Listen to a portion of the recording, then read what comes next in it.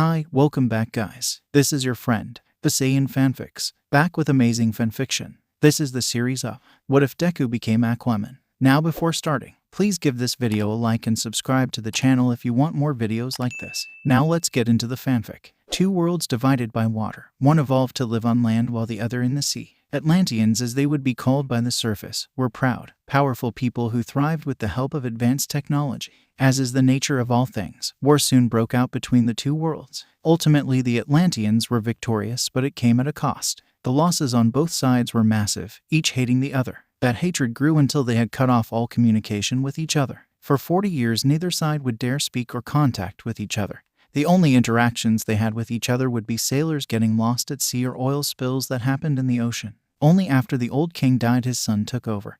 This king knew that it would be better to establish good relations with the surface world. This king's name was Nero. He fought against the surface world as a soldier before becoming king. He ruled with an iron fist, but his people knew he had a soft side, especially when it came to his wife, the queen of Atlantis, her name Testa. Together they worked hard to establish relations with the surface world but made little progress when it came to most countries. China, Russia, USA, Germany, France, and Great Britain all refused to open talks, for these great powers still hated the Atlantians. Only one small island nation would step up. Japan was the only nation not to harbor such grudges. However, that is not to say their relationship was not fragile, to say the least. King Nero would be the first king since the war to once again go on land. Time passed by and the king and queen had a son, their firstborn and rightful heir to the throne, Izuku Kaito Midoriya. This young prince would grow to be a fine man and in the future a fine king. Now 14 years of age, the young prince grew a sense of adventure. "Come on, Pearl, you're falling behind," he said as he swam past a coral reef. Pearl was a young girl that the king himself appointed to be Izuku's bodyguard. She was trained alongside Izuku in the ways of the sword. Once she proved her skill, she became his personal guard. "Your Highness, please slow down. You know we aren't supposed to be out here. We are too close to land," Pearl said, swimming close behind. She wore green-scaled armor and carried a long sword at her hip. Izuku stopped and turned to Pearl. "How many times do I have to tell you, Pearl? It's Izuku to you. We've known each other since we were kids." Pearl looked away. I know, but still you are the prince. I can't address you in such an informal manner." Izuku swam towards her. "All right then, what if we go back to our nicknames, like when we were kids?" he said with a smirk. "What do you say, my little angel fish?" Pearl began to blush. Please don't. She hated it when Izuku called her that. She was a warrior and wanted to be treated as such, but Izuku called her an angel fish because in his eyes she was as elegant as an angel fish. "Come on, angel fish. You know what to call me," Izuku said, swimming around Pearl. "If you don't call me by my nickname, I won't stop calling you angel fish." Pearl pouted. "All right, my little seaweed." The nickname was chosen because of Izuku's green hair. Izuku laughed. "See, was that so hard?" Pearl's blush grew as Izuku teased her more. "Can we just go? The king said he wanted to talk to you after lunch." Pearl's blush disappeared as she reminded Izuku. He sighed. "Yeah, he did. All right, let's go back." The two swam back into the city. Izuku wore a skin-tight green and blue full bodysuit that showed off his arms and feet. He also carried two twin curved water blades on his back. As they swam past the people, they all cheered and called his name. Izuku waved at them as he swam by. "So what does your father want to talk to you about?" asked Pearl. "Don't know, he said we were having a guest today. A surface worlder, in fact," Izuku said as they swam towards the direction of the royal palace in the center of the city. "A surface dweller. That would be the first time since the war that one has come down here," Pearl said, swinging past the royal guard at the front gate. "You're right, but I'm not sure why father would want to speak to me about this matter. I guess we will find out right now." Making their way through the palace, they soon came upon a giant door covered in shells. Pearl knocked on the giant door. "My king, the prince and I are here." From behind the door a powerful voice was heard. "Enter." The two entered. The throne room was grand. Giant white pillars lined the room. The floors and ceiling were covered in designs, and in the back were several steps that led to the throne.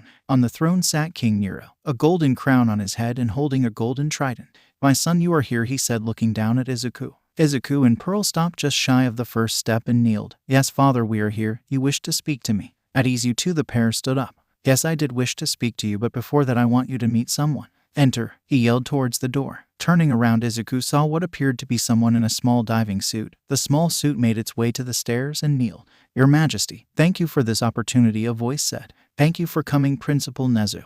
We are honored you accepted our request to come here," King Nero said. "Of course, we both stand to gain something during my time here," Nezu said, still kneeling. "I would like to introduce to you my son, Prince Izuku, and his bodyguard, Pearl." King Nero pointed his trident to them. Nezu turned towards the two. "It's an honor to meet you, Prince Izuku. You too, Lady Pearl." Izuku nodded. "Thank you for coming, Nezu. We welcome you to our home." Well now, Izuku, this is the matter I wish to speak to you about. You see, Principal Nezu here actually runs a high school to develop the world's next heroes. I'm sure you've heard of these heroes, King Nero said. Yes, father, I have. The one called All Might is said to be the best there is, said Izuku. He is actually going to be a teacher at my school starting this semester, Nezu said.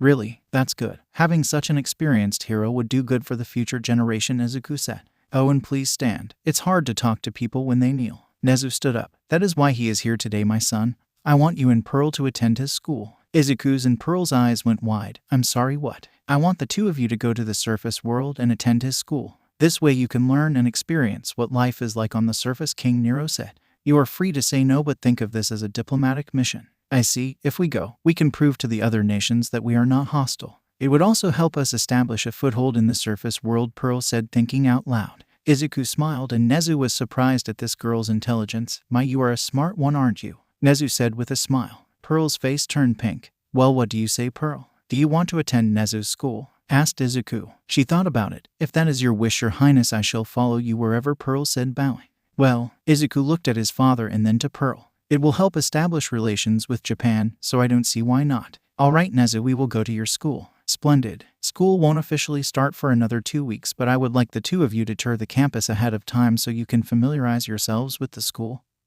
and make accommodations, said Nezu. Izuku nodded. Very well, I'm not very picky anyway. As long as I am with my prince, then that is enough for me, said Pearl. King Nero stood up. So be it. In 2 weeks' time, my son and his bodyguard Pearl shall attend UA High School. I shall return in 4 days' time to escort you both to my school. There you shall see where you will be staying and talk with some of the teachers, Nezu said, bowing.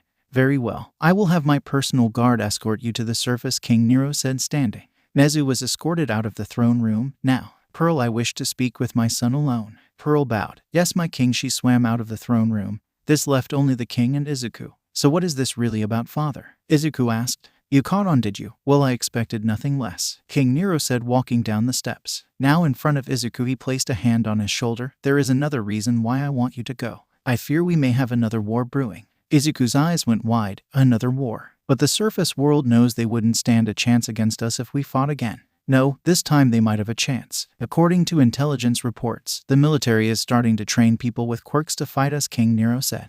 But what does this have to do with Japan and the school? Unless, Izuku came to a conclusion that he did not like. It is as you think. The militaries are recruiting heroes from Nezu's school. It is important to note that a vast majority of them do not join.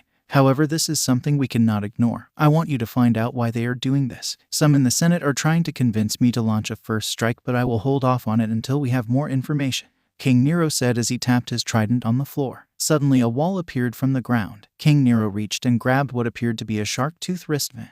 Take this, you may need it, he said, handing it over to Izuku. What is it? Izuku asked, placing it on his wrist. That is a present from our war room, the latest invention. It uses the moisture around you, be that in the ocean or on land, to create an invisibility cloak. While invisible, you are undetectable to thermals, radar, and most people. However, it has a finite charge of 10 minutes. Once the 10 minutes are over, you need to recharge it a whole 24 hours before you can reuse it, explained King Nero.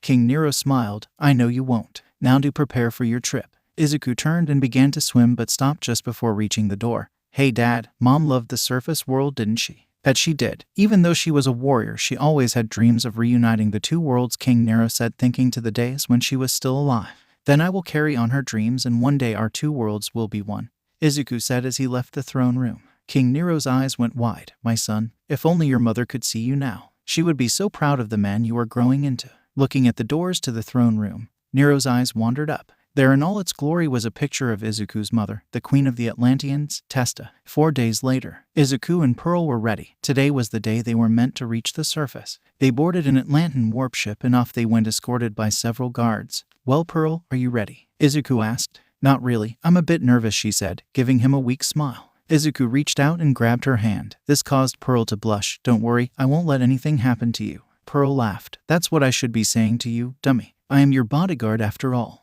Yeah. Remember, Pearl, on the surface there are no kings, no royalty, and no highness. So at least try to talk to me casually when we are alone, said Izuku. I will try, your highness. I mean, Izuku, said Pearl. That's going to take a while to get used to. After an hour they arrived at their destination. The warship surfaced and from the side out came a platform. First one out was Pearl donning her armor. She insisted to check the area first before Izuku walked out. Looking around, she only found Nezu and a few pro heroes waiting for them at the shore. "It's clear," she said, stepping aside. Izuku came out dressed in his royal attire, yet he still had the twin water blades on his back. He began to walk down the platform with Pearl right behind him, as well as their luggage. As he was walking down, he noticed a glimmer off in the distance but decided not to give it another thought. "Your Highness, it's a pleasure to meet you again," Nezu said, bowing. The pro heroes beside him quickly followed suit. "Please raise your head. There is no need to be so formal." "Thank you, Nezu, again for inviting me and Pearl to your school," Izuku said, nodding. "You are very welcome. Now let me introduce to you some of the hero teachers at my school." Nezu motioned to his right. "This is Aizawa, also known as Eraserhead." "Your Highness," he said, bowing slightly. "Next to him is Hisashi Yamada, known as Present Mike. He teaches English," Nezu said. "How do you do?" Present Mike said, bowing. "And to my left we have Nimiri Kayama, known as Midnight. She teaches art history." "It is an honor to meet you, Prince Izuku," Midnight said, bowing. "Last but certainly not least, we have Toshinori Yagi. You may know him as All Might." "It's a pleasure to meet you, Prince Izuku, and you too, Lady Pearl."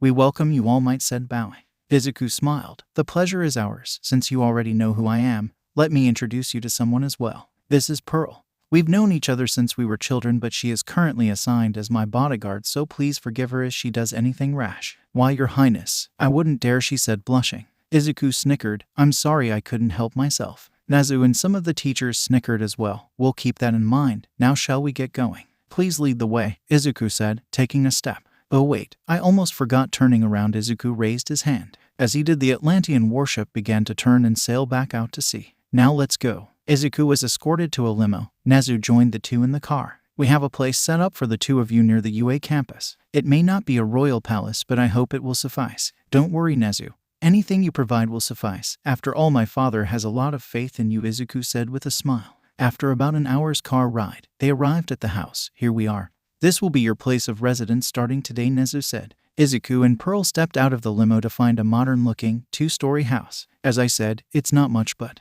Izuku stopped Nezu.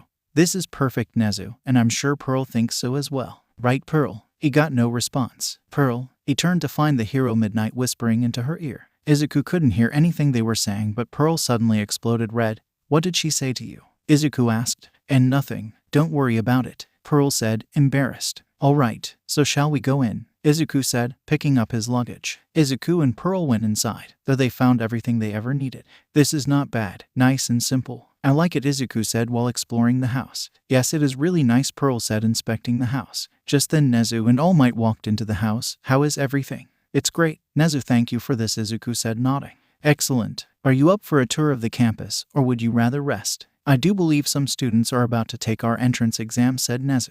"That is correct, sir. The second part of the exam is about to start." "What do you say, Your Highness, would you like to see?" said All Might. Izuku thought about it. "Well, why not? Pearl, you up for it?" "If that is what you wish, then I have no objection," Pearl said, standing in attention.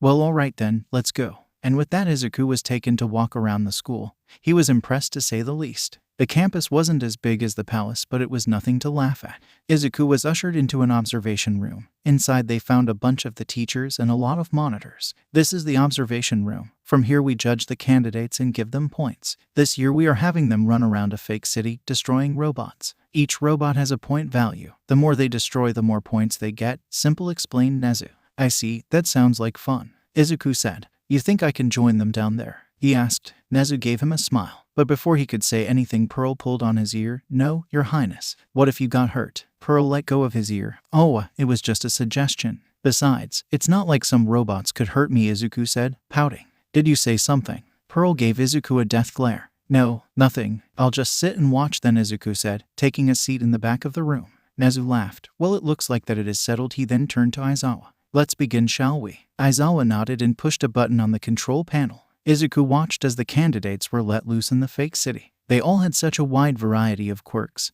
"These quirks are something else, aren't they?" Izuku asked. "Yes, they come in all shapes and sizes. Most of the surface world has a quirk, but there are some who don't. If I remember correctly, there are no quirks in Atlantis," said Nezu. Pearl nodded. "That's right, our bodies adapted to life under the sea. That being the case, our bodies are a lot tougher than your average human." "Interesting. We are both humans, but our environments have switched up our genetic makeup," Nezu said. "Sir, I think it's time we move on to the final part of the exam," Aizawa said. "Very well, release the Titan." Aizawa smiled as he pressed a red button. Just then the whole observation room began to shake. What's going on? Asked Izuku. Watch, Nezu said, pointing at the monitors. Izuku looked up to see a giant robot appear from under the city. Isn't this a bit overkill? Pearl said, feeling bad for some of the candidates. Nah, all they have to do is run away. This robot is worth 0 points, Nezu said, turning around. Wait, where is the prince? Pearl turned to her left to find an empty seat. Son of a... He did it again. Did what again? Aizawa asked, confused. Back at the palace he would always sneak out undetected. He most likely is headed to where the giant robot is, Pearl said, disappointed but not surprised. I'll go get him. Can you tell me where that place is? Down the hall to the right, you should find a metal door. Take it and you should be able to see the Titan robot from there, Nezu said. Thanks, Pearl said, running out of the room at lightning speed. So they are fast too. Oh, who knew? Nezu said. Sir, I found our runaway, Aizawa said, turning back to the monitors. Is he going to do what I think he's going to do? Nezu turned to the monitors. Yes, he is. Testing field. Ochako Uraraka, 15 years old, quirk, 0 gravity. Uraraka was a short girl with warm brown eyes and short brown hair. Right now she was taking the entrance exams and things were not looking good. Our release, she said, touching the tips of her fingers together. Suddenly one of the 2 pointers fell to the ground.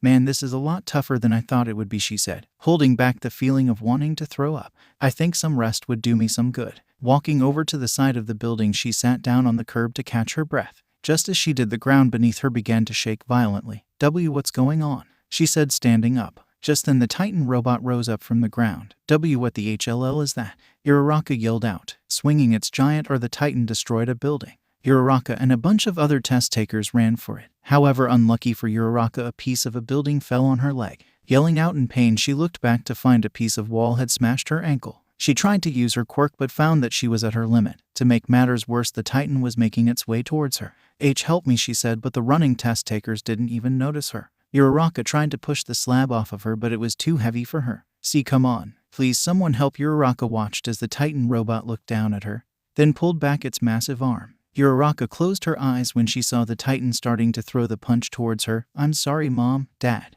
Just as the metal fist was about to hit Uraraka, she heard a loud boom, followed by the creaking of metal. Opening her eyes, Uraraka couldn't believe what she was seeing. Someone was holding back the Titan.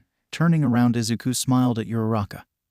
Hey, mind if I take care of this? Uraraka shook her head. And no, go right ahead. Izuku smiled. Awesome. He turned around to the Titan and squeezed its hand, crushing it. He then pulled, ripping its giant arm right off. Nice, now this could work. Holding the severed arm like a baseball bat, Izuku then swung, hitting the Titan. The candidates watched as the robot was sent hundreds of meters into the air. Tossing the arm aside, Izuku jumped onto the roof of the building. Oh, if that falls, it's going to cause a lot of damage. You want to take care of this, Pearl? Izuku said as something jumped into the air behind him. Why can't you just sit still for just a few minutes? Pearl said, drawing her sword. Now face to face with the Titan robot, she slashed it. For everyone else it was as if she didn't move, but Izuku saw everything. Everyone below suddenly watched as the Titan robot began to disassemble. Crashing into the ground, it was nothing but a pile of scraps. Pearl landed beside Izuku. Good job, Pearl, he said, smiling. Raising her sword, Pearl hit Izuku with the handle. Don't go running off like that. How many times do I have to tell you? Izuku rubbed the top of his head. Oh, that hurt. I just wanted to fight the robots, he said, looking away. You just ruined the exam for everyone, Pearl said, scolding Izuku. Oh, that's right, the girl. Izuku jumped back down towards Uraraka. Hey, are you still good? He said, lifting the piece of the building off of her. Why, yeah, I think my ankle is broken though, Uraraka said, holding her leg. Izuku bent down to examine her. Do you mind if I take a look? She shook her head. With her permission, Izuku began to feel her leg. He then moved down towards her ankle. As he did, she winced in pain. Yeah, it's definitely broken. Hold on, I got just the thing. Reaching into his pocket, Izuku pulled out a small container. This is medicine. All I need to do is apply it and you should be good as new. Opening the container, Izuku poured it on Uraraka's ankle. It looked like slime, but it was blue in color. After a few seconds, the slime disappeared. There you go. Here, try applying pressure, Izuku said, offering her a hand up. Uraraka grabbed it. Now on her feet, she noticed her ankle was no longer in pain. Whoa, it's all better now. Thank you. Oh, my name is Ochako Uraraka. No problem, Miss Uraraka. Just then a buzzer sounded, signaling the end of the exam. Well, that's the bell. It was nice talking to you, Uraraka. Izuku turned to leave. Wait, I never got your name, she yelled out. Izuku turned around. The name is Izuku. Uraraka watched as Izuku walked out of the arena. She then saw Pearl land beside him. She could tell she was yelling at him. Uraraka was surprised when Pearl turned around and gave her a glare. What did I do? Is that his girlfriend? She must have gotten jealous. After apologizing for his actions, Izuku and Pearl made their way back to the house. As they did, Izuku got a call on his cell phone.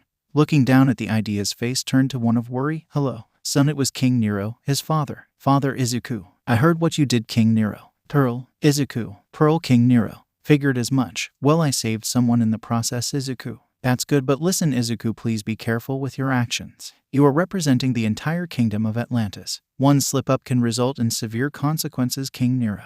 Yes, sir, Izuku. Well, that aside, how was your first day on the surface, King Nero? Izuku smiled. It was awesome. Everyone here is so nice and their powers are amazing. That's good. Well, it's getting late, so do get some rest, King Nero. I will. Thank you, Father Izuku. With that, Izuku hung up. He liked talking to his father. He could be mean at times, but that just meant that he cared. Now Izuku had to deal with something. Pearl. He yelled out. Suddenly, the door to his room exploded open. Yes, Your Highness, what's wrong? She said in a panic. I just got off the phone with Father. Pearl's eyes went wide. You told on me. Pearl began to walk back. Oh, that. King Nero said to report if anything happened. So diligent, but I got scolded. So now it's time for a bit of payback. Izuku said, jumping at Pearl. No, she yelled out, running away from Izuku. Come back here, Pearl. No, I refuse. Izuku and Pearl were starting to get adjusted to living on the surface. Only one small problem. They would regularly need to completely submerge themselves underwater to stay hydrated.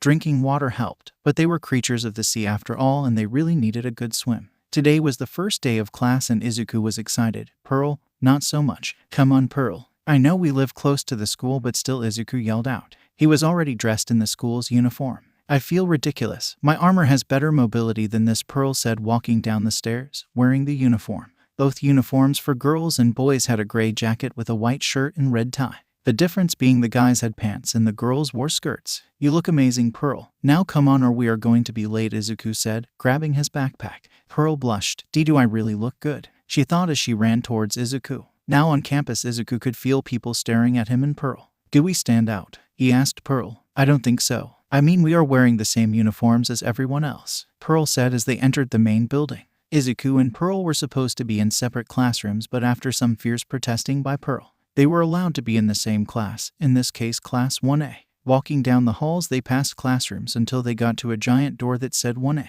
So this is the famous Class 1A, Izuku said, looking at the giant door. So it seems, but does the door really have to be this big? Pearl asked. It probably has to do with people's quirks. Regardless, before we enter, Pearl, I want to go over a few things, Izuku said. I know we went over this several times. No fighting, no taking action unless you say so. Prioritize myself over others, make friends, and don't address you as your highness ... blah blah blah. I get it, Pearl said, sighing. I'm serious, Pearl. Just please don't do anything rash. Pearl nodded. Well, all right then, let's go. Izuku opened the door to the classroom. Once inside, he found some of the students were already sitting down. Scanning the room, Izuku took note of everyone's faces. We have a pink-skinned girl with horns, a French guy, glasses-wearing guy, spiky blonde kid, and a guy with multiple arms. I wonder what kind of power they have. Oh hey, it's you, a voice said behind them. Turning around, Izuku saw a face she recognized. It was Uraraka, the girl from the exam, right? Achako Uraraka, right? Izuku said with a smile. She nodded. Yup, and if I remember, your name is Izuku, right? Pearl's eye twitched when she heard someone call Izuku other than your highness. Yeah, that's right, so it seems you passed the exam. Congratulations. Thanks. Oh yeah, I was wondering. I didn't see you during the written exam. Did you maybe get in by recommendation? Uraraka asked. I guess you can say that. Izuku said, unsure on how to answer her. He didn't want anyone to find out he was a prince, or at least not yet. He feared if they found out, they would treat him differently. Just then a tall girl with long black hair stood up from her seat. That's impossible. Me and Todoroki were the only two who received recommendations. So tell me, how did you get in? And who are you? Pearl asked. The name is Momo Yaoyorozu, daughter of Kin Yaoyorozu, who is the head of Japan's largest tech company, she said with pride. Never heard of you, or your father as a matter of fact, Pearl said simply. Momo was in shock. What? Never heard of us? Have you been living under a rock? We are the biggest tech company in Japan, be that military, civilian, or commercial tech, you name it, we have it. Just then Aizawa walked into the room, in a sleeping bag. If you are here to socialize, I suggest you leave. If not, please take a seat. I need to get class started. Everyone quickly sat down. Good morning. Hello and welcome. I will be your homeroom teacher for this year. You can call me Mr. Aizawa. Now that's out of the way. Go get changed into your gym uniforms and meet me outside in the field. The class looked confused. Sir. What about the orientation? Uraraka asked. We don't have time for that. If you want to be heroes, then you should spend more time training. Now hurry up and get moving. You have 10 minutes, and with that Aizawa zipped up his sleeping bag and hopped out of the class. Everyone quickly went to get changed, and 8 minutes later everyone was on the field. Their uniforms were blue and had the UA spelled out in white. It ran from top to bottom. Good, everyone is here. Now we can begin. Today I am going to test your quirks and decide if you are qualified to become heroes. I won't lie to you. Right now we are one person over capacity, so that means one of you will be leaving. The student's eyes went wide. But that's not fair, said a pink-skinned girl. Life isn't fair, kid, especially when it comes to heroes. Now, Bakugo, think fast, Aizawa said, throwing a ball at him, which he caught with ease. Step inside the circle and throw it. You are allowed to use your quirk, just don't leave the circle. Bakugo, a blonde-haired kid, smiled at the prospect of using his quirk. You got it, man, I'm going to destroy all of you in this test, he said, walking into the circle. Pulling his arm back, Bakugo clenched the ball. As he threw his arm forward, a loud explosion was seen coming from his hand. The ball rocketed into the sky. Die, he yelled out as it slowly disappeared from view. Die, really? That's the best you can think of, both Pearl and Izuku thought. Not bad, Bakugo. 705.2 meters. So you all get the point. Just try your best, Aizawa said, addressing the class. Alright, this looks fun, said a yellow-haired student. Just then Izuku and Pearl could sense the air around Aizawa shift. Fun, you say? Hero work is not fun. We put our lives on the line every day to save others. If you won't take this seriously, then you can all leave. No one. Let's begin, shall we? Aizawa said with a smile. The class fell silent. It was do or die time. If they messed up, they would be out. The first test was the 50-meter dash. Izuku was paired up with a tall blue-haired kid with glasses named. From the looks of it, his quirk has something to do with speed. Let's see how he does against me, Izuku thought as he lined up. Bang! The gun fired and off they went. Ada took off, but as he took his third step, Izuku zoomed past him. All he heard was the time, 2.4 seconds. Ada finished in 3.04 seconds. Pearl was the next to go, and she got a time of 2.7 seconds, completely blowing away a small boy named Mind. The next part was grip strength. Izuku grabbed the machine and applied pressure. However, he put a little too much power into it. 999.99 kilograms was the final reading before the machine broke. Jesus, how strong is this guy? Kirishima said, surprised. Just then the sound of another machine breaking was heard. Looking to his left, Kirishima saw Pearl holding the broken machine. We have two powerhouses in the class. Next was the standing long jump, which Izuku and Pearl cleared without a problem.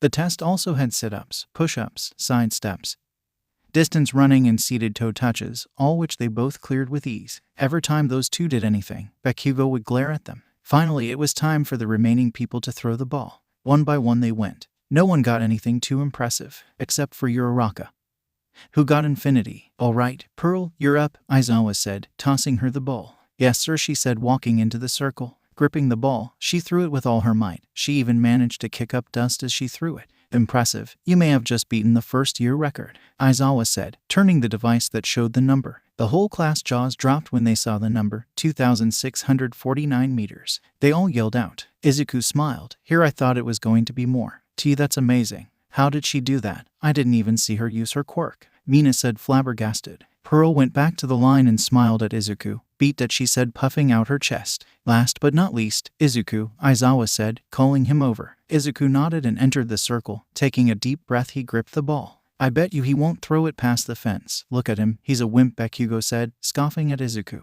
Pearl overheard and glared at him. Watch what you say, or I'll cut your tongue out. Bakugo flinched. Tusk, dumb BTCH, don't talk to me like that, unless you are looking for a fight. Please, you couldn't even touch me, Pearl said, scoffing. This only pissed Bakugo off. What the hell did you say? I will FCK kill you, he said as small explosions rippled in his hands. Pearl saw him coming and swiped his legs from out under him. Now on the floor, Pearl was about to punch him in the face. Pearl, the voice of Izuku rang out. Pearl stopped an inch away from Bakugo's face. That's enough. Pearl backed away. Next time I won't be so merciful, Bakugo growled. That's enough out of both of you. Fight again and I will kick you both out, Aizawa said. Backing away, Bakugo went back to his spot, while Pearl crossed her arms. Now Izuku, throw the ball, we've wasted enough time. Yes sir, Izuku said, focusing on the test. Clenching his whole arm, Izuku pulled his arm back and at full force he threw the ball. The ball had so much force to it that it created a small dust devil around him. The class shielded their eyes from the dust. Man, who exactly are these two? Kaminari said, amazed. Aizawa looked down at the device. 4,828 meters. Wow, that's 3 miles. I expected nothing less. You can go back, I'll post the standings in a second. Right. Izuku went back. Pearl smiled, as expected of His Highness. Izuku, that was amazing, Uraraka said, getting close to him. Stepping back, Izuku with a slight blush on his face. It was no big deal. Your score was even more amazing, Uraraka. Alright everyone, these are your scores. Just then Aizawa pressed a button on the device and out popped a hologram projection. The projection had everyone's names on it, followed by a rank. Izuku had taken first place, Pearl was in second, Momo was in third, followed by Todoroki and Bakugo. Hey, I got first place and Pearl, you got second. Guess that means we are safe, Izuku said, looking at the rankings. Everyone breathed a sigh of relief when they saw their ranking. Well, all but one student. I failed. A short boy with purple balls on his head fell to his knees. Minta, you are hereby being kicked out of the hero course. Pack your things and head over to general education. Let's go, Aizawa said. Why, yes sir, Minta said, picking himself up. Alright, everyone else, go get changed and head over to the gym. The orientation is about to begin. Except for you two. Aizawa pointed at Izuku and Pearl. Nezu wants to speak to you before the orientation, so get to it. Izuku and Pearl looked at each other and shrugged. What could he want with us? Pearl asked. Don't know, but whatever it is, I'm sure it's important. Izuku then turned to Uraraka. See you in the orientation. Uraraka nodded. I'll save you two a seat. With that, Pearl and Izuku went to go get changed. Who the hell are those two? Everyone asked themselves. Principal Nezu's office. Nezu was going over some paperwork when there was a knock at the door. Nezu, it's us, said Izuku. Come in. Opening the door, Izuku and Pearl walked in. Please have a seat. This won't take long. They took a seat in front of his desk. So what is this about? Asked Izuku. During the orientation there will be a camera crew from the local TV station.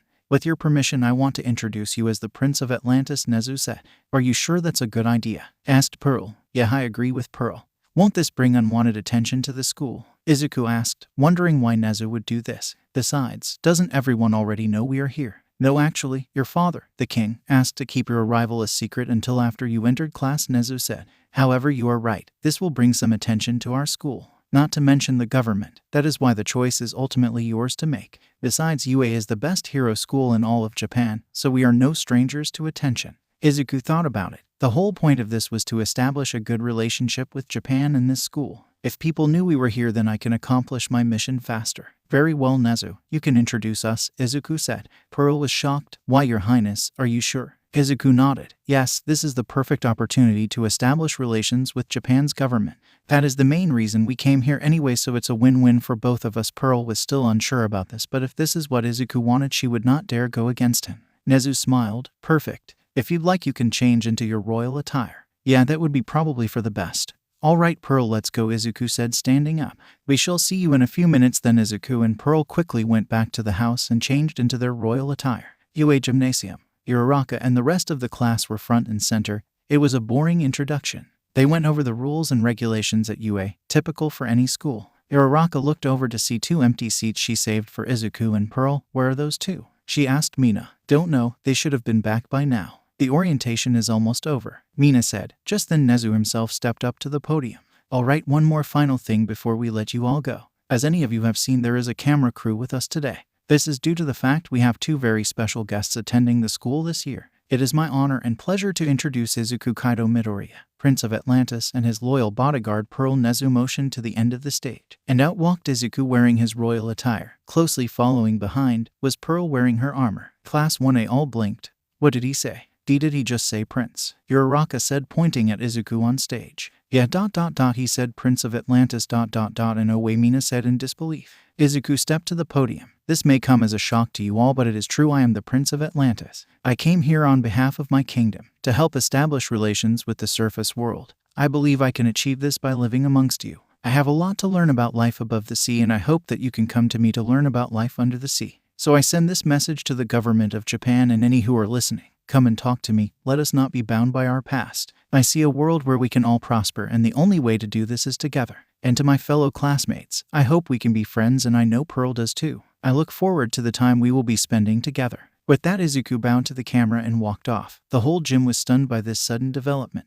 Even online, the hashtag Prince Walks Among Us was quickly climbing the ranks. This announcement, however, didn't escape the ears of the government. Inside her office, Prime Minister Yui sat in her chair looking at the TV. She then pressed a button on the phone. Schedule a meeting with the prince as soon as you can. Also contact UA and have them explain why they didn't see the need to tell us this beforehand. Yes, ma'am, a voice said on the other side of the line. After so many years... Why would Atlantis send the prince over to UA of all places? Regardless, we need to be careful with him here. We do not want another war with them. I will do everything in my power to make sure he leaves. No matter the cost, I will protect my people, Prime Minister Yu said. Back in UA, Izuku knew this would happen after he made his little announcement. Everyone was avoiding him. This happened in his class, in the halls, and even in the bathroom. It was now time for lunch and it was the same thing. Don't let it get to you, Izuku. They just don't know how to process the information yet, Pearl said, trying to cheer him up. I know, Pearl. Come on, let's go find a place to sit. Grabbing their trays, Izuku and Pearl sat down at an empty table. As they were enjoying their meal, a voice was heard. Mind if we join you? Looking up, they saw Uraraka and Ida standing in front of them. Izuku smiled. Sure, please sit. Uraraka sat beside Izuku and Ida sat beside Ida. So you're a prince, huh? Uraraka said nervously. Izuku laughed. Hey, no need to be so nervous. And yeah, I am. Sorry for not telling you sooner. Let's start over, shall we? Izuku Kaito Midoriya, Prince of Atlantis. Achako Uraraka. Just your typical high school girl, she said, introducing herself once again. Tenya Ida, brother of the pro hero Ingenium, Ida said, bowing slightly. It's nice to meet you both. As you know, this is Pearl. She can be a bit rash, so watch out, Izuku said, winking at Uraraka. Pearl smacked him over the head. How many times do I have to tell you? Don't give people a bad impression of me. Uraraka laughed. Well, you two really get along, so how long have you two been dating? She asked. Pearl choked on her food. We aren't dating, she said, blushing red. Really? The way the two of you acted. The whole class just assumed you were together, Ida said, adjusting his glasses. And no, that's not right. I am his bodyguard, nothing else. Pearl explained. It's as she says. Pearl is just my bodyguard. We have known each other since we were kids, so I guess that explains why we are so close. Why did you ask, Uraraka? Are you interested in becoming Queen of Atlantis one day? Izuku said, teasing her. Uraraka blushed red. And no, of course not. Someone like me could never be a queen. Izuku laughed. I'm just kidding, but don't sell yourself short. You are an attractive young woman. Any guy would be happy to have you as their girlfriend. Uraraka blushed. Pearl, on the other hand, took a jab at Izuku's side. What? Nothing, Pearl said, going back to her food. The rest of the day went smoothly. After some more awkward moments, the class began to open up to Izuku and Pearl. After school, they even hung out for a while. The class asked about how Atlantis was and about its people. Izuku and Pearl were more than happy to answer their questions. If you like, then maybe one day I can take you all down to Atlantis. Really? That would be awesome, Mina said, jumping for joy. Of course. In exchange, I would like you to teach us about life on the surface world, Izuku said. Oh, we can do that. Easy, said a school uniform. It was Hagakure. Thanks to her quirk, she was always invisible. Then it's settled. When we get the chance, please teach us, Izuku said, nodding. For now, it's getting late and I'm sure people are going to want to speak with me. All right, later, Izuku, Uraraka said, waving them goodbye. Pearl and Izuku left. As they did, Mina turned to Uraraka. How did you get so friendly with the prince? Mina asked with a smug look on her face. Uraraka turned red. We just talked during lunch, that's all. Sure,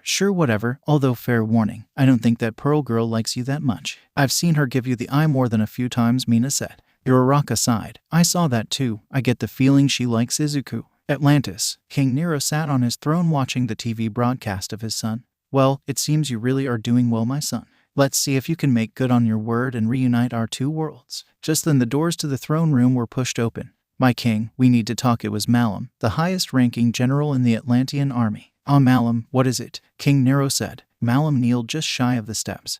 Why did you send the prince to the surface? Why? Because I wish to open relations with the surface world again, King Nero explained. Sir, with all due respect, the surface world will never accept us. May I need to remind you what happened to the queen? Malum said. This infuriated the king. Just then the water around Malum began to swirl. Choose your next words carefully, Malum, for they could be your last. Looking up, Malum saw King Nero's eyes glowing white with energy. Malum lowered his head. I meant no disrespect, my king. Leave, King Nero ordered. The choice was mine to make. The prince simply agreed. Yes, as you wish. Malum swam out of the throne room. King Nero slumped back into his chair. I knew there would be backlash from this decision, but I didn't think it would come from Malum. I guess it's true what they say. War really does change people. Outside of the throne room, Malum was mad. Damn King Nero, doesn't he know that the surface world will attack us once again? We need to attack them first before they attack us. Just then one of his guards came up to him. General, we acquired the reactor. All we need now is a power source. Malum smiled. Good, have the troops hide it. And as for the power source, I know just where to get it. However, we must show King Nero that the surface world truly is out to get us. Izuku knew this would happen. He knew that the Japanese government would want to talk to him. After spending most if not all of his weekend in meetings, all of which ended in the same way. Every nation wanted to know if Atlantis was getting ready for war. And Izuku would always answer with, "We don't seek war, but we are always ready for it." It was Sunday night as Izuku was finally home. As soon as he got home, he threw off his royal attire. "Man, I didn't think we'd spend all weekend just at meetings. How does father do this?" he asked, throwing himself on the sofa. Pearl sighed. "If you're tired, then I suggest you go to bed. Remember, we have hero training with All Might tomorrow." Izuku pricked up. "Oh yeah, I forgot about that. Well, at least we have something to look forward to. But you are right, we should get some rest. Good night, Pearl." With that, Izuku went upstairs. Pearl stayed behind and opened up a laptop she had on the table. The screen showed a picture of everyone in Class 1A. Most of them don't pose a threat to His Highness, but there are these three. The picture of Todoroki, Bakugo, and Uraraka showed up on the screen. Shoto Todoroki, son of the number 2 hero. Quirk, he can conjure fire and ice. He can prove troublesome if we have to fight him. Katsuki Bakugo can cause explosions from his hands thanks to his sweat being like nitroglycerin. Disabling his hands should do the trick. Pearl then scrolled down to a picture of Uraraka. Ochako Uraraka. Nowhere near the strongest person in the class. However, it seems His Highness has taken an interest in her. I will have to be cautious around her. I will not let her get too close to His Highness. I just won't. Pearl closed the laptop and went upstairs to sleep. As she laid in bed, she couldn't stop her heart from feeling uneasy. The following day, class was going smoothly and it was finally time for hero class. As the students sat around waiting for All Might to arrive, Izuku sat at his desk staring out the window. "Hey Midoriya, are you ready for some hero training?" Uraraka asked, tapping him on the shoulder. Snapping out of his little daydream, Izuku turned to her surprised. "Sorry, I got lost in thought, and yeah, I am. I heard a lot about this All Might. It seems like he's the number 1 hero." Uraraka nodded. "Yup, he's super cool. Just wait until you see him in action." Just then a voice was heard coming from the door. "I am." Coming through the door like a normal person. The door suddenly swung open, revealing All Might striking a pose. How is that normal?" the students asked themselves. "Alright everyone, welcome to Hero Studies. As you can see, I am now a teacher here at UA and I hope to teach you a thing or two," said All Might. The class applauded. "Thank you. Now that we have that out of the way, let's jump straight into today's lesson. Today we are going to do some battle trials. However, before I explain anything, you all need to look the part of a hero." All Might pressed a button on the desk. The wall behind him suddenly began to open up, revealing suitcases with numbers on them. "These are your hero costumes. Now grab your respective number and head over to ground beta." With that, All Might ran out of the class. Izuku grabbed his number and went to the locker rooms to go get changed. Pearl did the same. This would be the first time they showed off their skill to anyone but their trainers. His hero costume consisted of a skin-tight green bodysuit that had black streaks coming from the midsection. He also wore tight black pants that had the symbol of Atlantis as a buckle. Topping it all off, Izuku wore black boots that had a small dorsal fin coming out of the calf area. As for his weapons, he had the twin Atlantian water blades on his back. And think of Aquaman's costume from Young Justice. Pearl wore a skin-tight light pink-colored tank top that showed off her midriff, outlined with an emerald green color around its edges. Around her waist, she wore a long sarong cloth that was fastened with the symbol of Atlantis that held her long sword. She also wore light pink, short, fingerless formal gloves. To top everything off, she wore a green gem around her neck and pink boots that also had dorsal fins. And think of Aquagirl's costume, also from Young Justice. The gem was a gift from Izuku. It was given to her to celebrate the completion of her training to become his bodyguard. She cherished this gem and always looked at it when she felt sad or helpless. The class all came out wearing their costumes. "Wow, you all look like pro heroes already. Most impressive," All Might said, looking at his students. Izuku stood off to the side, still trying to get comfortable with his costume. "Man, I didn't think they would make this so fast. I gave them specific measurements and told them it had to be made of cloth from Atlantis." "Whoa, is that you, Midoriya?" a voice said behind him. Turning around, Izuku found Uraraka wearing her costume. "Wow, you look amazing." Izuku blushed slightly. "Uraraka, wait, are you wearing a spacesuit?" he said, looking at her. "Nice, that suit shows off her curves nicely. Wait, what the heck am I thinking? Why yeah, it looks like there was a mistake making it though. I didn't mean for it to be so skin tight. I probably look weird, don't I?" she said, embarrassed. Izuku shook his head. "No, you look amazing in that. I think it works for you," he said with a smile. Now it was Uraraka's turn to blush. Thanks." Pearl watched as the two spoke. She scoffed and went to the front of the group to wait for instructions. "You may all look the part. Now it's time to see if you have the skills. As I said in the classroom, we are going to do some battle trials in an enclosed space. There will be 2 teams of 2. One will be heroes, the other villains. The villains will be defending a bomb inside the building. The heroes will be looking for this bomb. In order to win, the heroes must touch the bomb. In order for villains to win, they can run out the clock or capture of the heroes. Now it's time to decide on the teams. All Might pulled out a box. Inside I have everyone's name. I will pull out 2 names and that will be your team. Let's start with the heroes. He reached inside and pulled out 2 slips of paper. Alright, first team will be Izuku Kaito Midoriya and Ochako Uraraka. They both looked at each other and nodded. Now for the villains. Let's see Katsuki, Bakugo, and Pearl. The class gasped. The 2 Atlantians were going to go head to head, prince versus bodyguard. Izuku smiled. It's been a while since we fought, huh Pearl? Oh yeah, and if I remember we are tied at 346 wins each. Get ready to get your butt kicked, Izuku, Pearl said with a smug look on her face. Yeah right. You only got those wins because you picked on me when I was little. Things have changed since then, said Izuku. I appreciate the enthusiasm, you too. But remember, this is just a trial, so please don't go overboard, All Might said as a sweat drop fell from his face. Now you each get 10 minutes to plan things out, so head over to the testing area and get ready. The rest of us will be in the observation room. Good luck. The 2 teams split up. Izuku and Uraraka were going over the building's layout. Hey Midoriya, how good of a fighter is Pearl? Uraraka asked. Izuku thought about it. She is easily top 3 in all of Atlantis. She trained since she was very little. Her whole life she's known nothing but fighting. It was until she became my bodyguard that she started to show her other side. Uraraka's eyes went wide. Wow, but you can beat her, right? Maybe. Pearl is special. She can analyze people, find out weaknesses, and exploit them mid-fight. Not to mention she's the best swordswoman in Atlantis. Also, she is one of the best hand-to-hand fighters. I'd say we are about equal in most things, but I do have the advantage in one thing. However, I'll need your help to win. You with me? Asked Izuku. Uraraka nodded. Of course, so what's the plan? With Pearl and Bakugo, the 2 didn't say a word to each other when they were heading towards the bomb.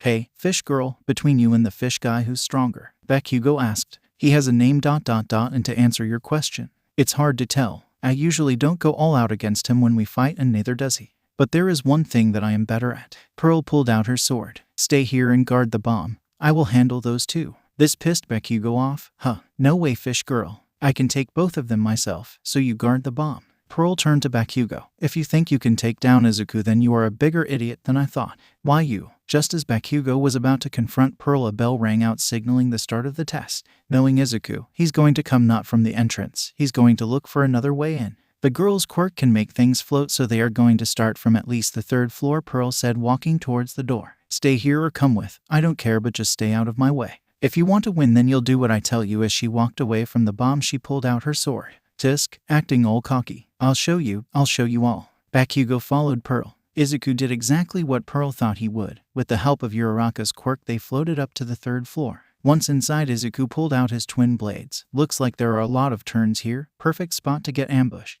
Stay behind me and watch our back, Izuku instructed. Uraraka nodded. Got it. Slowly they made their way through what seemed a maze of sharp turns. Do you think those 2 will attack or wait at the bomb? Pearl will most definitely come for us. Bakugo not sure. He is hot-headed and rash. Don't really see him thinking things over. Just as they turned the corner, Izuku saw a hand appear from the shadows. Uraraka, look out, he said, putting his swords in front of him. The explosion caught the blades, but the shockwave knocked Izuku back into Uraraka. They both tumbled back. You okay, Uraraka? Izuku asked. Uraraka picked herself up. Yeah, I'm good, just shell-shocked. Are you good? You took the blast head on. Yeah, I'm good. My swords got the worst of it. I didn't think you'd come for us first. Tell me, where is Pearl? Izuku asked, looking at Bakugo. I wouldn't worry about her. I'd be more worried about you too, Bakugo said, clearing the smoke from his explosion. Something is wrong. Pearl wouldn't just leave. She has to be somewhere, but where? Unless, turning to Uraraka, he pushed her out of the way. Crossing his twin swords together, he created an X. Just then the sparks of metal hitting metal was seen. Izuku grunted as he fought against the sword. How did you get behind us? Pearl. On the other side, Pearl was seen holding her blade with one hand. You have a bad habit of not looking up, Izuku, she said, pulling her sword away. There Pearl stood, sword by her side, and behind them was Bakugo ready to blast them. Midoriya, this isn't looking good for us, Uraraka said with her back to Izuku's. I know. Do you think you can take on Bakugo? Izuku asked. And no, he would blast me before I even got close. Not to mention this place is too closed off to move around. We need more space to move around or else we are done, Uraraka said on guard. Izuku looked around and smiled. Well, if we can't go forward or back, guess we have to make our own path. Putting the blades on his back, Izuku punched the wall beside them, shattering it. The area was soon covered in a dust cloud. Let's go, Uraraka, he said, reaching and grabbing her hand. Together they went through the hole in the wall. Damn it, they are getting away, Bakugo said, covering his mouth. They won't get far. Let's go, Pearl said, running after them. Bakugo followed close behind. Izuku and Uraraka ran up a few floors before stopping at a wide open room. Alright, we should have some time before they get here. Catch your breath, Izuku said. Thanks, Midoriya. But can you please let me go now? Uraraka asked, embarrassed. Looking down, Izuku saw that he was still holding her hand. Sorry. He quickly let her hand go. It's fine, so what's the plan? Uraraka asked. The plan is for you to go after the bomb. They are both chasing us, so that means the bomb is unprotected. I'll stay here and stall them, said Izuku. Gee, that's crazy. You can't expect me to leave you here to fight both of them, Uraraka said. I may not look it, but I can fight too. Oh, is that right? Let's see if you can. A voice said. Turning around, Izuku could only see a blur passed by him. Uraraka never saw it coming. She heard the voice followed by a sharp pain in her stomach. Pearl had appeared and punched Uraraka hard in the stomach, sending her flying to the wall. Uraraka, Izuku yelled out. He charged at Pearl only to be blasted in the back by Bakugo. Where do you think you're going, fish boy? Your fight is with me, Bakugo said, firing another blast at Izuku. Izuku shielded himself the best he could, but the blast prevented him from helping Uraraka. You want to fight? You got it. Pushing past the explosions, Izuku made his way towards Bakugo. Bakugo watched as Izuku walked towards him. Fall, damn it. With a quick motion, Izuku appeared in front of Bakugo. What? Grabbing his hands, Izuku began to squeeze. Managing to fire off one final blast, Bakugo hit Izuku in the face, causing his head to whiplash back. Got him, Bakugo boasted. But as soon as the smoke cleared, his boasting quickly turned to one of worry. Looking back at him was a pissed-off Izuku. Blood poured from above his eyes. Get out of my way, he said, bashing his head against Bakugo's, with enough force to break his nose. Blood poured from Bakugo's now broken nose, letting him go. Izuku went to help Uraraka. Pearl stood over a now injured Uraraka. Pity, I thought you'd be more of a challenge. Yield, I do not wish to hurt you any longer, Pearl said, pointing her sword at Uraraka, who was on her knees. Uraraka struggled to breathe, and never. I have to prove to them that I can do it, she said, pushing herself up. So be it. I'll just have to teach you a thing or two, Pearl said, raising her sword. As she did, Uraraka saw her chance. Pearl didn't know it, but Uraraka was secretly touching the rubble around her. Got you, Uraraka yelled out. Throwing her hands forward, several medium-sized rubble flew at Pearl, creating a dust cloud. Not expecting it, Pearl could only watch as the rubble hit her. And now who's the pitiful one, Uraraka said. Sadly, it's still you. Slicing the cloud with her sword, Pearl made the dust cloud disappear. It's game over for you, she said, bringing the sword down towards Uraraka. Uraraka's eyes grew wide. She put her arms up as a last-ditch attempt to stop the blades. Suddenly, the familiar sound of metal against metal was heard. Sorry I kept you waiting, Uraraka, Izuku said, holding back the blade. Midoriya, if you're here, does that mean Bakugo is down? Uraraka asked. Izuku managed to kick Pearl away. Yeah, now go find the bomb and win this for us. Uraraka nodded. You got it. Just be careful, all right? You got it, he said as Uraraka took off towards the stairs. Now then, shall we continue this? Izuku said, looking at Pearl. Pearl smiled. Let's. After I deal with you, Izuku, I'll stop her, she said, going into her battle stance. Izuku did the same. Observation room. The class couldn't believe what they were seeing. Izuku destroyed the wall like it was nothing. He then took down Bakugo like it was nothing, and Pearl. She managed to do significant damage to Uraraka with just one hit. Sir, isn't this going too far? Asked Kirishima. Normally I would agree with you, but it seems those two weren't serious. If they wanted to really hurt Uraraka and Bakugo, they would have. Now they get to face each other. We get to see them with no restraints, All Might said, glued to the monitor. It's not every day you get to see two Atlantians fight each other, so ... let's watch, said Mina. Back with Izuku and Pearl. Running at each other, they began to slash and stab at each other. Every strike was countered and dodged. They were moving almost too fast for the class to see. Cut marks began to appear around their body as they clashed in the middle. Everyone could see a smile on both of their faces. You seem to be enjoying this, Izuku, Pearl said, pushing her blade. Of course, everyone in the palace would always go easy on me during practice, but you ... you never went easy on me. However, those were only practice. How about we kick this up a notch? Izuku said with a smile. I couldn't agree more. Sliding the blade down, she managed to shatter one of Izuku's swords. One down, one to go. Thanks for that. Now I have a free arm. With his free arm, Izuku managed to punch Pearl hard in the ribs. A small shockwave was seen as Pearl was sent to the nearby wall. Pulling herself out of the wall, she managed to stay up. Well, it seems you've gotten stronger since the last time we fought. Good, I would expect nothing less from you. However, I'm still the better swordsman. And now that you are down one blade, it's my win. Izuku looked at the broken blade. As I thought, I'm no match for you when it comes to swords. Tossing it aside, he jumped back to gain some distance. I never told you, did I? Told me what? Pearl asked, curious. Father has been secretly training me. Can you guess for what? Izuku said, putting the other blade on his back. Pearl was puzzled. Training with the king. What for ... UNLESS ... and O ...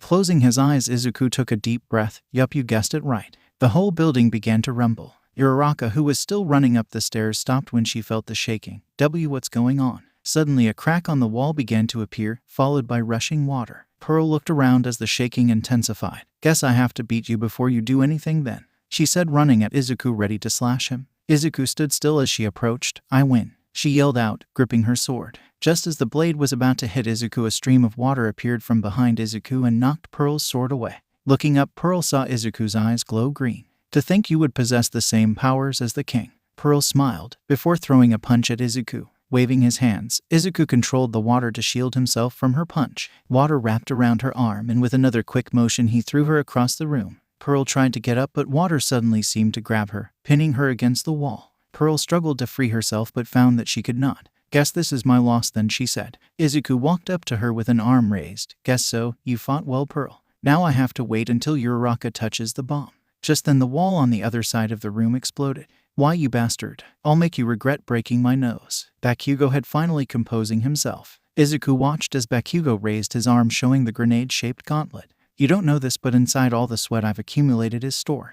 If you thought my explosions were big before, just wait and see, he said, pulling the pin on the gauntlet. Bakugo, stop this now. If you fire off that explosion, it will kill them. Not to mention your teammate is in the way of the blast. All Might yelled from the observation room. Not if he dodges. As for the fish girl, anything to win, right? Bakugo said, firing off a massive explosion that shattered every window in the entire building. Izuku watched as the blast got closer. Raising his hand, he controlled the water and launched it at the explosion, only to have it evaporate in the air. OSHT. He knew that this blast would do some damage to himself and Pearl. I never actually did this successfully in practice, but I got to try, he said, letting go of Pearl. Get behind me, he commanded. Pearl did as she was told and got behind him. As the water he controlled swirled around him, he suddenly closed his hands and pulled them close to his chest. This caused the water around him to form a shield. Got to hold this. In the observation room, the class watched as the explosion engulfed Izuku and Pearl completely. NOOO.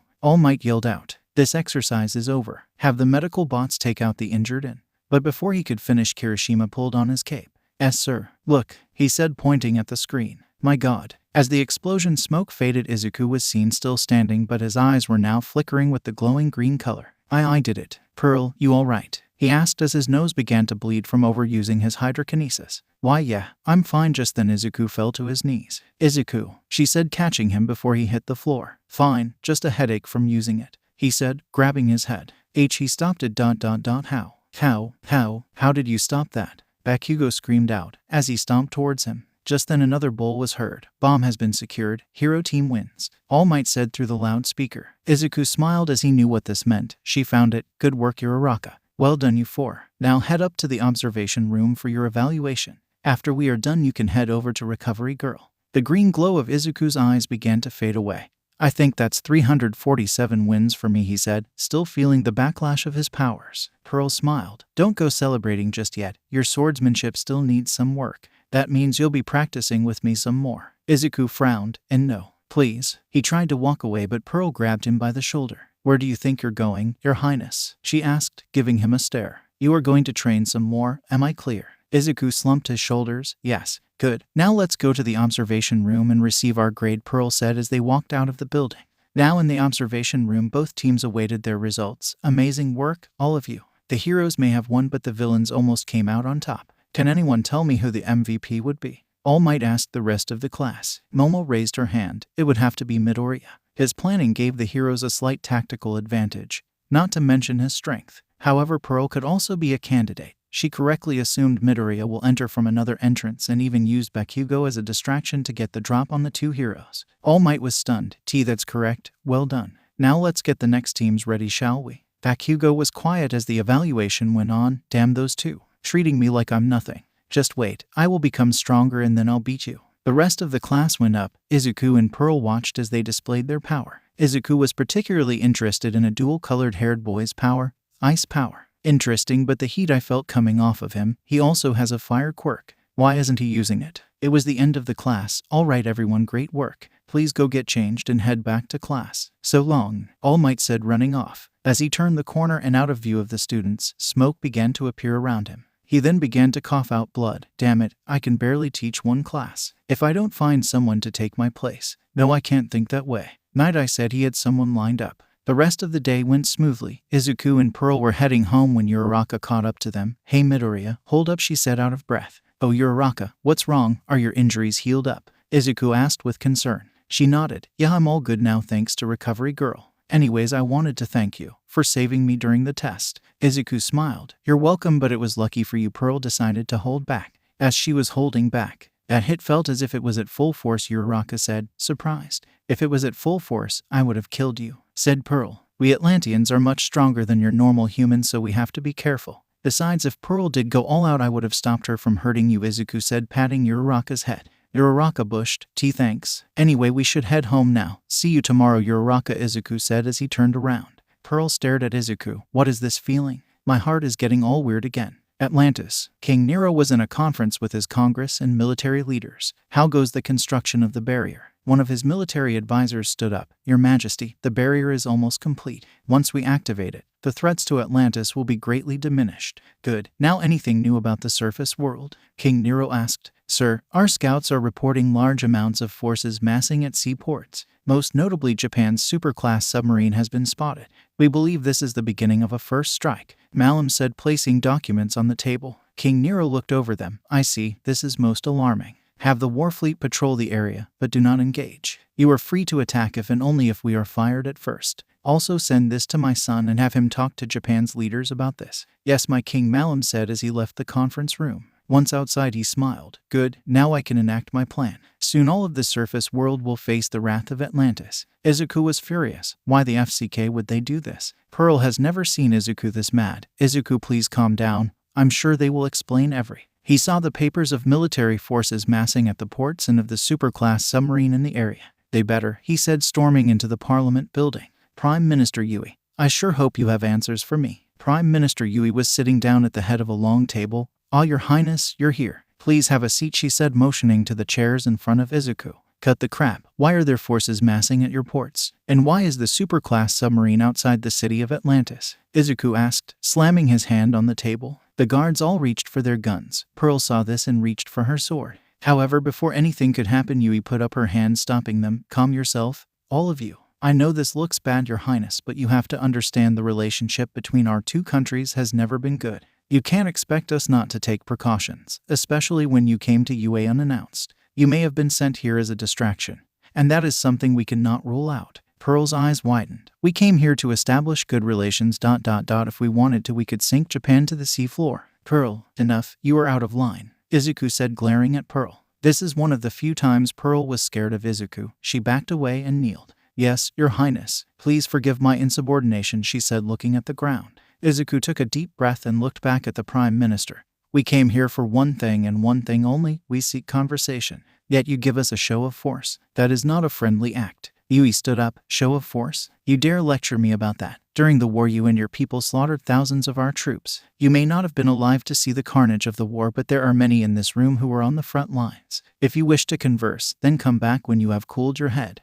Izuku growled before turning around. Pearl, we are leaving. Let's go. He then began to walk towards the door, but stopped before leaving. You're lucky I don't consider your actions hostile. You wouldn't want the people next to you to relive the horrors of war, would you? Do not test my patience. Izuku slammed the doors behind him. Prime Minister Yui fell back into her chair and breathed a huge sigh of relief. Thank God he's gone. Have the forces leave the ports, but have the submarine stay outside Atlantis. If we can avoid a conflict with Atlantis, we will, but we will not back down. Izuku got into the car without saying a word.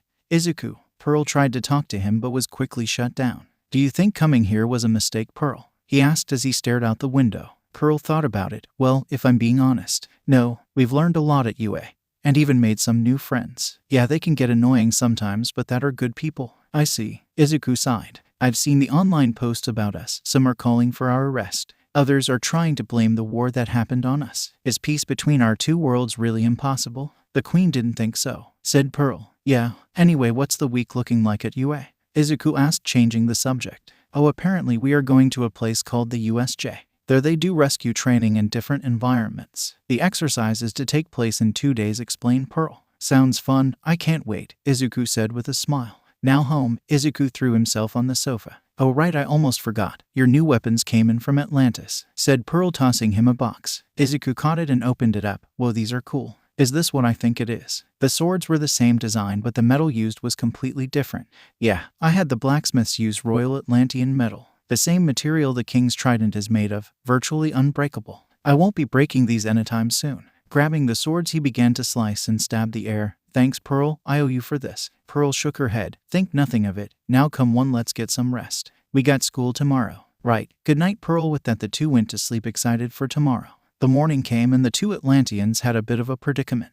Looking outside the window, they could see a large number of people crowding UAS front gate. The news of All Might teaching got out. How the heck are we supposed to get through that? Pearl asked, peeking out the window. Izuku thought about it. Oh right, I forgot about this, he said, raising his hand with the shark tooth wristband his father gave him. What's that? Pearl asked. Izuku pressed the shark's tooth. Into the surprise of Pearl, he began to disappear. Izuku, don't worry, Pearl. It's new tech from the war room. Father gave it to me before we left. He said it was for my protection. Izuku said, walking around invisible. That's amazing. I can't even hear your footsteps. Pearl let out a girlish screech when Izuku touched her sides. Stop. Don't do that. Izuku laughed as he deactivated the device. Well, I know it works, but will it work for two? He then extended out his hand. Here, take my hand. Pearl did as instructed and grabbed his hand. Reactivating the device, Izuku began to disappear. Still working for me. Oh, Pearl, look, your body. Looking down, Pearl saw her legs and arms were starting to disappear. With this, we can sneak out way past the reporters. You can see me, right? Izuku nodded. Yeah, I can see you. So I can see you since we are both invisible? Interesting. Well, whatever, let's go, he said, walking out of the house holding Pearl's hand. Pearl blushed as they both made their way past the reporters. As they did, Izuku saw the reporters swarming someone. Hey, you're in class 1A, right? So how is it being taught by the number one hero? The reporter said, stuffing a mic into Uraraka's face. Uraraka was starting to get overwhelmed. He's. Izuku saw this and changed course. Hey, is that All Might? He yelled out, still invisible. The reporters and cameras all turned towards the direction of the voice. Where? Do you see him? They all asked each other. Seeing a chance, Izuku reached out and grabbed Uraraka's hand. Taken by surprise, Uraraka jumped. Uraraka, it's me, Izuku said, whispering.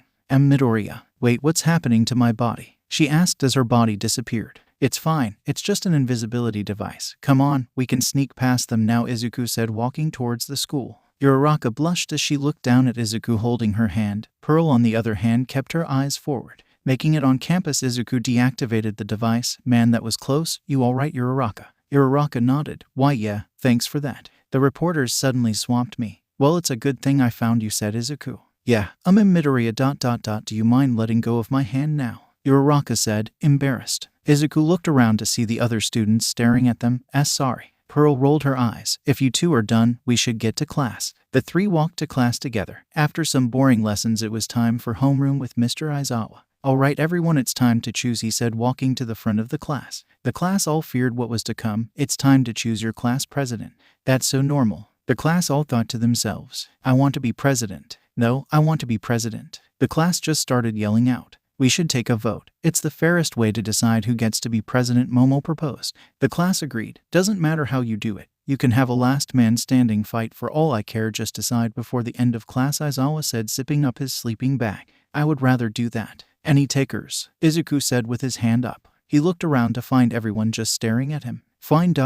Next time. All right, everyone, I will pass out slips of paper. Please write down the person you wish to vote for. Ada said, passing out slips of paper. Pearl already knew who she was voting for. It only made sense she would pick Izuku. Izuku, on the other hand, picked Pearl. After a while, Ada came around and picked up everyone's papers. The final votes were cast. All right, well, it seems Izuku is your class president and Momo is your vice president, Aizawa said from the back of the room. Izuku had 8 votes, while Momo had 6 votes. I guess I'm president now. Thanks everyone for electing me. I mean, you are kind of the obvious choice, with you being a prince and all, said Mina. Yeah, you know stuff about politics and know how to govern stuff, so it makes sense, Kirishima said, agreeing. He couldn't argue with that. Pearl laughed. You get the title of president before the title of king. Izuku could tell Pearl was making fun of him. As president, can I kick people out of the class? Asked Izuku. Pearl was in shock. Sadly, no, you don't have that kind of power, said Aizawa. Damn it, you lucked out, Pearl, Izuku said with a smug look. Just then the lunch bell rang. Izuku, Uraraka, Pearl, and Ida all went to eat lunch together. As they were enjoying their meal, Ida asked a strange question. I get why Midoriya and Pearl are here, but why do you want to be a hero, Uraraka? Uraraka stopped. Well, about that. It's for the money, she said, embarrassed. The money? The group all asked. Don't get me wrong, I also want to help people, but ever since I was little my parents have been struggling financially. They run a construction business and work has been declining these last couple of years. I want to be a great hero in order to repay my parents for everything they've done for me, Uraraka explained. Well, that changes everything, said Izuku. Your goals are honorable. What you do is for your parents and not your self-interests, and that is an honorable quality. I agree with Midoriya. Your intentions are good and that's all that matters, Ida said, nodding. Uraraka smiled. Thanks guys, that means a lot. Just then an alarm began to blare out. What's going on? Izuku asked, getting up from his seat. Security threat level 2. Security threat level 2. All able-bodied personnel please respond, a voice on the speaker said. Level 2? What the heck is level 2? Uraraka asked. It means someone has entered the school that isn't supposed to be here, Pearl said, looking around. She then spotted the reporters coming in from the entrance. It's just the reporters. Just then a wave of students all went running towards the exit. Why is everyone panicking? It's only the reporters, Izuku said as he was being pushed by other students. If we don't do something, people are going to get hurt, Uraraka said as she was being bumped. That's when Izuku got an idea. Uraraka, make me float. Pearl, throw some water in the air, he said, reaching out to Uraraka and the wave of students. Uraraka reached out and after a final push she managed to touch Izuku, causing him to float. Using the wall he pushed himself toward the exit door and floated in the air. Pearl now, he yelled out. Izuku's eyes began to glow green and Pearl threw water bottles into the air. Holding out his hands, Izuku controlled the water and used it to block the exit.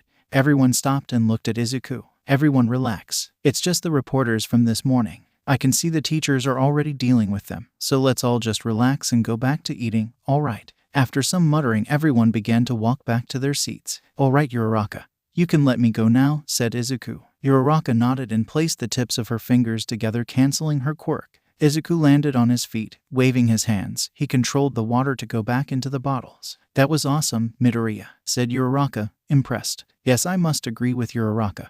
You dealt with that situation calmly and effectively, Ada said, fixing his glasses. Izuku blushed slightly. Thanks guys. Anyway, let's get back to eating. I'm still really hungry. Pearl, being the bodyguard that she was, wanted an explanation as to why the security measures failed. She stuck around after school to get an explanation from Nezu. Izuku, on the other hand, was hanging out with his class. They decided to walk down towards a local shopping center that also had food stands. Izuku looked like a little kid on Christmas Day. What is that? He asked, pointing at a matcha stand. Oh, that's matcha. Wait, are you telling me you've never had matcha before? Uraraka said, shocked. Izuku shook his head. Never, we don't have these sweets down in Atlantis. The class all froze. That's it, we are trying everything sweet, said Mina. Yeah, you have to try some ice cream too. Oh, and chocolate, said Kirishima. Well, sure, let's go, Izuku said, allowing himself to be dragged along. Stand by stand they went, buying every single sweet thing they could find. After stuffing his face, Izuku was now full. Man, those were all so good. But if I had to say, I really like that matcha and strawberry crepe. I even got some for Pearl. I know she'll love it, he said, holding a bag full of sweets. Glad you liked it, Midoriya. Next time we can go clothes shopping. Oh, or even the arcade, Mina said excitedly. I can't wait. Well, I think it's time I head home. Pearl must be worried sick. I'll see you all tomorrow. Bye, Izuku said, waving. After a short walk, Izuku walked into the house. Hey Pearl, I'm back, and I brought some stuff you are going to love. Walking into the kitchen, Izuku saw Pearl on the laptop. What are you doing? He asked. Pearl jumped. Oh, Izuku, you scared me. I was just going over the surveillance cameras. Oh, from the incident this afternoon. So did you find anything? Izuku asked, looking over her shoulder. Not a lot. The gate is made out of reinforced steel, so it's hard to knock down. Whoever this was turned the gate to ash, most likely due to a quirk. Then there's also this guy, Pearl said, pointing to the monitor. Izuku narrowed his eyes and saw a tall man wearing a black hoodie. He looks suspicious. Pearl nodded. I agree. Unfortunately, the cameras didn't get a good look at his face. He was clearly targeting something or someone in the school. I narrowed it down to 3 possible candidates. First being Shoto Todoroki, son of the number 2 hero. Second would be All Might. His number 1 status makes him a good target. And lastly, me, I could be a target, Izuku said. Yeah, Prince Izuku, son of King Nero and heir to the throne of Atlantis, Pearl said, looking at the mystery man. We need to be on high alert. Whoever this guy is, they could pose a threat. Make sure to keep an eye out, Pearl. You've never failed me before and I don't expect you to start now, Izuku said, placing the bag in front of her. What's this? Pearl asked, grabbing the bag. Sweets. The class took me out to eat some. I figured I'd bring some for you to enjoy as well. Now close that laptop, eat, and get some rest. You'll need your strength for what's to come, Izuku said, heading upstairs. Today was the day Class 1A was going to the USJ for some rescue training. Alright everyone, settle down. So as you have already heard, we are conducting hero exercises at a place called the USJ. This location is outside of school, so we are going to take a bus out. The exercise will be supervised by me and 2 other teachers. More information will be given when we arrive. Alright, go get changed and meet at the buses, Aizawa said, walking out of the class. Everyone quickly changed into their hero costumes and began to line up. The bus had enough room for everyone and then some. Now on the bus, Izuku was talking with Uraraka and Sue. So Midoriya, I've been wondering, do Atlantians have quirks? Ribbit, Sue asked. Izuku shook his head. No, actually, our bodies adapted to life in the sea, so we don't have quirks per se. However, our bodies are a lot stronger than normal humans. This is thanks to the pressure under the ocean. I see, so that's how you were able to shake off Bakugo's blasts, Uraraka said. Yup, we have pretty thick skin. No normal weapons can hurt us. Look, I'll show you. Momo, can you please make us a knife? Izuku said, turning to Momo. Sure. Momo raised her hand and sparkles of light began to appear. After a second, a sharp combat knife appeared. Here, she said, tossing it over. Thanks, Uraraka. Stab me in the chest, Izuku said, handing the knife over to her. Uraraka was stunned. What? No, this could kill you. It won't, trust me. Besides, if it could, Pearl would have stopped you, Izuku said, pointing at Pearl, who was staring right at Uraraka. Just trust me. Uraraka took a deep breath. Alright, here we go now. The whole class stared as Uraraka brought the knife down into Izuku's chest. As the knife made contact, it shattered into pieces. See, not even a scratch, Izuku said with a smile. Whoa, that's manly, said Kirishima. If regular weapons can't hurt you, what can? Ribbit, Sue asked. Maybe if someone like All Might hit me, they might hurt me. Oh, an Atlantian steel can hurt me. Izuku reached behind his back and pulled out one of his blades. Bringing it up to his arm, Izuku sliced himself with it enough to draw blood. See, Uraraka's eyes went wide. Midoriya, your arm. Pearl flinched as she saw Izuku cut himself. However, Izuku simply raised his hand. It's just a scratch, relax. It will heal soon. The class watched as the cut began to close up. We also heal faster than you guys, so a little scratch like that is nothing. Super strength, enhanced durability, a healing factor, unlimited stamina, can control water, and he has badass weapons. Does this mean Pearl has the same power set? Kaminari asked. More or less. I mean, we are both Atlantians, said Izuku. Look alive, everyone. We are here, Aizawa yelled out from the front of the bus. They arrived at what looked like a giant stadium. Walking in, they were greeted by someone wearing a spacesuit. Welcome everyone to the USJ. Uraraka's eyes sparkled when she saw who it was. Oh my god. It's the Pro Hero 13. She's my top 3 favorite heroes. Izuku smiled when he saw how happy Uraraka was. Pay attention guys, we are not here for fun. Wait, where's All Might? Aizawa asked. He said he was running late and will join us shortly, said 13. Well, we can't wait for him, so let's just get it started. 13, take it away, Aizawa said, standing off to the side. Alright, as some of you know, I am the Pro Hero 13. Here at the USJ, you are going to learn how to handle different scenarios. We got floods, fires, earthquakes, you name it, we have it. Also, if there is anything you should take with you today, it's this: quirks are dangerous. My quirk black hole can suck up anything and break it down to its atoms. Very helpful for rescues, but also very deadly. Don't take your quirks so lightly. This is why we have so many rules and regulations. And remember, we are heroes to help people no matter what, said 13. The class applauded. You will be separated into groups and given different areas, so. Aizawa was explaining when he sensed something. Turning around, he looked down towards the center plaza. From the plaza, a black cloud began to appear. What is that? Mina asked. Just then from the portal, a man wearing several hands around his body appeared, followed by a tall, muscular, bird-faced looking thing. Are those more robots? Kirishima asked, stepping towards the stairs. Stop. Those aren't robots. Those are real villains, Aizawa said, pulling down his goggles. Pearl jumped in front of Izuku. Get behind me, Izuku, she said, drawing her sword. One by one, several villains began to appear from the portal. However, there was one of them that shocked Izuku and Pearl. From the back, 2 henchmen came out holding a white-colored carbine rifle. Izuku, that's... Pearl's eyes widened. There's no mistake. That's an Atlantian weapon.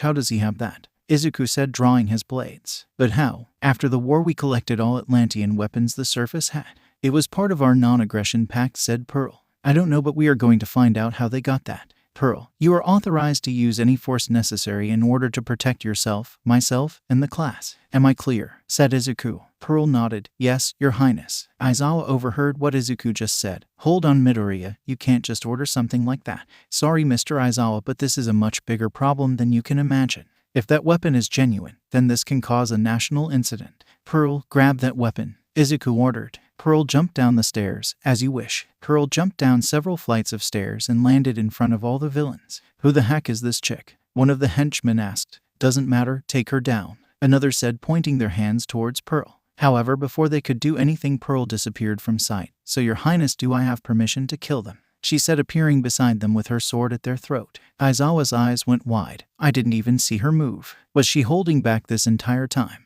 Izuku smiled as he walked to the edge of the steps. "Normally I would say yes, but we are on the surface, so knock them out for now. We will have the heroes deal with them." "As you wish." Pearl then moved her blade from their throat and sliced the tendons on the wrists. The henchmen screamed out in pain, but soon their screams turned to silence when Pearl knocked them out. "All right, who's next?" she said, turning to the rest. "Damn, Midoriya, call her back. I can't have students fighting villains," Aizawa said, looking at Izuku. "She is performing her bodyguard duties. I see nothing wrong with this. Besides, she is also protecting the students. If you want to stop her, go do it yourself," Izuku said, motioning towards the plaza. Aizawa scowled. 13, get everyone out of here. I'll go try and stop Pearl. "And you behave yourself," he said, pointing at Izuku. Izuku shrugged. "Me. Always." Aizawa jumped down to fight alongside Pearl. "Come on everyone, we need to get out," 13 said, pointing towards the door. The class began to leave but stopped when the black mist appeared in front of the door. "Sorry, but you aren't going anywhere." The mist suddenly began to take a human form. "Greetings everyone, we are the League of Villains. The name is Kurogiri, and you lot have the unfortunate luck of becoming our first victims in our quest to kill All Might."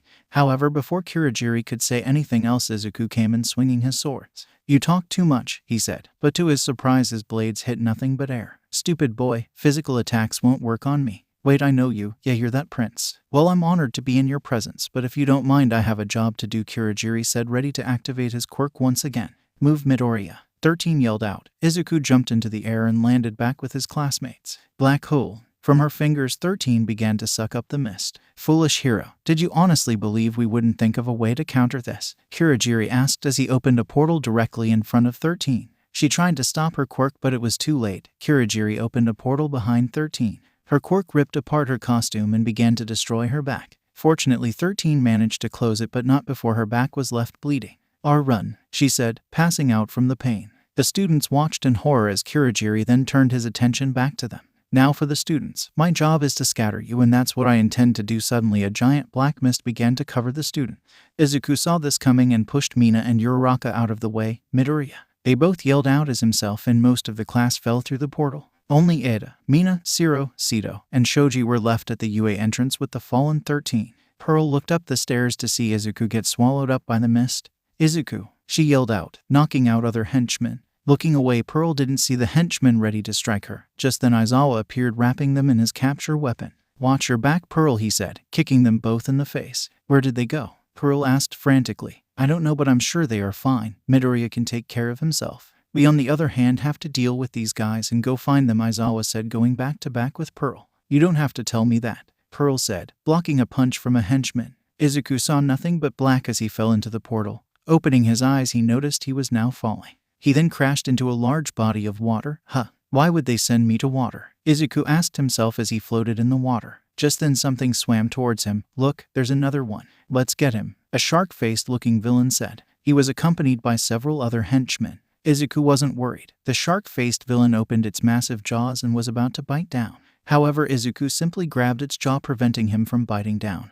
"You just said another. That means some of my classmates are here." "Where?" Izuku asked, squeezing the shark-faced villain's jaw. "How like I would ever tell you," he said through the pain. "That's fine." With his free arm, Izuku swung his fist, shattering the teeth of the shark-faced villain.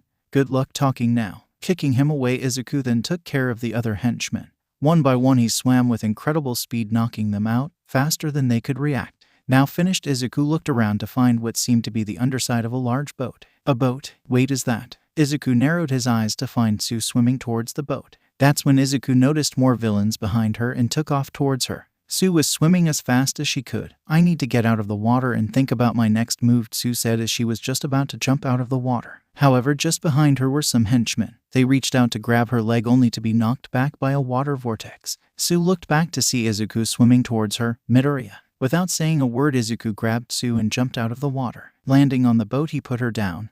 "You all right, Sue?" She nodded. "Yeah, thanks, I owe you." Izuku smiled. "Don't worry about it. Was it only you and me who landed in the water?" "I think so. I really didn't get a good look, but I'm pretty sure it's only you and me," Ribbit said Sue. "Strange. Why would they send the two people most comfortable in the water here? Unless ... they don't know our powers," Izuku deduced. "It makes sense. Now what's the plan, Midoriya?" Sue asked. "Let's see." However, before he could think of a plan, the boat they were on suddenly began to shake violently. Looking over the edge, Izuku and Tsu saw some of the henchmen were shaking the boat, trying to overturn it.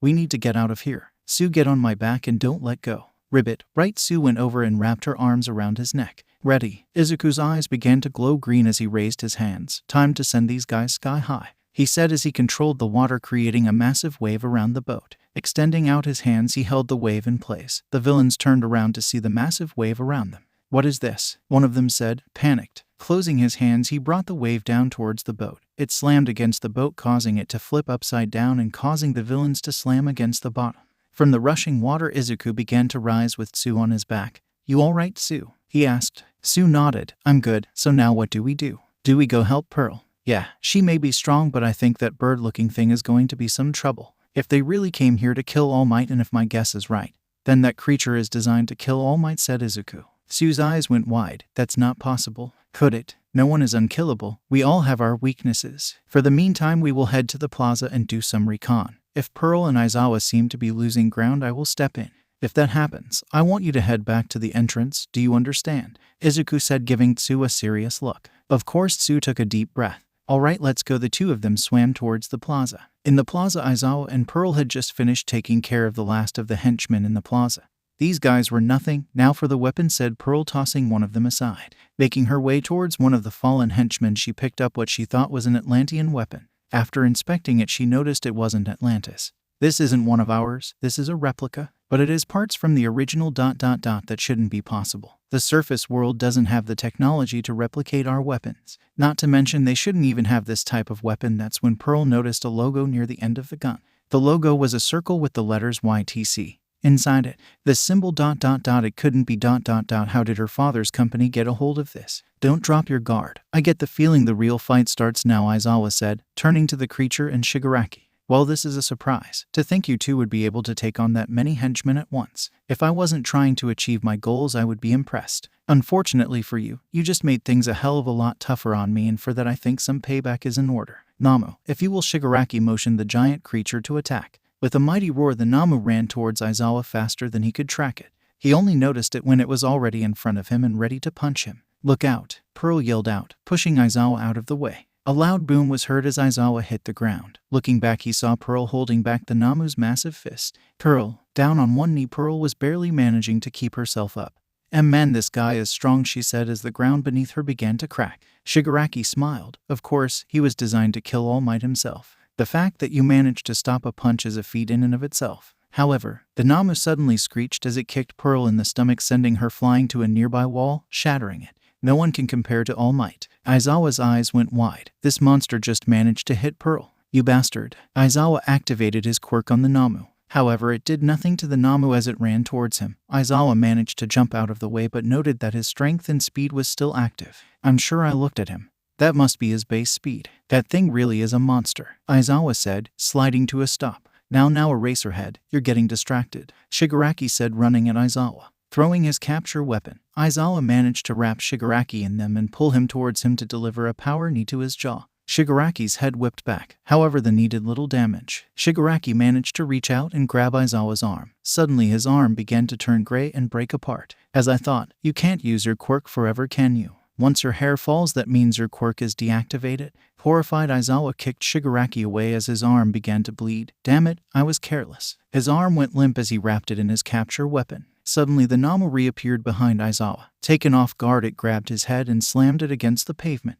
"As I said, so easily distracted," Shigaraki said as blood poured down Aizawa's head. "All right, Namu, finish him and move on to the rest of the kids. We don't have all day." The Namu nodded and raised its other hand. Its razor-sharp claws gleamed in the sunlight. As it brought down its massive hand, a slicing sound was heard. The Namu looked at its arm to find it missing. "What happened?" Shigaraki asked as Namu stood bleeding and missing an arm. "Looking for this," a voice said beside the Namu. Pearl stood there holding the severed hand in one hand and her sword in the other. Dropping the arm, she turned to the Namu. "Come, monster, I will kill you where you stand." "Why, you bitch? My master made that for me, and you just ruined it," Shigaraki yelled at Pearl. Pearl smirked. "You surface worlders really are weak." However, before she could finish, the Namu began to regrow its arm. "I stand corrected.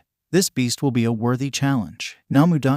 kill her," Shigaraki ordered. The two ran at each other. Pearl swung her sword and the Namu clenched its massive fist. Back at the entrance, Uraraka looked around. 13 was down and everyone had a look of horror. The single villain managed to separate them from the rest of the class and now threatened them. That's when Uraraka saw the metal plates in the mist. What is that? It looks like some sort of container ... That must mean he has a body somewhere in there. If I can get a hold of that, then maybe one of us can get away. Guys, I have a plan, said Uraraka. Everyone turned to look at her. See those metal plates? That has to be some sort of weakness. If we hit that, then we may have a chance. Ada, when you see a chance, head towards the door and run. Run back to the main campus and alert the teacher. Ada was shocked. If you think I would just run and leave you all here. Ada, you are the fastest one here at the moment. Only you can do this. If you don't, then we are all as good as dead. Uraraka yelled at Ada. Ada was taken back. That's when Mina and the rest of the class composed themselves. She's right, Ada, go. We got things covered here, Mina said, readying her acid.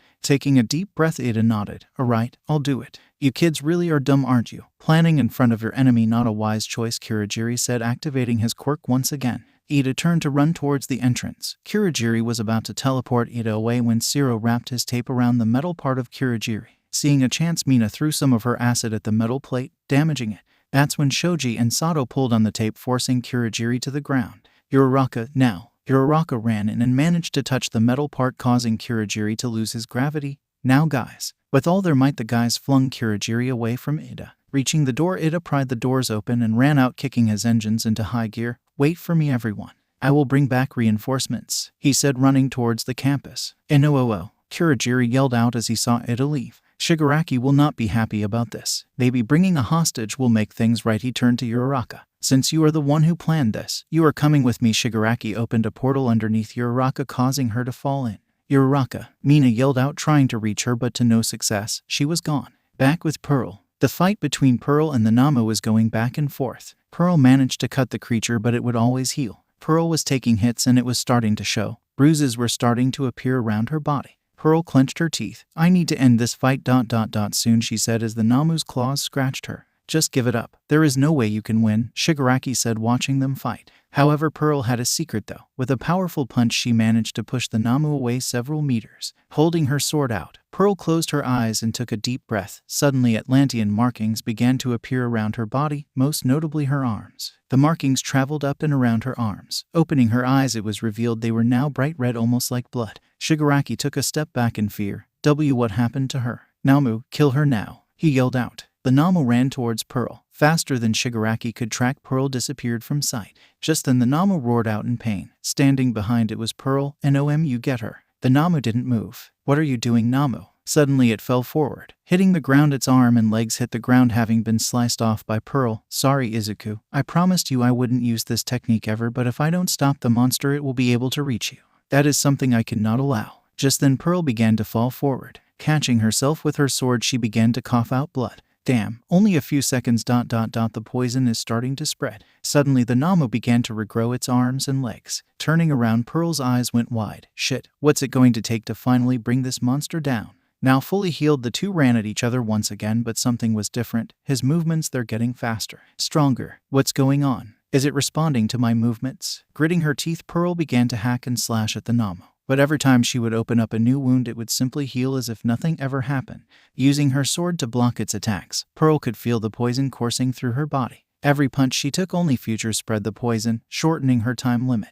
Just then Kurogiri teleported beside Shigaraki. Shigaraki, I have bad news. One of the kids managed to get out. He's going to alert the teachers any moment now. Shigaraki began to scratch his neck. Damn it, that's game. If you weren't our way out, Kurogiri, I would have killed you by now. Oh well, time to leave. We can't risk getting caught by the heroes. Mid-fight, Pearl caught what he just said, just like that. They are going to leave. Pearl dodged a punch. No, they can't leave. I won't let them leave just like that. Kicking the Namu away, Pearl began to run towards Shigaraki. I will make sure you can never hurt anyone anymore, she said, swinging her sword. However, just as it was about to reach Shigaraki, a black mist portal opened up in front of him. From the portal out came Uraraka. What? Pearl stopped her attack just centimeters away from Uraraka's neck. Pulling her sword back, Pearl looked on in horror as she just almost killed a classmate. Just then Pearl's heart began to pound hard. Grabbing her chest, she began to cough out blood. Shit, the time limit. The markings around her body began to fade before completely disappearing.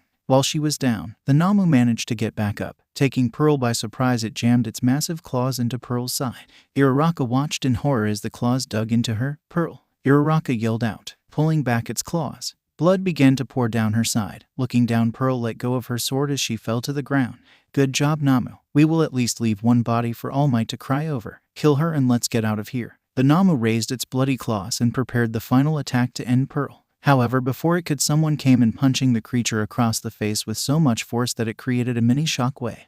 The Namu went flying, as well as Kirigiri and Shigaraki were knocked back just by the wind pressure. Uraraka was free as the shockwave knocked the mist away. You went and used it, didn't you, Pearl? I told you never to use that technique. It puts an immense strain on your body and leaves you weak after a few seconds. Izuku kneeled down beside Pearl and touched her shoulder. Why, Your Highness? Pearl's voice was growing weak. Rest now, I will deal with it myself. Uraraka, can I leave her in your care? Izuku asked, his eyes flashing green. Uraraka nodded. Yeah, of course. Just be careful, please. Don't worry about me. But I fear I won't be able to hold back against him, Izuku said with a smile. Uraraka quickly used her quirk on Pearl. Just then Tsu appeared and grabbed Aizawa, who was still on the ground unconscious. Seeing that everyone was safe, Izuku reached behind him and pulled out his twin blades. Oh look, another one. Namu, kill him, Shigaraki ordered. The Namu roared as it ran towards Izuku. Pulling its arm back, it punched Izuku so hard that it broke the ground underneath them. As the dust cloud settled, Shigaraki was in shock when he saw Izuku still standing.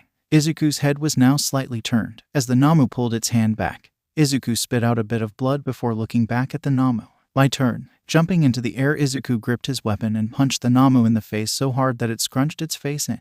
The Namu went flying back into a mountain inside the USJ, causing the whole place to shake. Everyone inside felt the shaking and wondered what it could be. Shigaraki was in shock. First the girl and now him. Just then several water cyclones began to appear from the lake. Izuku was using his powers to control the water in the lake. I am going to make you pay in blood for what you did to her, he said as his eyes burned green in color. That's when the Namu reappeared and stood beside Shigaraki. You are welcome to try, but with Namu on my side you won't be able to touch me. Izuku readied his twin swords. We'll just see about that. Shigaraki's eyes twitched. NOMU, you are to hold nothing back. If you don't kill this brat in the next 5 minutes, I will turn you to ash. The two titans ran at each other. As this was happening, Ida had just made it to the school. Rushing in, he went straight to the main office. Bursting through the door, he found All Might and Nezu talking over some tea. The villains attacking USJ need help. All Might's eyes went wide. Nezu, have every available teacher go to the USJ. I will go on ahead, he said, standing up. Nezu nodded and quickly made his way towards the loudspeaker. All Might took off running towards the USJ at top speed, but there was a problem. Damn it, I've almost reached my limit. If I don't get there soon no, I can't think that way. My students need me and I won't fail them. Just outside Atlantis' borders, Japan's superclass submarine known as Typhoon was holding a perimeter just outside the border. Any word from command? Asked one of the sailors. The sub's commander shook his head. Not yet. We will continue to monitor the situation as need be, but for now we are to do nothing. Just then a loud thunk was heard outside the sub. What was that? Asked the commander. Suddenly all the lights turned red and alarms began to blare. Sir, weapon systems are coming online. What? That shouldn't be possible. The commander rushed over to a console. Computer, manual override, authorization code Omega Foxtrot 18-4-6-2. Manual override rejected. Commencing firing sequence in 20 seconds. The commander's eyes went wide. What are we targeting? Sir, it seems we are targeting ... Oh no. The sailor couldn't believe it. We are targeting the Atlantian Royal Palace. Contact Atlantis. Tell them we have no control over our weapon systems and have them evacuate. The commander ordered. Sir, the radios are not working. We can't warn them. The sailor replied. God help us ... We are about to start a war. Sweat poured down the commander's face. Target locked. Firing in 3.2.1. A hatch opened up from the top of the sub and out came a ballistic missile. As it fired, the power inside the sub completely died, causing it to sink to the sea floor. In the Atlantian Royal Palace, King Nero was in the throne room going over some paperwork. Suddenly Malum bursted through the door, followed by several guards. Your Majesty, we need to get you out of here. King Nero was surprised. Malum, what is going on? The Japanese, they just launched an unprovoked attack on Atlantis. They are targeting the palace. We need to leave now, said Malum. Just then the palace began to shake. That's the palace defenses ... Are they not enough? No, we have most of them offline to install the shield. If we don't leave now, the palace will be destroyed, Malum said, trying to convince the king to leave. How long until it hits? King Nero asked. About 5 minutes, one of the guards responded. Very well. Follow me, King Nero said while exiting the palace. The group went to the top of the palace. It should be coming into view now. Oh, there it is, he said, pointing. Cutting through the water was the ballistic missile. Your Majesty, what are you planning to do? Asked Malum. King Nero held out his trident. Watch and learn. Suddenly the trident began to glow golden. Oh, ancestors, hear me. Give me the strength to save my people. King Nero's eyes began to glow white with power. Pointing the trident at the missile, a beam of energy shot out of it. RAHH. The beam crashed into the missile, causing it to blow up. The shockwaves from the explosion rocked the palace, but it did no damage. The golden glow of the trident then faded. Contact the Japanese and have them explain to my son why they thought it would be a good idea to fire on us. I will give them one chance and one chance only to explain themselves before I do anything rash. Have some men survey the damage, if any. Malum bowed. Yes, Your Majesty. He then turned to his men. You heard your king. Get going. However, as he had his back turned, Malum was unsatisfied. My king, would it not be better to attack Japan? They did just fire a missile meant to kill you, said Malum. Malum, do not make me repeat myself, King Nero said, glaring. Malum nodded. Yes, of course, I shall take my leave now. As he swam away, Malum gave a loud tusk sound. Damn you, King Nero, you would rather talk than take action. After everything I went through to make this happen, you still fail to act. We'll see how long you can keep that up. A massive shockwave filled the USJ as Izuku and the Namu clashed. Izuku, being trained his whole life for combat, easily had the upper hand when it came to hand-to-hand. However, it was the Namu's quirks that gave him the advantage overall. The healing ability was going to prove a challenge. If I can't hurt it, I'll just have to immobilize it, Izuku said, stabbing a sword right under its shoulder blade, effectively disabling its arm. Izuku went in to do the same to the other arm, but was shocked when the Namu reached out and stopped his attack. What? Yes, that's it, get him, Namu, Shigaraki said as the Namu slammed Izuku into the ground with enough force that it shattered. The Namu continued his assault by repeatedly punching where Izuku lay. Boom! Izuku felt the weight of its massive fist hit his chest. He needed to do something fast. Any more of this and he would be finished. Reaching for his weapon, Izuku bought his time, and when the Namu's fist was raised, he pointed the sword straight up. The blade pierced Namu's fist. Blood splattered across Izuku's face as the monster screeched out in pain. Getting up, Izuku hit the Namu so hard that he sent him flying up a few feet. Using the 2 water cyclones Izuku conjured up, he managed to make the Namu get caught up in them. The monster's body was spun around and had its skin slashed by rapidly spinning water. Swimming up the cyclones, Izuku appeared from the wall of water and slammed him back down. The Namu screamed as it crashed back onto the floor of the USJ, letting the cyclones disappear. Izuku landed hard beside the fallen Namu. Grabbing both swords stuck in the Namu, he began to twist them. Blood splattered as Izuku pulled out the sword. That was for Pearl and this. Izuku dug his sword into the Namu's eye. That was for my class. Shigaraki began to panic. NOMU. Fight back, he yelled out. Clenching its massive fist, the Namu hit Izuku across the face before hitting him with a backhand which sent him flying across the plaza. Regaining his composure in mid-air, Izuku slid to a stop. He then felt something warm run down his nose. Wiping it away, Izuku saw it was blood.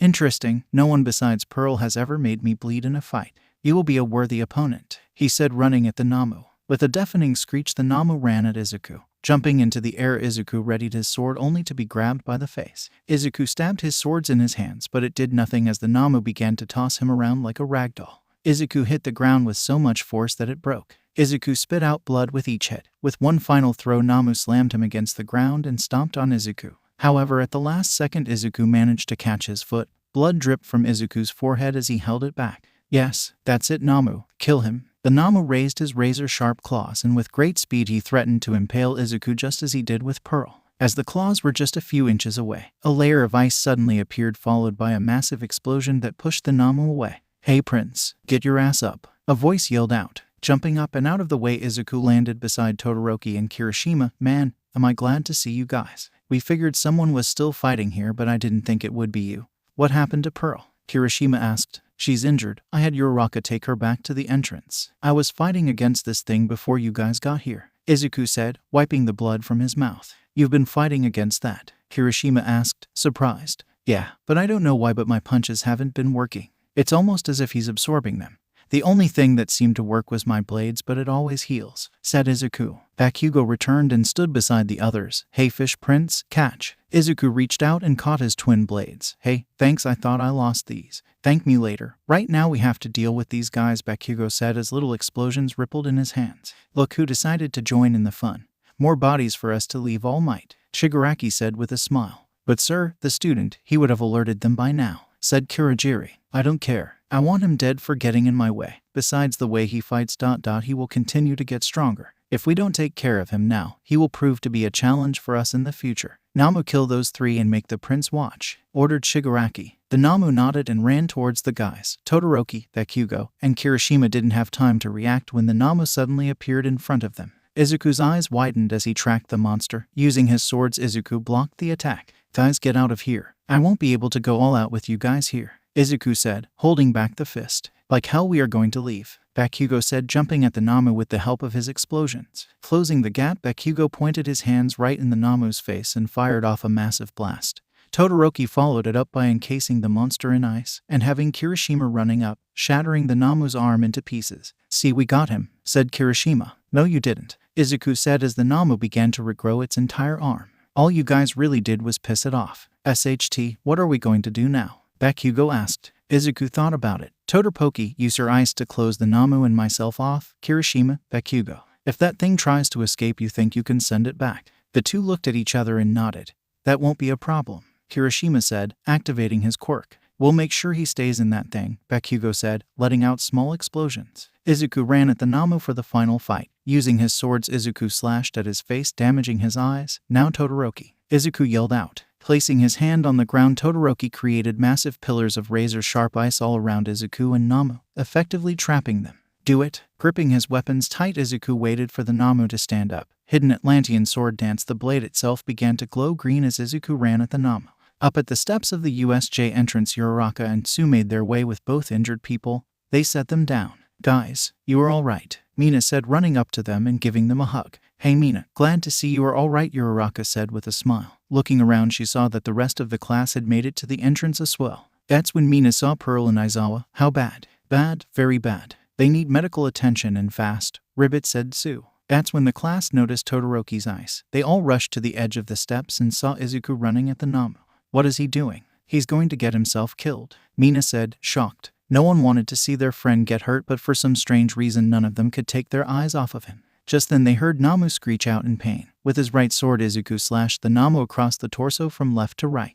Izuku immediately followed it up with an uppercut from his left sword. He then jumped into the air and slashed at the Namu from left to right, all while spinning twice, landing in front of the Namu. Izuku slashed an X across the body, going from top to bottom, before repeating the process from bottom to top again, making an X. The class was stunned, no, rather amazed. "That's amazing. It's like he's gliding through the air," Momo said, watching everything unfold. The Namu managed to get a shot to Izuku's face, but he ignored the pain and continued his assault by stabbing both swords into its chest. One blade went down and the other went up across the Namu's body. Roaring, the Namu punched Izuku in the stomach so hard that he spit out blood and temporarily made him lose grip of his weapon.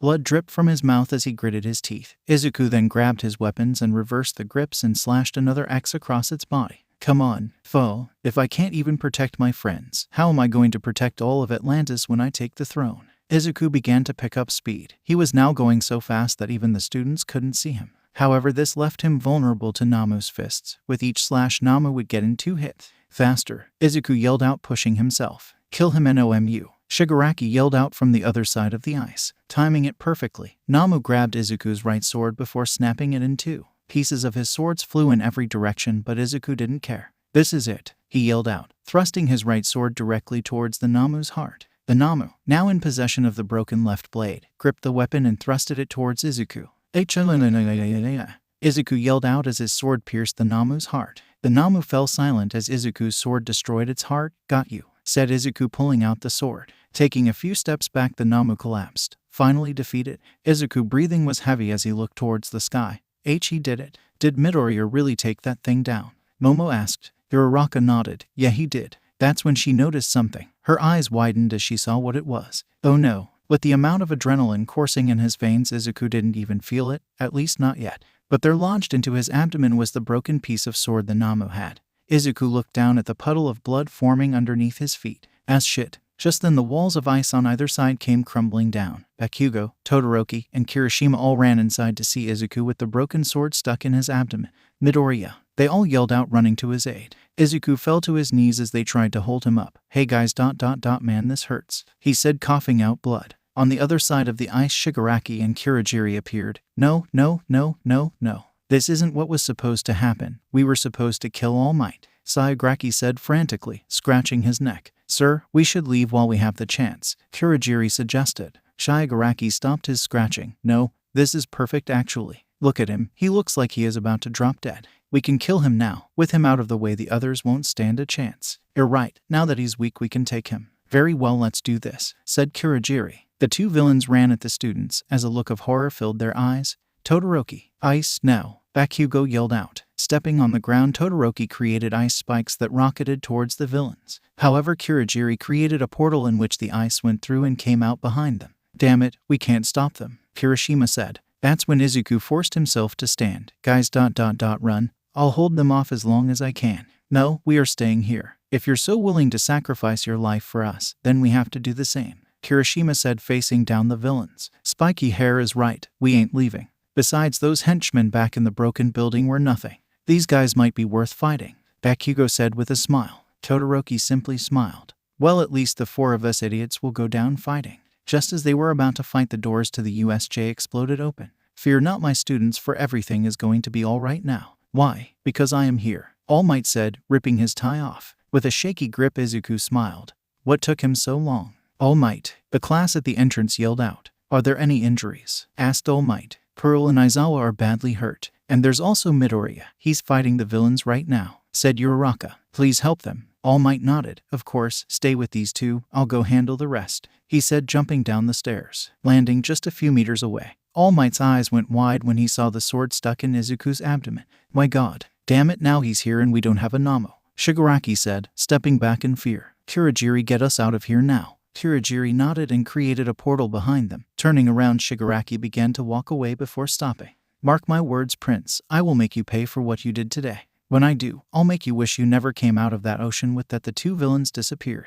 Izuku, seeing that they were gone, dropped his sword before falling to his knees. Midoriya. His vision blurred as Izuku passed out from blood loss. The other heroes soon arrived and checked on everyone. Besides Midoriya, Pearl, and Aizawa, there were no major injuries. The police showed up and took all the henchmen to jail. They even took the corpse of the Namu with them. After taking statements, the class waited for a bus to come pick them up. That's when they saw both Izuku and Pearl getting taken into an ambulance. Are they going to be all right? Uraraka asked. One of the police officers, Nomasa, turned to the kids. He will be just fine. The sword jammed into him didn't seem to hit anything vital, but we won't know for sure until they examine him more. Pearl, on the other hand, is a different case. She sustained severe injuries to her body, most notably her sides. She will be in intensive care, but I think she will recover. The class felt relief. Oh, thank goodness. If anything happened to them, how would we explain that to the king? That's when it hit them. How would we explain that? Questions for later. Right now they needed help. After pulling the sword out and some kisses from Recovery Girl,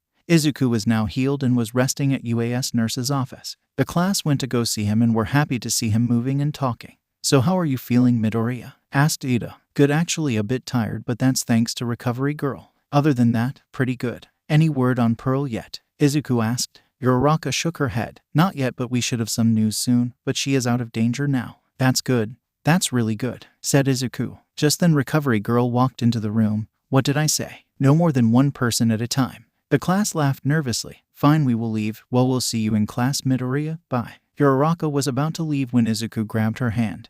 Not you. I'd like to speak with you, he said, surprising everyone. Uraraka looked back towards the class. Go on without me. I'll catch up. They nodded and closed the door. So what's up? What did you want to talk about? It's just that. I'd like to thank you for staying with Pearl, Izuku said, bowing his head slightly. Don't worry about it. She's my friend too, as much as she says otherwise, Uraraka said, waving her hands up in front of her. Still, I'd like to thank you for that. So if there's anything I can do for you, anything at all, just tell me and it shall be done, said Izuku. Uraraka had the perfect opportunity.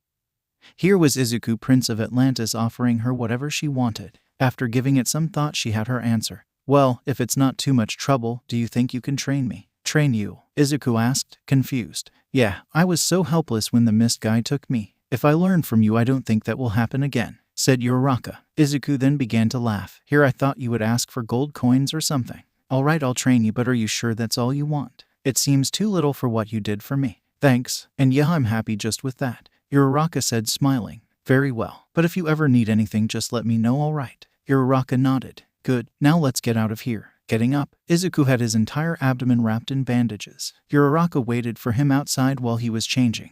Once they were done, they both began to walk away and outside the school. Midoriya, how did you defeat that Namu? For what the guys told us, it could regenerate from almost anything.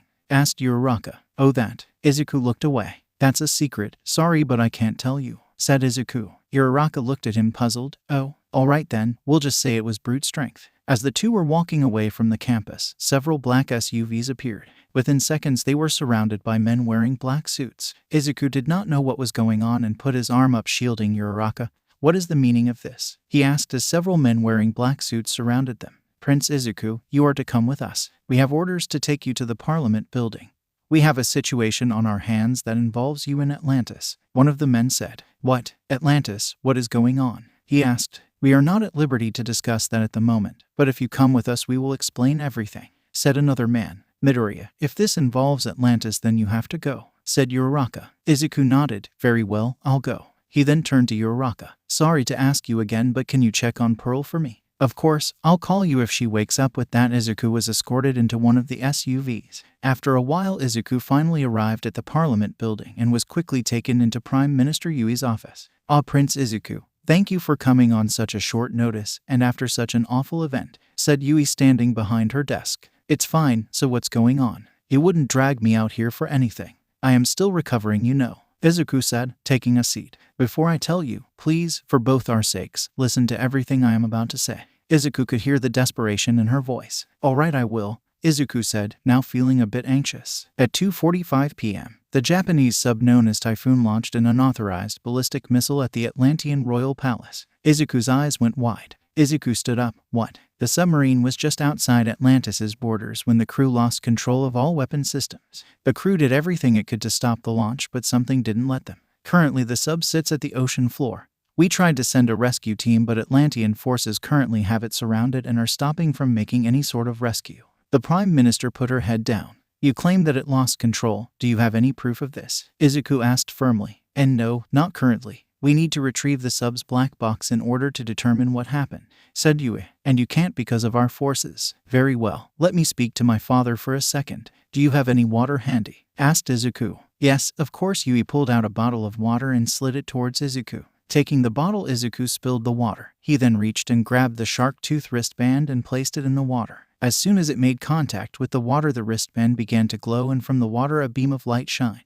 Then the image of King Nero appeared. Izuku kneeled. Father. The projection then spoke. Son, are you aware of the situation? Izuku nodded. Yes, father, I am with Prime Minister Yui now. Your Majesty, Yui said, kneeling. Please stand and explain, both of you, said King Nero. Izuku and Yui stood. Now, I would like to hear your explanation, Prime Minister Yui. Yes, as I told the prince, the crew lost control of the sub's weapon system. I know you may not believe me, but we did not fire that ballistic missile on purpose, said Yui. King Nero looked at the Prime Minister. Do you have any proof? Yes, the onboard black box should tell us what really happened. All I'm asking is for the opportunity to grab the sub, said Yui, bowing. King Nero thought about it. Very well, you may rescue the crew and recover the black box. However, the sub stays until you finish conducting your investigation. Yui's eyes went wide. Your Majesty, with all due respect, that's a nuclear sub. The JSDF will not just simply leave it there. Do not push your luck, Prime Minister. As we speak, my generals are crying out for me to authorize a retaliatory strike. You wish to save the men, fine.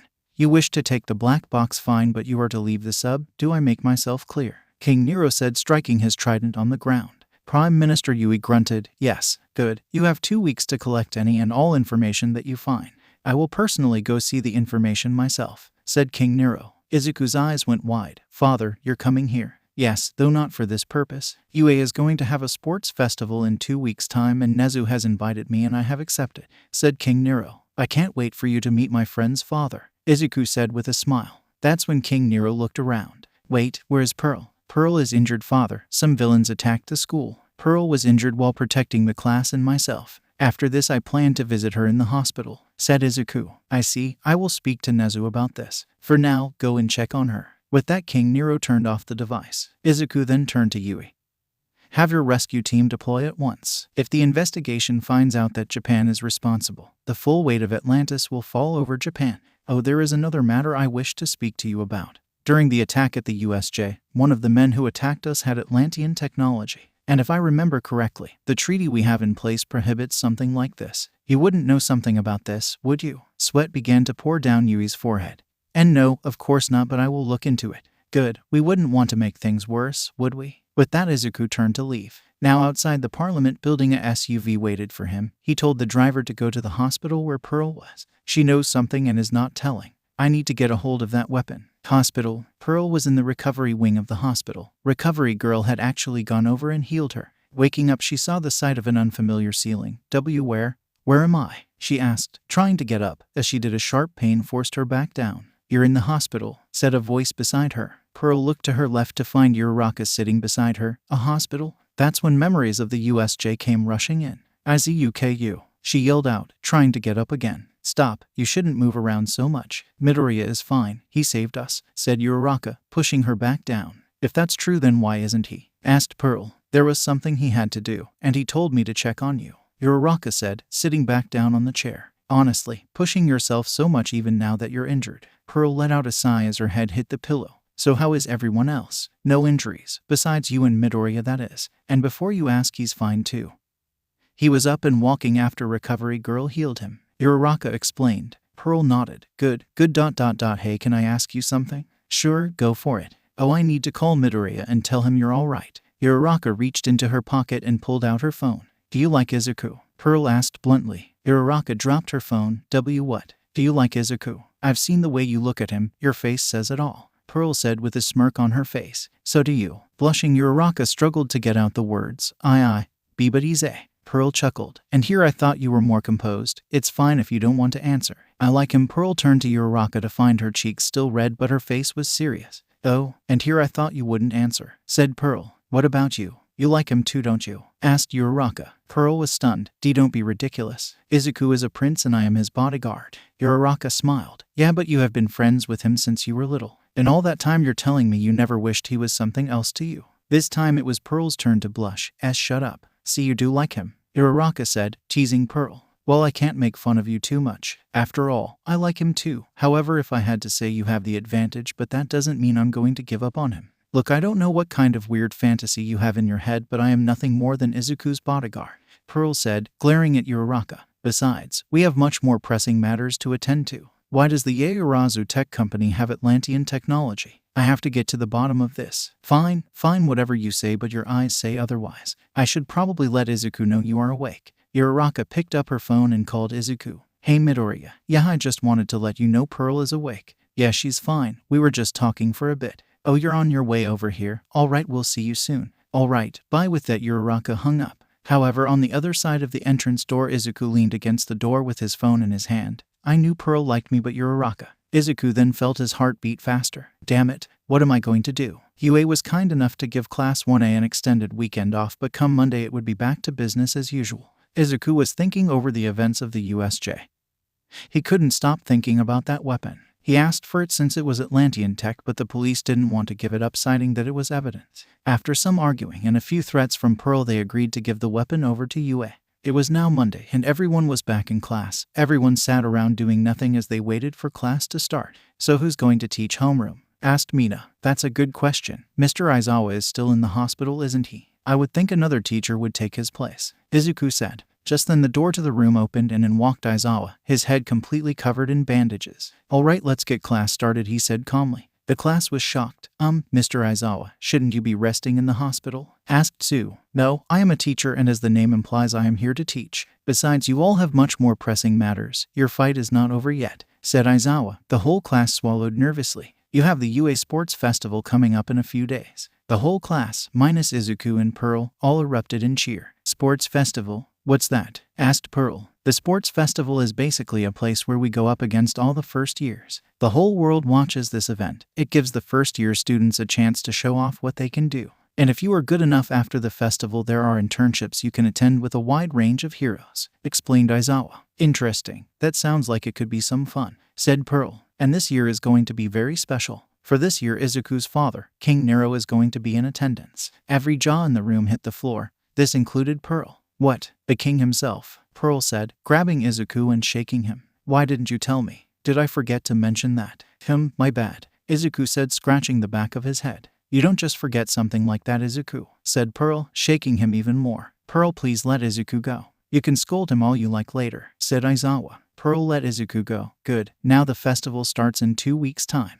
And before you all ask, yes, there will be increased security. Not only for your sakes, but since we have a VIP guest coming in also. Nezu wants to show that UA will not back down. Think of it as a show of force for all the villains out there. With that, Aizawa got class started. A few hours later, the final bell rang. So Midoriya, when are we going to train? Uraraka asked. Eager I see, Izuku said, grabbing his bag. Uraraka nodded. Yup, I'm going to win this sports festival no matter what, she said, punching the air. Izuku smiled. I'd better watch out then. However, I can't today. I need to talk to Nezu about some stuff. How about we start tomorrow? Sounds great. I'll see you tomorrow then, bye, Uraraka said, waving as she left. Izuku began to walk towards Nezu's office. As he turned the corner, he was met by Pearl. So you're going to train her? Is that a problem? Izuku asked. Pearl stared at him before turning away. No. Just be careful. You worry too much. Now come on, let's see what we can do about that weapon. The two walked into Nezu's office where they talked about the weapon.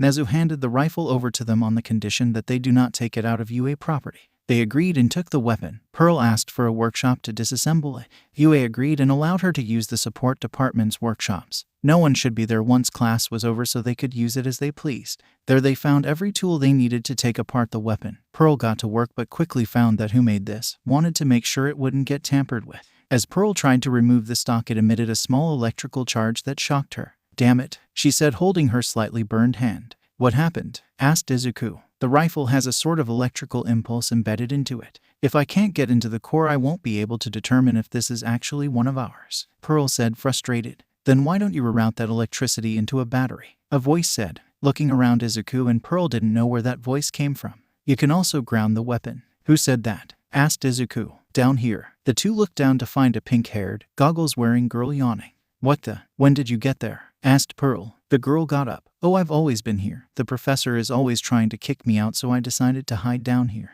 What's your name? Izuku asked. Ome Hatsum. I'm part of the support department. Nice to meet you, she said, giving a big smile. Hatsum wore a black tank top and with her workshop coveralls tied around her waist. Hatsum. Well, do you think you can help Pearl with this? Said Izuku. Pearl was shocked. Izuku. We can't. If this turns out to be the real deal, she could rebuild it. Oh, if that's what you're worried about, don't worry. This is already a complete baby. And as an inventor, it is a mortal sin to steal babies, Hatsum said, going over the weapon. Babies? What are you talking about? Pearl asked, confused. That's when Izuku whispered to Pearl. Come on, I know you are distrusting of the surface worlders, but please at least try. You need the help, don't you? Besides, you never know, she could prove to be an ally later on. Pearl sighed. Fine, Hatsum was it. Would you like to help me? Hatsum smiled. Of course. Let's get right to work. The two girls got to work. Izuku, on the other hand, not knowing what the heck was going on, decided to go home and work out for a bit. As he walked the empty halls of UA, he walked past the teacher's lounge. So what are you going to do, All Might? Izuku recognized Nezu's voice. I have to find someone to succeed me. If I don't. All Might stayed silent. Nezu sighed. I know what you mean. Do you have anyone in mind? There is someone. Sir Night-Eye says he has someone in mind, a third year. But the decision is up to me. Truth be told, I was thinking maybe a first year. It would give me the perfect opportunity to help train them, said All Might. Just then the two heard a noise coming from the door. It sounded like the vibration of a phone. All Might quickly got up and opened the door. There he found ... and no one. I could have sworn I heard something out here. As he closed the door, Izuku stood hugging the wall. He activated the cloaking device just in time. I should probably go. I don't want to get caught snooping around. In a rush, Izuku took off. Once home, he deactivated the device. The next day after school, Izuku was never one to break his promises. So as he promised, he would train Uraraka. Izuku was given permission to use one of the school's gyms to train her. Pearl wanted to join them, but she still had work to do on the weapon. They were still trying to get to the core. Izuku explained that finding out if that weapon was real was much more important. After some arguing, Pearl relented and went back to the support department. Now in Gamma Gym, Izuku was blocking punches from Uraraka. Come on, Uraraka, keep your elbows up. If you keep them down, you lose power. And your swings, he said, continuing to block. Uraraka tried to hit Izuku with a hard right jab, but she threw the punch too wide. Izuku sidestepped her and tripped her up. Uraraka fell, but before she did, she managed to catch Izuku by the shirt. Dragging him down with her, they fell to the floor. Uraraka laid on top of Izuku. Her hands were beside his head and her breathing was heavy. Is that a win for me? Izuku chuckled. Sure, that's one for you. Now do you mind getting off of me? This position is, how should I say this, risque. Uraraka blushed as it finally clicked. She quickly got off of him. As sorry. A slight blush also appeared on Izuku's face as he got up. Don't worry about it. Now let's take a break. Water, he said, grabbing 2 bottles of water. Thanks. So why isn't Pearl here? She's usually by your side, Uraraka asked. Oh, she had other things to do. Anyway, you are doing great for your first day of training, said Izuku. Uraraka smiled. You think so? I thought I was doing rather bad. Though, you seem to have a natural talent for martial arts. Given enough time, I'm sure you could be just as good as me or even Pearl, said Izuku. That's not to mention you can do some awesome things with your quirk. Uraraka blushed thanks to all the compliments she was getting. Thanks. So you ready to get back to it? I should be asking you that. Alright, let's go, from the beginning. Izuku put up his hands. 1, 2, 1, 2. If you can master the basics, then we move on to more advanced stuff, said Izuku. Right. Uraraka continued to punch. Unbeknownst to them, Pearl was actually watching them from the roof. She snuck out to check on Izuku.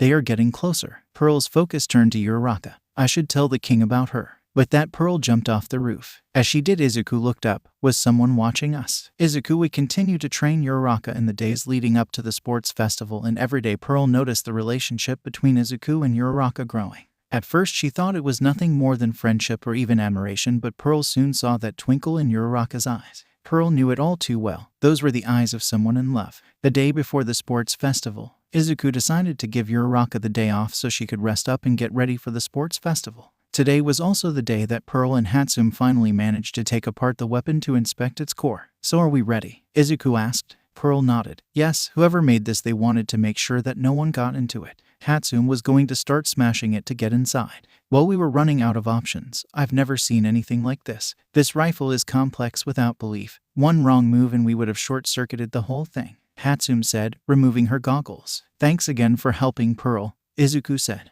Don't worry about it. I got to work with this, which made everything worth it. Now let's finally get to the center of this thing, Hatsum said with a smile. The two nodded. Carefully cutting some wire, Pearl began to lift the cover. What they saw would shock both Atlanteans. There in the center of the rifle was the core. It was a shiny small blue ball of energy, Izuku. Yeah, there's no doubt. Izuku reached in and grabbed the core. This is Atlantian tech. So what exactly is that? Asked Hatsum. Something that will cause trouble. Pearl, did you record everything? Izuku asked. Yes, I have all the evidence we need, said Pearl. Good. Izuku began to squeeze the core. Just then cracks began to appear. Crushing it with all his might, Izuku shattered the core. It crumbled into little shards. The light faded as Izuku let go of the core. Hatsum couldn't believe it. Why? This poor baby, she said, devastated that Izuku would just destroy it. Trust me, this is for the best. Pearl, when my father arrives, show him this evidence.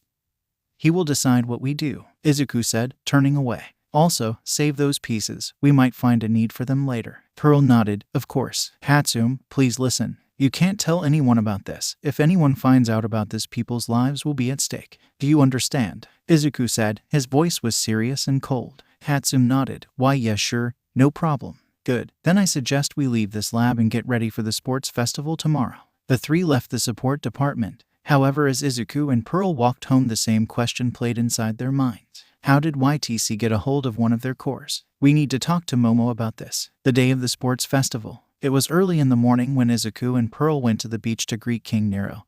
They were accompanied by Nezu and All Might. The sun was barely starting to rise above the horizon when an Atlantian warship began to rise from the ocean. He's here. Izuku straightened up as he saw the side of the warship open and a long platform began to appear. Just then the door opened and out came King Nero's personal guard. It consisted of the best warriors Atlantis had to offer. This included Malum.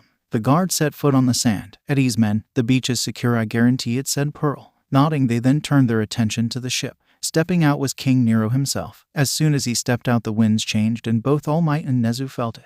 Reaching the sand, everyone on it kneeled. Father, welcome. I trust your journey here was pleasing, said Izuku, kneeling. It was. Please all of you stand, he ordered, and everyone obeyed. He then stopped in front of Izuku and smiled. How are you, Izuku? I'm good, father. Busy but good, Izuku said. King Nero nodded. And what about you, Pearl? I hope you've been keeping him out of trouble. Pearl nodded. I have, your majesty, but there have been times that he's caused some trouble. Pearl, Izuku yelled out, embarrassed. King Nero began to laugh. As always, you've always been a troublemaker, just like your mother. Nezu, I do hope my son is taking his studies seriously. Of course, your majesty. In fact, the prince is one of our top students, said Nezu. He has also displayed great leadership and courage. He is a hero in the making. All Might added. Ah, you must be All Might. I've heard a lot of great things about you, King Nero said, turning to All Might. Thank you, your majesty. Now then, shall we head over to UA? Or do we visit the Prime Minister first? King Nero asked. First we go to the Prime Minister. All Might here will be following us and providing support if we need it. explained Pearl. King Nero nodded. Good, off we go then. Raising his trident, King Nero commanded the warship to leave, and it did. Getting into SUVs, King Nero and Izuku were escorted to the Parliament building.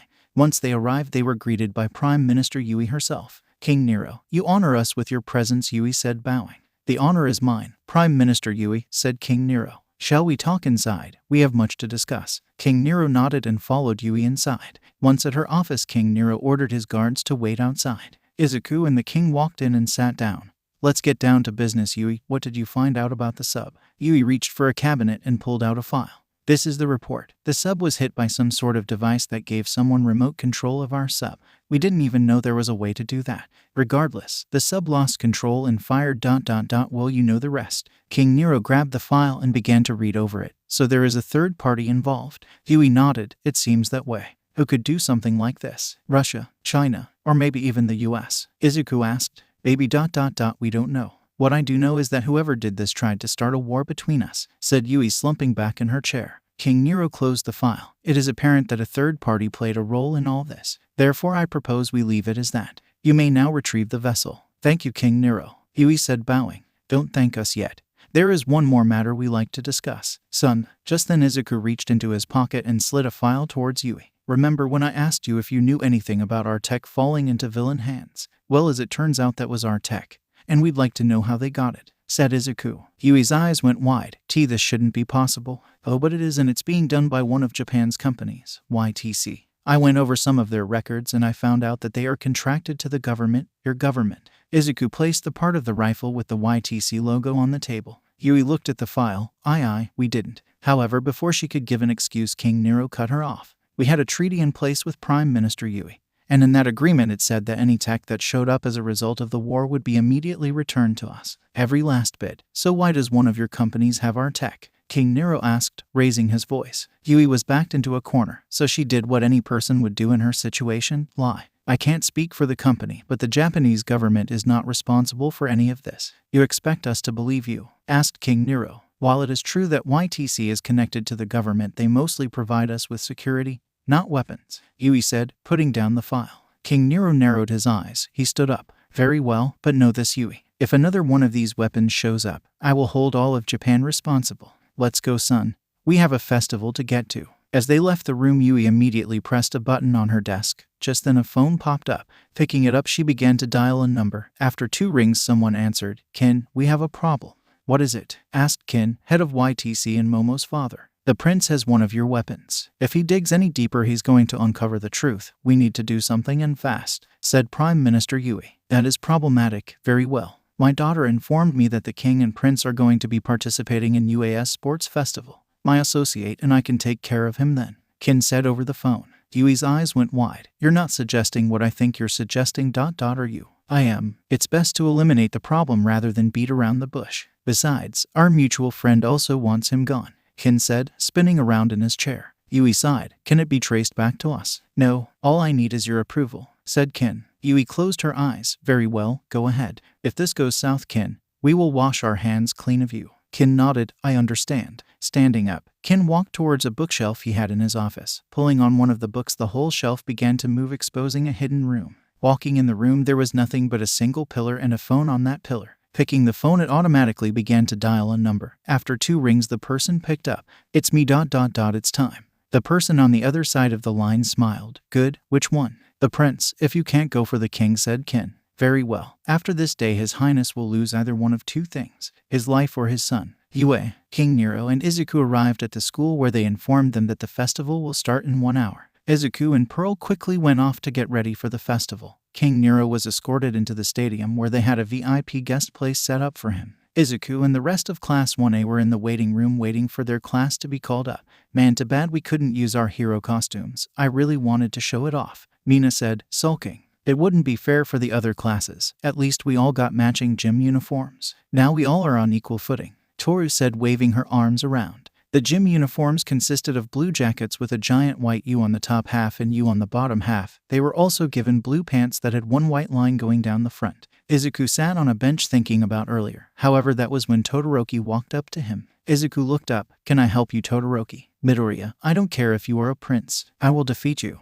The class fell silent. Standing up, Izuku stepped up to Todoroki. I don't know where this came from, but you are welcome to try. That's when Pearl and Kirishima separated them. All right, that's enough, you two. There's no need to start a rivalry. No, I think they are onto something. Everyone turned to Bakugo. A little bit of rivalry never hurt anyone. Not that it will matter because I am going to win this thing. Will Class 1A please make their way towards the stadium? Said a voice through the intercom. The class began to walk to the stadium. As they were walking, Izuku noticed that Uraraka was walking funny. Nervous? He asked. Uraraka gave him a weak smile. A little bit, yeah. Izuku placed a hand on her shoulder. You'll do great, I just know it. Uraraka blushed. Thanks, Midoriya. Walking behind them was Pearl, who was just staring at them. Someone who also was watching was Mina. As they walked out of the tunnel, the class was met by the roaring cheers of a stadium filled with spectators. And here they are. UAS famous Class 1A. Present, Mike yelled out in the announcer's booth. King Nero looked down from his VIP suite and spotted Izuku walking beside Uraraka. So that's the girl Pearl was talking about.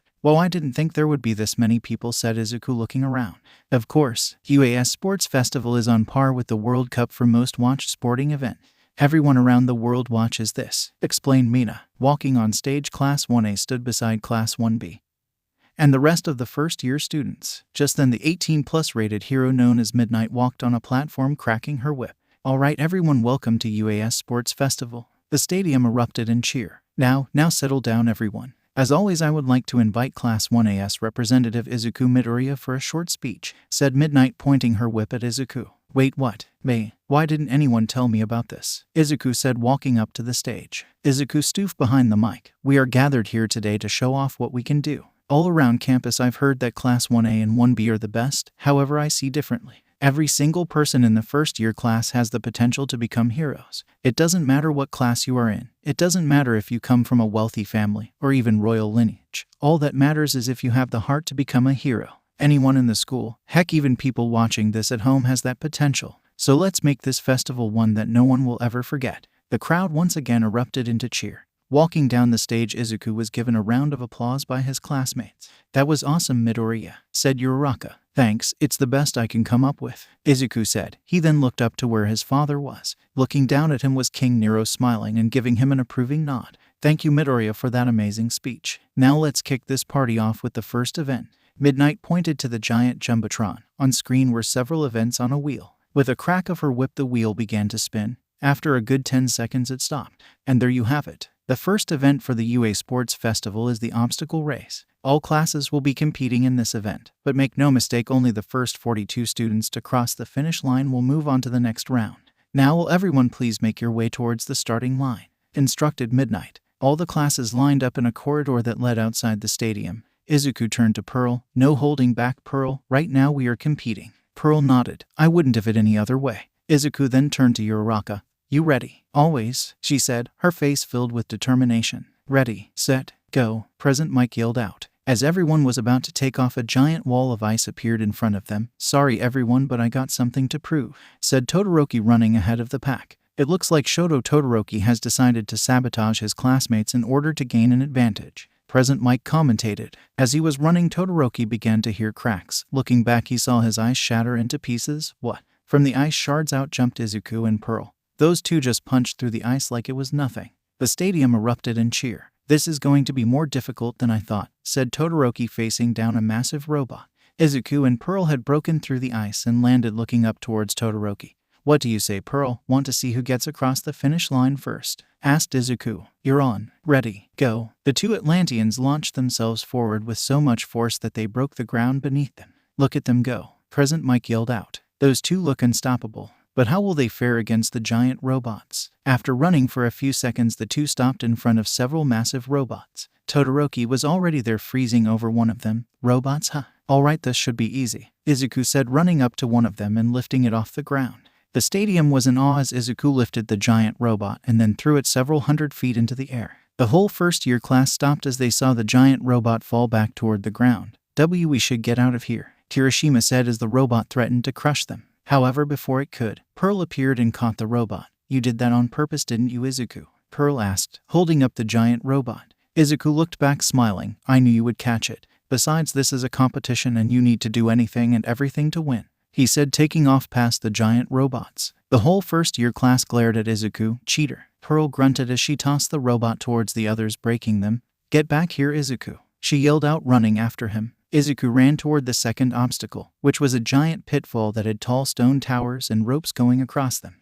What should I do? I could jump over it, but if I overshoot it I could fall. Maybe the ropes. You think too much, Izuku, a voice yelled out behind him. Before he could turn around, Pearl ran up and used Izuku's back as a launch pad to reach one of the pillars. Izuku went face first into the dirt. Looking up, he saw Pearl jumping from pillar to pillar. Reaching the other side, Pearl looked back and stuck her tongue out. Catch me if you can. So that's how you want to play it, Izuku said with a smirk. Reaching down, he grabbed one end of the ropes and jumped. What is Izuku thinking, jumping off the edge like that? Present Mike yelled out. Aizawa, who was in the booth with him, narrowed his eyes. Watch and see. Just then Izuku appeared from within the pitfall. He used the rope as a swing and launched himself over the second obstacle. And there he is. But will he be able to catch up to Pearl, who is almost at the final obstacle? Fair warning, everyone, things might get explosive, Present Mike yelled out as the crowd roared. Pearl ran towards the third and final obstacle, but in her moment of rush she missed the signs that said explosives ahead. She wasn't paying attention when she stepped on a mine. The explosion was massive, sending her flying back. Landing on her feet, she looked up to see the ground in front of her with circles of dark dirt. I was careless. I was too caught up on winning to see my surroundings. And that explosion ... it dried up my skin ... Was this designed for me and Izuku in mind? Pearl asked, looking down at her arm. Why are you just standing around for Pearl? You are wasting time, Izuku said, coming up beside Pearl. However, before he touched any of the mines, Pearl grabbed him by the shirt and pulled him down.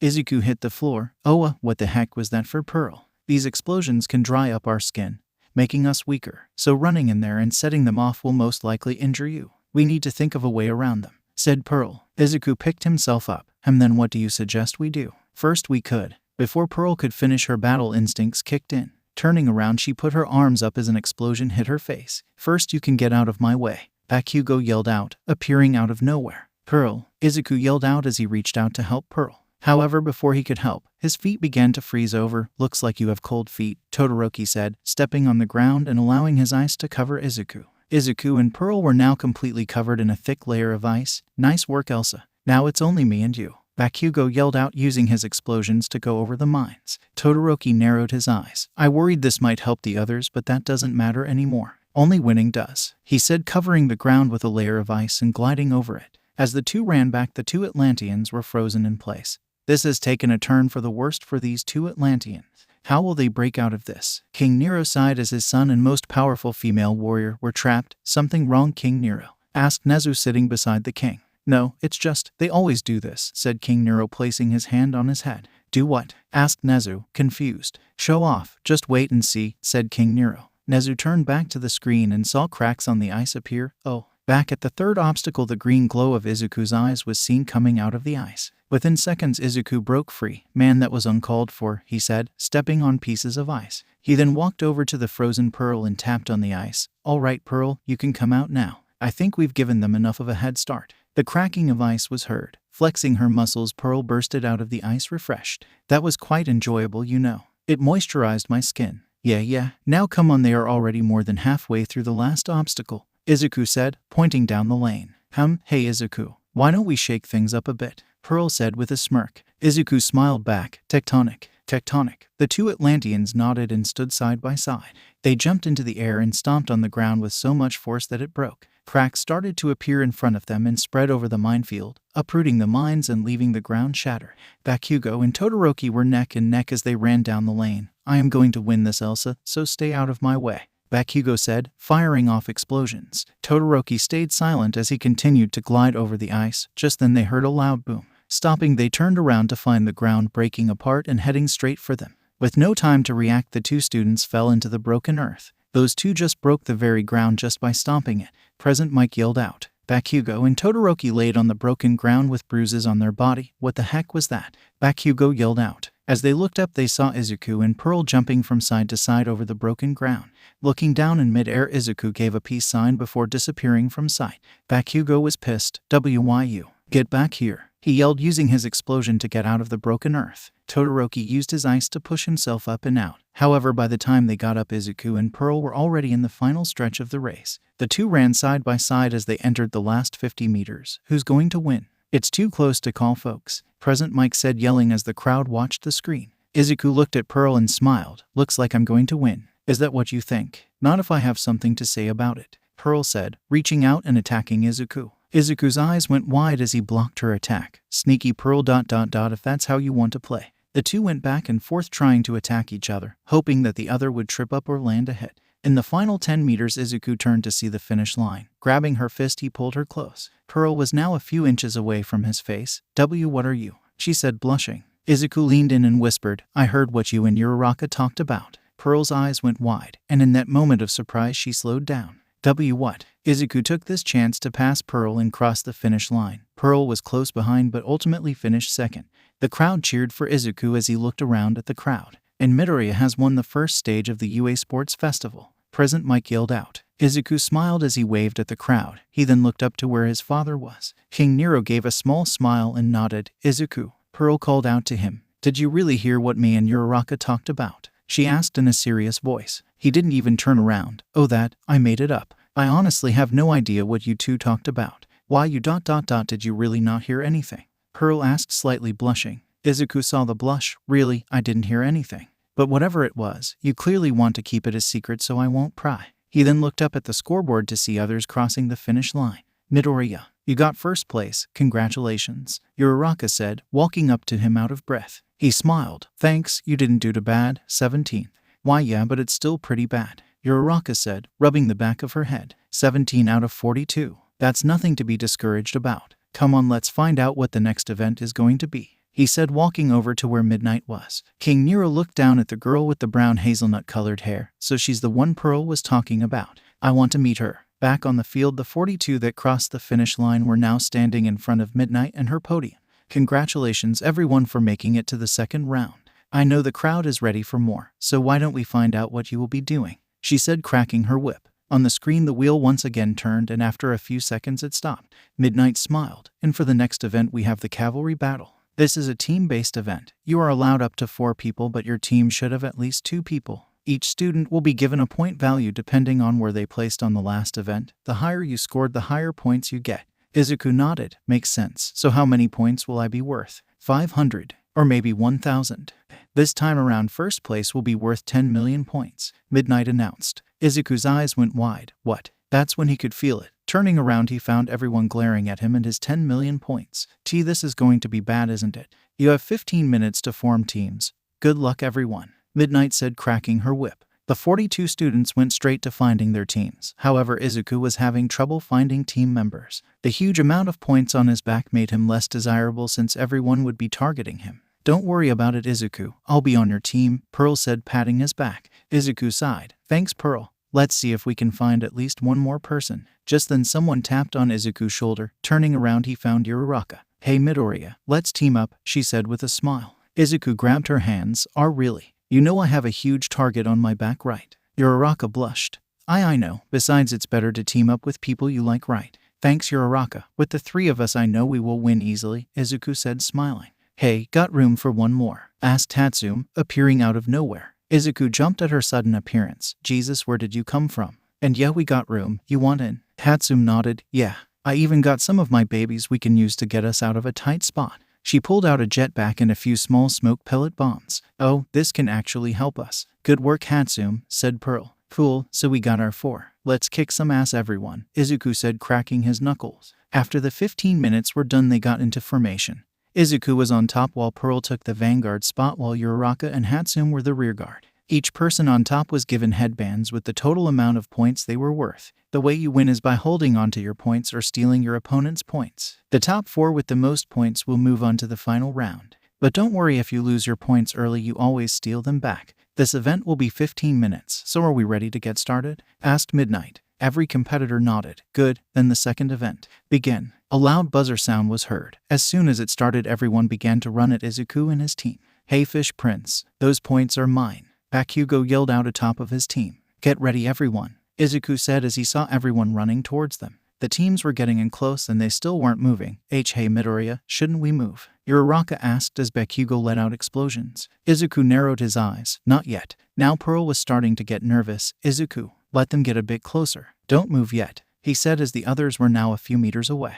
Midoriya, those points are mine. I have to prove to him that I can win without using his power, Todoroki said, as his teammate Momo created a spear for him to throw. Now, Hatsum, Izuku yelled out. Nodding, Hatsum threw the smoke pellets up. Izuku caught them and scattered them around the arena, completely covering it in black smoke. Every inch of the area was now covered in a thick smoke. Bakugo's team stopped. Cheap tricks. But I still remember where you were, he said, reaching out and fired a massive explosion into the smoke. The explosion pushed the smoke away, and it was revealed that Izuku was gone. What? You should really look behind you, Izuku said, appearing from the black smoke behind Bakugo. Reaching out, Izuku tried to go for the headband but stopped when he saw Mina's acid appear. Izuku, fall back. They are on guard now. As long as we keep your points, we should be fine, Pearl suggested. Izuku nodded. Fine, another time then. Best of luck, Bakugo. His team then slipped back into the smoke. Bakugo gritted his teeth. After them, he yelled out. In the smoke, Izuku couldn't see where they were going. We can't see a thing, said Hatsum. That's good. If we can't see them, then they can't see us, Pearl said, leading the pack. Yeah, but what do we do once the smoke clears? Asked Uraraka. Izuku thought about it. Uraraka, how long can you use your quirk? If I use it on everyone here, maybe 10 minutes, said Uraraka. That still leaves us with 5 minutes. Think we can hold them off for that long? Asked Hatsum. My jetpack is still a prototype, so it might not work. Only one way to find out. Uraraka, use your quirk on us. If you start to feel nauseous, let us know and we'll land, instructed Izuku. Uraraka nodded. Right. She then began to touch everyone, making them float. The crowd looked at the black smoke when all of a sudden Izuku's team emerged. And there we have Mr. 10 Million himself. President Mike said. It looks like they are taking advantage of Uraraka's quirk and Hatsum's inventions to help them. However, none of those will last forever, Aizawa commented. The smoke cleared and Izuku's team was nowhere to be found. Where are they? Bakugo growled out. That's when Mina saw a shadow. Looking up, she saw Izuku's team in the air, up there. She yelled out. Bakugo looked up. Damn you. Stay here and get ready to catch me, he said, using his explosions to fly into the air. Get over here. Looking down, Izuku smirked. Look who decided to join us. Unfortunately for you, we aren't taking any guests at the moment. Come back later. Bakugo was suddenly kicked down back to the ground by Pearl. All bark, no bite. Bakugo's team caught him before he hit the ground. Damn it. He was about to jump back up when Kirishima stopped him. No, don't. We should concentrate on getting other people's points, said Kirishima. He's right. We can focus on them when they come down. For now, let's go after the others, suggested Mina. Tisk, fine. Let's go, but once they come down, we'll get them, Bakugo said, turning away. Above the ground, Izuku saw the other teams looking for someone else to take the points from. Looks like they are leaving us alone, for now at least. Just wait until we land, then it will be a free-for-all, Uraraka said. I agree, but for now, we need to think of a game plan for when we land, said Pearl. Izuku nodded. Don't worry, we'll be just fine. Pearl, remember what we did during the obstacle race? Yeah, Oh, I get what you're trying to do, Pearl said with a smile. Exactly, Uraraka, when you are at your limit, stop your quirk. Hatsum, once you feel us falling, turn off the jetpack. And Pearl, smash, Izuku said. 12 minutes later, Uraraka was on the edge of throwing up. Midoriya, I think that's it for me. Izuku nodded. Got it. Thanks, Uraraka, you did great keeping it up for this long. Pearl, are you ready? Always, she said with a smile. Hatsum, now, Izuku yelled out. And we are falling, Hatsum said, turning the jetpack off. As they fell from the sky, Bakugo and the other teams took notice. Bakugo, they are coming down, Kirishima yelled out. Bakugo smiled. Good, I was getting tired of taking these extras headbands. Get us close, I am going straight for those points. Momo was busy making shields when she looked up to see Izuku's team falling. Todoroki, they are coming. Todoroki looked up. Perfect, once they land we attack. We need to get close. Leave that to me, said Ida. I have a special move I've been saving up. However, it's only a one-time thing, so make sure to grab that headband. Izuku's team began to pick up speed as they fell to the earth. Get ready, Pearl. On the ground, Bakugo's team watched as Izuku was now a few meters off the ground. He's mine, he yelled out as an explosion fired off from his hand. Ida revved his engines. Once I use this, I'll be basically useless, so make sure you get it, Todoroki. Right, ready when you are. Ida waited as Izuku was a few feet off the ground. Now, reciprocal burst. Pearl now, Izuku yelled out. Pearl tightened the muscles in her leg, and with all the momentum behind her, she stomped on the ground. The tiles lining the floor of the arena were upended as the ground began to ripple and break like an earthquake. Ida was in mid-run when he noticed the ground ripple and break apart. Oh no, Bakugo's team was also running at Izuku when the ground began to break apart. What? This looks like the same move those two did during the obstacle course, President Mike yelled out. Aizawa smiled underneath all the bandages. Smart. They knew they would be at a disadvantage when they landed, so they decided to reshape the battlefield. At the epicenter, Izuku's team emerged. Everyone all right? He asked. I'm good, said Hatsum. Be barely hanging in there, Uraraka said, holding back the urge to throw up. I could have held back just a bit. Oh well, it got the job done regardless, Pearl said, looking around at the damage she did. Now this is fine. Now that everyone is disoriented, we should be fine now. However, Izuku spoke too soon. Suddenly there was a crackle in the air. Turning around, Izuku blocked a lightning attack. The attack hit his forearm and was enough to leave a small burn mark. Just then multiple bolts of lightning began to rain down. We need to move, he yelled out. The girls quickly jumped around and dodged the bolts of lightning.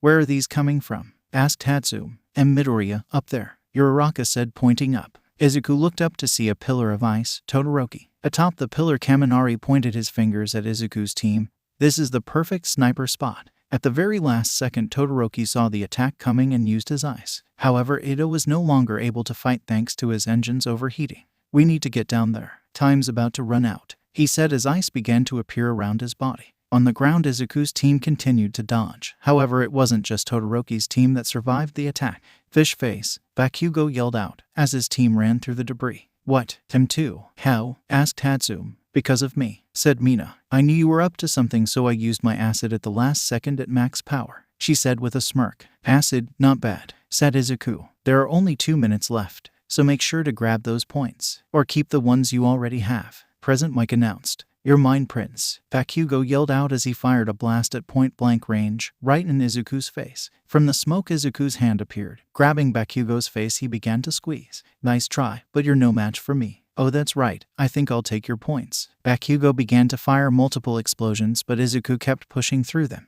He was just about to grab the headband when Kirishima and Mina activated their quirks. Pearl saw this and quickly kicked them away. Tusk, be more careful, Izuku. Sorry, got caught up in it. Let's fall back. We just need to hold out for 1 more minute, said Izuku. However, as they were backing away, Izuku's team was suddenly hit by ice shards. Looks like Todoroki is back, said Uraraka. Making their move, Todoroki created a slide from atop the pillar. Those points are ours. Izuku looked up to see Todoroki's team sliding down the ice. Oh, this is fun, Izuku said with a smile. The two teams crashed into each other. Izuku and Todoroki caught each other's fists. Looks like you got me right where you want me, Todoroki. What's your next move? Now, you freeze, Todoroki said as he began to freeze Izuku's arm. Oh, but don't you remember? Izuku's eyes then turned green. I can control water, and guess what ice is made of? The ice on Izuku's arm began to fall off. Say, why don't you use your fire? It would certainly work on me. Todoroki gritted his teeth. I refuse. I will never use his power. Shame, if you used your fire. This might have been more of a fight, Izuku said as he began to overpower Todoroki. Momo saw that he was losing and quickly made a metal pole, with the intention to use it against Izuku. However, before she could, Pearl managed to kick the pole right out of her hands. For a split second, Todoroki considered using his fire. He even conjured small flames but quickly stopped. Not today. Our score will be settled some other time, and right now, you're all out of it, Pearl said as a buzzer rang out. Time's up, Present Mike yelled out. Izuku quickly got off. Midoriya. We won, Uraraka said, wrapping him in a hug. For a second, Izuku stood shocked. Why, yeah, we did, and it was all thanks to you three. Uraraka finally saw what she was doing and let Izuku go. Sorry about that. I got a little excited. Don't be. We worked hard to move on to the final event, said Izuku. Come on, let's go find out what the last event is going to be. The group nodded and began to walk over to where Midnight was. And there you have it. The top 4 teams will move on to the final event, which will be. Midnight pointed to the Jumbotron. Then the words Battle Tournament appeared. A fan favorite returns. This will be a series of one-on-one fights. You win by knocking your opponents out, rendering them unable to move, or getting them to step out of bounds. Surrender. We will have a short intermission to give you guys a chance to rest. While you do, we will be deciding who fights who via lottery. The students all went over to the stands where they were separated into their classes. Above in the VIP lounge, King Nero watched his son disappear. He then turned to some of the guards. After my son's fight, go fetch him. Tell him I need to have a word with him. Oh, and tell him to bring the girl, the one with the brown hair. On a tall building about 5 miles away, a task force made of men in black tactical armor made it to the roof to see the stadium where the sports festival was taking place. This is Alpha. We are in position. We will need 10 minutes to get everything set up. Over, the commander said into his radio. Roger that, Alpha. Just make sure you don't miss. You'll only get 1 shot at this. I never do. Alpha's men then put a modified Barrett M82 down in front of him. Besides, with something this rare and expensive, there's no way I will. He then reached into his bag and pulled out a small metal box. Opening it up, a bullet made out of Atlantian steel was seen inside. As Izuku was walking toward the stands, someone tapped his shoulder. Turning around, he found Todoroki. Midoriya, a word please. Pearl and Uraraka, who were walking beside him, stopped and turned. Sure, let's go somewhere else. That's when Pearl tried to intervene. Izuku, I'll go with you. No, this is between me and Todoroki. Go up to the stands. I'll join you shortly, said Izuku. Pearl nodded. Very well, come on Uraraka, let's leave them to it. With that, the two girls went up towards the stand. Izuku and Todoroki turned the corner and found an empty hallway that led outside. So what do you want to talk about? You almost made me use it, said Todoroki. Use what? Asked Izuku, confused. Todoroki looked down at his arm, my other side, his quirk, his fire. I swore I'd never use his quirk. Why not? If you had used it, you could have won easily, said Izuku, crossing his arms. Because of what he did to my mother. You see, my father's obsession had always been to beat All Might, but he knew he couldn't do it, so he had to make someone who could, explained Todoroki. Izuku's eyes went wide. He paid off a family with an ice quirk and forced her to bear his children. My mother, after years of abuse, finally snapped, resulting in this. Todoroki touched his scarred face. I see. Well, for what it's worth, I am sorry you had to go through that. But that doesn't excuse your behavior, and quite honestly, it's pathetic, said Izuku. Todoroki was surprised. What? You're only using half of your power, half-assing it, while your classmates and other students are giving it their all. You're selfish, Todoroki. You think the world revolves around you, but it doesn't. The world won't wait for you to work out your personal grudges. Either give it your all or get out the way, Izuku said, glaring at Todoroki. Todoroki scoffed. I wouldn't expect a prince to understand. Why would you? You've been handed everything up to this point. You've never experienced pain or loss like I have. Izuku snapped. Throwing a punch, he cracked the wall just behind Todoroki's face. Listen, Todoroki, don't you ever assume you know me, cause you don't. You don't know what I've been through. You say I never experienced pain like yours, but I bet you have at least one good memory with your mother. Well, I don't. My mother died while I was still a baby. So don't you ever talk about pain or loss, cause you don't know what it's like. Removing his fist from the wall, Izuku turned his back on Todoroki. You don't want to use your fire, fine.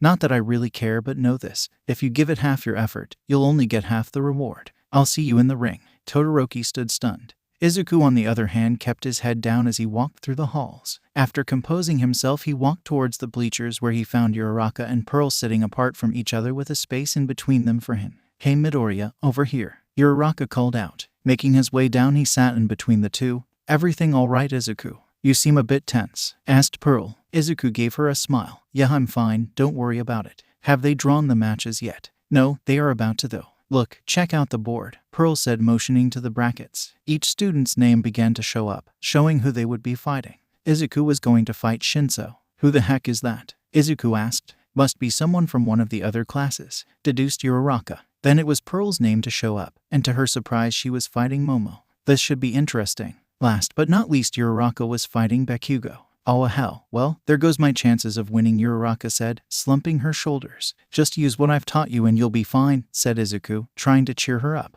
Thanks, Midoriya. I'll try, but Bakugo is strong, said Uraraka. Yes, but strength isn't everything. You must also use your head when in battle, said Pearl. That is also true. You're smart. I'm sure you'll figure something out, Izuku said, making Uraraka blush slightly. All right, let's not keep everyone waiting. Let's get this final event started, yelled out Present Mike. The crowd erupted in cheer. That's what I like to hear. So will Izuku and Shinso please make your way down to the field? Izuku got up from his seat. Well, that's me. Wish me luck, guys. His class wished him luck, but as he was leaving, he was stopped by Ajiro. Midoriya, a word of warning, careful with his quirk. I don't know what it is, but I can tell you. Whatever it is, I can't remember what I did during the cavalry battle. That's why I chose to withdraw. Interesting. Thanks for the heads up, but I should be just fine, trust me. And with that, Izuku walked away from Ajiro. As Izuku walked into the field, he was welcomed by the sound of cheering.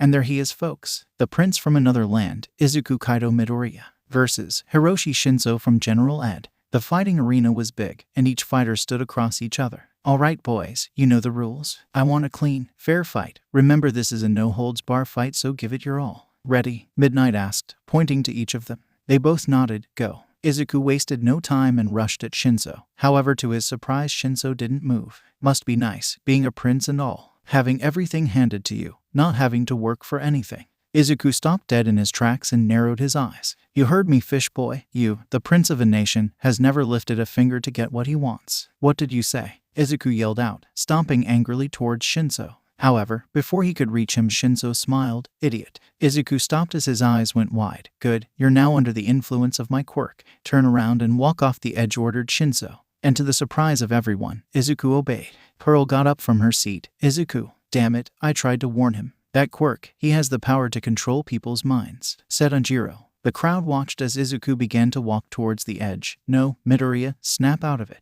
Uraraka yelled out. Even with his class yelling at him, Izuku was still walking towards the edge of the arena. King Nero looked on at his son. How are you going to get out of this one, Izuku? Izuku was now a few steps away from the edge of the arena and he showed no signs of slowing down. Damn it, Ajiro tried to warn me but I didn't listen. This is what I get for not listening. Oh well, time to stop messing around. Just as he was about to cross over the arena, Izuku stopped. Shinso was shocked. What? I told you to walk off the edge. Izuku didn't move. Didn't you hear me? I ordered you to walk off the edge. Oh, I heard you. I just don't want to do it, Izuku said, turning around with his eyes glowing green. It took me a while there to break free of your mind control. Lucky for me, I've had extensive mental training. Not for this, but it works nonetheless. Shinso took a step back. Impossible. Now, as long as I keep this up, your quirk won't be able to work on me, Izuku said, running at Shinso. Shinso tried to fight back, but he proved no match for Izuku's extensive training. Shinso threw a punch only to have Izuku duck under it and spring up with a hard uppercut.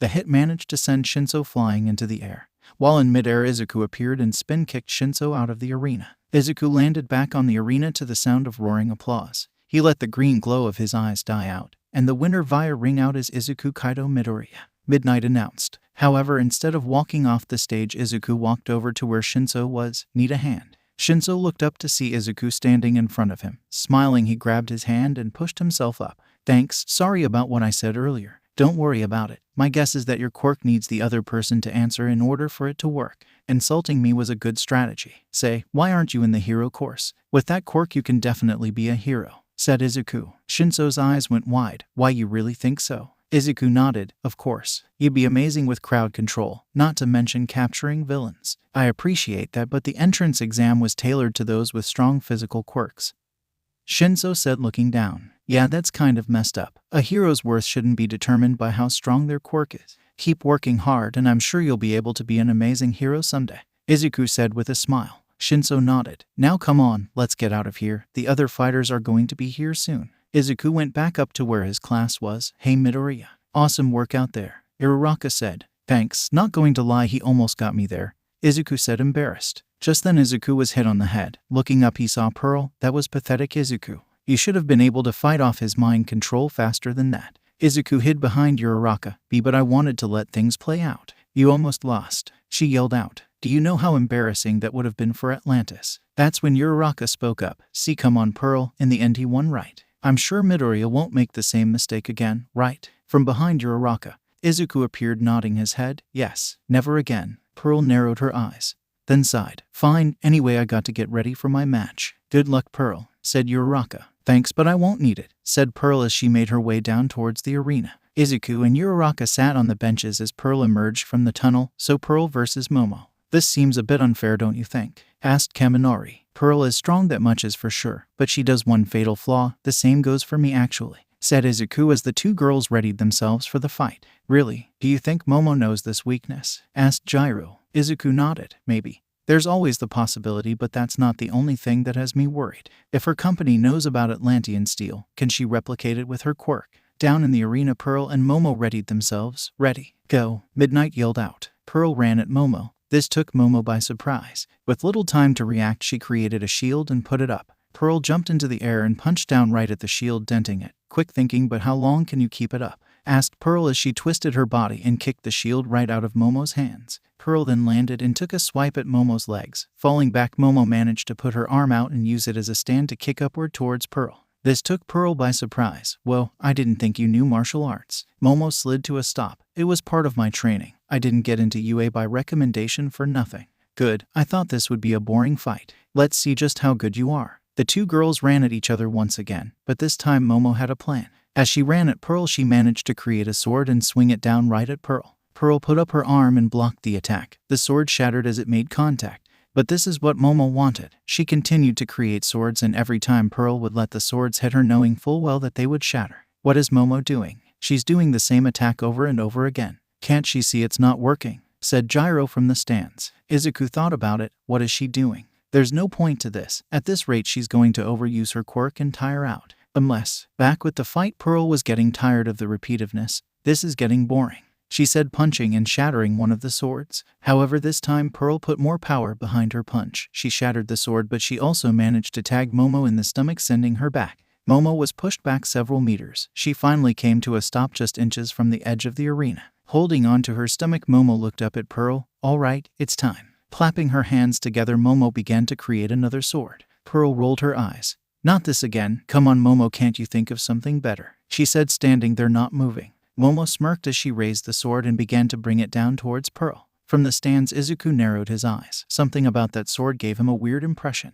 That's when he put 2 and 2 together. Izuku suddenly got up from his seat. Pearl, dodge. Pearl heard Izuku and dodged out of the way, but the sword still managed to scratch her. Jumping back, Pearl had a cut across her cheek. Pearl placed her fingers on the cut and noticed blood running down it. Midoriya, what's wrong? Asked Uraraka. Izuku gritted his teeth. That sword, it's made of Atlantian steel. It's one of the few metals that could cut our skin. Uraraka's eyes went wide. Then that means Pearl is in trouble. They have to stop the match. No, Pearl is a warrior, and as such she is ready to die at a moment's notice. Besides, she won't lose, did you forget? She's Atlantis' best female warrior, she won't lose, Izuku said, looking back at Pearl. Pearl smiled as she wiped the blood off of her face. I knew it, this confirms everything. Since you know the atomic configuration of our metal, it must mean your company has some of our weapons. Momo gripped the weapon, and what of it? You do know that you having that weapon, our metal, is a clear violation of the treaty we put into place, said Pearl. Momo was shocked. What? Pearl's voice then turned serious.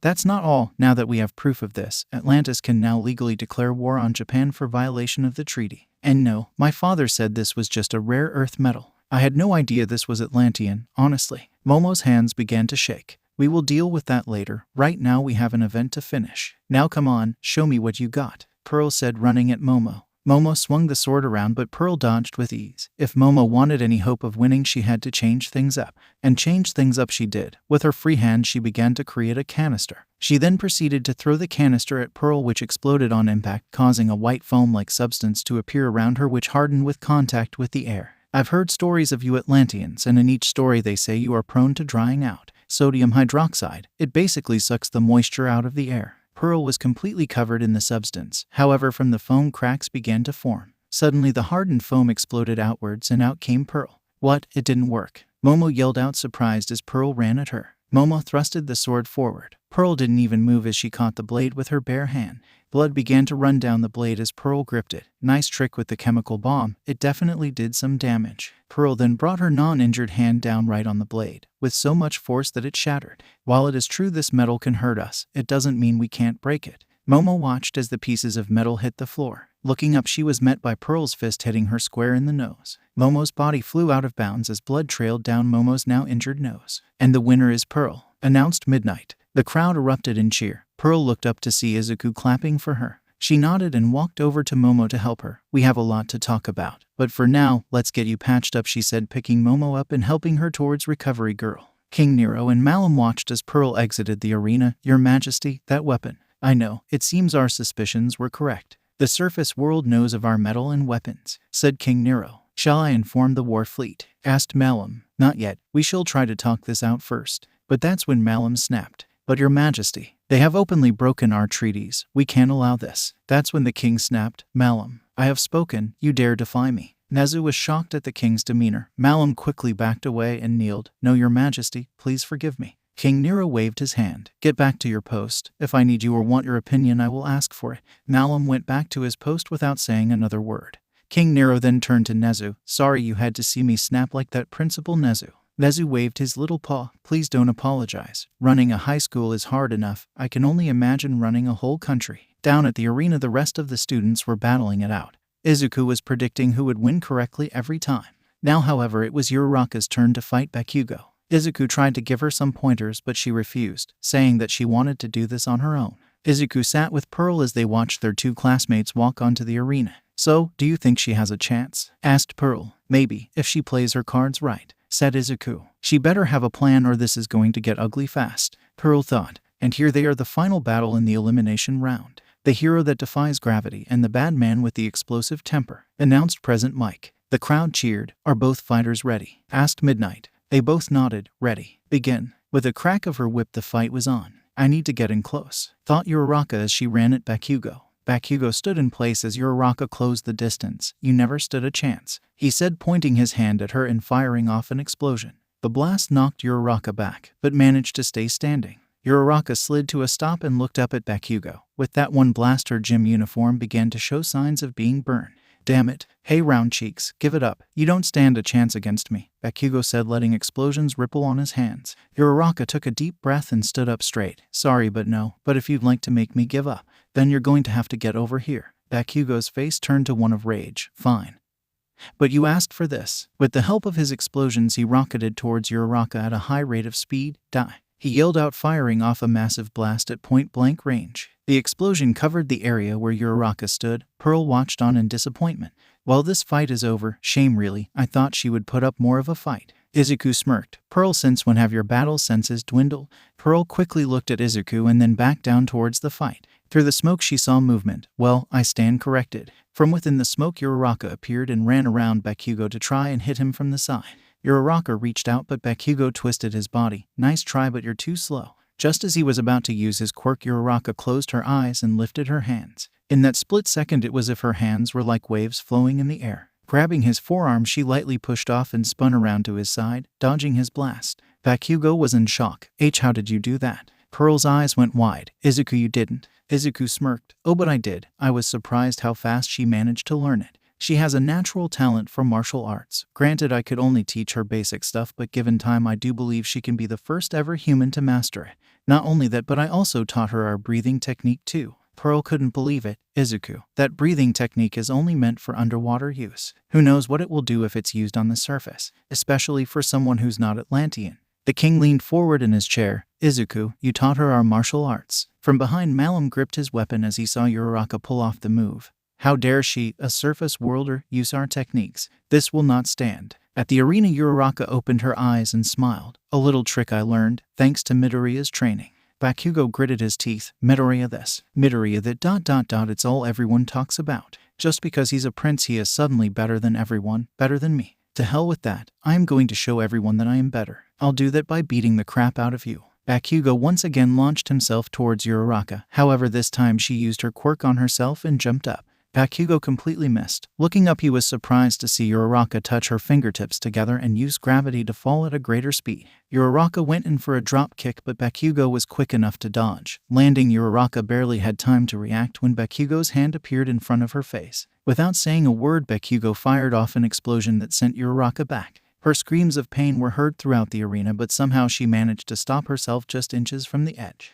Her clothes were now a burned mess. She also had burn marks across her body and face. I can't lose. Not after Midoriya trained me, she said, wiping the blood off of her lip. Uraraka once again charged in. Bakugo rolled his eyes. This stupid move again. How dumb do you think I am? He asked, pointing his hand towards her. Bakugo lunged forward in an effort to tag Uraraka. However, at the last second, Uraraka used her gym jacket as a distraction. Bakugo missed, and in the smoke, Uraraka began to enact her plan. This smoke won't save you, he said, pushing the smoke away. As it cleared, he looked to his right to see Uraraka standing there. There you are, this fight is over, he yelled out, rocketing towards her, ready to finish the fight. However, as he got closer, he saw a smirk appear on her face. Got you, she said, touching her fingertips together. Bakugo's eyes went wide as he looked around in a panic. What did you do? He asked. Look as he might, he did not find what she used her quirk for. That is until he heard a rumbling coming from above him. Looking up, he saw several tons of rock and debris he created thanks to his quirk. As they fell, they threatened to bury Bakugo. From the stands, Izuku smiled. Good plan. It would have worked on anyone else but Bakugo. Uraraka watched as Bakugo raised both his hands up and fired a massive wide-range blast towards the rocks, completely destroying them. Uraraka's breathing suddenly became erratic. She fell to one knee and began to gasp for air. This must be the effects of the breathing technique Midoriya warned me about. However, as she looked up, Bakugo appeared in front of her with his hands pointed right at her. This is over, he said, firing a blast. This time, Uraraka didn't have time to react as the blast burned her body. However, even after the direct hit, Bakugo wasn't done. He then began to let out several smaller blasts right at Uraraka. Each blast that hit burned her body, uniform, and bruised her body. Bakugo paused for a moment. From the smoke, Uraraka appeared barely conscious. It's done. Throw yourself off the edge. Uraraka stood on wobbly legs. And never, I can't let him down. Tusk, fine, then die like the rest of them. Bakugo yelled out, rocketing towards Uraraka one final time. Pearl sighed. Well, that's that. Come on, Izuku, you should get ready for your next match, she said, turning to Izuku. However, he wasn't there. Izuku. Uraraka didn't even put up her hands to block. Bakugo's explosion hit its target. Uraraka was sent flying out of the arena and towards the wall. "I'm sorry, Mom, Dad, Midoriya. I failed." However, before she hit the wall, someone caught her bridal style. With her eyes half open, Uraraka saw Izuku's face. "And Midoriya." He looked down and smiled. "It's all right, Uraraka. You did your best. This is a fight you can be proud of. You showed everyone that you can go toe-to-toe with the best of them." A tear fell from Uraraka's face as she drifted off to sleep. Izuku then began to turn and walk away from the arena to get Uraraka the medical attention she needed. Bakugo watched them leave.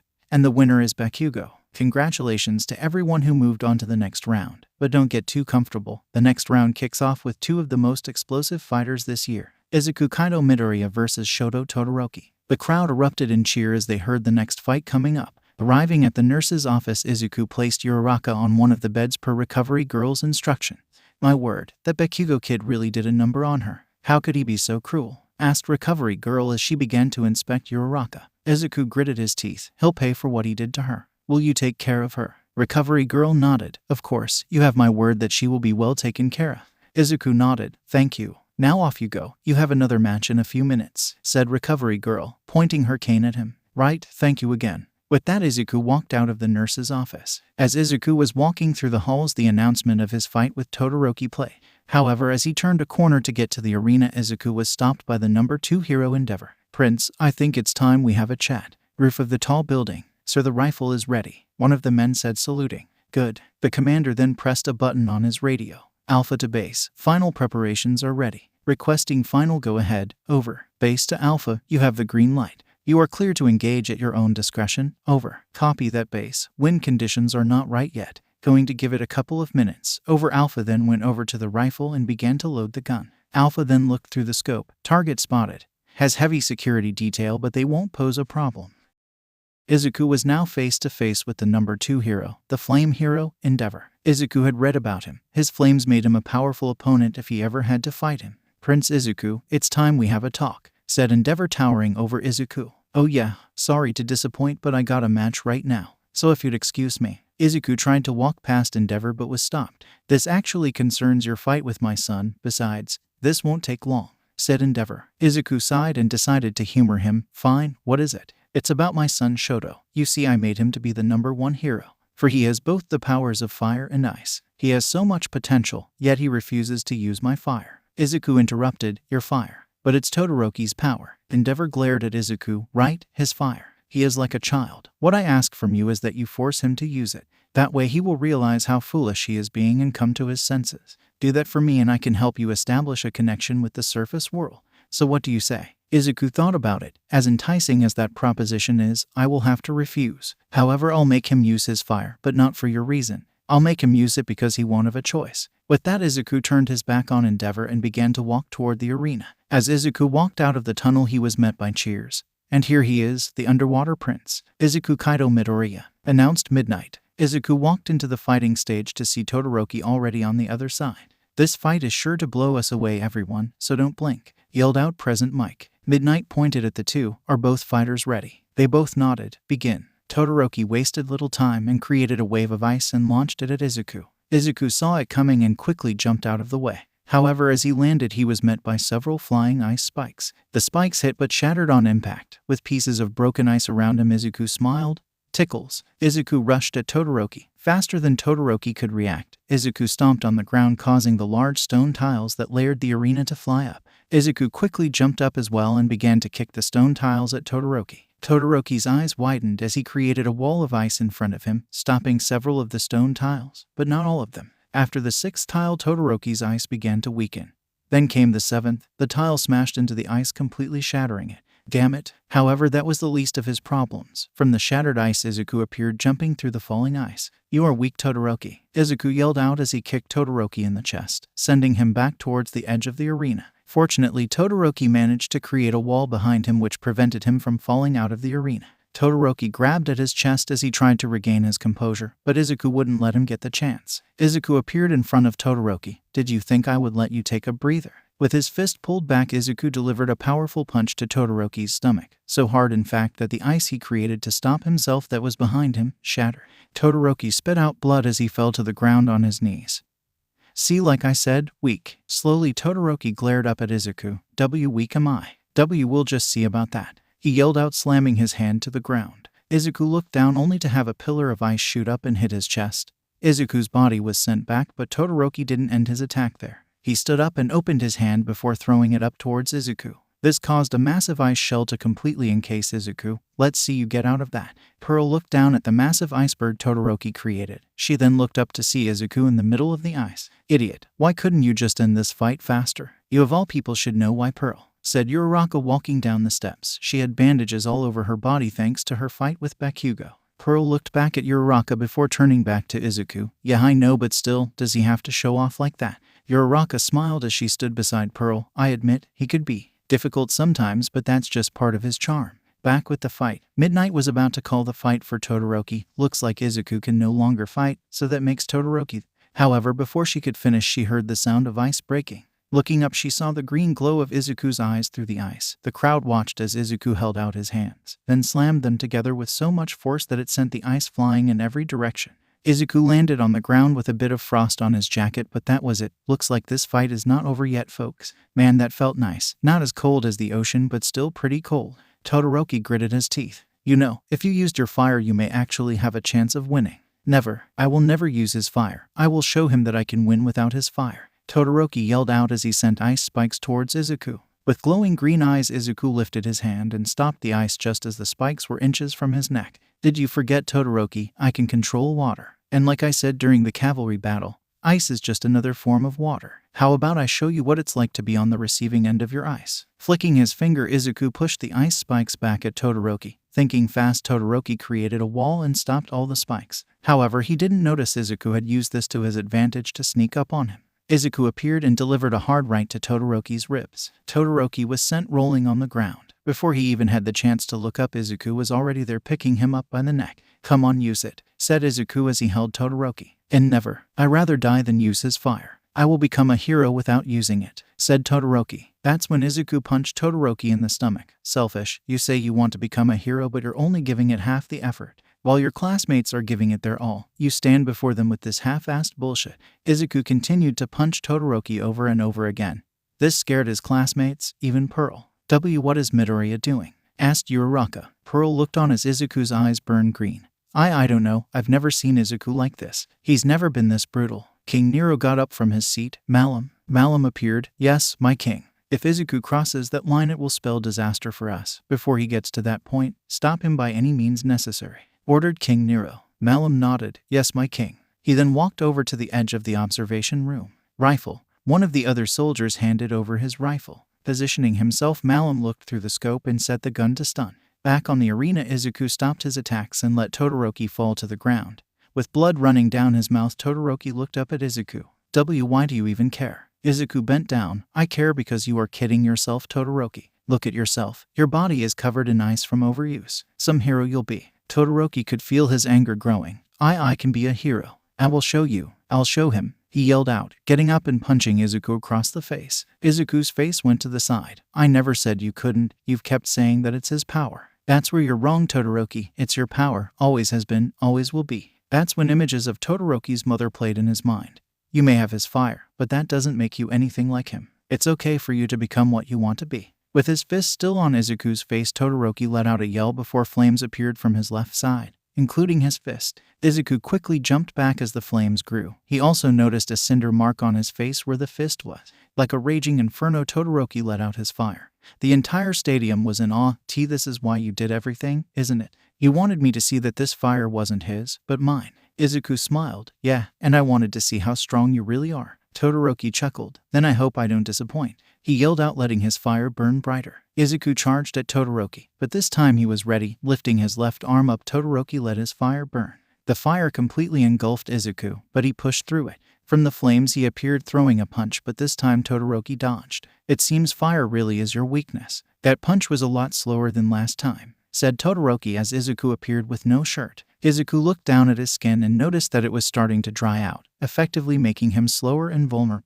I knew this was going to happen, but I didn't think your flames were this hot. Guess I have to end this fight now. Something we can agree on, but I am going to be the one to win, said Todoroki, slamming his left hand on the ground and covering the entire arena in fire. Izuku was completely engulfed in fire. He looked around for an escape but found nothing. To make matters worse, he could feel his strength leaving his body. Falling to one knee, Izuku had to think of something fast. And need to hydrate ... But how? There's no water. That's when Izuku had an idea. A very stupid idea. Blood is 55% plasma and of that, 90% is water. Izuku lifted his hand and punched himself in the nose, breaking it and causing blood to run down.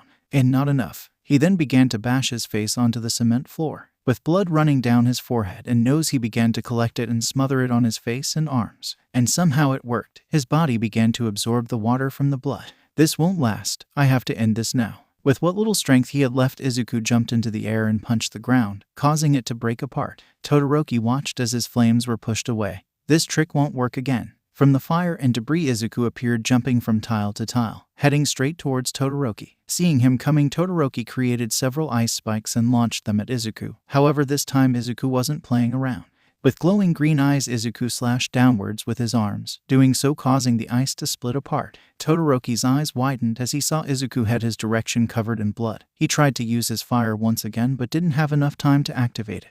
Izuku dived as Todoroki's face was slammed into the ground. As everything calmed down and the dust cleared, Izuku was seen pinning Todoroki on the ground and breathing heavily. Midnight was in disbelief, and the winner is Izuku Kaito Midoriya. The crowd roared as they celebrated Izuku's victory. Izuku let go of Todoroki, allowing them both to stand. That was stupid, Midoriya, said Todoroki. Why yeah, but it worked, didn't it? Now come on, let's go. Before Izuku could finish his sentence, he fell to the floor unconscious. From the stands, Uraraka and Pearl watched him fall. Midoriya yelled out Uraraka in a bit of worry. Idiot, he's fine, Uraraka, he's just dry. He needs to be dunked into some seawater fast. I got to tell Recovery Girl about this. Pearl turned to go to the nurse's office but stopped at the door. You coming? Uraraka was surprised. You sure? Pearl nodded. Yeah, besides I know Izuku would like to see how you are doing. Izuku was taken to Recovery Girl. She kissed him and his wounds were healed up, but he wasn't waking up. That's when Pearl and Uraraka walked in and explained what needed to be done. After securing a tank and some salt, they placed Izuku into the tank and almost immediately he woke up. Huh, where am I? You're with Recovery Girl, said Pearl with an angry look on her face. Oh, looks like I overdid it, said Izuku, rubbing the back of his neck. No shit, if you weren't injured right now I would have smacked you by now, said Pearl, hitting the tank he was in. Lucky for you, Recovery Girl has already warned me against that. How are you feeling, Midoriya? Asked Uraraka. Oh, Uraraka, I see you're all good now. And I'm alright. I just need some time in this tank and I should be good to go for the final round, said Izuku. Uraraka smiled. That's good to hear. However, that's when Malum walked through the door followed by two guards. Prince Izuku, I bring a message from your father, he said, kneeling before the tank. Izuku nodded. Speak. Given your current condition and the nature of these fights, the king asks for you to withdraw from this event, said Malum. Izuku sighed. Yeah, I kind of guessed that's what he wanted. Alright, I'll forfeit. He then turned to Pearl. Pearl, sorry to leave it up to you, but it looks like you'll have to win it for us. Yes, of course, said Pearl, bowing. There is also one other thing, Prince. The king wishes to speak to you and her, said Malum, pointing at Uraraka. Me? Asked Uraraka, pointing at herself. Did he say why? Asked Izuku. No, all he said was when you are able, that he wishes to speak with the both of you, explained Malum. I'll go, but Uraraka has a right to choose if she wishes to join or not, said Izuku, turning to Uraraka. I guess if the king says so I have to go, said Uraraka. Izuku nodded, and turned to the guards. Very well, wait outside until I am ready, ordered Izuku. Malum and his guards bowed before leaving the room. Sorry about this, Uraraka. Uraraka waved her hands in front of her. Don't be, although I am curious as to why the king would want to talk to me. Guess we'll find that soon enough. Alright, I think it's time for me to get out of this. I'm not at 100%, but I should be fine, said Izuku, jumping out of the tank. Uraraka turned around, blushing at the sight of Izuku's body. She knew he was muscular, but this took her by surprise. Izuku had the body of a Greek god. His six-pack and chest muscles gleamed thanks to the water. After changing, Izuku and Uraraka were escorted to where the king was. Pearl was there too, but she had to leave to fight her battle with Bakugo. The two were taken to the VIP section of the stadium. Outside one of the doors were several of King Nero's guards. Opening the door, they went inside to see the king standing up holding his trident and looking down at the arena. Izuku and the guards kneeled. Uraraka was surprised at first but quickly followed suit. Turning around, King Nero saw his son and Uraraka had arrived. My king, I have brought them as per your instruction, said Malum. Good, now leave us. I wish to speak to them alone, commanded King Nero. Yes, as you command. Malum got up and ushered his guards to leave the room. King Nero then walked towards Izuku and Uraraka. Please stand, you two. They both got up. Uraraka was nervous as hell. She's never met a real-life king before. The closest she's gotten to meeting a king was at a Burger King. Father, why did you? Izuku tried to speak but was instead backhanded across the face by his father. Izuku fell to one knee as blood dripped down his lip. Midoriya. Uraraka yelled out, rushing to his side. Izuku, stand, King Nero ordered. With shaky legs, Izuku stood up straight, only to be backhanded again. Uraraka was in shock. Why is the king doing this? Izuku, stand, ordered the king once again. Once again Izuku stood up, only to repeat the process. After the fourth backhand, Izuku's face was now bruised and bloody, and Uraraka couldn't take it anymore. As the king was going for the next backhand, she jumped in front of Izuku, protecting him. That's enough, yelled out Uraraka. King Nero saw this and raised an eyebrow. You Uraraka, don't, said Izuku. Uraraka could feel the king's immense pressure crash over her. She could feel it trying to push her down. However, she gritted her teeth and pushed back. King Nero was taken aback by this. At the same time, flashbacks of his late wife began to play in his mind. I mean, please stop, your majesty, Uraraka said, bowing, seeing that she stepped up to the king of Atlantis. King Nero looked back at Izuku. You know why I did this, right, Izuku? Izuku nodded as he wiped the blood from his lip. Why, yes, sir. What you did could have ended our relationship with the surface world. Whatever the reason may have been, beating him to that extent is inexcusable, explained King Nero. Izuku looked away in shame. Yes, sir. And you, he said, directed at Uraraka. Uraraka jumped back. Why, yes, your majesty. Never in my long life has anyone spoken to me in such a manner. Not even my closest friends would speak to me in that manner. Uraraka swallowed a lump in her throat. Yet you stood up to me, for Izuku's sake. Father, she was. Izuku tried to explain but was stopped by King Nero. King Nero smiled. Pearl was right, you really are something else. Uraraka's eyes went wide. Pearl has told me that you are a bit of a klutz, but that you are also extremely determined, focused, and have a somewhat intimidating aura. It seems like she was right. You didn't even falter when I let out my aura. Most impressive, said King Nero. Thanks, said Uraraka, a bit confused. King Nero laughed. Don't worry about it, dear. You passed. Passed? Was this a test? Asked Uraraka. That's when Izuku put it together. Father, don't tell me. King Nero nodded. Yes, I wanted to see if this person Pearl had spoken highly of was actually the real deal. Turns out she is. Please, father, don't do that again, said Izuku, letting out a sigh. I was only looking out for your well-being, Izuku, said King Nero. Uraraka couldn't help but let out a small chuckle. Sorry, I just never expected the king of Atlantis to be such a doting father. He is my only son after all. Now that that's out of the way, how are you, Izuku? Asked King Nero. Better, father, I just need to rehydrate, explained Izuku. Good, and you, Ochako, was it? I hope you are doing well also. That fight you had was pretty rough, asked the king. Uraraka nodded. I am good, your majesty, just a couple of cuts and bruises. Nothing that can't be healed. King Nero nodded. That's good. I also saw you use some of our martial arts. Most impressive. No one on the surface has ever learned it, yet you did. Granted, it was the basics, but still, I assume Izuku taught you. Yes, he did. I hope that's not a problem, said Uraraka. No problem at all. Besides, if the surface world can adopt more of our teaching, it would be for the better, explained King Nero. Father, if I may, why did you ask for us? Asked Izuku. King Nero sighed. I wanted to ask you two a question. Pearl has reported back something that has concerned me. She says you two have feelings for each other. Is this true? It took a second for the question to register, but once it did, they both turned bright red. What? I mean, she and I. We aren't ... but ... The two were a stuttering mess. King Nero couldn't help but laugh at their expense. See that? That tells me everything I need to know. So I'll ask you first, Izuku. Do you have feelings for her? Asked King Nero. Izuku paused and collected himself. Why, yes, father, I do have feelings for her, said Izuku, blushing. King Nero nodded. And you, Ochako, do you have feelings for my son? Uraraka couldn't get the words out, but finally managed to speak. Why, yes, your majesty. If I'm speaking honestly, I do. I see, and have you two ... you know ... done it yet? Asked King Nero. The two turned a deeper shade of red. No, we haven't, yelled Izuku. Really? Asked King Nero to Uraraka. Yes, sir, really. We haven't done anything, said Uraraka, embarrassed. Young love. I'm honestly surprised the two of you haven't. When I was your age, Izuku, I was having the time of my life, said King Nero. That was until I met your mother. Oh boy, did she whip me into shape. She helped me become the king I am today. She also made a fine queen. Speaking of the queen, where is she? Asked Uraraka. The king turned around. No longer with us, she died at childbirth. Uraraka gasped. I didn't mean, I'm sorry, I didn't know. It's fine, Testa was her name. She was a very proud warrior. But she also had a soft side, said the king, taking a seat. Testa, she sounds like someone I would have liked to meet, Uraraka said with a smile. King Nero returned the smile. She also would have liked to meet you. Come here, Ochako. Uraraka did as she was told and walked over to the king. All these people, your world. She loved the surface world and hoped that one day our two worlds can live in peace. What do you think? Uraraka thought about it. I also believe our two worlds can coexist in peace. It would benefit us both if we learned from each other. Good answer. You remind me a lot of the queen. I see the same spark in your eyes. Continue to work diligently and I know you will be rewarded, said the king, placing a hand on Uraraka's shoulder. Izuku walked over to them. So is this the reason you called us here for? To test Uraraka. King Nero turned his back on the stadium. Yes, Izuku, you already know how fragile our relationship with the surface world is. So if I can make it even a bit better, I would. I also believe that you two are the reason that will soon be possible, said King Nero. Now, go back to your friends. I do believe Pearl is about to fight.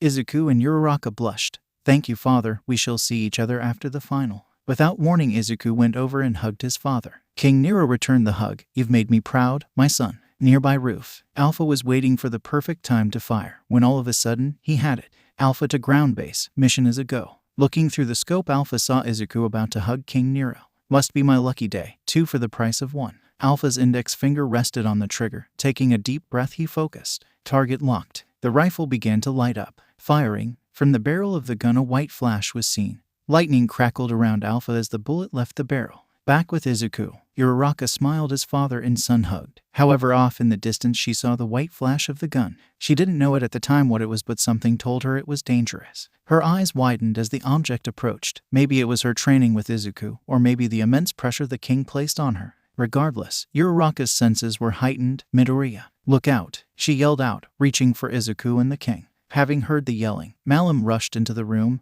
Your Majesty. Thanks to having his back turned, King Nero didn't know what was going on, but Izuku could see what Uraraka yelled out about. Izuku's eyes widened as he saw what it was. Oh no. Father. Izuku tried to twist his father off to the side and out of the way, but he was too slow. Instead, he turned his father and decided that whatever it was going to hit him and not the king. Closing his eyes, Izuku braced for impact. However, at the last second, he felt someone push him from the side. Izuku assumed it was Malum, but as he and the king fell to the ground, he noticed that it wasn't. Where they stood was Uraraka. Midoriya, you all right? She asked as she coughed out blood. To Izuku's horror, Uraraka had a bullet hole above her abdomen. Blood poured down the wound as she fell to her knees before falling on her face in a pool of her own blood. No, Achako. A few moments ago, Pearl was walking onto the stage ready for her fight against Bakugo. The crowd cheered as she walked onto the stage. And there she is, the most fearsome female fighter this year, Pearl, announced President Mike. Pearl stood proud. Looking over to the other side of the ring, she saw Bakugo standing there. This is it, my chance to prove to Izuku how much better I've gotten. Are both fighters ready? Asked Midnight, cracking her whip. They both nodded. Begin. Bakugo wasted little time and used his explosions to close the distance between them. Your mindfish face. Pearl stood firm and waited for him to get in close, but that's when she saw something coming into her view. Whatever it was, Pearl could see lightning crackle around it. What is that? Focusing hard, she saw the familiar glow of the metal. Her eyes widened. That's Atlantian steel. Seeing the height at which it was coming at, she deduced where it was going to hit. That's when it clicked. Your Majesty. At the last second, Pearl turned around to see the bullet shoot into the king's VIP room. She tried to jump towards the room but was suddenly blasted on the back. Where do you think you're looking? Your fight is right here. Bakugo yelled out as he lifted his other hand. However, Pearl was done playing games. As Bakugo raised his arm, Pearl grabbed it and punched his forearm with so much force that she broke it. Bakugo's eyes widened. She had done it so fast that the pain hadn't even registered yet. Huh, is all he could say before Pearl yelled. Out of my way. Spinning around, Pearl delivered a powerful kick to Bakugo's stomach, sending him sliding on the ground.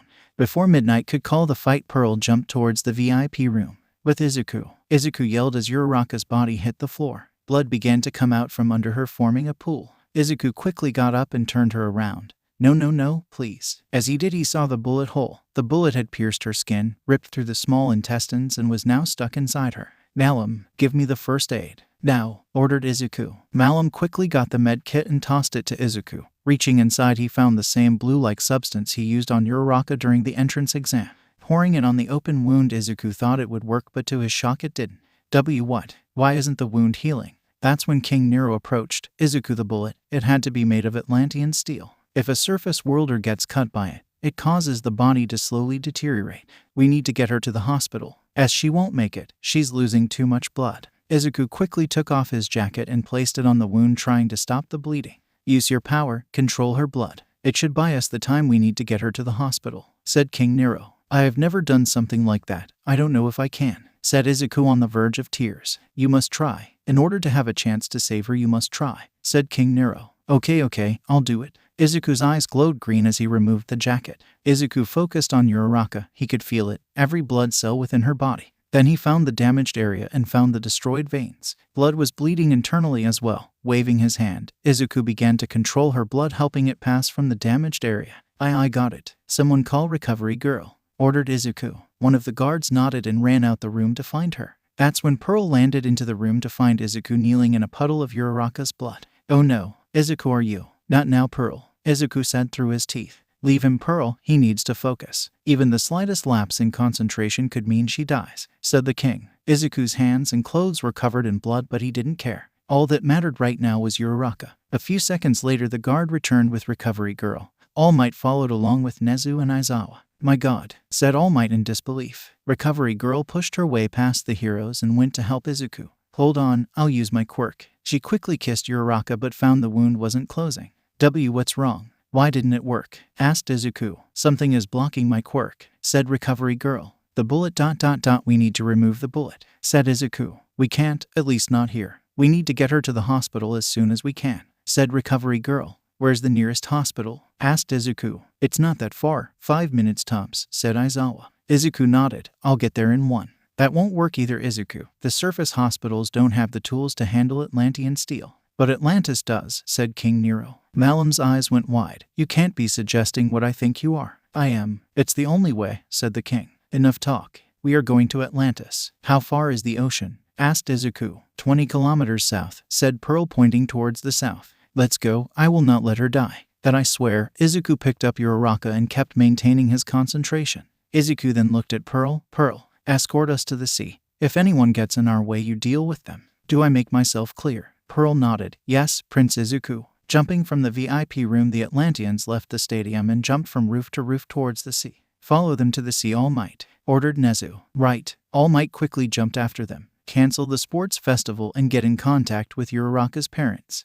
They need to be informed of what's going on, said Nezu to Aizawa. Way ahead of you. With that, Nezu was alone with Recovery Girl as they watched Uraraka be taken away. As they jumped through the city, Izuku kept looking down at Uraraka. Her pulse was getting weaker by the second. Please, Uraraka, please hold on for a bit longer. Just as they were about 1 kilometer from the sea, Izuku turned to one of the guards. Give it now. The guard tossed Izuku a small circular device. Placing it on Uraraka's chest, it began to form a suit-like layer around Uraraka. It was meant to help her breathe underwater. Izuku, the sea, yelled out Pearl ahead of them. All Might was right behind them but quickly found they were going to outrun him. So fast, I can't keep up. Is this Midoriya when he's not holding back? Izuku looked up to see the harbor. With one final powerful jump, the Atlanteans all dived into the water. Go, son. We'll catch up to you, said the king. With Uraraka in his arms, Izuku swam as fast as he could towards Atlantis. As he took off, an underwater sonic boom was heard as Izuku pushed himself through the water. Izuku was a fast swimmer, but he always had to limit himself so others could keep up.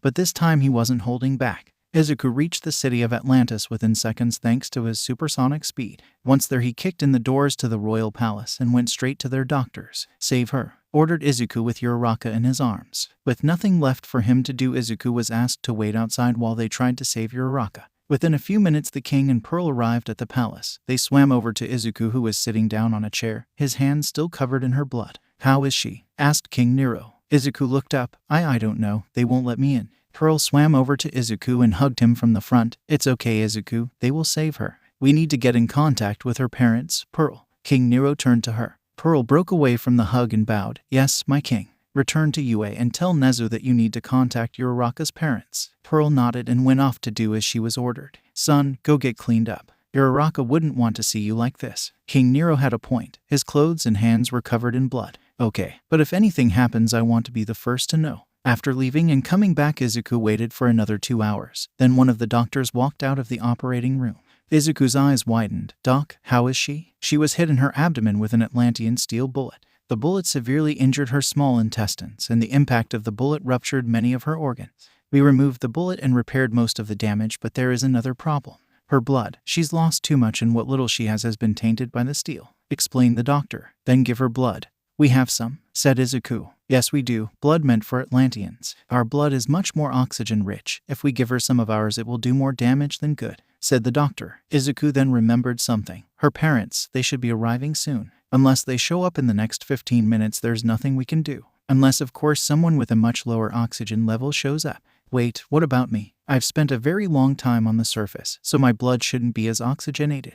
Could that work? Asked Izuku. The doctor thought about it. Yes, that should work. Your blood is O as well. Quickly come with me. Dragging Izuku into the operating room, the doctor began to set up the blood transfusion. Izuku was placed on a bed next to Uraraka. He could see her face had turned snow white and the pink of her cheeks was gone. Not long after, the doctor connected the two and the transfusion was underway. After giving enough blood, Izuku was once again told to wait outside. A few minutes later, Pearl arrived at the palace with Mr. and Mrs. Uraraka in tow. Izuku, they are here. Izuku got up and walked towards her parents. They wore the same device that allowed them to breathe underwater. As Izuku got close, he suddenly fell to his knees and bowed before them. I am so sorry, said Izuku as tears began to well up in his eyes. Uraraka's parents were surprised. Here was Izuku, Prince of Atlantis, bowing before them. I'm sorry. I couldn't prevent this from happening. Mrs. Uraraka then swam up to Izuku. Please lift your head, son. I'm sure you did what you could. But that doesn't matter right now. What does matter is my little girl. Izuku lifted his head. She'd lost a lot of blood, so I had to give her some of mine.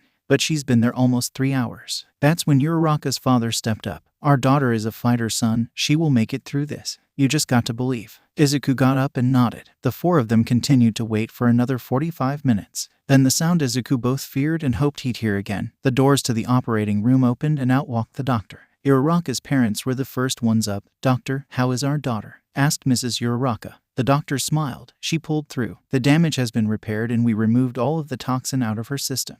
We are sending her to a room to recover. Izuku felt the pressure off his heart relieved. Can we see her? Asked Izuku. Of course, although she might still be asleep thanks to the anesthetic gas. So it will be a couple of hours before she wakes up, but please follow me. The doctor led the group to a room in the palace. The room was large and was outfitted with a surface world environment. That meant no water, but it provided a full view of the city below. You can remove the devices. The air should be the same as on the surface, said the doctor. Mr. and Mrs. Uraraka pressed on the device and deactivated it. Uraraka laid asleep on the bed with a respirator and bandages around her midsection. Her parents approached her and smiled, seeing that their daughter was alive. Izuku and Pearl watched from the door entrance. They didn't want to disturb them. Come on, Izuku, let's leave them be, said Pearl, tapping Izuku on the shoulder. They were about to leave when Mrs. Uraraka called out to them. Wait. They turned. Thank you for saving her. Izuku nodded, and without saying a word he left the room. As they were walking away, Izuku's face turned to one of rage. Pearl could feel the anger coming off of Izuku. Yes. Who did this? Asked Izuku. His voice was cold and dark. We do not know. But if our steel was used, then that leaves only two possibilities, said Pearl. Either someone from Atlantis gave them the steel or it was the government, explained Pearl. Izuku threw his fist against the wall with so much force that it broke. When I get my hands on whoever did this. Izuku, calm yourself. You won't be able to think rationally with rage in your mind, said Pearl, trying to calm him down. Oh, don't worry, Pearl. I'm thinking very rationally, said Izuku. Maybe this was an attack aimed at All Might or another hero, maybe. Izuku, you know who they were aiming for, said Pearl. Izuku didn't want to believe it. He didn't want to accept the fact, but he had to. Pulling his fist off the wall, he hung his head. They were aiming for my father. Where is the king now? Asked Izuku. He is in the throne room with Malum, said Pearl. Then I shall go. Pearl, you are to guard Uraraka until my return. If anyone besides her parents, myself, the king, or the doctors tries to enter, deal with them, ordered Izuku. Pearl nodded. Of course, Prince Izuku. Izuku quickly went off to meet with his father. He didn't even knock. He just opened the doors to the throne room. There he found Malum at the steps of the throne. Please, your majesty, rethink this. The surface world tried to assassinate you. We have to retaliate, pleaded Malum. We do not know for certain that it was the surface world. Until we have the proper information, we will stand down.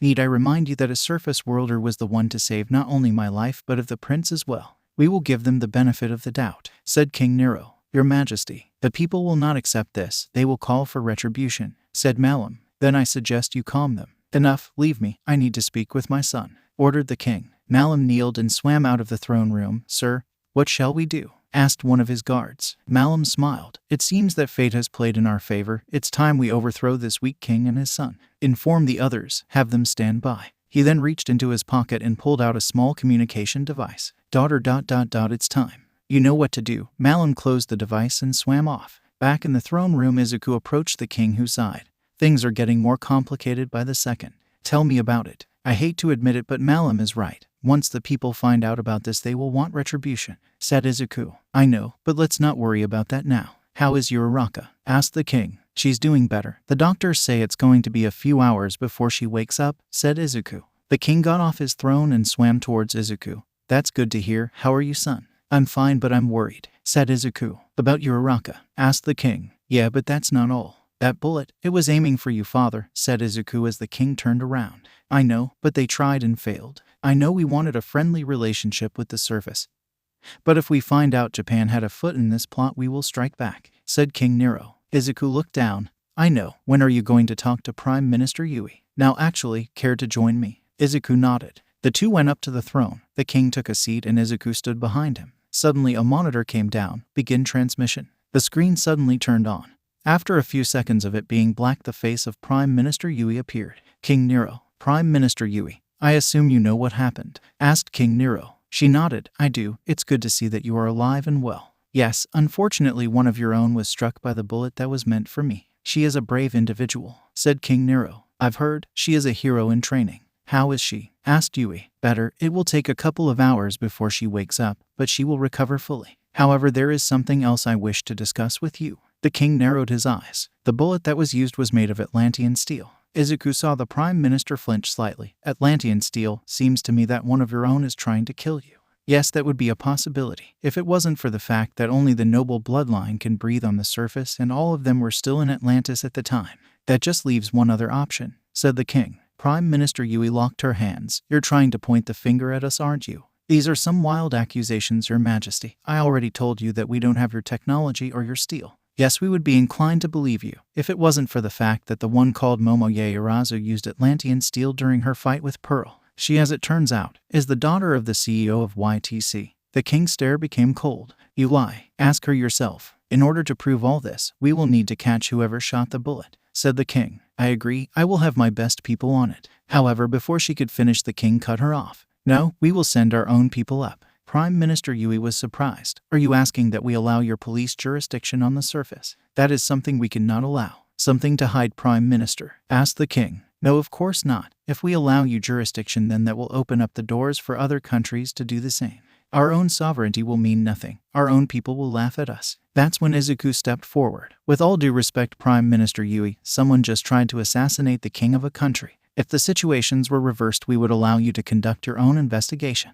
And with all due respect, Prince Izuku, we cannot and will not allow that. We will conduct our own investigation and present the information to you. As of now, no one from Atlantis is to step foot on Japanese soil. Are we clear? Said Yui, standing up. King Nero stood up as well. Are you threatening me, Prime Minister? No, I'm sending you a warning. If you choose to ignore it, you'd better be ready for the consequences. Good day, Your Majesty. With that, Prime Minister Yui ended the transmission. King Nero gripped his trident. Father, I know Izuku. It seems as if the Japanese government is behind this, said King Nero. What are we going to do? Asked Izuku. We prepare. I don't wish to start a war, but it seems that door might be opening soon. For now, go to Uraraka's side. She will be happy to see you when she wakes up, King Nero said as he placed a hand on Izuku's shoulder. Yes, father, if you need anything, you know where to find me. With that, Izuku swam away. The king sat down on his throne to think. Oh, Testa, why did you have to leave me? I could have used your wisdom right about now. Izuku went back with Uraraka and her parents. Any changes? Asked Izuku. No, she's still sound asleep.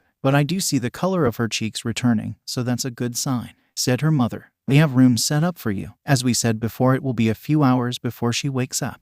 We will provide you with whatever you need. I owe her that much, said Izuku as he ran his hand across Uraraka's face. Uraraka's father took notice of this. She means a lot to you, doesn't she? Izuku looked up and nodded. She was the first friend I ever made on the surface. Even when she found out who I really was, she didn't treat me any differently. She also saved my life and that of the king's. She hasn't graduated from UA yet, but she's already a hero. Uraraka's parents stayed by her side until the late hours of the night. Izuku assured them that nothing would happen to her. But they still had their doubts. Can you stay with her? Said Uraraka's mother. Izuku nodded. Of course, Pearl will show you to your room. If you need anything, just ask one of the guards. The two were shown to their room. Izuku stayed behind and sat by Uraraka's side. A couple of minutes later, Pearl walked into the room. I showed them to their room per your instruction. Thank you, Pearl, said Izuku, holding onto Uraraka's hand. There's no need. I'm just doing my job, said Pearl with a smile. Izuku let out a small laugh. So it seems. How did it go with Prime Minister Yui? Asked Pearl. Not very good. She blocked all Atlantians from stepping foot on Japanese soil. That means we can't even conduct our investigation. Pearl was shocked. That's not fair. With all the proof we have, they are just not going to allow us to investigate. Yes, plus, our suspicions of the government being involved has been basically confirmed. Pearl clenched her fist. Easy, Pearl. I know what you're thinking and I feel the same way. But it's as you said earlier. We have to think rationally. Pearl calmed down. I know, but still. Enough. We can worry about that later. Right now all I care about is making sure Uraraka gets better, said Izuku. Yeah, I know. I'm going to guard the halls or something. Pearl walked over to the door and looked back to see Izuku still holding Uraraka's hand.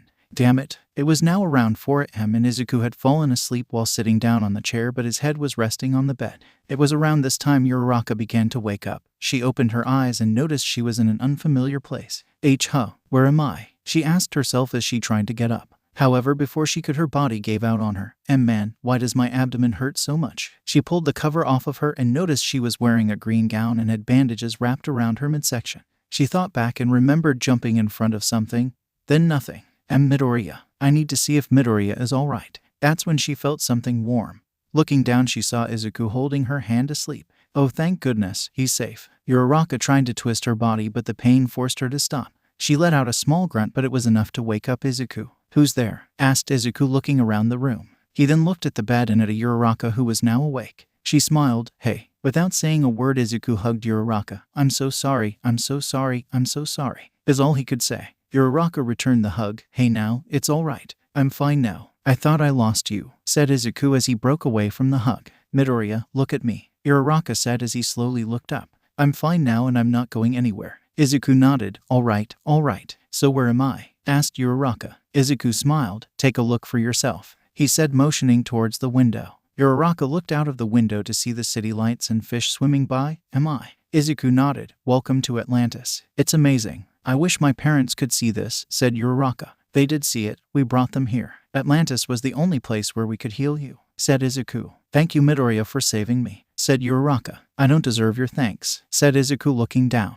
Uraraka smiled and lifted his head. Hey, thank you really. The light of the city shined through the window and hit Uraraka's face. The two looked into each other's eyes. Then they drew closer and so did their lips. Midoriya, Uraraka. They both leaned in and shared a kiss. After a few seconds they pulled away from each other. Uraraka blushed. We just. Izuku nodded. Yeah, we did. Did you like it? Uraraka didn't answer him. Instead she leaned in again and kissed him. What do you think? Izuku smiled. I think you should lie back down and rest up. I'll have Pearl call your parents so they could see you. All right. Uraraka laid back down and breathed a sigh of relief. Izuku walked out of the room and saw Pearl standing against the wall. Hey Pearl, she's awake, said Izuku. Pearl pushed off the wall. That's good. I'm guessing you want me to tell her parents. Izuku nodded. If you will. Pearl quickly went to Uraraka's parents' room to inform them.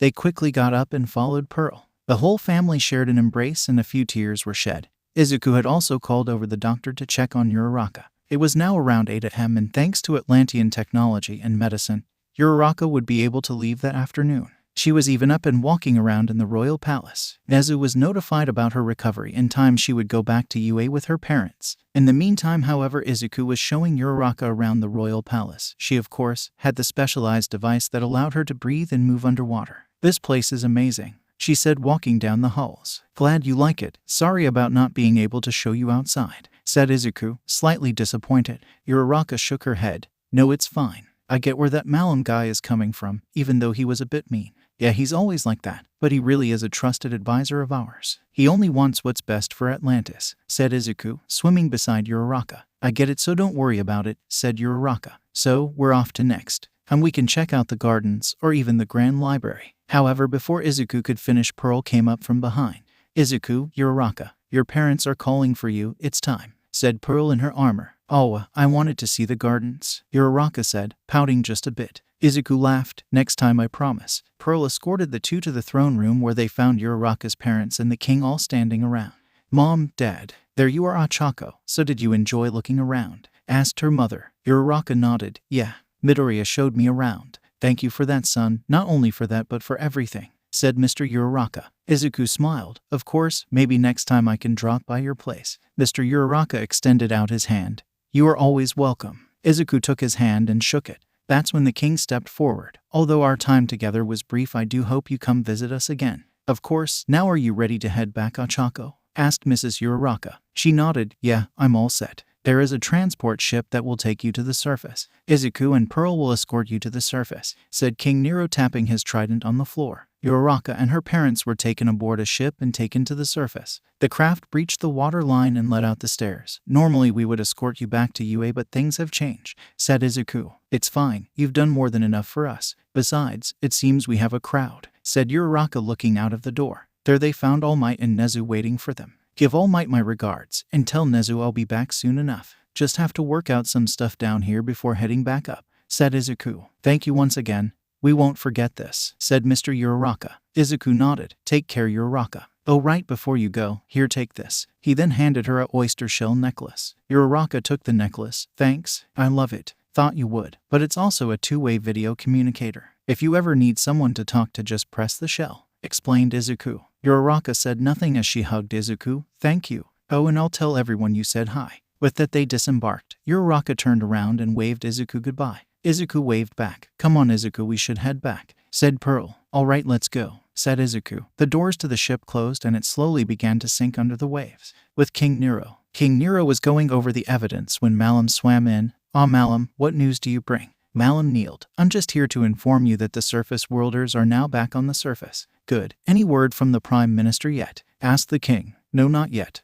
Your Majesty, are you certain that doing nothing is the best choice? Asked Malum. The king sighed. Yes, Malum. We are to do nothing. We wait and try to take this diplomatically. Malum stood up. Very well, then you leave me no choice. Malum then drew his sword. Malum, what are you doing? You dare show your weapon to me, said King Nero, standing up from his throne. I'm sorry, Your Majesty, but this is for the good of Atlantis, said Malum. And right now what's good for it is you not being here. King Nero's eyes burned with rage. You dare. Guards, guards. Within seconds the Atlantian royal guards all surrounded Malum. Yield or face death. Malum smiled. I should be saying that to you. The guards all suddenly turned their weapons towards the king. It's treason then. King Nero gripped his trident. Very well, but don't think for even a second that you can take me down so easily. Oh, I know. That's why I asked the War Department to develop a new weapon. One of the guards behind Malum suddenly pulled out what seemed to be a rocket launcher. The weapon fired a net made of pure Atlantean steel. You think this can hold me? I am king. King Nero began to snap some of the netting.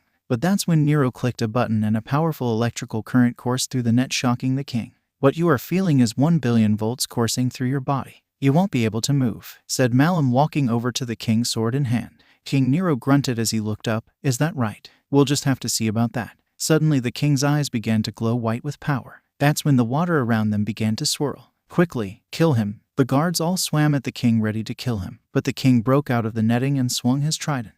You think me powerless? Never. The king began to knock the guards away with his trident, all the while using his powers to take their weapons. As he was doing this, Malum used it as a chance to sneak up on the king. As several guards readied their swords, Malum dropped from the roof. Die. At the last second, King Nero lifted his trident, but it was too late. Malum's sword stabbed the king in the chest. Why, you bastard? King Nero spit out blood as Malum pulled out his sword. Your time is done. The people will never accept you. My son is still alive, said King Nero as he fell to the floor. Oh, don't worry about the prince. My daughter will take care of him. King Nero's eyes widened as he knew what this meant. Malum smiled. Long live the king. With Izuku, the ship they were in was now in deep water. Man, it sucks that we have to stay. I would have liked to see the end of the sports festival. Pearl said nothing. Pearl. Huh? Oh yeah, the sports festival. Izuku noticed Pearl's demeanor. She was shaking almost as if she was nervous. Pearl, are you all right? You're shaking, asked Izuku, concerned. I'm fine, just a bit tired, that's all, said Pearl, almost brushing Izuku off. Izuku pressed on. Hey, what's wrong? You've been like this since we got aboard. Pearl sighed. You kissed your Raka last night, didn't you? Izuku blushed. Were you spying on us? No, I just happened to open the door and saw you two kissing, said Pearl. So, I'm guessing she told you she liked you. Izuku nodded. Yeah, I see. Well, I'm happy for you. Pearl got up and walked to the other side of the ship. Izuku got up and followed her. But before he could say anything, Pearl got a transmission. The job is done on our end, daughter. It's time to do yours. It was Malum. Pearl looked back at Izuku, then back to Malum. Yes, father. Hey, Pearl, what was that? Asked Izuku, taking a step back. Pearl reached for her sword. I am so sorry, Izuku. Pulling it free, she turned to Izuku and pointed the tip of the blade right at him. Pearl, what are you doing? Asked Izuku. However, before she could answer, she thrusted her sword forward. Izuku dodged out of the way. Pearl. He then felt something warm run down his face. Touching the area, he noticed it was blood. I'm sorry, Izuku. I didn't want to do this, but I had no other choice. Pearl then jumped at Izuku with her sword at the ready. Izuku jumped back as her sword hit the hull of the ship. As he looked up, Pearl managed to kick him in the chest. Izuku slid to a stop on the other side of the ship. "Don't make me do this, Pearl," said Izuku. Doing and wanting are two different things, Izuku. You of all people should know that. Pearl once again ran at Izuku, but this time would be different. Reaching behind his back, Izuku called upon his twin blades. Lifting them up, he managed to stop Pearl's attack. Sparks flew as both weapons locked. "Seems like you are betraying Atlantis." Pearl jumped back. "No, not Atlantis. I'm helping Atlantis become a better place, one where we aren't laughed at by the surface world. That plan doesn't include you or the king." Izuku's eyes widened. "What have you done to my father?" Nothing. But Malum is eliminating a problem," Pearl said, glaring at Izuku. Izuku gripped his weapons. "Why you? Just tell me one more thing. I've known you my whole life, Pearl. You stuck with me when I was little. Was that all an act? Were you just pretending to be my friend? Or were we even friends in the first place?" Pearl looked away. That doesn't matter. It matters to me. I overheard you saying to Uraraka once that you loved me. Was that a lie as well?" asked Izuku, but Pearl didn't answer. "Answer me." Pearl's eyes widened. "So you did hear." She then chuckled. "You want the truth? Fine, this is the truth. I did think of you as a friend, and yes, I still love you. So that's why I'm giving you one chance to surrender." Izuku's eyes softened before they sharpened again. "You know I won't do that." Pearl's heart squeezed. "I knew you would say that. It's one of the things I love about you. You never give up." "I see, then I'm sorry too." The two then ran at each other, ready to take each other's lives. The sound of metal was heard as the two Atlanteans clashed. Izuku didn't want to do this. He didn't want to kill his longtime childhood friend. But she wasn't just going to stop anytime soon. Using his two swords, Izuku forced Pearl to stab into the side of the ship. With her weapon stuck, Izuku slashed down. At the last second, Pearl managed to punch Izuku away. Sliding to the end of the ship, Izuku stabbed his swords into the floor, stopping himself. Izuku got up as Pearl pulled her sword free. "You say this is for the good of Atlantis, yet you've never showed signs of betraying me, Pearl. Why now? What happened?" asked Izuku. Pearl pointed her sword at Izuku. "That's none of your concern. All you have to know is that I have a job to do." Pearl rushed and began to slash downwards. Izuku countered by hitting his two swords together and causing a high-pitched screech. Pearl stopped mid-stride and covered her ears. Izuku, however, pushed through the pain and managed to kick Pearl in the stomach. She hunched over in pain but quickly recovered and attacked Izuku. Jumping forward, Pearl slashed at Izuku's side and managed to cut him. Izuku looked down at the wound. "Guess I'll have to actually try." Izuku turned his weapons. The tips of them now pointed down as the blade pointed at Pearl. He then ran at Pearl. With his sudden change in movements, she had a hard time predicting his next move. Slash marks began to appear around Pearl's arms and legs. But Pearl didn't just rely on swordsmanship. With a powerful swing, she knocked one of Izuku's swords out of his hand. The blade hit the ceiling. Both fighters looked up before they faced each other once again. The two locked weapons once again. "This is idiotic, Pearl. We are equal in power. What makes you think this would be any different?" asked Izuku. "Those were only practice matches." Pearl jumped and spinned in the air with her sword. Izuku tried to react, but the blade slashed him across the chest and broke the bracelet Izuku got from his father. "This time, I'm going all out." Izuku stumbled back. "That's so. Fine, then come at me with everything you got." As blood ran down Izuku's chest, Pearl's speed increased. Faster than Izuku could track, she had disappeared. However, Izuku was no pushover. Turning around, he raised his blade and blocked Pearl's attack. "You may be faster, Pearl, but we've trained together since we were kids. I know everything about you." Izuku pushed Pearl into the hull of the ship. "Give up, Pearl, or else what? You'll kill me. We both know you won't do that." Izuku looked away. "That's what I thought, but on the other hand." Managing to pull her head back, Pearl delivered a powerful headbutt. Izuku was dazed. As he tried to regain his bearings, Pearl came up and tackled him to the floor. Straddling him, Pearl pinned him to the ground and pressed her sword up to his neck. Izuku stared into Pearl's eyes. "What's wrong? Aren't you going to finish the job?" Pearl narrowed her eyes. Her breathing was heavy. "It isn't like you to hesitate, Pearl. Do it, come on." Izuku then pressed his neck deeper into the blade, enough to draw blood. "All you have to do is slash my neck." Pearl's hands began to tremble. "Yield. Maybe I can convince Malum to keep you around." "And what? Become a puppet? I would rather die than lose my honor," said Izuku. "Damn it, Izuku." Izuku then noticed tears appear in Pearl's eyes. "Why, you don't want to do this, do you?" Pearl stayed silent, before getting up and throwing Izuku across the ship. Slamming into the side of the ship, Izuku fell to his knees. He then looked up to see Pearl wipe the tears. "Pick up your weapon, I'll give you a warrior's death." Izuku picked himself up and picked up his weapon. He then faced Pearl. "Come on then. Let's get this over with." One last time, Pearl ran at Izuku, but Izuku didn't move. Pearl's eyes widened, but she continued. Jumping towards him, she readied to take his life. However, just as she was feet away, she suddenly fell to the ground. Hitting the floor, she looked up to see Izuku's eyes glowing green. "Did you forget, Pearl? I can control water, that includes blood. Right now your blood from your brain is being drained out, and I'm forcing the blood from your body to flow backwards," said Izuku as he walked over to the fallen Pearl. "You said I wouldn't kill you, but that strike really was meant to kill me." Pearl began to grab at her chest as her heart was now failing. However, as Izuku was controlling her blood, he noticed something in her brain. What is that? Focusing, Izuku saw what appeared to be coral surrounding her brain. Fast-growing coral. "But we give this to prisoners on death row. Why do you have this?" Izuku stopped and restored her blood circulation. Pearl began to calm down. Izuku then ran to her side, dropping his weapon. "Pearl? Who did this to you?" However, before she could answer, the communicator turned on. "That was me," said the image of Malum. "Malum, what did you do to Pearl?" asked Izuku. "Oh, nothing. I just made it so she could never disobey me," said Malum calmly. "She is your daughter," yelled Izuku. Malum snapped back. "That thing is not my daughter. She never told you, did she?" Pearl struggled to get the words out.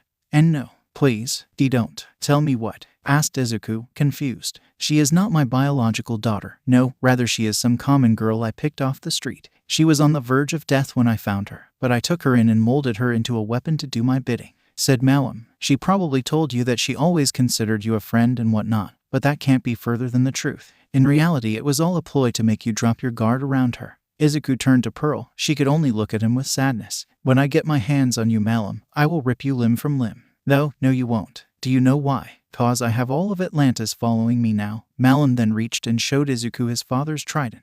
Izuku's eyes widened. "My father's trident? It's quite impressive actually. I'm sure he would have wanted you to have it, but unfortunately you won't be around much longer," said Malum. "You want the trident, then fine. You want the throne, fine. You want to kill me, fine. But all I ask is that you release Pearl. She doesn't deserve to live like this," said Izuku, much to Pearl's surprise. Malum seemed to ponder Izuku's proposal. "Yeah, no, she is the perfect weapon. Why would I lose something that valuable? Besides, in the end you won't be around to see the end of it all. Enough of this. Pearl failed to kill Izuku and your life is forfeit," said Malum, ending the transmission. Izuku crushed the communicator. "Why you?" Izuku began to turn to Pearl. "Pearl, listen." However, before he could finish, a sword stabbed into his chest and came out his back. Looking down, Izuku saw blood running down the sword. His clothes and hands began to get stained with his blood. "I am so sorry, Izuku, but it's how things are meant to be." Pulling the sword free, Pearl watched as Izuku began to bleed out. He reached out to her, but Pearl let him stumble past her.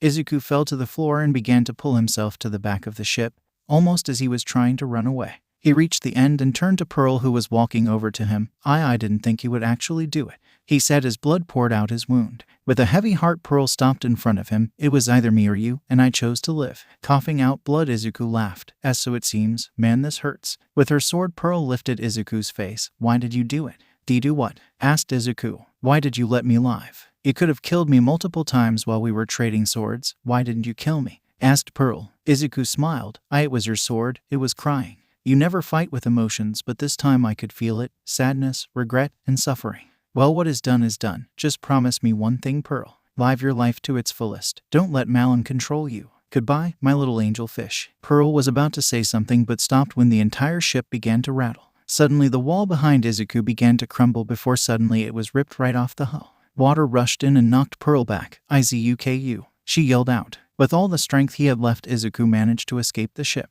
Exiting the ship, Pearl looked around for Izuku's body. Damn it, he got away. No, his injuries are too severe. He won't last. The broken bracelet that Izuku had on floated in front of Pearl. She reached out and grabbed it. "Izuku is as good as dead. I should head back and report to Malum." With that, Pearl took off towards Atlantis. Royal Palace. Malum sat on the throne with King Nero's trident. From the doors and swam Pearl. "Ah, there you are, Pearl. So is the job done?" asked Malum. "Yes," said Pearl, presenting the wristband. "Good. Now where is the body?" asked Malum. Pearl flinched. "It's gone, lost to the sea." Malum got up. "Are you saying you don't have it?" Pearl nodded. "So there is a chance he might be alive?" "No, father, I made sure there was no way." Before she could finish explaining, Malum swam up to her and hit her with the trident. "You dare come back without his body? I want proof of his death. Go out and look for his body and don't come back until you have it," ordered Malum. Pearl kneeled. "Yes, father." "Good, now leave." "Oh, that's right. It's best if you find him by tomorrow. For the day after that we declare war on Japan and the surface world," said Malum. With Uraraka. Uraraka and her parents were escorted to UA. Their recovery girl insisted on checking Uraraka for anything and everything. She felt fine, but after some back and forth, Uraraka gave up and allowed her to examine her. Uraraka's parents went back home. They knew their daughter was all right now, so there was nothing to worry about. Amazing. Just yesterday you were on the verge of death and now you are even healthier than ever before. Atlantian medicine is amazing. I wish I could see it for myself, said Recovery Girl. Uraraka put her shirt back on. I know, right? I feel amazing. Although it looks like it might still leave a small scar. Good thing no one is going to see my stomach that often. True. All right, you are free to go, dear, said Recovery Girl. Uraraka nodded and took her leave. She was given the day off. Going to her little apartment, Uraraka decided to take it easy for the day. It was now early the next morning and Uraraka was getting ready for school. She put on her uniform, grabbed her backpack, and put on the necklace Izuku gave her. However, as she was about to leave, there was a thud at her door. What was that? Uraraka walked over to the door and looked through the peephole to find no one standing there. She then went to open the door. Hello. Just as she opened the door, something came flopping down from the side. Taken by surprise, Uraraka dropped her bag and caught whatever it was that came flopping down. Hey, are you all right? She asked, holding the person up. That's when she noticed who it was, Midoriya. She then felt something warm on her hands. Lifting her hand, she noticed it was blood. Uraraka's eyes widened. Oh my god, Midoriya. She quickly put Izuku down on the couch. His face was pale and it looked like he was in a lot of pain. That's when she saw the main source of the blood. Right below his heart was a large stab wound. Hold on. Uraraka quickly went to the bathroom and got bandage wraps. Grabbing them, she placed pressure on the wound.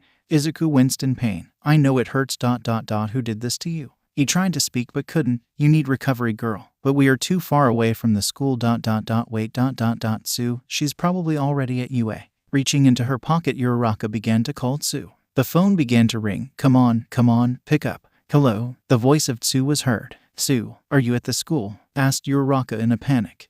Yeah, I just got here. Why? Everything all right? Asked Sue. And no, it's Midoriya. He's hurt real bad. I need you to find Recovery Girl and All Might. Have them come to my apartment. The school should have my address, pleaded Uraraka. Whoa, Uraraka, slow down. Uraraka snapped. Hurried Sue. There isn't much time. She then hung up and focused on solely stopping the bleeding. Come on, Izuku. 2 minutes later, All Might with Recovery Girl on her shoulders showed up. Uraraka, we got your message. Oh no. Recovery Girl jumped off and went straight to Izuku. You stopped the bleeding, good. Step aside, I'll use my quirk. Leaning down, she kissed Izuku, but the wound only slightly closed. It's as I thought. My quirk is having little effect on him. We need to move him to UA. There I can properly treat him. All Might nodded. Let's go then. Uraraka helped Recovery Girl carry him and hold on. Uraraka nodded and used her quirk to make him lighter. They then grabbed onto All Might, who quickly ran out of the apartment at full speed towards UA. As quick as they left, All Might returned within 2 minutes. He quickly went straight to the nurse's office. Normally a nurse's office would be no place for this, but it was UA. They spent top dollar for the best medical equipment. Clearing a bed, Uraraka cancelled her quirk and placed Izuku on a bed. Multiple stab wounds across his body. Multiple bruising. I can assume he has internal bleeding, and a massive stab wound underneath his heart. If his life wasn't in danger, I would be impressed he is still alive. All right, let me work my magic, said Recovery Girl, putting on her surgical mask and gloves. She then turned to All Might and Uraraka. You two leave, I won't be able to work like this. Uraraka didn't want to leave. Just the other day Izuku saved her life and yet here he was dying.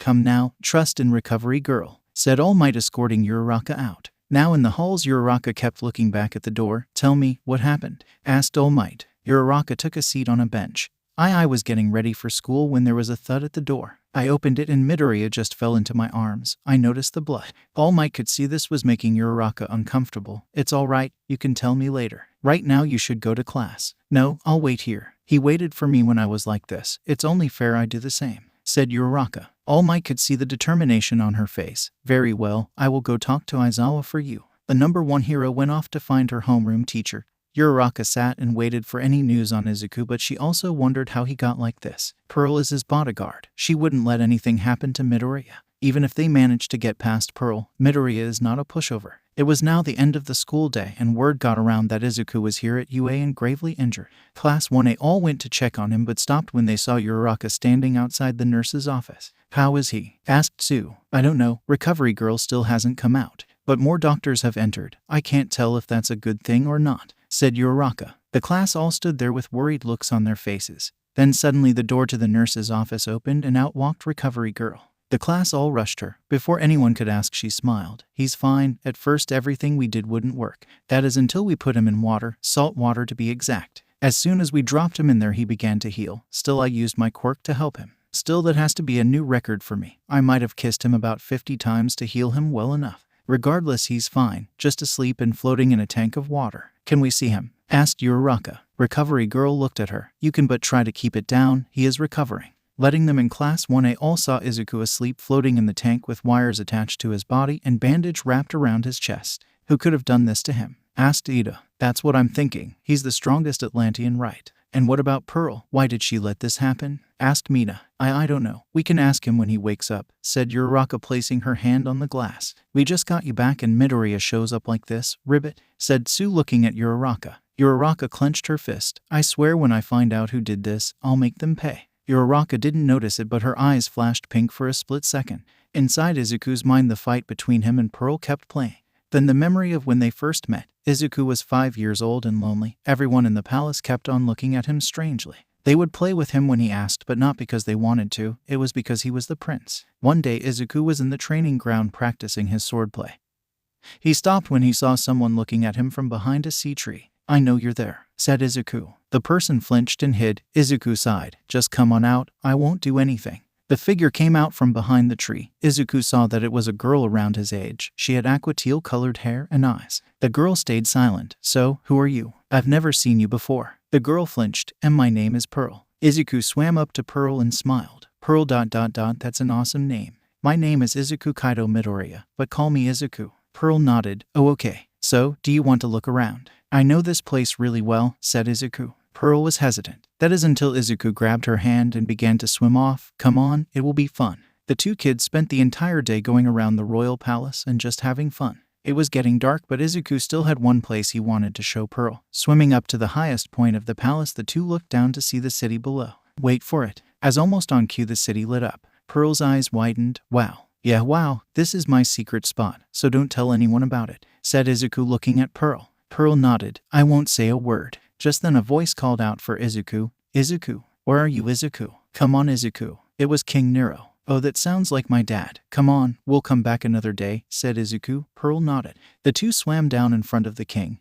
There you are. Do you know how long we've been looking for you? Izuku looked down. I was showing Pearl around the palace. The king was confused. Pearl. Pearl was hiding behind Izuku. She's my new friend. Oh, I know you. You're Malam's daughter. Well, if you were with Izuku, then it's fine. But I'd like to ask you for something, Pearl. Would you mind staying friends with Izuku from here on out? Asked the king with a friendly smile. Why, yes, said Pearl, nodding. From that day on, Pearl would be Izuku's friend, always sticking by his side. They trained, played, studied, and grew up together. Neither would go anywhere without the other. And on the day Pearl would be assigned as Izuku's bodyguard, he went to the deepest ocean trench to retrieve a special gem that only appeared under extreme pressure. It was the green gem Pearl had and always wore. It was meant to be a symbol of their friendship, but now it became something else. Izuku felt his entire memory of Pearl shatter. His beloved childhood friend was now trying to kill him. The memory of Pearl stabbing him in the chest played in his mind. As it did, his emotions began to take over. Outside, the class was still standing in front of the injured Izuku when all of a sudden he opened his eyes. The class stumbled back in surprise. He's awake, said Uraraka, happy to see him awake, but something was wrong.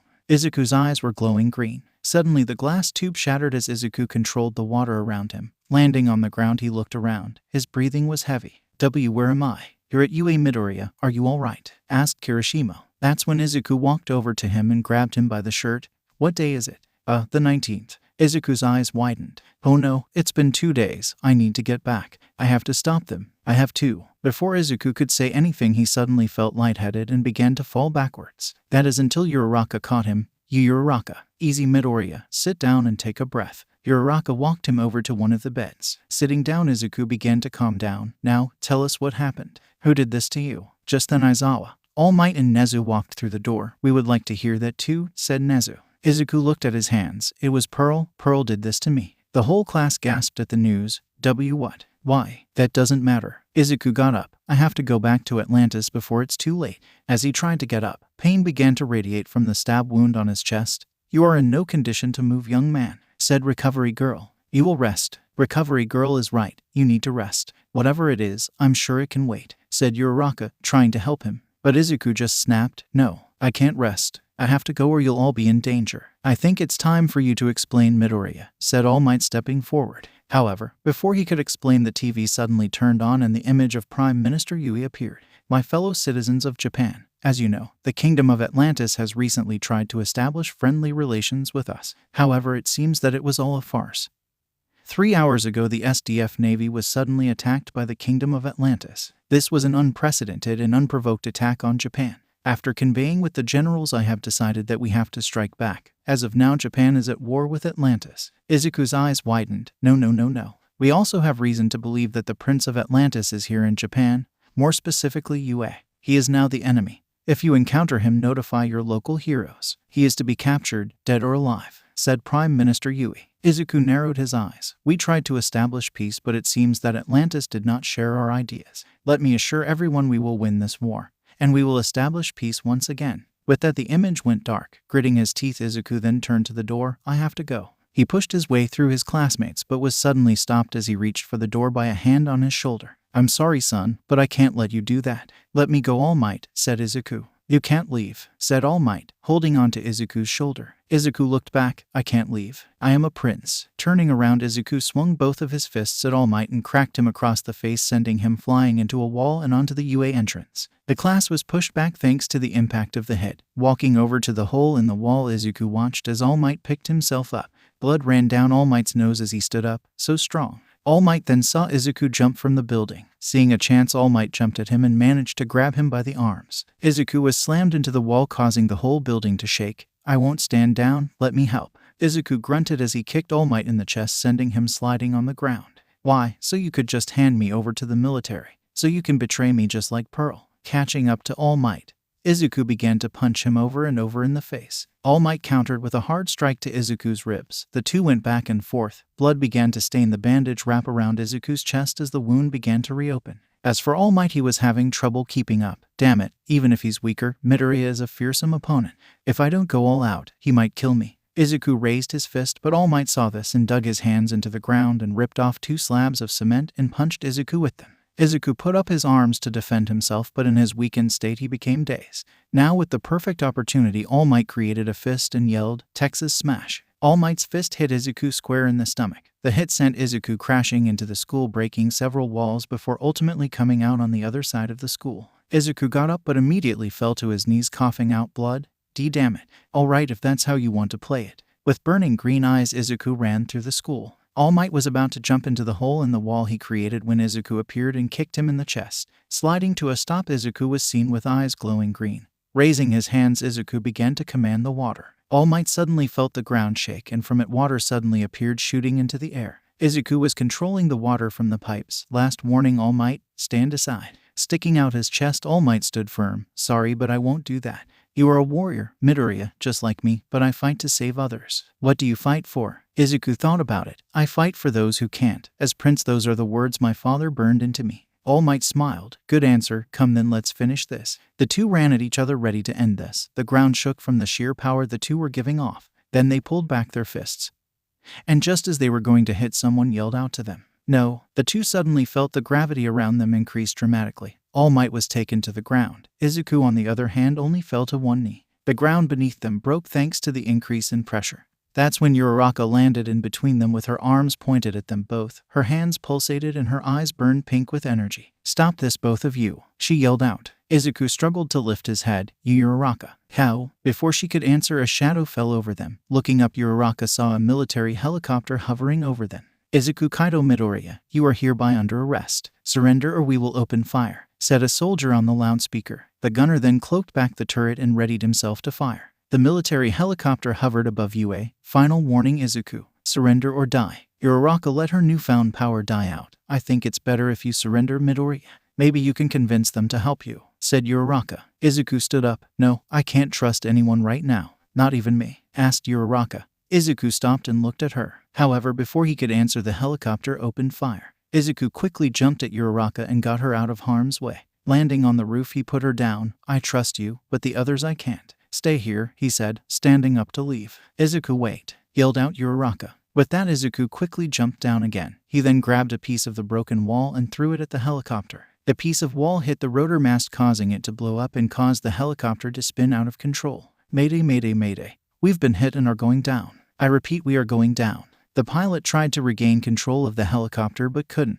The helicopter began to fall to the ground. All Might tried to catch it, but he was still injured thanks to Izuku. I won't reach it in time. Just as the helicopter was about to hit the ground, Izuku came in and caught it by its nose. Setting it down, he looked at the pilots and saw that they were all right. Atlantis may be at war, but I have no quarrel with you. Just as Izuku was about to leave, someone called out to him. Midoriya, wait, please let us help you, said All Might. Izuku turned to the number 1 hero. As I said before, you can't help. I have to do this, only I can fix this. However, as he was distracted, more members of the military arrived. As soon as they got out, they began to open fire. But these weren't your conventional weapons. These were weapons that could kill Izuku. They fired bullets that had Atlantian steel tips. As Izuku dodged one, he saw this and quickly realized he needed to leave. One company could have supplied these bullets. However, as he jumped away, an electric force field shocked him, which sent him crashing to the ground. The military had enlisted the help of a pro hero that could use and control lightning. I saw the way he fought during the sports festival. Guess it was all a fluke, said the hero, landing and firing a bolt of lightning at Izuku, keeping him on the ground. Izuku grunted in pain as electricity coursed through his body, but slowly Izuku began to rise. Pushing his way up, Izuku began to walk towards the hero. I am possible. Reaching the hero, Izuku grabbed her hands and broke them. The hero yelled out in pain as their hands were now bent backwards. Izuku towered over the fallen hero. I could kill you right now if I wanted to, but I'm not. Grabbing the hero, Izuku threw them across the quad area. With the hero out of the way, the military began to fire on Izuku once again. Idiots, they are firing inside a school. Do they not care for the people they are meant to protect? Thought Izuku as he ran towards the exit. I need to get out of here. However, just as he was about to exit the school, a wall of fire engulfed Izuku completely. The class watched as the inferno devoured their friend. What? Who did that? Asked Ida. Todoroki immediately knew who it was. He's here. As the fire disappeared, Izuku stood with burn marks all over his body. Give it up, Prince. You don't stand a chance against me, said Endeavor, the number 2 hero. Now it was Izuku's turn to be towered over. I thought you were a hero of the people, Endeavor. Not a dog for the military, said Izuku. Endeavor shrugged. What could I say? The money was too good to pass up. Izuku smiled. Always the Asla. Oh well, that just means I don't have to feel bad for doing this. Izuku threw a punch, but to his surprise, Endeavor caught it. I already know your weakness, Atlantian. Dry up and you become weak. And you are messing with the hottest hero in terms of temperature. That's when Endeavor's hand began to burn Izuku. He was drying up his skin fast. Izuku needed to think of something. Izuku struggled to get up. His voice strained as he clenched his free hand and delivered a powerful punch to Endeavor's leg. This caused the number 2 hero to fall to one knee. Izuku saw his chance, and with an equally powerful punch he sent the flaming hero crashing down the street. With his breathing heavy, Izuku looked at his knuckles to find them bleeding. And not good. That's when he heard the sound of stomping. Looking up, he saw Endeavor running down the street towards him. That's even worse. Endeavor raised his massive fist. Prominence burn. Izuku could do nothing but watch as the flames came ever so closer. However, just as they were about to hit, a wall of ice appeared, saving him. Looking back, Izuku found Todoroki with his arm pointed at him. What's wrong, Midoriya? Feeling weak? Izuku smiled. Why, yeah, just a bit. Think you can help me out? Nodding, Todoroki created ice around Izuku. He then used his fire to melt it and make water. Reaching out his hand, Izuku called on the water. It then began to collect around his body. SHOTO. Yelled out Endeavor. You dare get in my way? Todoroki narrowed his eyes towards his father. Yes. Endeavor's eyes burned with rage. This is your final warning, son. The flames around his body began to erupt. Get out of my way. With one half of his body on fire and his other half freezing, Todoroki stood up to his father. No. And for the record, I'm not your son, not anymore. You lost that right when you drove my mother mad. So be it then. Melting the ice wall beside him, Endeavor ran towards his son. Todoroki tried to use his ice, but every time Endeavor's heat would just melt it away. He's not slowing down. Izuku stood up. Then let's try something else. Getting in front of Todoroki, Izuku slammed his foot into the ground with so much force that it broke. The shockwave knocked the number 2 hero on his back. Using this opportunity, Todoroki used everything to freeze his father in place. Not even the mighty flames of Endeavor could resist the sub-zero temperatures. Todoroki fell to the ground, his body half frozen. Izuku ran over to help, but Todoroki waved him off. You need to leave. I won't leave you like this, said Izuku. Just then Izuku heard the clicking of guns. Turning around, he saw the military had gotten back up. However, before they could fire, something came crashing behind them. From the dust, Kirishima appeared crashing through a vehicle. We got your back, Midoriya, he said, cracking his knuckles. Just then the rest of Class 1A, except Momo, jumped down to help. Taking on the military, they tried to buy the time for Izuku to leave. You guys, thank you, but I won't let you fight alone. Running towards them, he knocked out a soldier that had a gun pointed at them. The class fought side by side with the prince, and for a time it looked like they were winning. Uraraka was on the rooftop using her newfound powers to save Izuku when they got too close. However, they couldn't last forever. Just then more helicopters, trucks, and personnel arrived. Now outnumbered and outgunned, they gave the class an ultimatum. Surrender all of you, or you will all perish alongside him. Prince Izuku may be able to dodge bullets, but you can't. The class stopped and looked at the weapons trained on them. What do we do, guys? Questioned Gyro. Izuku looked around at his class and sighed. All right, I'll surrender. But I need your word. Nothing will happen to them. The class was surprised. All we want is you, Prince. Izuku nodded. Very well. Everyone thank you, but it's time to give up. No, we can still fight, said Uraraka. Yeah, that's right. We won't let these guys touch you, said Kaminari. Izuku smiled. Thank you, everyone. But if any one of you got seriously hurt or worse, I wouldn't be able to live with myself. Besides, you all have lives in front you, hero careers to fulfill. Don't throw it away for someone like me. The class all deactivated their quirks. Uraraka's pink glowing eyes faded. Midoriya. Turning to the military, Izuku put his arms up and walked towards them. You have me. The men began to move in. However, just as they were about to touch Izuku, an earthquake shook the ground. Everyone was thrown off balance. Earthquake. But this was no ordinary quake. Izuku knew what this was. Oh no. Turning towards the direction of the sea, Izuku saw it. A massive wave of water heading straight for them. The military dropped their weapons. It's too late. They already enacted the plans. On the coast, the waves came crashing down and swept away everything and anyone in sight. Buildings were destroyed. People by the thousands were drowning. And this massive wave was heading straight to UA. Izuku looked back at his class. Get inside now. Everyone quickly went inside. Even the military did so. Only Uraraka stayed behind. Can you do anything about it? Maybe. I never tried to control that much water before, said Izuku. At the best, I can stop UA from getting washed away. Uraraka nodded. Need a better view. Izuku nodded. Yeah, make me float. Touching his back. Uraraka caused Izuku to float in midair, and using her new power, she kept him there. Taking a deep breath, Izuku focused. I can do this. I can do this. With glowing green eyes, Izuku raised his hands. Giving it everything he had, Izuku began to control the water and stopped it dead in its tracks. Uraraka looked on in amazement. He's doing it. He's actually doing it. However, only 5 seconds in, and the strain on Izuku's mind began to affect him. Blood began to run down his nose as he pushed himself far beyond his normal limits. For 30 long excruciating seconds, Izuku held back the water. Unfortunately, Izuku couldn't keep it up. It was just too much water. The veins around his body bulged, and the ones in his eyes bursted as a result of the pressure on his body. He can't hold on anymore. A green glow of Izuku's eyes began to flicker as he couldn't use it forever. With blood running down his nose, Izuku's power finally died out, and the water came crashing down. Uraraka brought Izuku back down. I am sorry, I couldn't stop it. Uraraka hugged him. It's okay, you did what you could. Just as the water was about to hit, a massive blast of wind came crashing against the wall, creating a split. Izuku looked back to see All Might standing there. You can't give up just yet, Midoriya. You have to go plus ultra. Pulling his arm back, All Might yelled out, Texas Smash. All Might was using one for all to push back the water with multiple strikes. Seeing this, Uraraka got up with glowing pink eyes. Raising her hands, she began to manipulate the gravity and use it to hold the water back. Izuku then stood up. This is going to suck, but it's the only way now. Closing his eyes, Izuku focused. As he did, Atlantian markings began to appear around his body. Aizawa recognized this. Those markings, they are just like pearls when she fought the Namu. The markings began to glow the same green color as his eyes. He then began to walk over to the wall of water. I am Izuku Kaito Midoriya, Prince of Atlantis and future ruler of the 7 seas. You will obey me. Raising his hands, Izuku pushed with everything he had. Every fiber in his body, Izuku screamed, You will obey. Begone. Throwing his hands forward, the water began to get pushed back into the sea. Izuku took a step forward as he did so. The water moved back. It was 20 kilometers to the sea, and Izuku had to push it all back.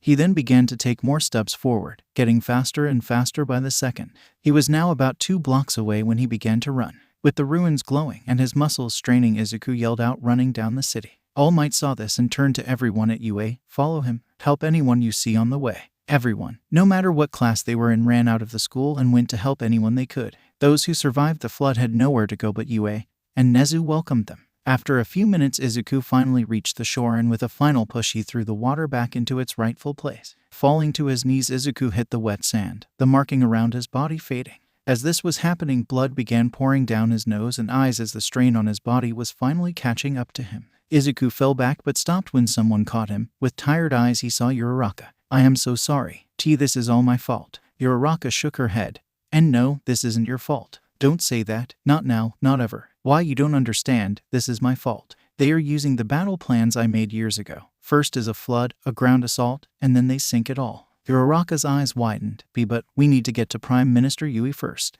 This was only a distraction, so that a Black Ops group could reach the leaders and assassinate them. Izuku pushed himself up, much to Uraraka's worry. You can't do this alone. Let me come with you, said Uraraka, holding him up. Izuku smiled. All right, but if things get dangerous, you get out of there. Promise me that. Uraraka nodded. I promise. Just then All Might appeared. All Might, I know you have doubts about trusting me, but please, one more time, trust me. All Might looked at the young prince. What's the plan? Explaining the plan, Izuku, Uraraka, and All Might all took off towards the Parliament building. I just hope we aren't too late. And I hope she isn't there, thought Izuku as he was being carried by All Might. Parliament building. Prime Minister Yui was given a few seconds of warning. In that little time she was evacuated down to a bunker with her advisors. What's the situation? One of her advisors stood up. The entire city of Tokyo and Musutafu is underwater. We estimate casualties in the thousands. The heroes did what they could, and those with strong enough quirks managed to save parts of the city. Yui's head hung low. We need to strike back, and we need to do it now. What are our options? We have a Navy task force returning from a mission that is ready to attack Atlantis, with nukes if you give the order. Also, the US Navy is also ready to give us aid if we ask for it, said one of the advisors. Yui thought about it. We cannot let this go unanswered. Prepare the troops. We will attack Atlantis. Just then a loud thunk was heard from outside the door. Yui and her cabinet all stood up. What was that? The guards all pulled out their guns and aimed for the door. Suddenly the doors to the bunker were blown open. Everyone in the room was blown back. From the smoke, Atlantian soldiers came in, rifles and swords at the ready. They came in and cut down the guards. The four then secured the room. Clear. That's when someone walked through the door. Prime Minister Yui looked up to see Pearl walking in. You two, guard the hall, ordered Pearl before turning to Yui. Long time no see, Prime Minister Yui. You, if you're here, does this mean the prince is as well? Asked Yui, sitting down on her chair. Pearl shook her head. The prince is dead. And so is the king. Atlantis is under the rule of Malum now. Yui was shocked. The king and prince are dead. Yes, and you shall be next. Taking out her sword, Pearl pointed it right at the Prime Minister. Wait, can't we negotiate? Asked Yui. Pearl narrowed her eyes. No, we are going to show the world what happens when you mess with Atlantis. The wave was the first phase. Next we'll take over this land block by block, and finally we are going to sink it to the seafloor. And maybe in a few years, the world will forget that Japan ever existed. But first, we have to get rid of Japan's leaders. Raising her sword, Pearl was about to jump at Yui but stopped when she heard a commotion outside of the bunker. Pearl turned to the other Black Ops members. Go check it out. The soldiers nodded and opened the door to the bunker, only to be stabbed through the stomach. Pearl flinched as she saw this. Pulling the sword free, the person threw the body to the side. Standing at the entrance was Izuku, along with All Might and Uraraka. Izuku, looking over at Pearl, said nothing to her. Uraraka, hold them down, will you? Uraraka nodded. With pleasure. Pearl watched as Uraraka's eyes turned pink in color. Raising her hands, Uraraka controlled the gravity below Pearl and the Black Ops group, causing them to crash into the ceiling. Pearl struggled against the gravity. I thought I killed you. You almost did, but lucky for me, I made it to Uraraka's apartment. Call off the attack against the Prime Minister, ordered Izuku. Pearl smirked. You no longer hold any power, Izuku. Besides, you should know me, Izuku. I won't stop until the job is finished. Then you leave me no choice. Izuku grabbed one of the fallen soldier's guns and pointed it right at Pearl. I'm sorry. No, I'm sorry, Izuku. Now, yelled out Pearl. Izuku looked at one of the soldiers that Uraraka had pinned and watched as he pulled out a grenade. Shit, get down, yelled out Izuku as he tackled Uraraka to the ground and got on top of her. All Might jumped at the Prime Minister to shield her as well, but it was too late. For the glory of Atlantis, the grenade exploded, which resulted in a massive fireball. All Might was slammed against the wall as a result of the explosion. The Prime Minister was also sent to the wall. Uraraka lost her concentration on her powers. This allowed Pearl to land on the ground. The explosion did hurt her, but it didn't do much damage. From the smoke, Pearl found a sword and went over to the barely conscious Prime Minister. Izuku was dazed by the blast but still knew what Pearl was about to do. Getting off of Uraraka, Izuku jumped over the now shattered table. Pearl had her sword pointed at Yui. For the glory of Atlantis, she yelled out as the sword was thrusted forward. However, before it could stab into her, Izuku came in and punched Pearl away. No, Pearl looked back at Izuku. That punch was weak, Izuku. You aren't at full strength.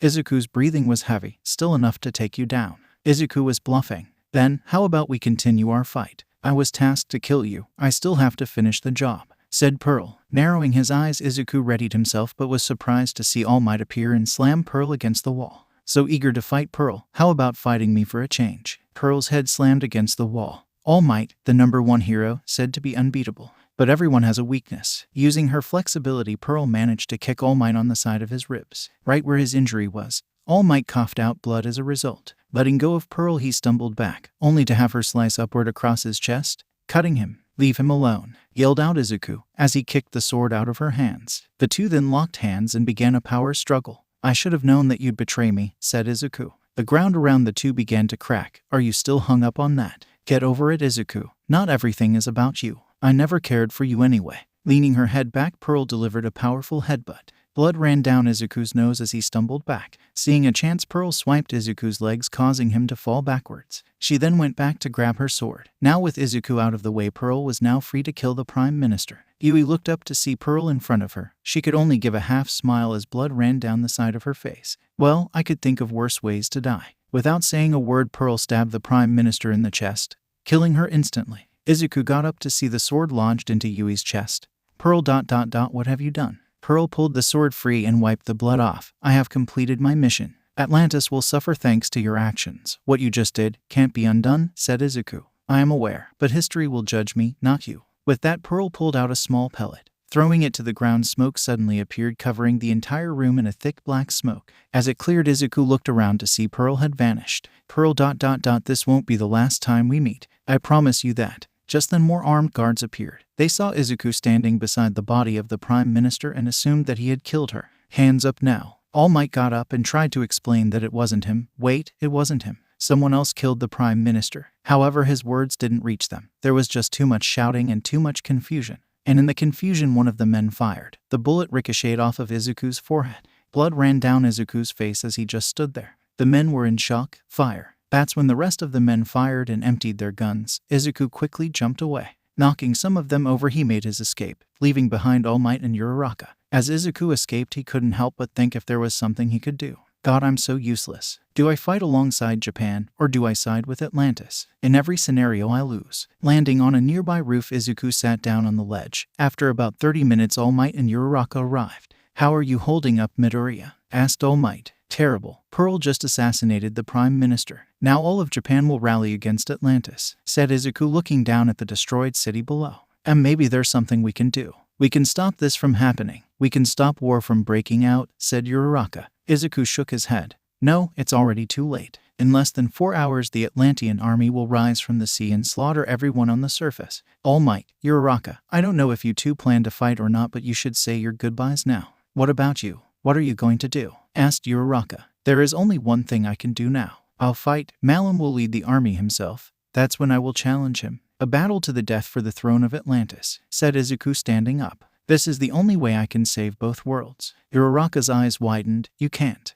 You're not at full strength, and if he's even close to your skill level, he will kill you." Izuku nodded. "I know, he most likely will. But I don't have a choice." That's when All Might spoke up. "Then let's get you to 100%. We can go back to UA and have Recovery Girl heal you. If you can really take the throne, then this will all be over. We can try, but there's no telling when the Atlantian army will arrive. We have a 4-hour window, but they could realistically attack now," said Izuku. "Then we draw a line in the sand and hold them off as long as we can. At least until you are back to fighting strength," said Uraraka. "It's not much of a plan, but it's a plan. Let's go." With that, All Might carried the two back to UA. What they didn't know was that Pearl was watching them from another rooftop. "Father, Izuku is still alive. Shall I kill him now?" asked Pearl, sword at the ready. From the communicator, Malum's voice was heard. "Not yet. If he really does intend to fight me, then let him. He will lose, and all of Japan will soon be several hundred miles underneath the sea. However, it's always nice to have some sort of security. I think you know what I mean." Pearl's eyes widened. "Father, are you sure about this?" asked Pearl. "Are you questioning my orders, Pearl? You know, I can just press this button and the coral around your brain will grow until your head explodes. Do you want me to do that?"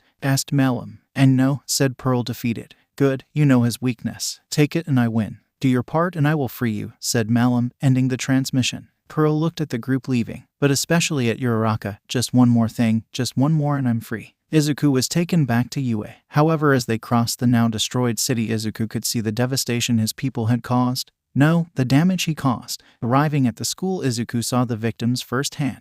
People were all over the campus, on the floor, on benches, and standing, but all of them were injured. Some were even dying right before his eyes. All Might began to escort Izuku towards the building, but that's when someone noticed him. Hey, isn't that the prince? Everyone turned to Izuku. Yeah, that's the prince. He caused all of this. Just then a mob began to form around Izuku. All Might and Uraraka. They screamed at Izuku, insulted him, and then they began to throw things at him. All Might tried to calm the crowd down, but it wasn't working. Their anger was finally showing. Then something came in and hit Izuku in the head. A sharp rock hit the floor. The crowd went silent. Blood was then seen dripping from Izuku's forehead and down his face. Who threw that? Yelled Uraraka. The crowd all muttered. She then turned to Izuku and Midoriya. Uraraka reached into her pocket and got her handkerchief. But as she was going to wipe the blood, Izuku stopped her. Let's just keep walking, he said, looking at the ground. They have every right to be angry with me. All Might frowned as he walked behind the prince. Now inside, All Might took them to the conference room. Inside they found most of the teachers going over what to do.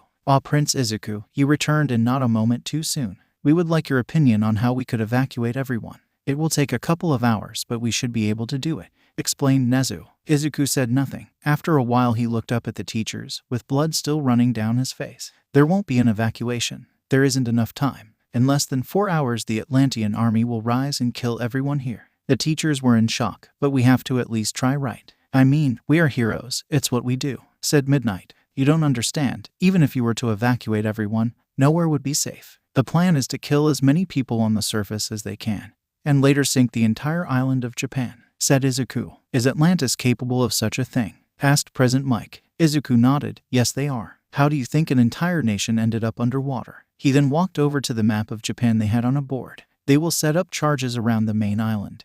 Izuku pointed out 20 locations on the map. Why and how do you know that? Asked Aizawa. Think of it as a structural weakness, and as to how I know. Izuku looked at Uraraka. The plans are mine. I came up with them in case Atlantis went to war with the surface. I made plans for every major superpower: US, China, India, UK, Germany. Name a superpower or even a country that might pose a threat. I had a plan for them. The teachers were shocked. This is a lot to take in. Izuku then leaned and placed his hands on the table. I know this is all my fault, and I know you don't have a reason to trust me. But please, I want to save these people as much as you do. Just trust me one last time. What followed surprised even Aizawa. They witnessed Izuku's head hit the table. Izuku was bowing before the teachers and asking for their help. The teachers all looked at each other and nodded. All right, Prince, what do you need us to do? Asked Aizawa. Izuku looked up to see everyone standing. You guys. Right. There is only one way to prevent the worst from happening. I have to retake the throne, and in order to do that I need to be healed. Seems simple enough. Recovery Girl can heal you, said Mike. Izuku nodded. I agree, but I still need to be in salt water for it to work.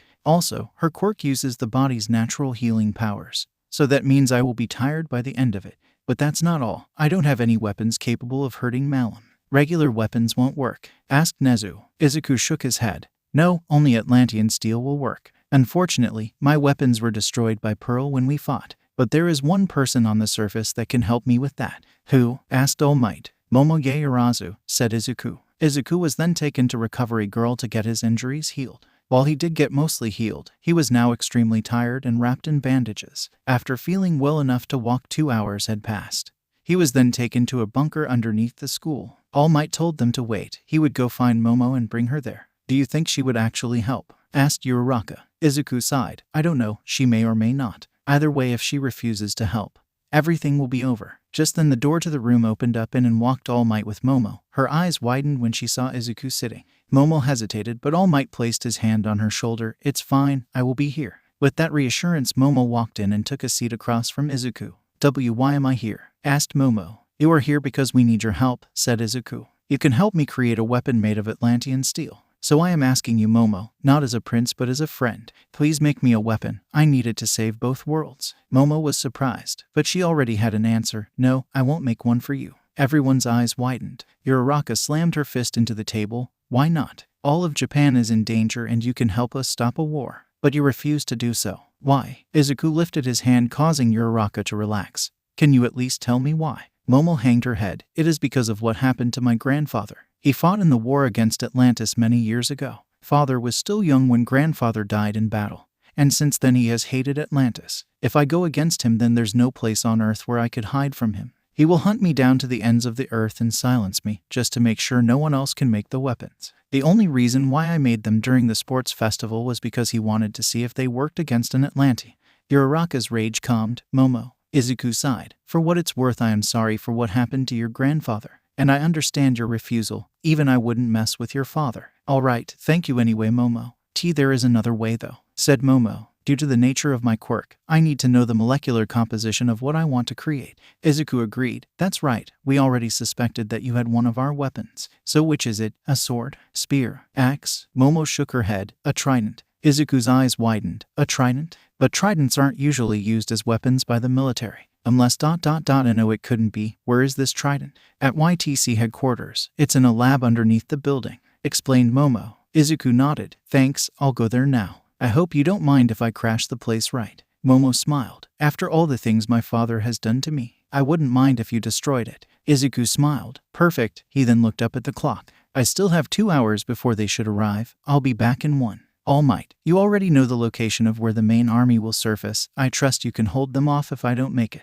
All Might nodded. I can, but are you sure? That would mean your people will be injured or even killed. I am aware, but as sad as it may be, this is war. There is no room for mercy when your opponent is trying to kill you, said Izuku. Are you sure you'll be all right? Asked Uraraka, walking up to him. I'm still not sure about letting you go alone. Izuku smiled. Yeah, I'll be fine. Your class needs you here. Just make sure you stay safe, all right? And remember, don't hesitate. Uraraka nodded. Right. Uraraka then kissed Izuku on the lips. After a few seconds she pulled away. You better come back, she said, blushing slightly. I will, I promise you. I should get going. Izuku then saw a water bottle on the table. He grabbed it and put it in his pocket. This will do for now, I guess. Please, everyone stay safe until I return. Izuku then ran out of UA and towards YTC headquarters. He still wasn't at 100%, but if he could get a weapon then he would stand a chance. Although the weapon Momo described was something he hoped and dreaded to see. If this is what I think it is, then what father said was ... and no. I can't think that way. Not now when both worlds are counting on me. After running for 30 minutes, Izuku finally arrived at a tall building. Well then, this could be more difficult than I thought it would be. Looking down, he saw the entire area was surrounded by armed guards. Izuku looked down at his watch. I only have an hour and 30 minutes left. It takes 30 minutes to get back. That just leaves 1 hour. Should be more than enough time, but I'm wasting time here. Jumping from the building he was on, Izuku slammed into the ground in between the guards, causing the ground to shift outward. Most of the men were thrown aside, but some of the vehicles were still upright. Shit! Open fire! Yelled out one of the men. As bullets began to fly, Izuku jumped back and crushed the Humvee. Grabbing the turret, he ripped it right off of the vehicle and threw it at another. Izuku repeated his process until there was only one Humvee left. As it tried to get away, the men inside radioed for help, but their radio cut off when Izuku jumped in front of the vehicle. The Humvee crashed into Izuku, causing the whole front end to scrunch up. Izuku then reached down and ripped the engine out of the vehicle and threw it aside. Leave now, he ordered with burning green eyes. The men all got out of the vehicle as Izuku tossed it aside. With nothing more to stand in his way, Izuku made his way into the building. Looking around, he found that the place was empty. Strange, this is the HQ, so why is it so empty? Izuku then saw the elevator. Getting in, he pressed the lower level. Momo said the place goes down 10 stories, but this says there are only 5. Just then the elevator stopped. Well, only one thing left to do. Izuku jumped slightly and slammed his fist into the elevator floor, causing the whole elevator to come crashing down. The elevator then slammed into the bottom floor, and with a ding it opened up. Izuku walked out to see the lab Momo was talking about. Now where is this trident? Asked Izuku as he walked deeper into the lab. You shouldn't have come here, Prince Izuku, said a voice over the loudspeaker. Izuku looked around. Momo's father, I presume. Kin, was it? You presume correctly. Now leave here, Prince, unless you want to die, said Kin. Izuku smirked. Sorry, but I can't do that. I heard you have a trident here. I would very much like it if you hand it over. Kin's laugh was heard. Fine, you want it, take it. But first you have to pass a test. A test? Sorry, but I don't have the time for that. However, before Izuku could say anything else, something came swinging down from the ceiling. Izuku put up his arm and blocked whatever it was with his forearm. Izuku's eyes widened as a blade was stuck in his arm. Atlantian steel. Just then a figure appeared in front of Izuku. Allow me to introduce the newest member of my team. I believe he goes by Stain, the hero killer. In front of Izuku was a tall man with messy black hair. He wore a dark combat suit plated with armor. He also wore a long red scarf and headband. He had messy bandages going up to his biceps and an old mask. So this is the man who caused all that destruction, said Stain with a jagged sword. Izuku held the open cut on his arm. Man, you are one ugly guy. Defeat him and you can get the trident, but as you already know, he has a weapon capable of killing you. Also, I know how strong you are and your weakness to drying up, so let's even up the playing field, shall we? Said Kin as several sun lamps began to appear from all over the lab. Cheap trick, but he shouldn't be a problem, Izuku said, rushing Stain. However, before he could even get close, Izuku suddenly fell to his knees. What's going on?" he asked, unable to feel his legs. Looking up, Izuku saw Stain licking the blood off of the sword. "I never told you my quirk, guess I forgot." Stain then walked over to the fallen Izuku. "Sorry man, nothing personal, but I need that intel." Raising his sword, Stain brought it down, aimed right at Izuku's neck. However, at the last second, a wall of water stopped the blade. "What?" Stain jumped back. Looking back, he saw Izuku slowly standing up with glowing green eyes. "Not bad, you almost had me there. Unfortunately for you, my blood is different from your regular humans." With a smile, Stain lifted his sword. Good. Let's have our swords do the talking." As he was saying this, Izuku grabbed the water bottle he was carrying and controlled the water, reshaping it into twin water blades. "I'll end this quickly." The two then ran at each other and began to swing their weapons. Each strike was meant to kill the other, but every time they would block. The two went back and forth. Izuku, in his weakened state, made this fight pretty even. Stain slashed upward. This caused Izuku to stumble back. Seeing a chance, Stain began to cut Izuku across the body. The only thing Izuku could do was retreat and find an opening. As the two then locked swords, Izuku used this chance to kick Stain in the stomach, causing him to fly towards the other side of the lab. Coughing out blood, Stain smiled at Izuku. This is a fight. I haven't had this much thrill since my fight with that man." Izuku smiled, clapping his hands together. Izuku fused his twin swords into a katana. "Now, let's end this." Izuku then got into his stance. Stain saw this and did the same. "Out of all the heroes I've killed, you are the strongest." "I'm not a hero, I am a prince." For the final time, the two ran at each other. The two then thrusted their swords forward. From the camera feed, it seemed as if the two stabbed each other. That's when Stain spit out blood. Izuku's sword was seen piercing Stain's body. Stain went limp and fell to the floor. "Why you really are." Izuku lowered Stain's body to the floor. "Now all those you have killed are now avenged." Letting the green glow disappear from his eyes, Izuku let the water blade become a puddle. He then walked over Stain's body and deeper into the lab. That's when he saw it. The trident Momo was talking about. It was in a glass container being analyzed. Izuku's eyes widened as he saw it.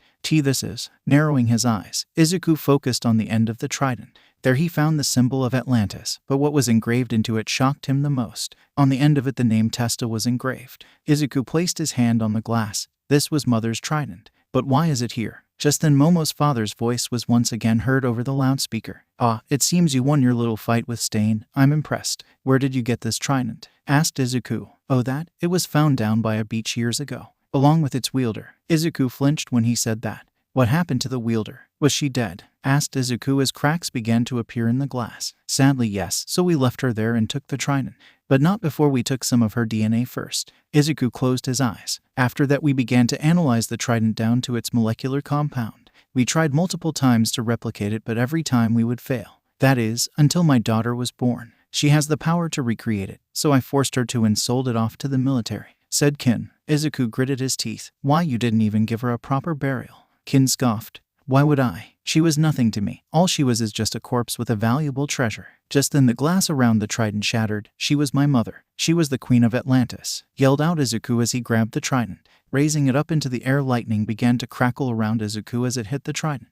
"After I'm done with retaking the throne, I'm coming for you, Kin." The trident began to glow with power. Turning it around, Izuku slammed the trident into the ground, causing a massive explosion.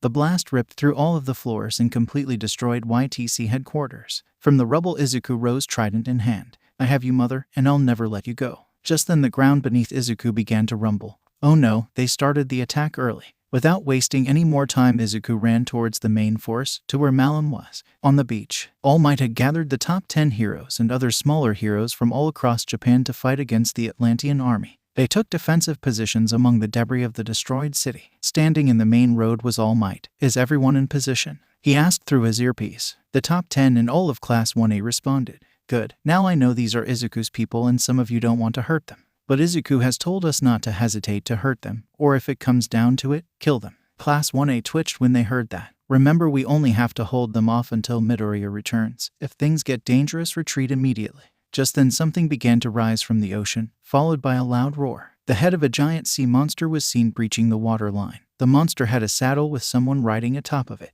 Lifting up his weapon, the soldier called upon the rest of the army. Everyone flinched as thousands of Atlantean soldiers began to rise from the sea. Class 1A were atop of a roof, struck with fear. There's so many of them, and they're just as strong as Midoriya. "Do we even stand a chance?" asked Kirishima. Uraraka swallowed a lump in her throat. "We have to try. If don't, Japan is done for." Remember, don't hold back. If you do, you are as good as dead. Suddenly, Uraraka heard several thuds. Turning around, she found that her class was knocked out. Guys, she yelled out, trying to reach them. However, before she could take a step, something cold pressed up against her neck. Don't take another step, said a voice behind Uraraka. Uraraka's eyes widened. This voice, it's you, isn't it, Pearl? What gave it away? Asked Pearl. Standing behind Uraraka was Pearl with her sword up to Uraraka's neck. Just tell me one thing, why? Why do this to Midoriya? Asked Uraraka. I have no reason to answer you, said Pearl. You have a role to play in all this, so why don't you shut up and do your part? She then knocked Uraraka out and began to carry her away. The Atlantean army began to split down the middle, and from the sea Malum walked onto the surface with King Nero's trident in hand. So this is the surface world, how repugnant, he said, looking at the top heroes in front of him. Malum stepped onto the sand, but as he did, All Might appeared confronting him. That's far enough, said All Might, towering over the now king. You must be All Might, the #1 hero. I've heard a lot about you. You are strong, maybe as strong as me. However, I know all about your little secret, your weakness. Do you really want to do this? Asked Malum. I have a responsibility to the people of Japan. I will stop you by any means necessary, said All Might, creating a fist. So be it. Twirling the trident, Malum smacked All Might with the hilt of it. All Might was sent flying back. Atlantis, attack. With the battle cry of thousands of men, the army began to move inland. All Might was shaking off the head. Once he did, he got back up. Texas smash. Throwing his fist forward, he created wind pressure which knocked back several men. Everyone attack. The heroes all went in and jumped into battle. Quirks went off like fireworks on the 4th of July. The Atlanteans opened fire with their water plasma guns. Heroes began to fall one by one as they ran at them. That's when Endeavor appeared, burning away at the soldiers. Don't let up. Charge and we take the day. However, as he was running, Malum appeared in front of him and hit Endeavor across the face with his trident. The flame hero, Endeavor, you can pose a problem. So let's get rid of you first. Endeavor tried to use his fire, but Malum knocked his hand up, redirecting the flame towards the sky. That's when Malum saw his chance. Thrusting his trident down, Malum stabbed into the #2 hero's leg. Yelling out in pain, Endeavor fell to one knee. This is your end. Malum was about to stab Endeavor in the chest when a massive fist came in and punched the Atlantean away. Are you all right, Endeavor? Asked All Might. I didn't need your help, yelled out Endeavor, cauterizing the wound. I never said you did. Stay back, I'll deal with him, said All Might, walking towards Malum. Malum smiled as he looked at the #1 hero. Finally, a real challenge. Let's see what the #1 hero can do. The two then ran at each other. As they met in the middle, they caused a loud boom to ripple throughout the battlefield. Malum used the trident to hold back All Might's fist. You are a strong hero, but you are nothing compared to an Atlantean. All Might felt his fist being pushed back. We'll just have to see about that. All Might then clenched his right fist. California smash. With a hard right hook, All Might managed to knock Malum back several yards. Malum slid to a stop. Good, show me more, yelled out Malum as he jumped into the air and brought the trident down right on All Might. All Might jumped back, causing Malum to miss and strike the ground. Seeing a chance, All Might ran at Malum. You're mine. However, as he got close, Malum used the trident to spin around and kick All Might in his weak spot, causing him to spit out blood as he flew through several destroyed buildings. All Might had blood running down his lip as he looked around at the battlefield. What he saw would haunt him for the rest of his days. He saw heroes dying. One hero was stabbed through the stomach by a soldier. Another hero was blasted in the chest. He couldn't take it anymore. He had to stop holding back. He had to end this now. All Might turned to find car-sized pieces of building. He grabbed them and stood up. I'm done playing games, said All Might as he jumped into the air. Malum was sure that All Might was defeated, so he went back to commanding the ground forces. Squad 3. Break off and head to the capital. Squads 1, 2, and 4 will keep moving forward. We need to establish a forward base. Take this beach. However, as Malum was giving orders, All Might came down from the sky and cracked Malum on the head with the piece of wall. The impact was so strong that the ground around them broke apart. You won't hurt anyone else, All Might yelled out as he punched Malum with the other piece of wall. With debris everywhere, All Might raised his fist and double fist strike Malum on the back, causing him to fall to the ground. All Might then pulled back his fist. I have to go beyond. Plus Ultra. Everyone on the battlefield looked over to see a massive tornado appear from where All Might and Malum were. The heroes took shelter where they could. The Atlantean army was thrown back into the sea. All was quiet for a few seconds. As the wind died down, the hero's eyes widened.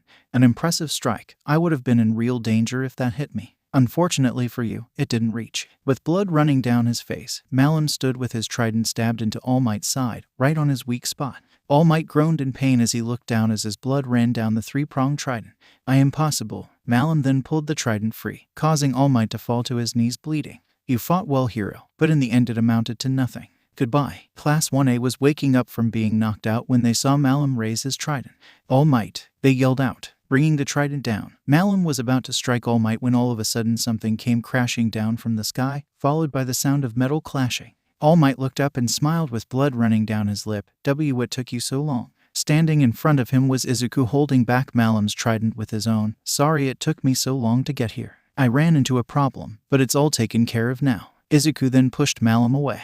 Ah, Prince Izuku, glad to see you are still alive, said Malum. Izuku smirked. What can I say? I'm a survivor. Unlike your father, rebutted Malum. Izuku's face turned stern. I'll kill you for what you did to him. You are welcome to try, but you will fail. I am the ruler of Atlantis now, said Malum. Izuku straightened his trident and slammed it to the ground. Malum of Atlantis. I, Izuku Kaito Midoriya, Prince of Atlantis by birthright, challenge you for the throne. Malum smiled. I thought you would say that. All right, fine. I, Malum of Atlantis, accept this challenge. A battle to the death for the throne of Atlantis. Raising a fist, Malum ordered the Atlantian army to stand down and bear witness. All Might, tell everyone to stand down. I will end this. All Might nodded and told everyone to stand down. That's when Malum noticed the injuries on Izuku's body. Seems like you are injured. Normally this would be a fair fight, but these are not normal circumstances. However, I can give you more motivation. Pearl. Just then Pearl appeared beside Malum with Uraraka as her prisoner. Izuku's eyes widened. Uraraka. Izuku was about to jump at Pearl but stopped when she pressed a knife to Uraraka's neck.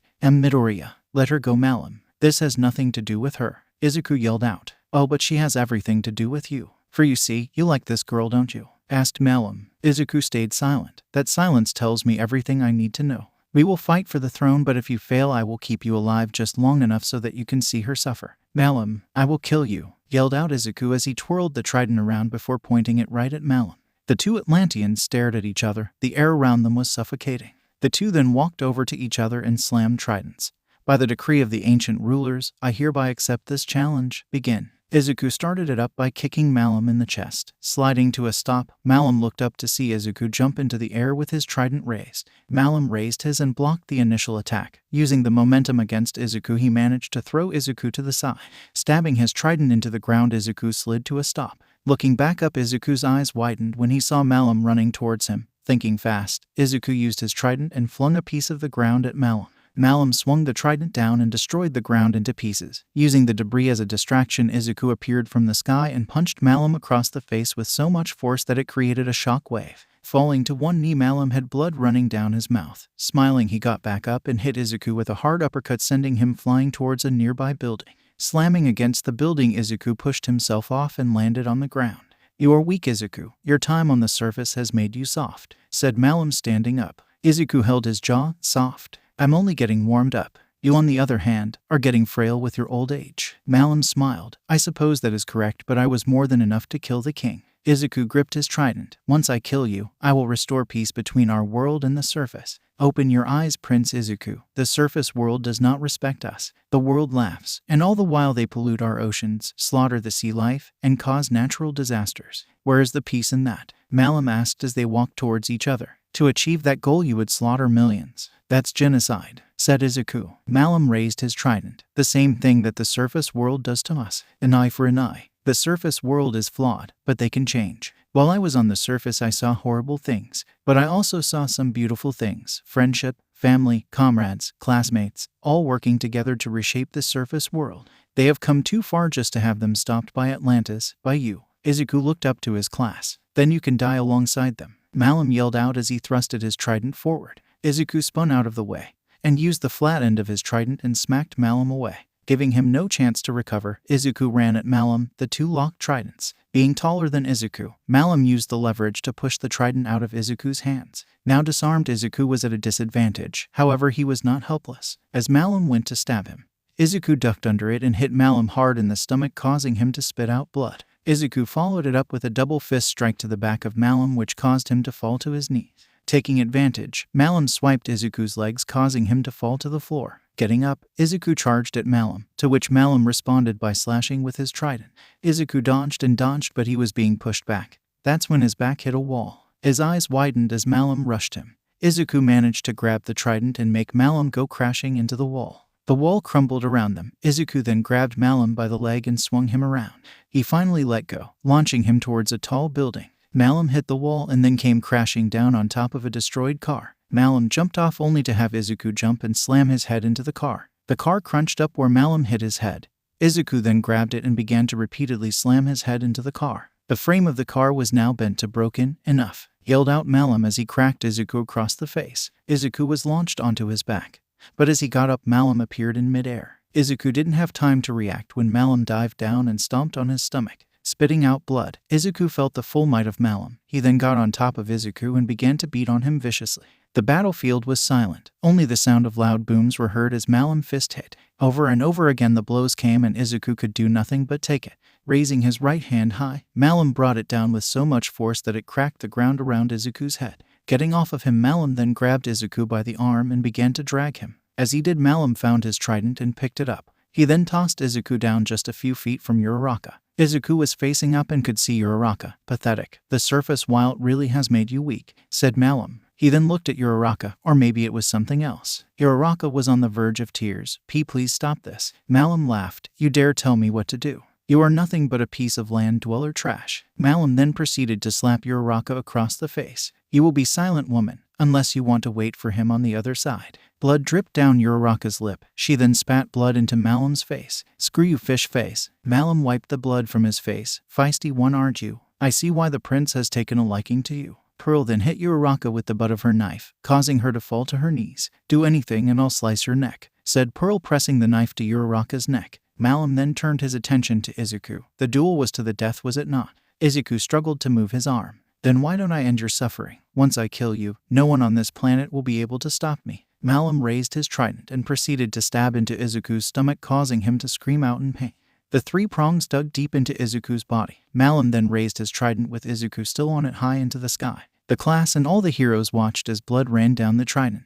Weak and soft, just like your father. Izuku gripped the trident's pole as the blood flowed. He then gritted his teeth. And my father was not weak. I am not weak. I am Prince Izuku, a son of the sea, and a friend to the surface. And as prince, you will obey. Izuku then raised his fist, and with all the strength he had left, he shattered Malum's trident into pieces. Malum was stunned. He held the shattered remains of his trident. I am possible. With blood still running down his wounds, Izuku grabbed Malum by the face and threw him into a wall. Izuku then ran at Malum. As he did, Izuku found and grabbed his trident and threw it. Malum had barely enough time to look up when the trident came in and pierced his shoulder, pinning him to the wall. Malum tried to take out the trident, but as he did, Izuku came in with a shot to his stomach. The hit was so hard that it shattered the wall Malum was pinned to. As the pieces fell around him, Izuku grabbed one out of the air and hit Malum across the face with it. Izuku then grabbed his trident as it too was loosened thanks to the hit.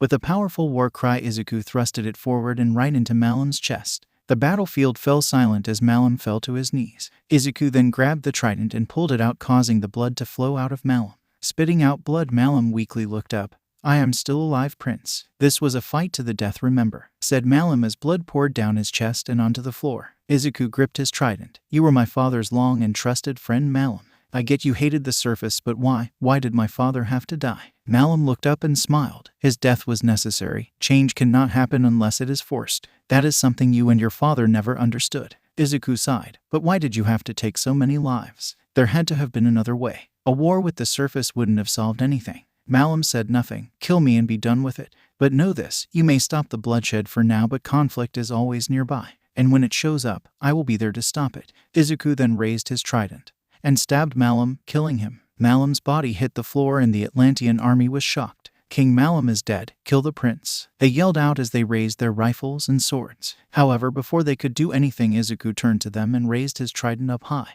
No, I am no longer your prince. I am your king. The Atlantian army stopped as Izuku's eyes burned green with power. Now kneel before your king. Seeing this, the army began to drop their weapons and kneeled. Izuku then walked over to Pearl, who still had Uraraka hostage. Slamming his trident down, Izuku stared at Pearl. And without saying a word, Pearl dropped the weapon and kneeled before Izuku. Your Majesty, I hear and obey. Izuku then looked over to his left and saw two soldiers. You two, restrain and detain her. The two men nodded and did as they were told. Midoriya, Uraraka yelled out, hugging him. Uraraka, are you hurt? Asked Izuku. Uraraka shook her head. Just some scratches, nothing too serious. Izuku nodded. Good, good. Oh, give me a second. Tapping his trident twice on the ground, the army stood in attention. Go home, Atlanteans. This war is over, said Izuku. His men quickly and orderly went back to the sea. As they disappeared below the waves, Izuku felt his body go limp. The only thing keeping him upright was Uraraka. That's when Class 1A and the rest of the heroes arrived. Is it over? Asked All Might. Izuku nodded. Yeah, it's over. The heroes and students all cheered and celebrated. However, for Izuku this meant it was time to say goodbye. So what now? Asked Ida. Now, I go back to Atlantis and try to negotiate for peace. That also means this is goodbye, for good, said Izuku, much to the surprise of everyone. For good? What do you mean, for good? Asked Uraraka. Izuku turned to the class. During our fight I thought about it, and our two worlds were never meant to meet. If I hadn't come up to the surface, none of this would have happened. So in order to stop this from happening again, no Atlantian will be allowed back on the surface, including myself. But you just saved us all, said Gyro. Be that as it may, my people are responsible for the deaths of hundreds of thousands of your people. Your government will now put the blame on me for all of this. Although Malum is already dead, I have evidence that this was all caused by someone else. But now no one will listen to me, said Izuku. That's when All Might stepped up to Izuku. Midoriya, you rejected my help before, but please let me help you once again.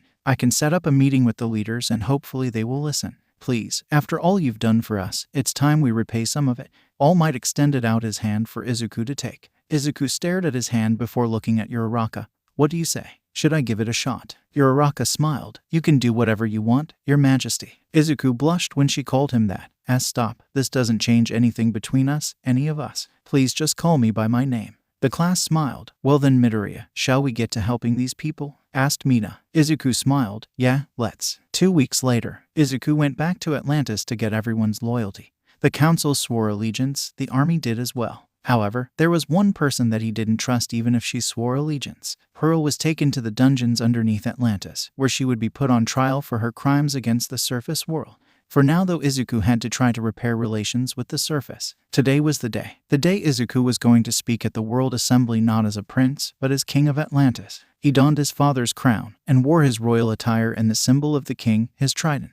Escorted by a squadron of soldiers, Izuku's ship rose from the surface, and there to greet him was All Might himself. This time he wasn't a student at UA. This time he was a diplomat from a nation. King Izuku, you honor us with your presence, said All Might, kneeling before Izuku. Izuku sighed. Did the class put you up to this? All Might laughed. Yeah, they wanted to see your reaction. Izuku smiled. Of course they did, so I'm guessing they aren't here. No, they are actually helping and guarding the capital. They will be present when you give your speech, said All Might. Great, more pressure, said Izuku. Well, come on, let's go. The two then walked over to a limo and got in. While on the way, Izuku talked to All Might about how the repairs were coming along to the city. He told them they were going great, thanks to all the money and materials Izuku had given them. With so much, they were on track to rebuilding everything in a few weeks. After a while, they arrived at the Parliament building. The whole place was surrounded by armed guards and heroes. This included Endeavor. Izuku got out of the limo and was escorted inside. Opening the doors to the hall, Izuku walked in to see the leaders of all the major nations sitting around, and lining the back was all of Class 1A in their hero costumes. Izuku wanted to say hi, but this wasn't the time for it. He went to his spot that had a sign that read Kingdom of Atlantis. Taking a seat, Izuku looked around and saw that everyone was looking at him. This is going to be something else, he thought to himself. Just then the speaker of the chamber walked to the podium. Can I please have everyone's attention? We are here today to listen to evidence presented to us by the Kingdom of Atlantis. Your Majesty, please come up and speak. Izuku got up and walked to the podium. With a trident in hand, he stood in front of the mic and cleared his throat. My name is Izuku Kaito Midoriya, and I am now King of Atlantis. My father once said to me that my mother loved the surface. I never understood why. That is until I joined UA. They showed me the beauty of the surface, and slowly but surely I began to love it as it was Atlantis. However, as many of you know, the tragedy that fell over this country was the act of a man who hated the surface world. He is now dead. I killed him myself. So let me be clear about one thing. He doesn't represent us all. We are a peaceful kingdom. We do not want a war. I do not want a war. Today, I hope to show you what really happened and what led to my nation attacking yours. Izuku then laid everything down. He showed his evidence that Japan was in possession of this weapon and clearly violated the treaty they had in place. He showed how YTC were actually the ones who hired assassins to kill Izuku, and how they had the trident that belonged to his mother. The room was shocked. They couldn't believe that someone would do all this just to gain profits. Izuku showed that Malum was actually the one responsible for the floods that killed thousands, how he took the throne and killed Izuku's father. He even showed how, yes, it was Pearl that killed Prime Minister Yui. So you see, this was all a series of unfortunate events. Atlantis did not want this war, but I finished it. Now, I know what some of you may be thinking. We should attack and get rid of this kingdom. But make no mistake, the seas are mine to command. Your ships sail because I allow them to. Your planes fly over the seas because I allow them to. And most importantly, your economy runs because I allow it to. Without your sea trading routes, the world's defense and economy would crumble, said Izuku, looking down at the world leaders. The leader from the US stood up and slammed his fist down on the table. Did you just threaten us? Izuku struck his trident down. It is not a threat, it's a warning. Do not test me. I will not allow any more hardships on my people. That being said, I am open to talk. For hundreds of years your ships kill thousands of sea life. You hunt whales for sport, pollute our waters, and poison my people. But we can change that. Let's work together to find a solution. Atlantis is ready and willing to help, but only if you talk to us. The war that happened years ago will not happen again. I swear on the previous king that it won't. I know that you all won't trust me. That is why, with the permission of the Japanese government and UA, I would like to set up an embassy. UA showed me that we can coexist in peace, and I hope that we do. I even thought about banning any and all Atlanteans from coming to the surface, but Izuku then looked at the back of the room and saw Uraraka. I was reminded why I came here in the first place. Thank you for your time. But that Izuku walked off the stage, after the other leaders voiced their opinions, to which Izuku didn't really care what they thought. It was now the end of the meeting, and Izuku and the other leaders were taken to the halls of the building where they could talk amongst each other. At first no one wanted to talk to Izuku. That is until someone tapped on his shoulder. Excuse me, your majesty. Turning around, Izuku found Uraraka standing there in her hero costume. Uraraka, I told you before not to call me that. Uraraka giggled. I know, I just wanted to see your reaction. So how are you? Izuku sighed. It's been a rough couple of weeks. Things in Atlantis are steadily going back to normal. Thanks, good. So what about Pearl? Asked Uraraka. She is ... She's awaiting trial. Japan has asked that we hand her over, but I will not allow her to be tried and convicted by someone else other than her people, said Izuku. I see, said Uraraka, looking down at the floor. She's asked to see you. This surprised Uraraka. What? Really? Why? Asked Uraraka. Izuku shrugged. I don't know, but it seems she has something to talk to you about. Pearl is really insistent on seeing you too. I already said no, but she keeps asking for you. I want to see her, said Uraraka. Izuku's eyes went wide. What? I want to see her. There is something I want to tell her too, said Uraraka. Absolutely not. You remember what she did to you last time. What if she tries to break free and use you as a hostage? I won't put you in danger, said Izuku. Midoriya, I'm always in danger. Remember, I am a hero in training. Not to mention we were in a war just 2 weeks ago. I can take care of myself. You of all people should know that. Or could it be that you are thinking less of me now that you're king? Asked Uraraka with a smug look on her face. No, of course not. It's just that. Izuku tried to think of an excuse, but nothing was coming to him. Fine, I'll let you see her, but after her trial, and I will go with you, said Izuku. Uraraka nodded. Of course. Perfect. Now that that's out of the way, I think it's time for you to return to your kingly duties. Uraraka motioned behind him. Izuku turned around to find several world leaders waiting for him. Uraraka turned to leave. Wait, Uraraka. She stopped and looked back. Would you mind going out for some coffee or something later? Uraraka smiled. You have my number. Call me when you are done. Izuku smiled as she walked away. That girl. Turning away, Izuku went to talking with the other world leaders. The meeting was long, and some of the leaders even invited Izuku to their country so they could work out some sort of agreement. It was now nighttime when Izuku finally left. He walked out of the parliament building to see Uraraka waiting for him, alongside All Might. You guys are still here. I thought you'd be long gone by now, said Izuku, walking up to them. A hero's work is never over, Midoriya. We are here to escort you back safely. All Might said, laughing. Thanks, guys, but I don't need a bodyguard, said Izuku with a smile. That's when Uraraka pointed at Izuku. Don't be an idiot, Midoriya. You are a king now. You should take care of yourself. Izuku put up his hands. Sorry. All right, fine. Let's go. The trio then got into the car and began to drive back to the sea. So what's going on with UA? After everything, do you have anything planned, or is everything postponed? Asked Izuku. No, actually, we are on track to going back to normal. Next week we are actually having hero internships. I don't suppose you will be joining us? Asked All Might. Izuku thought about it. Honestly, I'd love nothing more, but I have my responsibilities to Atlantis now. If I spend too much time up here, it will seem as if I favor one over the other. Sadly, for now I can't leave, although you all can come visit me whenever you want. Maybe Nezu and I can work on a field trip of sorts. Oh, that sounds cool, Uraraka said excitedly. I can't wait to tell the class about this. It will have to wait until after everything has settled down. Izuku then slumped over. I never knew running a country would be so hard. I don't know how father did it. Uraraka reached out and touched Izuku's hand. I'm sorry about your father, Midoriya. He was a good man. Izuku smiled. Thanks, Uraraka. I still can't believe he's gone. If only I had seen Malum's betrayal sooner, I could have saved him. Do not blame yourself, Midoriya. You did the best you could given the circumstances, and I'm sure your father knows it too, said All Might, trying to cheer him up. Thanks, All Might. It means a lot coming from you, said Izuku. The rest of the car ride went smoothly. They talked about UA and Atlantis. However, it was now time to say goodbye. The trio walked down to the beach and stopped short of the waterline. Where's your ship? Asked Uraraka. Izuku turned. They are down there waiting for my command. Well then, seeing you guys was fun. I'll try to go visit you at UA. You better. The class really misses you, Midoriya, said Uraraka. He smiled. Then even more reason to go visit. I'll see you guys soon then. All Might reached out his hand. Take care of yourself, all right. Izuku grabbed his hand and shook it. I will, and same to you.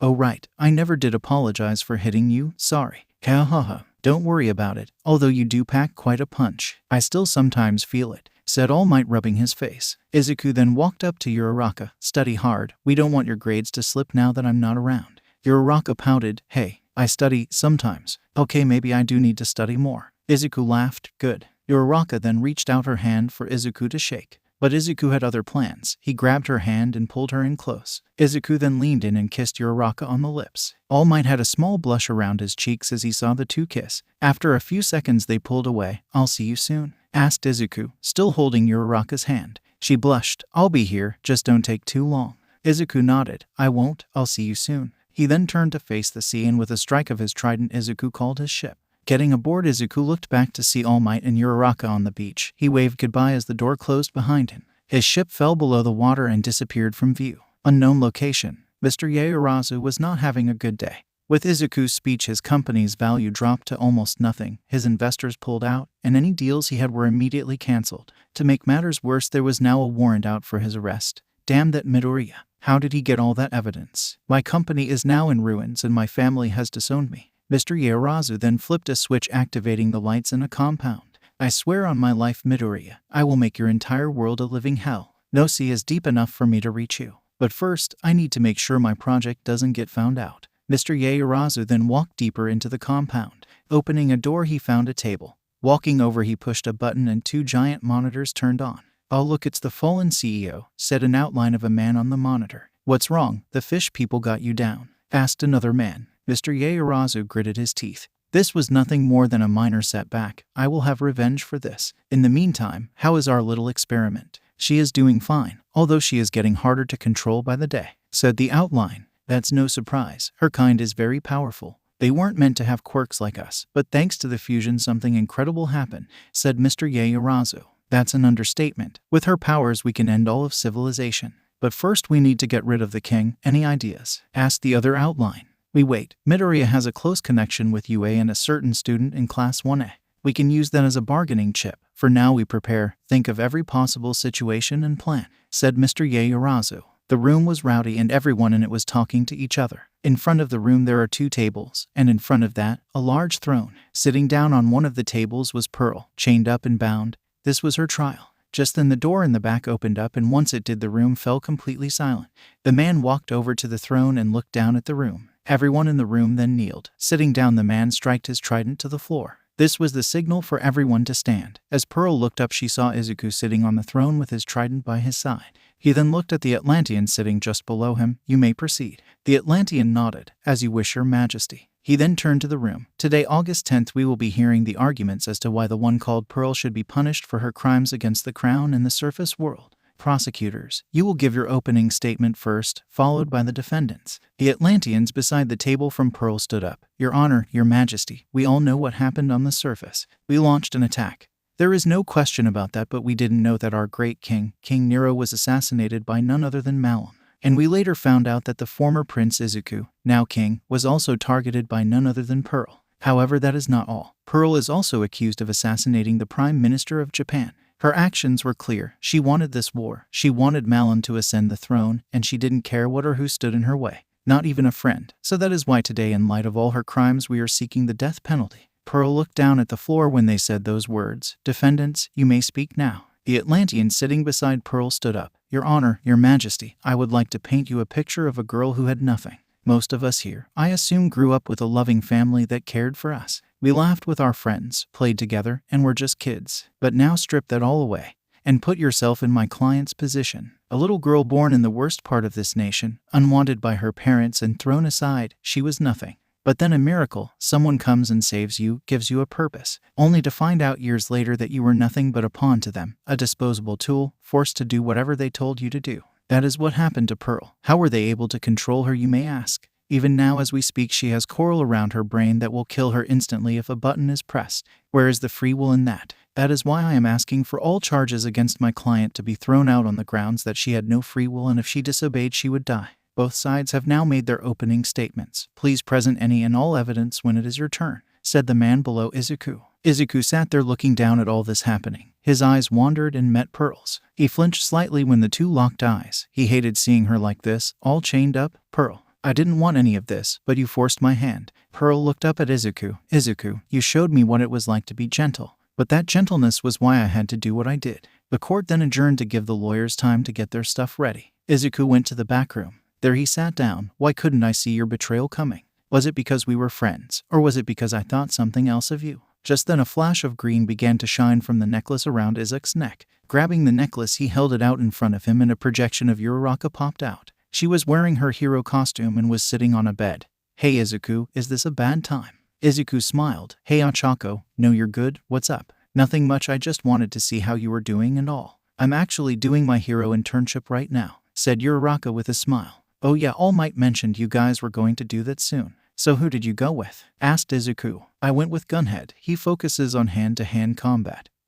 And I'm kind of lacking on that now that you're not here, said Uraraka. Yeah, sorry I haven't gone over to visit you guys. It's just, things are kind of difficult right now, said Izuku. I can imagine. So, are you going to tell me what's wrong? Asked Uraraka, much to Izuku's surprise. Izuku chuckled as he removed his crown. How did you know? Uraraka sighed. I can see it all over your face. Izuku, what's going on? Is everything all right? Izuku looked away for a second. I'm actually hearing over Pearl's case right now. Uraraka's eyes widened. Oh, I see. What's the prosecution asking for? They're asking for the death penalty. Achako's already widened eyes began to be filled with despair. I know what she did was horrible, and if I'm being honest, she might deserve it, but what do you think? Asked Uraraka. I don't know. Izuku looked down in shame. I don't want to kill her, but after everything she's done. I get it, Izuku. She's your best friend. And as king, I'm guessing the people are looking for you to be decisive and set an example. You've been put in a position that you lose no matter what, said Uraraka. Yeah, it kind of sucks, said Izuku, still looking down at the floor. Izuku, you know I'm here for you, right? So if you need anything, just let me know, please. I may not be as strong as you, or even a king, but I'm here nonetheless. Izuku looked up to see Uraraka smiling at him. A small blush formed around his cheeks. I know, and thank you. Think you might have time tonight to meet up. I got something I want to show you, said Izuku. Uraraka smiled. I do, but I'll have to sneak out. If Gunhead finds out, I'm screwed. Well then, don't get caught. Meet me down by the beach where you guys dropped me off. Oh, and bring a change of clothes, said Izuku. Uraraka nodded. I'll be there around 12. Just then a voice called out to Izuku. Your Majesty, it's time to go back. I'll be right there. Izuku turned to the projection of Uraraka. I'll see you soon then. Uraraka nodded. Don't be late. With that, the projection of Uraraka disappeared. Izuku smiled as he stood up. Looking down at the crown, he thought back to when his father wore it. Reaching over, he grabbed the crown and placed it back on his head. Let's go. The starting arguments dragged on for hours. It was now around 11 p.m. when they finally ended for today. Izuku was escorted back to the palace. There he changed out of his royal attire and put something on that was more casual. Izuku grew up in the palace, and as such he knew every inch of it. He knew where the guards were, what time they switched, where to stop, and where to get out. Now outside of the royal palace, Izuku swam towards the shore with Uraraka. Uraraka was making her way down the stairs of the hero agency she was at. What she was about to do could get her in a lot of trouble. Uraraka slowly and carefully walked down the stairs in her UA jacket. She also had a duffel bag with a change of clothes. Making it down the steps, she celebrated, but her celebrations were cut short when someone called her out. Where do you think you're going? Uraraka turned to find Gunhead standing by the door. I was just going to the market. Gunhead looked at her with a not-so-convinced look. At 11 p.m. Yes, said Uraraka. You're going to meet King Izuku, aren't you? Asked Gunhead. Uraraka's eyes went wide. No. Don't lie to me, Uraraka. I heard your little conversation, said Gunhead. Does UA know about the communication device? Uraraka looked down at the necklace she had on. No, they don't. Sorry, I'll just go back upstairs. Just as Uraraka was about to take the first step, Gunhead spoke.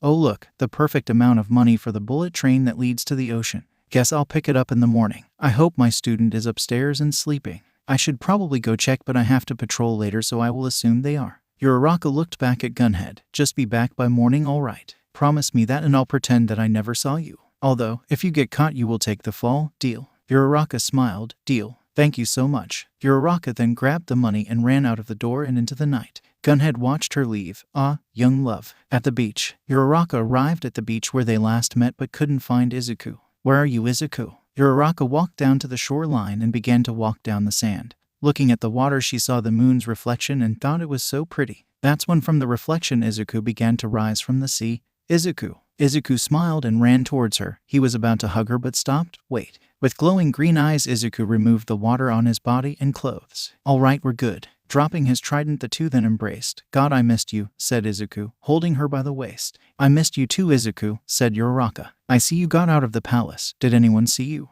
I don't think so. What about you? Did Gunhead catch you? Asked Izuku. Yeah, he did actually, but he was really cool and let me come anyway. I just have to be back by morning, explained Uraraka. Izuku nodded. Really? Wow, he sounds like a cool hero. So anyway, I had something I wanted to show you. Right. You said to bring a change of clothes? Why? Asked Uraraka. Izuku smiled. Cause we are going swimming. Just trust me, you're going to like this. Uraraka took off her jacket. Taking Izuku's hand, they went into the water. Izuku gave her the device to breathe underwater. Now fully submerged, Uraraka opened her eyes to see the coral reef. Wow, it's so pretty. Izuku nodded. It sure is. Now check this out. Izuku then raised his trident. As he did, Uraraka saw it pulsate. Then before she knew it, two dolphins appeared and stopped right in front of her. Uraraka couldn't believe it. Izuku, you can control sea life. Well, not really control them. I use the trident to telepathically communicate with them and push them to do what I want, explained Izuku. Uraraka reached out to one of the dolphins. See, can I touch them? The dolphins whistled and clicked. They said it's fine. Uraraka then began to pet them. Oh my god, you two are the cutest. That's not the only thing they can do. Raising his trident, Izuku pushed the dolphins. Just then one of them got underneath Uraraka, causing her to ride one of them. I would hold on if I were you. Hold on to what? Without warning, the dolphin took off swimming. Uraraka held onto the fin. It felt like she was flying. Faster and faster they went deeper into the sea. And Izuku was there swimming beside her. This is amazing, yelled out Uraraka as they swam past a school of fish. Just then Uraraka could hear something in the water. Looking up, she saw a giant whale swimming close to the surface. And beside the whale was a baby whale. This is amazing. Izuku looked at the dolphin and all of a sudden the two went straight for the surface. With so much speed, Uraraka jumped out of the water. Woo. The dolphin then took Uraraka to a small island. Hopping off, she turned and thanked the dolphin. The dolphin whistled as it swam away. Izuku then appeared as well and jumped out of the water. So how did you enjoy your little adventure? Asked Izuku. It was amazing. The sea is so beautiful, even more so than I imagined, said Uraraka, almost jumping with excitement. Izuku smiled. Glad you liked it. The two then sat down on the sand and watched the moon reflect off of the water. Uraraka then leaned against Izuku's shoulder. Thank you, Izuku. You're welcome, said Izuku. So how jealous were the other girls when they found out you're with me? Uraraka chuckled. So jealous. Do you know how many questions I got when I told them I was dating you? I can only imagine, especially Mina, said Izuku. Don't get me started with her. I like Mina, but she could be a bit much sometimes, said Uraraka, thinking back. So has being with me calmed you yet? Asked Uraraka. Izuku nodded. It has. Do you know what your verdict is going to be? Asked Uraraka. No, not yet. But I will eventually. After I hear both sides, I'll make a decision. I just hope it will be the right one, said Izuku. Uraraka lifted her head from his shoulder. I'm sure you'll make the right choice. You said I could see her. When am I going to do that? Asked Uraraka. After the trial, said Izuku. Right now no one is allowed to see her. I understand. The two sat in silence for a minute before Uraraka broke it. Hey Izuku. Yeah? Do you think we can ... you know? Uraraka's face turned red as she motioned to her lips. For you, always. Reaching out, Izuku touched her face and gently pulled it toward him. Their lips met under the glow of the moon and behind the sound of waves crashing. After a few seconds the two pulled away. The moment just felt right. Izuku once again leaned in for a more passionate kiss. Uraraka was then pushed to the sand. Izuku laid atop of her, looking at her brown-colored eyes. Uraraka could see the green of his eyes shine like gemstones. As they were kissing, Izuku reached underneath Uraraka's shirt, feeling her skin. Uraraka felt his warm hand touch her skin. She flinched and let out a moan but didn't stop him. It was only until Izuku reached behind her and unhooked her bra that she placed a finger on his lips, stopping him. And not right now. I'm not quite ready for that yet.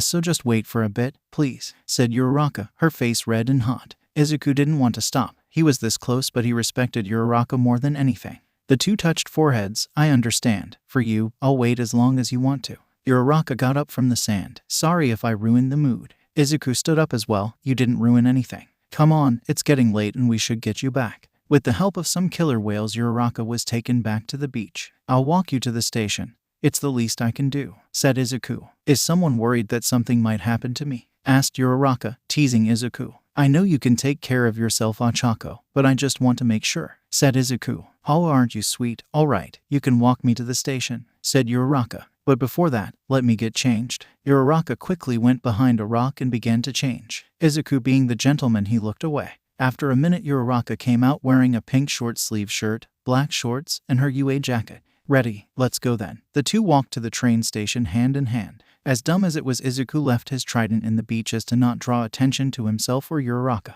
Buying her ticket, Izuku and Uraraka waited on one of the benches. A few minutes later, the train arrived. The two got up and faced each other. I'll come visit UA soon, I promise. Uraraka nodded. I'll hold you to that. Now get going before they notice you're gone. Izuku leaned in and kissed Uraraka on the cheek. Bye. Uraraka got aboard and waved as the train pulled away from the station. Izuku then began to walk back to the sea. Now back on the sand, he grabbed his trident and walked into the sea. He then took off for Atlantis. After a few minutes, he arrived and sneaked his way back inside. Afternoon. It was about midday when Izuku finally woke up. Man, I got way more tired than I thought I would last night. Pearl's trial wasn't continuing today, so he had the day off. Well, kind of. He didn't tell Uraraka about today. Just then there was a knock on Izuku's room. Your Majesty, are you ready? Izuku opened the door to find one of his council members. Tell me why you guys are forcing me to do this, asked Izuku. Because right now you are the sole member of the royal bloodline. If something were to happen to you, then it would spell disaster. That is why we are having you pick a queen. The sooner the better, explained the council member. No, I get that, but why can't I pick? I mean, she's going to be my wife, said Izuku. Because last time the old king picked her out and look at what happened.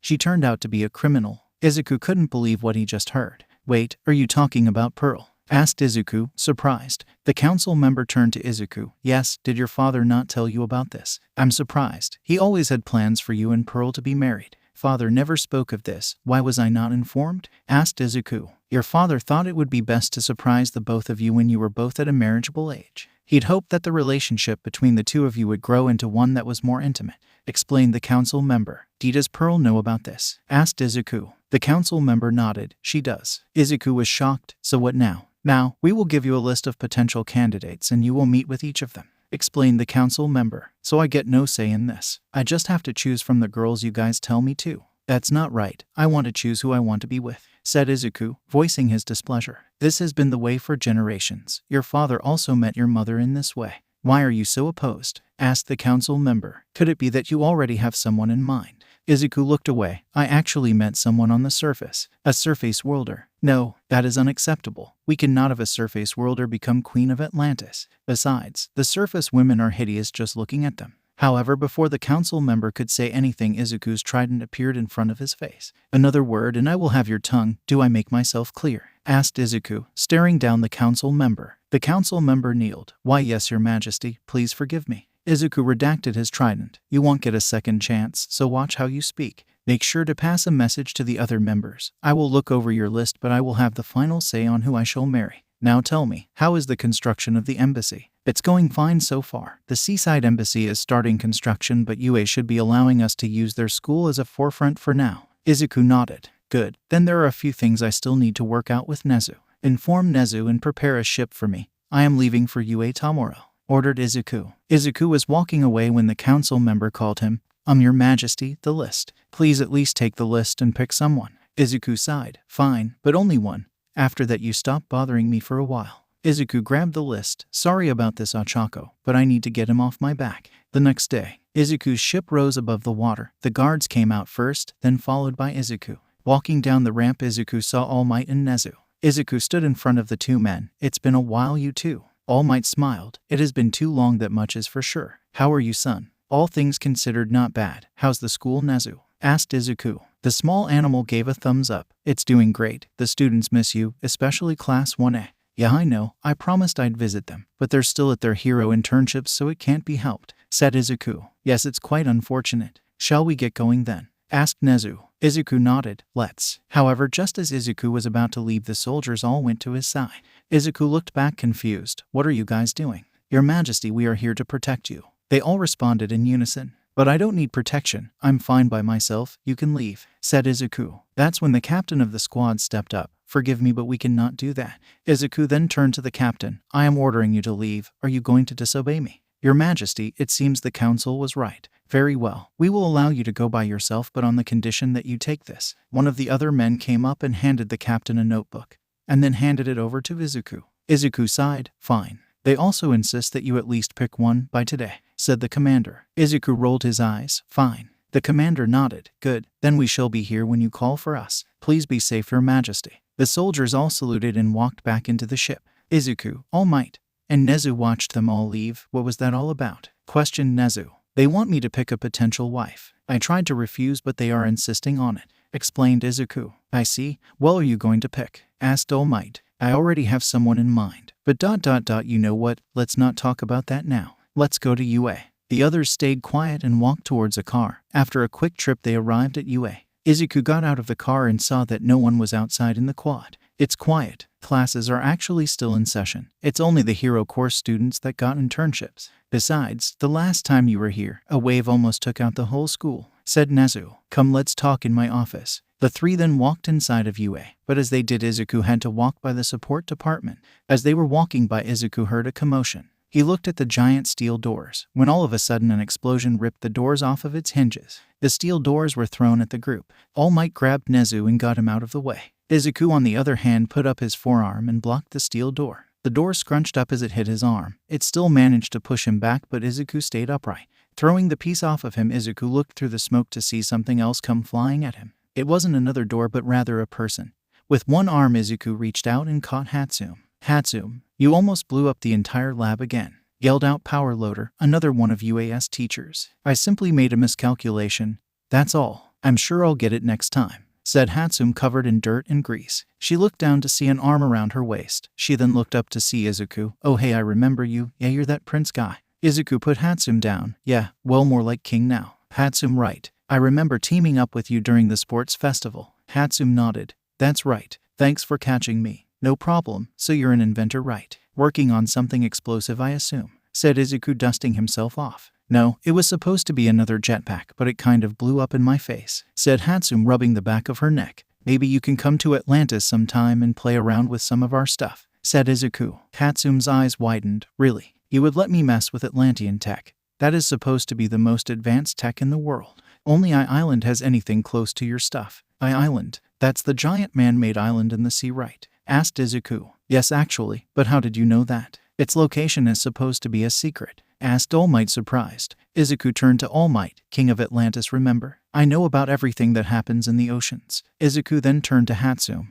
I'll let you know when you could visit. I can't wait, said Hatsum with a giant smile on her face. Izuku finally made it to Nezu's office. Nezu offered him a cup of tea, to which he accepted. Wow, this is good. We don't have this down in Atlantis. Glad you liked it. Now shall we talk business? Asked Nezu. Izuku put down his cut-up tea. Let's. Good. So first thing is, your use of UA as a forward embassy. We are currently building an office for you, which shouldn't take more than a few hours. The second thing is your enrollment here. Your father wanted you to study here, but given the circumstances, I don't think that will be possible, explained Nezu. Izuku had to agree with him. As sad as it may be, I believe my time as a student here at UA is over. It's been amazing while I was here though, so thank you, Nezu. Think nothing of it. We were happy to have a student such as yourself attend this school. Now for the boring stuff. We have to go over these contracts so we can proceed. Nezu brought out a stack of papers that was at least half of his height. Izuku looked at the stack. Great, more reading. This is going to take a while. A few hours later, Izuku and Nezu were finally done.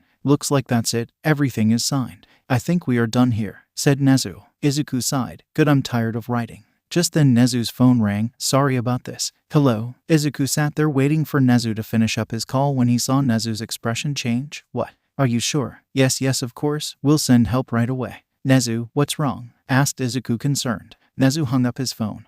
There's been an attack. Namus similar to the one that attacked the USJ have appeared in Hasu. The local heroes are doing the best they can, but they won't be enough. Endeavor and other heroes in the nearby cities are already on their way, but by the time they get there it might be too late. Izuku got up. I'll go. Izuku, are you sure? Asked Nezu. Yes, I'm sure. It would help repair relations if I'm seen helping. Besides, Ada is in Hasu, right? I won't let him get hurt, said Izuku, grabbing his trident. Nezu nodded. Very well, I'll let them know you're coming. Hasu. The streets were completely destroyed, broken pieces of building laid on the road, cars were on fire, and all the while people ran for their lives. Down the street the heroes were fighting 3 Namus. One was similar to the one at the USJ but had no eyes, another had wings, with the last being grayish in color and having 4 eyes. They screeched as they tossed around the local heroes like they were nothing, and one of the heroes helping out looked familiar. Ingenium, get its attention. A hero yelled out. Right, Ada, use your speed to run around them. Keep them off of the others so they can attack, ordered Ingenium.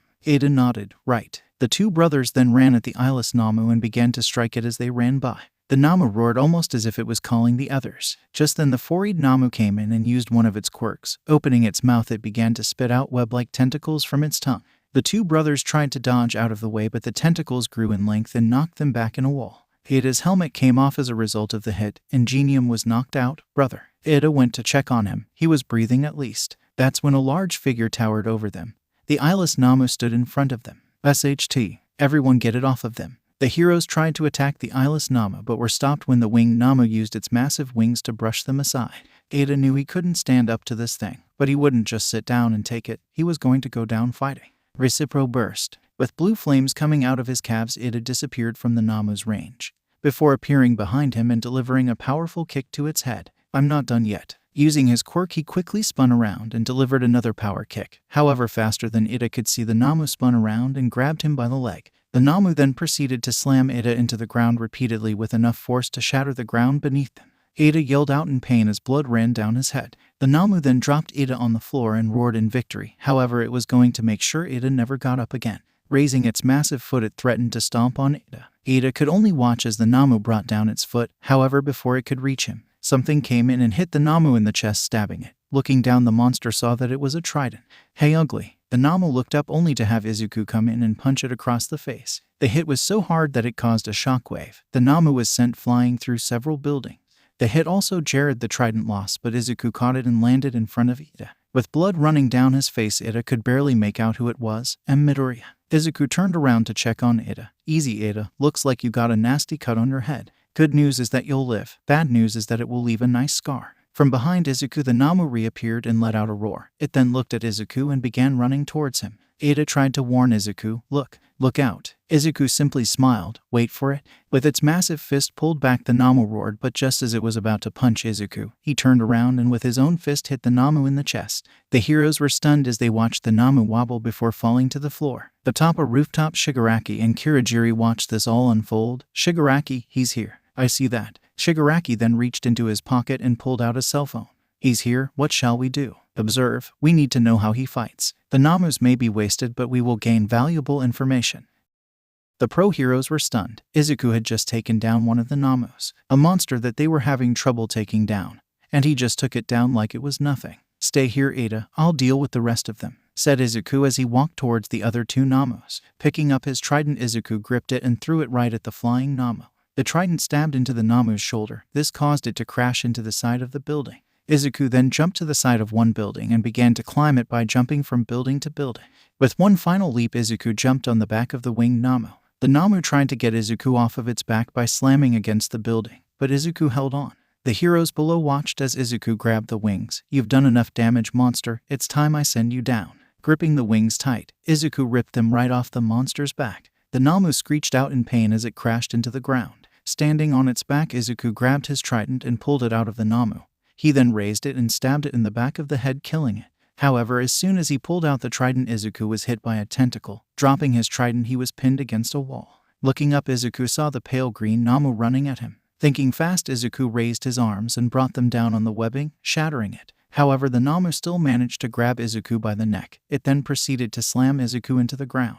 The Namu let out a screech as its arm that it had on Izuku began to grow in muscle mass, crushing Izuku underneath it. Gritting his teeth, Izuku fought against the pain. He needed a way out and fast. Just as he thought of something, Ada came in and kicked the Namu right in the head. Get away from him. Ada, yelled out Izuku. Ada landed on the ground, jumped back up and kicked the Namu again. Shut up and take him down. Izuku felt the grip on him loosen. Grabbing the Namu's arm, Izuku began to overpower it. Now free, Izuku got up and picked the Namu up off the ground. With all his might, Izuku threw it high into the sky. Taking a deep breath, Izuku grabbed his trident up and pointed it up. After a few seconds, the Namu that he threw fell and was impaled. With ease, Izuku slammed the Namu to the ground and twisted the trident to make sure the Namu was dead. The heroes were in disbelief. They struggled so much against those three and Izuku just beat them like they were nothing. We need to put out these fires. There are also people injured.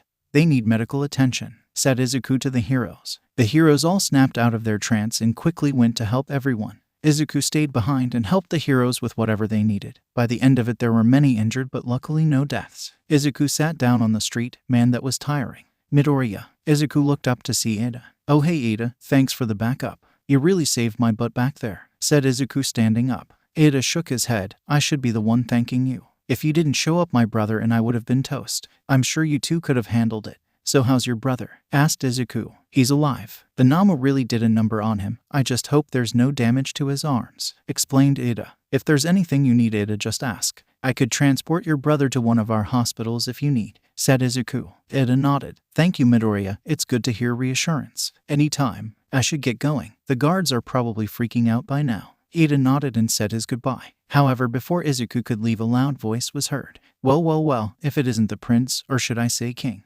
Looking behind him, Izuku found the number 2 hero walking towards him. Endeavor, it's so nice to see you again, said Izuku looking up at the flaming hero. The feeling isn't mutual. I heard you took care of the Namus before we got here. Impressive, said Endeavor. Izuku smirked. Yeah, well, you of all people should know how strong I am. You know, after I kicked your ass. Endeavor's eye twitched. That's not how I remember it. Remember how you want to, Endeavor. It won't change a thing. Unless, of course, you're looking to go another round, asked Izuku, antagonizing the number 2 hero. Endeavor's flames began to flare out as he looked down at Izuku. Izuku gripped his trident, ready for anything. Can you two relax? You're making a scene, said Todoroki. Hey Todoroki, it's been a while, said Izuku. It has. Now do you mind? We don't want to turn this area into another battlefield, said Todoroki as he motioned to the cameras and reporters. Another day, asked Izuku. Endeavor nodded. Another day. Why don't we shake hands for the cameras? The two reached out and shook hands, but both squeezed hard. Being stronger, Izuku caused Endeavor to flinch. It seems you're a lot stronger than last time, said Endeavor as he waved at the cameras. Last time I was weakened. Now is completely different. I bet I can take on you and All Might in a fight, said Izuku, smiling. After a while, the two went their separate ways. Izuku returned to the beach and raised his trident, calling his ship. Appearing from the water, the ship dropped the platform. Izuku got in and went back down to Atlantis. It was now the next morning, and Izuku was eating breakfast in a large dining hall, on a large table. The room was always big and empty, but with his father around, it made the room just a bit smaller. But ever since his father died, the room just felt larger than normal. The worst part was the throne. He didn't feel like he should be up there sitting on it. That place belonged to his father, but now he sat on it as ruler of Atlantis. Izuku was in the throne room watching the news coverage of last night's events. Last night, 3 monsters, similar to those that attacked the USJ, attacked the city of Hasu. Lucky for us, the local heroes were able to subdue the monsters with some help from an unexpected ally. The image of the reporter faded away, and in its place was video footage of Izuku's fight with the Namus. As you can see, King Izuku of Atlantis stepped in and took down the monsters. While some are praising his work, others are calling them reckless, said the reporter. The fight then switched to that of the Hero Council members. While we are grateful for King Izuku, we are also concerned. He is not a hero, and should not act like one. This might send a bad example to others who might want to copy his actions. That is what you call vigilantism, and will not be allowed. The image then switched to that of the reporter once again. Was the king's intervention helpful? Let us know what you think on our social media. Is the king our new savior or our new enemy? My name is Kagolane and you heard it here first. Izuku turned off the TV inside. I saved them and they still find a way to badmouth me. Just then there was a knock at the door to the throne room. Come in, ordered Izuku. The doors opened up and in swam the council member from yesterday, my king. Council member, what can I help you with today? Asked Izuku. The council member kneeled. I am here to see the candidate you picked out. Candidate? For what? Asked Izuku, confused. That's when he remembered. Oh right, about that. I need more time to decide. You didn't pick one, did you? Asked the council member. Izuku looked away, confirming the council member's suspicion. King Izuku, I must remind you that this is of great importance. I knew this would happen. That is why we took the liberty of picking a lady for you. I even brought her here. Izuku's eyes widened. You did what now? Standing up, the council member turned to the door. May I present to you Trinity? She is the daughter of a general. Izuku stood up from his throne. As he did, a girl wearing a black top that stopped just underneath her stomach line swam in. She had on long black tight-fitting dress pants. She also had a veil coming from her back that reached down to her legs. Trinity kneeled before Izuku. My king, it is an honor to meet you. Izuku swam down and stopped right in front of her. Izuku saw her long black hair. Please raise your head, Trinity. Trinity did as she was told. That's when Izuku noticed she had two different colored eyes. Her left eye was aqua blue, and her right eye was black. Your eyes. Trinity touched the underpart of her eye. I am sorry, my king. Does my eye color disturb you? Izuku could see that Trinity was self-conscious of her eye. And no, not at all. I was merely admiring it. Your eye color is very unique. I think it suits you. Trinity blushed. Thank you, my king. Now that you two have met, King Izuku, you are to take this young woman to the opening ceremony of the land embassy,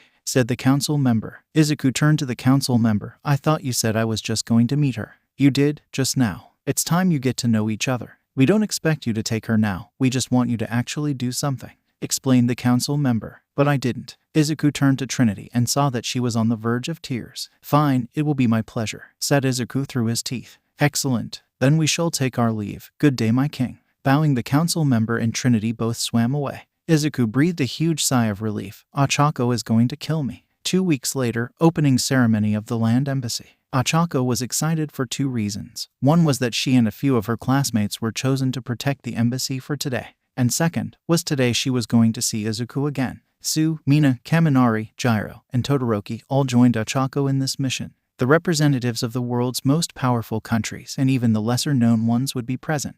The reef, as everyone would call it, was a massive facility that was just off the coast of Japan. The main building was submerged underwater but had a road leading to it for easy land access. There was also a massive glass ceiling where you could see the sea life swim by. Man, there are a lot of people here, said Kaminari wearing his hero costume. Of course there is. It's the opening ceremony. There are very important people here, explained Gyro. But why us? I'm sure there are stronger heroes out there that could have taken this job, said Sue. It's because of our quirks. They chose us because of what Midoriya is, said Todoroki. The others were confused by this. He means we can hurt Midoriya if something were to happen, said Ochako. The others' eyes went wide. What, but Midoriya won't do anything, so we don't have to worry about that, said Mina. And we all know he wouldn't ever hurt Ochako over here, because he loves her. Ochako's face turned red. Shut up. All of you stay alert, yelled out Aizawa through their earpiece. Do I need to remind you that you are all on mission? The students all replied, no sir. Good, now eyes up, Midoriya is coming out, said Aizawa. Just then from the podium an Atlantian soldier stepped up. May I present to you His Royal Majesty, King Izuku Kaito Midoriya and Lady Trinity. Ochako's eyes widened when she heard the second name. From behind the soldier, Izuku walked out wearing his royal attire. But latched onto his arm was Trinity wearing a fine green dress. The girls all turned to Ochako, who was in disbelief. Oh, looks like someone has some competition, said Mina. Izuku walked over to the podium and adjusted the mic. Welcome everyone to the reef. This is a place where Atlantis and the surface world can communicate. This embassy will serve as the bridge to connect our 2 worlds. We will learn about each other, and one day I hope we come to understand each other better. For now, this occasion is meant to be a celebration. That being said, if you have any questions, I will be here to answer them. I would also like to thank the brave heroes that are here today acting as bodyguards. So please, let us enjoy ourselves today. Izuku walked down the stage with Trinity and began to talk amongst the visitors. Ochako watched them from a distance. They looked good together. She then turned around and headed down the hall. What she didn't know was that Izuku watched her leave. After a while, Akako was outside guarding the gate when she got a call over her earpiece. Uraraka, head to the pillar. There were some reports of drones in the area, said Aizawa. Copy that. I'm on the way. Using her quirk on herself, Ochako floated up to the pillar. Deactivating it, she landed on one of the pillars and began to scan the skies. I don't see anything, Mr. Aizawa. Are you sure the reports were accurate? Oh, I don't. They were, a voice said behind Ochako. The voice startled Ochako. She turned around and punched whoever it was behind her. With a thud, the person caught Ochako's punch with ease. Hey, now I didn't think you would actually hit me. Sorry that I scared you, said Izuku with a smile. Izuku, pulling her fist free, Ochako went to hug Izuku. Izuku returned the hug. Hey Ochako, miss me? You know I did, but are you sure about this? What if people see us? Asked Ochako. Izuku smirked. Don't worry about that. I just said I had to take a call and wished not to be disturbed. Ochako broke from the hug. I guess being king has its benefits. Now, care to explain what's up with the girl? Izuku sighed, as she is a marriage candidate that the council picked out for me. Ochako backed away from Izuku. What? Wait, let me explain. They said she is a candidate, but that doesn't mean anything. Please, you have to believe me. I love you, Ochako, and only you, said Izuku. Ochako didn't even turn around. Really? Izuku nodded. Yes, really. Me bringing Trinity here is all a farce. I need to keep the council off my back, and this was the only way I could. Ochako sighed. All right, Izuku, I'll trust you. But you have to find a way to tell them about me. I will, I swear, I just need more time. In the meanwhile, let me show you how much I love you with this. Reaching into his pocket, Izuku pulled out a necklace. Walking over to Ochako, he placed the necklace around her neck. Ochako looked down at it. Wow, it's beautiful. There around her neck was a red diamond in the shape of a heart. Izuku, this must be worth a fortune. I can't take this, said Ochako, turning to Izuku. However, before she could say anything else, Izuku kissed her on the lips. After a few seconds, he pulled away. Please accept it. Think of it as a sorry for today. Ochako gave Izuku a smile. All right, I'll gladly accept it. Thank you, Izuku, I love it. Just then the sound of static came through Ochako's earpiece. Uraraka, we have a situation down here. Mr. Aizawa, what's going on? Asked Ochako. There's been a breach at the main gate. Several cars are heading your way. The intruders all have quirks and one of them has a... Before Aizawa could explain, a massive explosion rocked the reef. Smoke then began to come out of the side of the building. Oh no, we need to go now, said Izuku. Ochako nodded and the two then quickly jumped off the side of the building. Inside the reef, Trinity was being escorted by several Atlantian soldiers. Where is King Izuku? Has anyone seen His Majesty? Yelled out one of the guards. Just then another explosion occurred just feet from Trinity, knocking her to the ground but killing the men guarding her. This place is going down. One of the villains yelled out as they killed another Atlantian guard. This place is the Devil's Den. We won't let you see demons infect us. As the villain was speaking, he was suddenly encased in ice. Looking over, Trinity saw Todoroki was the one who did it. Get her out. On it. Ribbit. Hoping in front of Trinity was Tsu. Come on, we need to get you out of here. Reaching out, Trinity grabbed Tsu's hand. They began to run for the exit, dodging bullets, quirks left and right. But their luck ended when an explosive pellet rolled in front of them. Look out. Tsu quickly pushed Trinity out of the way as the explosion hit Tsu on the back. Trinity got up and saw Tsu's body. She was covered in cuts and burn marks. And no, hey, wake up. Hey, isn't this one of them? Asked a villain appearing behind Trinity. Yeah, I think it is. Let's ice her, said another villain activating his quirk. Just as they were about to kill her, Ochako came in and kicked one of the villains down. The other one looked over. What the? That's when something came in and pierced the man's chest from behind. You picked the wrong place to mess with, said Izuku, gripping his trident. Throwing the villain aside, he reached out to Trinity. Are you injured? Trinity shook her head. I'm fine. Taking Izuku's hand, she stood up. Good, then go with Ochako here, she'll get you out. Izuku saw the hesitance in Trinity's eyes. Trust me, she's an amazing hero. You can trust her. I'll get you out, just come with me, said Ochako. Trinity nodded and began to follow Ochako. Using her gravity quirk, Ochako managed to grab Tsu and carry her out too. Izuku stayed behind to deal with the rest of the villains. One by one he would take them down with ease. Some did cause him trouble. One of the villains' quirks was the power to control wind. Using that power, he broke the glass ceiling, causing water to rush in. Luckily for everyone, Izuku was able to use his powers to control the water and stop most of the water from flooding in. With the help of his guards, Izuku was able to take down all the villains. Walking over to one that was still alive, he picked them up by the shirt. Who are you and who sent you here? I want answers. The villain smiled as blood dripped down his mouth. We are the first wave, King Izuku. We are the ones who are going to fight you to the very end. Your kind doesn't belong on the surface. You are a disease that needs eradication. Izuku pulled the villain close. We'll just have to see about that. Take him and give him to the local heroes, ordered Izuku. Now outside, Ochako turned to Trinity. You're not hurt, are you? I'm fine, thank you for saving me, said Trinity, bowing slightly. Good, I should head back inside and see if Izuku needs any help. As Ochako was about to leave, Trinity noticed the necklace around her neck. Her eyes widened as she recognized the diamond. Wait please, said Trinity, reaching out and grabbing Ochako's arm. Huh, what's wrong? Asked Ochako. Trinity pointed to the necklace around Ochako's neck. Where did you get that diamond? Someone gave it to me. Now let go, I need to go help people. Ochako shook Trinity off of her and ran back towards the building. All the while, Trinity stared at Ochako. That diamond, it's only found in Atlantis. But how did she get it? And why did she call the king by his first name? Could the rumors about King Izuku having someone on the surface he is fond of be true? After everything was over, most of the villains were dead, with the exception of 2 who were taken into custody. The damage to the reef was extensive. The explosions did most of the damage. It would be a while before they could reopen it. Izuku was surrounded by his soldiers. There are people who are injured. Get them treated. I don't want anything to happen to them. Got it. Yes, Your Majesty. They bowed and left to complete their orders. Izuku looked at the building. His symbol of unity was now practically destroyed. Izuku sighed. This was a disaster. That's when Ochako walked beside him. Was it a mistake making this, Ochako? Are you doubting yourself, Izuku? Because it sounds like you are, said Ochako. I am. You heard what they said. They called us sea demons, that they didn't want to get infected. Does everyone feel this way? Because if they didn't. Izuku looked at the ambulances that took the world representatives away.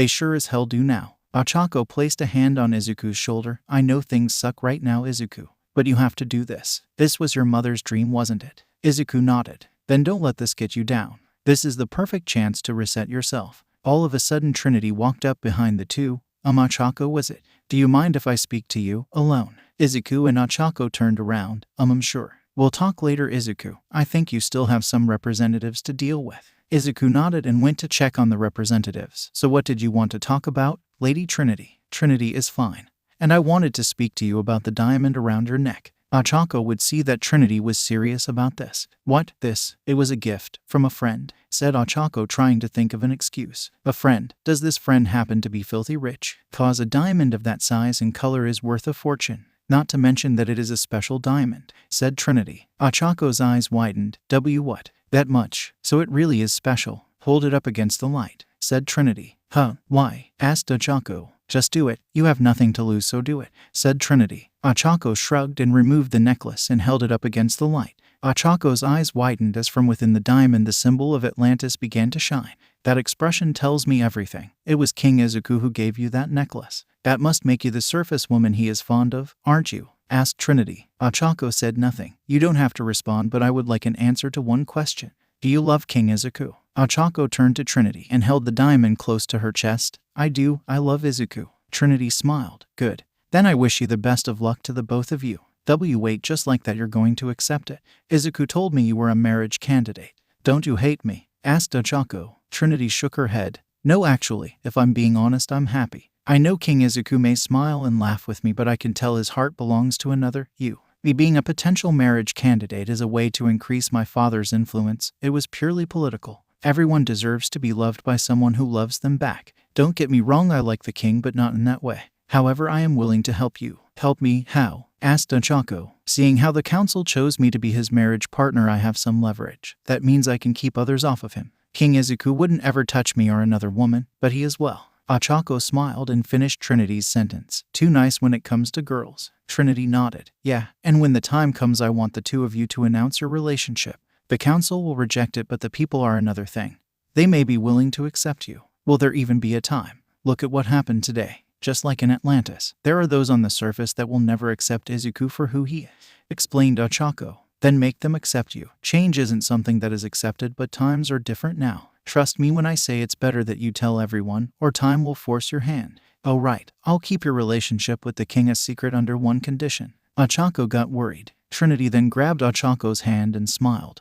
That you take care of the king. After he lost his father, he's been different. He's tried to bury himself into the trial, but I can tell, and I think you can too, that he's hurting. I swear, I will take care of him, said Ochako. Trinity smiled. Good. Then I hope the two of us could be friends. Just then 2 Atlantian soldiers walked to the 2 girls. Lady Trinity, King Izuku has given us orders to take you back to Atlantis safely. Please come with us. Trinity nodded. Very well. It was nice talking to you, Ochako. Remember what I said. Ochako watched as the soldiers escorted Trinity away. Looking past her, Ochako saw Izuku. Smiling, she nodded, letting him know that she was okay. After talking with the representatives, Izuku thought it would be best that they postpone future events until they fix the reef. But this served as a wake-up call for Izuku, that not everyone on the surface was on board having him here. He needed to change the way the surface saw him, and fast. Fortunately, Nezu had a proposition that he pitched to Izuku when they met a while ago. A week had gone by since the attack at the embassy had occurred. Izuku ordered his troops to pull back and let the heroes and police investigate.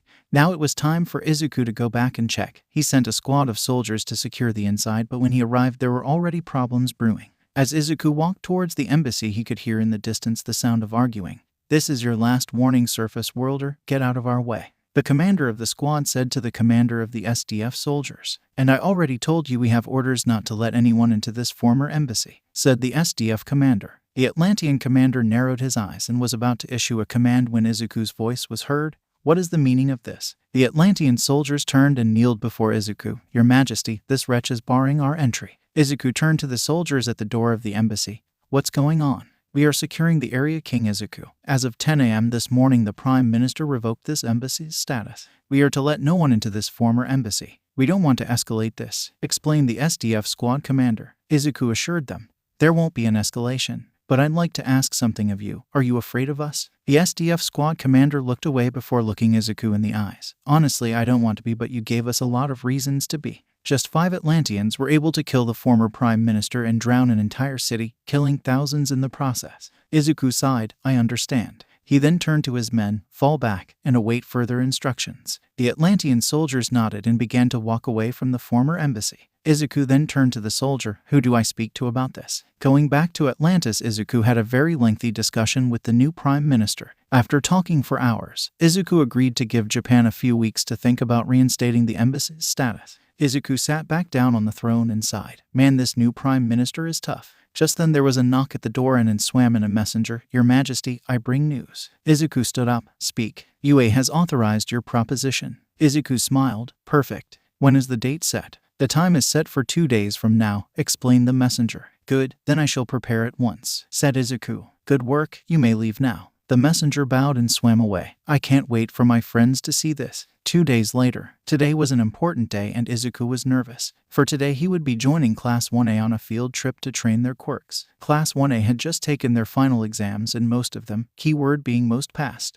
This trip was meant to help them develop their quirks over a 2-week period, but for Izuku this was much more. This trip was meant to show everyone that he could still be trusted, that he could still maintain a relationship with the surface and be king at the same time. The council voiced their objection at first, but after Izuku struck his trident down they relented. However, they would insist that he take 2 guards. Izuku argued that UA would not allow that and he was right. So instead of staying the whole time at the camp, Izuku would return to Atlantis after 1 week.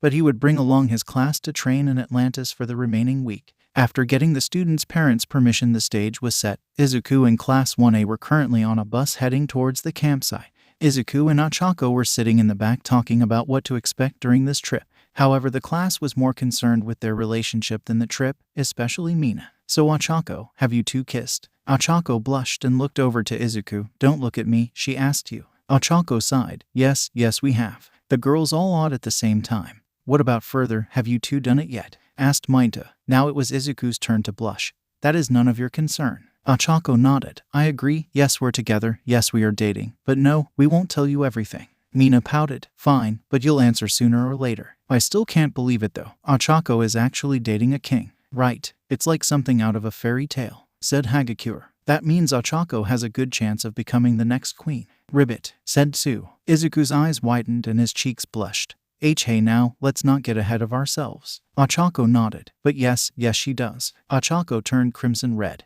Me queen. So anyway, Midoriya, are you really going to train us? Asked Ida. Izuku nodded. Yeah, for the next couple of days I'll be helping the heroes and training you. And then I have a surprise for you all. I can't wait to find out what it is, said Mina. Just then the bus they were on stopped. All right, everyone out, said Aizawa. Class 1A quickly got off the bus and noticed they stopped at a cliffside. It sure is beautiful out here, said Izuku, admiring the view. Glad you like it, Your Majesty, said a voice from behind the bus. I bet you'll also like the wild pussycats. Jumping out from behind the bus were 2 women dressed in cat costumes. Everyone, I'd like you to meet Pixie Bob and Mandalay, pro heroes that specialize in mountain rescue, explained Aizawa. They, along with the rest of their team and Midoriya, will be assisting you in getting stronger. Mandalay walked over to Izuku and bowed. It's a pleasure to meet you, King Izuku. We are happy that you took the time to join us. Izuku blinked a few times before holding back the urge to laugh. Mandalay heard this and looked up confused. Sorry, I didn't mean to be rude.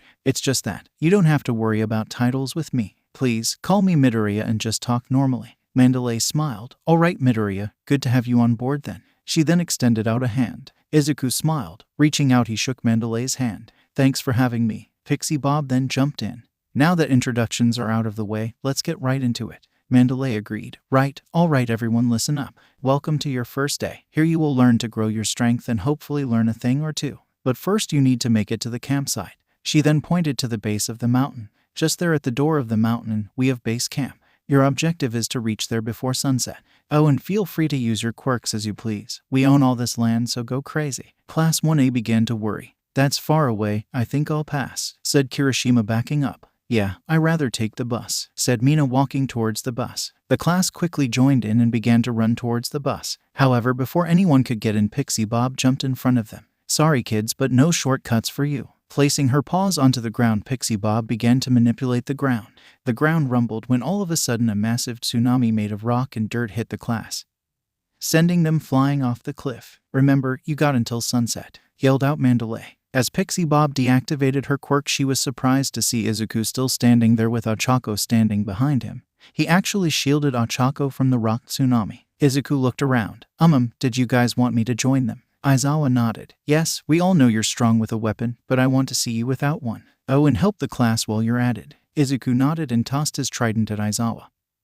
Hold on to that, yeah. I'll see you at base camp. Izuku turned around and picked up Ochako bridal style. Hold on tight, Ochako. Ochako's eyes widened. Wait, Izuku. Don't. However, it was too late. Izuku had already jumped from the cliffside. On the ground, Class 1A were being attacked by earth monsters. What the hell are these things? Asked Mina, as she used her acid to melt the leg of one. Don't know. Just focus on taking this one down, yelled out Ida. However, just as one earth monster was about to attack Izuku, and Ochako fell from the sky. With a loud boom, Izuku landed on the monster. Ochako also landed on a monster but used her quirk to completely shatter it by increasing the gravity around her. You alright, Ochako? Asked Izuku. Ochako coughed thanks to the dust they picked up. I'm fine, but please, no more jumping from cliffs. Izuku smiled. I only promised to try. Ochako rolled her eyes. Guess that's as good as I'm going to get. She then jumped off the rocks and dusted herself off. Alright, you two stop flirting and help deal with these guys, said Minter, running away from a monster. Izuku nodded. Sure thing. Momo, can you make some ice? Momo turned to Izuku. Yes. Activating her quirk, Momo began to create a large piece of ice. Here. Thanks. Todoroki, melt it to water, said Izuku. Todoroki nodded and raised his hand. Activating his fire, he began to melt the ice into a puddle. Now fully melted, Todoroki stopped his fire. Ready. Izuku smiled. Awesome. Izuku closed his eyes for a second, before reopening them to reveal the green glow of his powers. Raising his hand, Izuku called upon the water. Going to his hand, he began to reshape them into twin blades. They were similar to his previous blades. Good to have these back. Now, let's take these guys down. With Izuku there to help them, Class 1A began to take down the monsters. It would only be a matter of time before they reached the base camp. Back on the cliff, Pixie Bob and Mandalay were surprised. He's not what I thought he was going to be, said Mandalay. He may be a king, but Midoriya is just a kid. But he's been through more stuff than most heroes would ever go through, said Aizawa. I can tell. There's something about the look in his eyes that reminds me of someone, said Mandalay, looking over to a small boy in a red hat. 4 hours later, Aizawa, Pixie Bob, and Mandalay were now at the base camp when they heard the sound of leaves. Looking over, they saw Class 1A emerge from the forest, beaten and tired. Well, except Izuku, he was perfectly fine. Well, you guys did a lot better than I thought you would, said Mandalay. Some of Class 1A fell to the ground exhausted. I thought it was rather fun. It reminded me of when I was a kid, said Izuku. The class all turned to Izuku. Huh? Yeah, I used to fight sea creatures when I was 8. I used to go down to a ravine and fight creatures with Dad. Izuku stopped halfway through his sentence. Ochako noticed this and thought back to what Trinity said. Anyway, it was fun. What else do you got? No, yelled out the entire class. No more, we are all tired. Izuku flinched. All right, no more. Well, lucky for you, it's now time to enjoy some diner. We made some amazing curry for you to enjoy, but don't get too used to it, since starting tomorrow you'll be cooking for yourselves, said Pixie Bob. Hold on, I got a question, said Izuku. Mandalay turned to Izuku. Yes, Midoriya? Who's the kid? Asked Izuku, motioning towards the kid in the red hat. Oh, that's Kota, he's my cousin. We are currently taking care of him, explained Mandalay. Izuku nodded. I see. Here's another question. Why does he look so pissed off? Kota narrowed his eyes at Izuku. Wannabe heroes. With that, Kota walked away. Izuku raised an eyebrow. Sorry about him, he's going through some stuff right now. Izuku raised his hand. Don't worry about it. After that little encounter, Izuku and Class 1A all enjoyed their meal. Izuku never had this dish and was surprised by how good it tasted. After enjoying the food, the class were allowed to bathe. The bath was a hot spring type of thing, all open air. However, much to Minta's dismay, the baths were separated by gender. A tall wall separated them. Once inside the bath, Izuku relaxed and made sure to completely submerge himself. Man, this is relaxing, said Ida. You can say that again, said Kaminari. Hey Minta, aren't you going to jump in? Minta was currently looking at the wall separating the genders. How can you guys be so calm? Glory is just over this wall, waiting to be seen. Oh Minta, I don't think that's a good idea, said Kirishima. That is where your mind is lacking, young one. An idea isn't inherently right or wrong.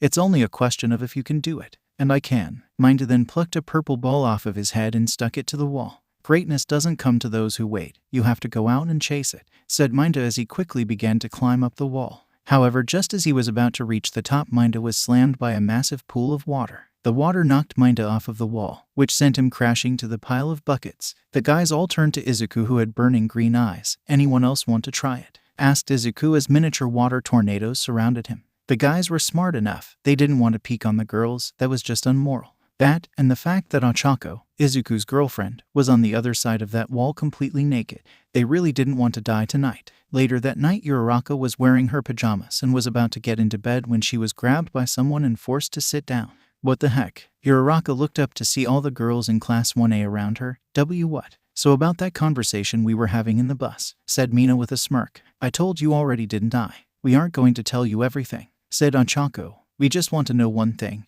After that, no more. We'll leave you alone, deal, said Mina. Ochako rolled her eyes. Fine, but only one question. Mina agreed. All right, so have you two had sex yet? Ochako blushed. And no, we haven't. Tora wasn't convinced. Are you sure? Yes, yelled out Ochako. Ribbit, well there's your answer, Mina. Now leave her alone, said Tsu. But why? He clearly likes you and you like him. Why not make it a more physical relationship? Asked Mina. Ochako looked away. Because I'm not ready for that. At least ... not yet. I see, said Momo. It's not a question about if he likes you or not. It's something else, isn't it? Ochako nodded. Yeah. To tell you the truth, I'm scared. Not about actually doing it, but about what would happen if word of our relationship ever got out. Izuku's people would dethrone him, or even cast him out. That's a huge risk, and for me, I don't think it's worth it. The girls all looked at each other. That's when Mina reached out and flicked Ochako on the forehead. What? Ochako, are you an idiot? Asked Mina. That surprised Ochako. Do you think Midoriya doesn't know that?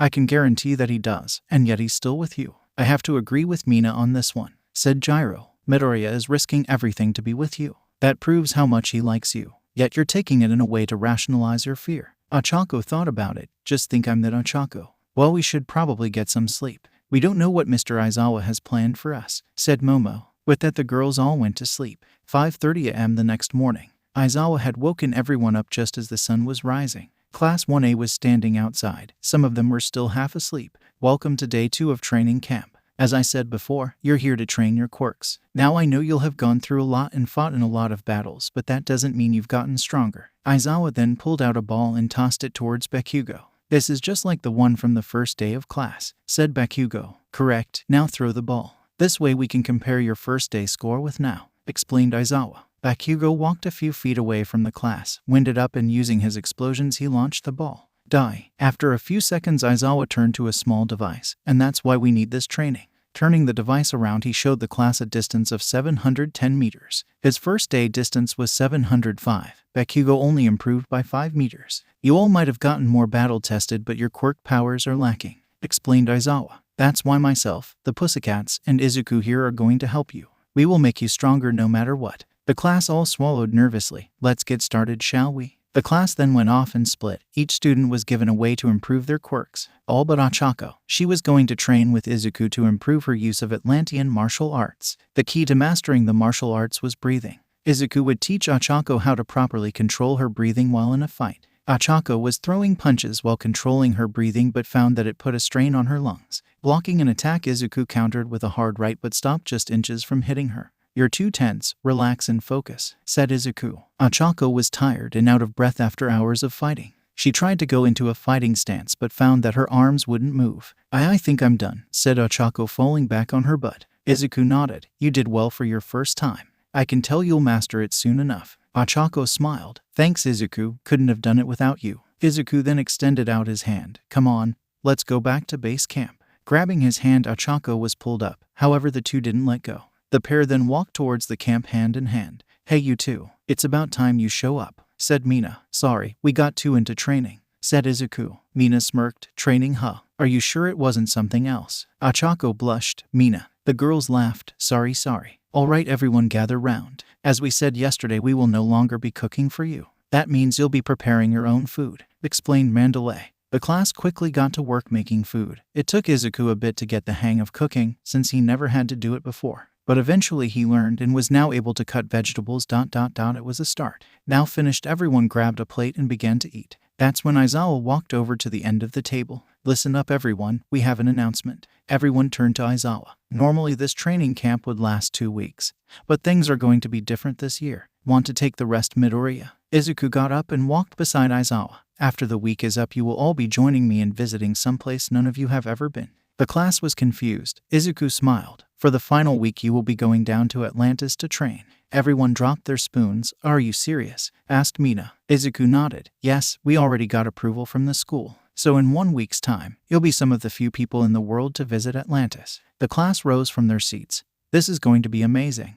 said Kirishima. I can't wait to see some Atlantean women, said Minta. All right, everyone calm down. I know you're all excited, but you still have work here. For now, eat up and rest, because we are doing the same thing tomorrow, said Aizawa. Izuku went back to sit with Ochako. How did you pull that off? The council would have never approved that. I may have pulled a few strings. Besides, those old farts in the council have to listen to me, said Izuku, winking at Ochako. Damn it, don't tell me he's gone again, said Mandalay. Izuku turned to the hero. Everything all right, Mandalay? No, it's Kota. He's not here eating with us. He's probably up in his secret spot again, explained Mandalay. If he doesn't get here soon, his food is going to get cold. I'll bring it to him, said Izuku. Are you sure? Asked Mandalay. Izuku nodded. Yeah, it's not a problem. Just tell me where he is and I'll bring him a plate. All right then, he's up on the cliff over there. Mandalay pointed at a mountain that overlooked the base camp. Cool, I'll go right now. Izuku picked up a plate of food. He wanted to bring his trident, but he couldn't carry them both. Ochako, watch over my trident, yeah.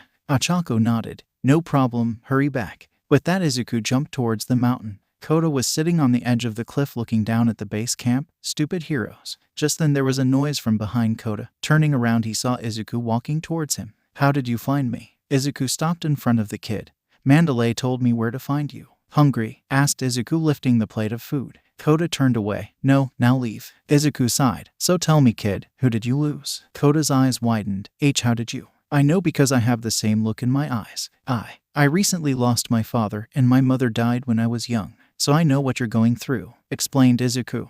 Shut up. No one knows what I'm going through, said Kota through his teeth. Actually, I do. So do you want to talk about it? Asked Izuku. Kota turned around and faced Izuku. You help me? Why? I can tell you haven't dealt with your own issues. Come back when you do, or when you catch my parents' killer. Izuku looked at Kota before sighing. I know I still have issues, and I probably should talk them out, but I can't. I'm king of Atlantis. I can't show weakness. I'll leave this here for you. Putting down the plate of food, Izuku turned to leave. Try not to stay out too late. Jumping back to base camp, Izuku noticed that everyone in Class 1A were standing around. Hey, what's going on? Asked Izuku. We're doing a test of courage, said Mina, excited. Before he could ask what that was, Pixie Bob appeared holding a box. All right, everyone, it's time to pick your partners for this. So everyone grab a stick. Mina, Kirishima, and 2 other students were about to go pick when Aizawa wrapped them up in his capture weapon. Not so fast. You won't be participating in this activity. Since you bunch failed the final exams, you'll be taking a remedial class with me. NOOO.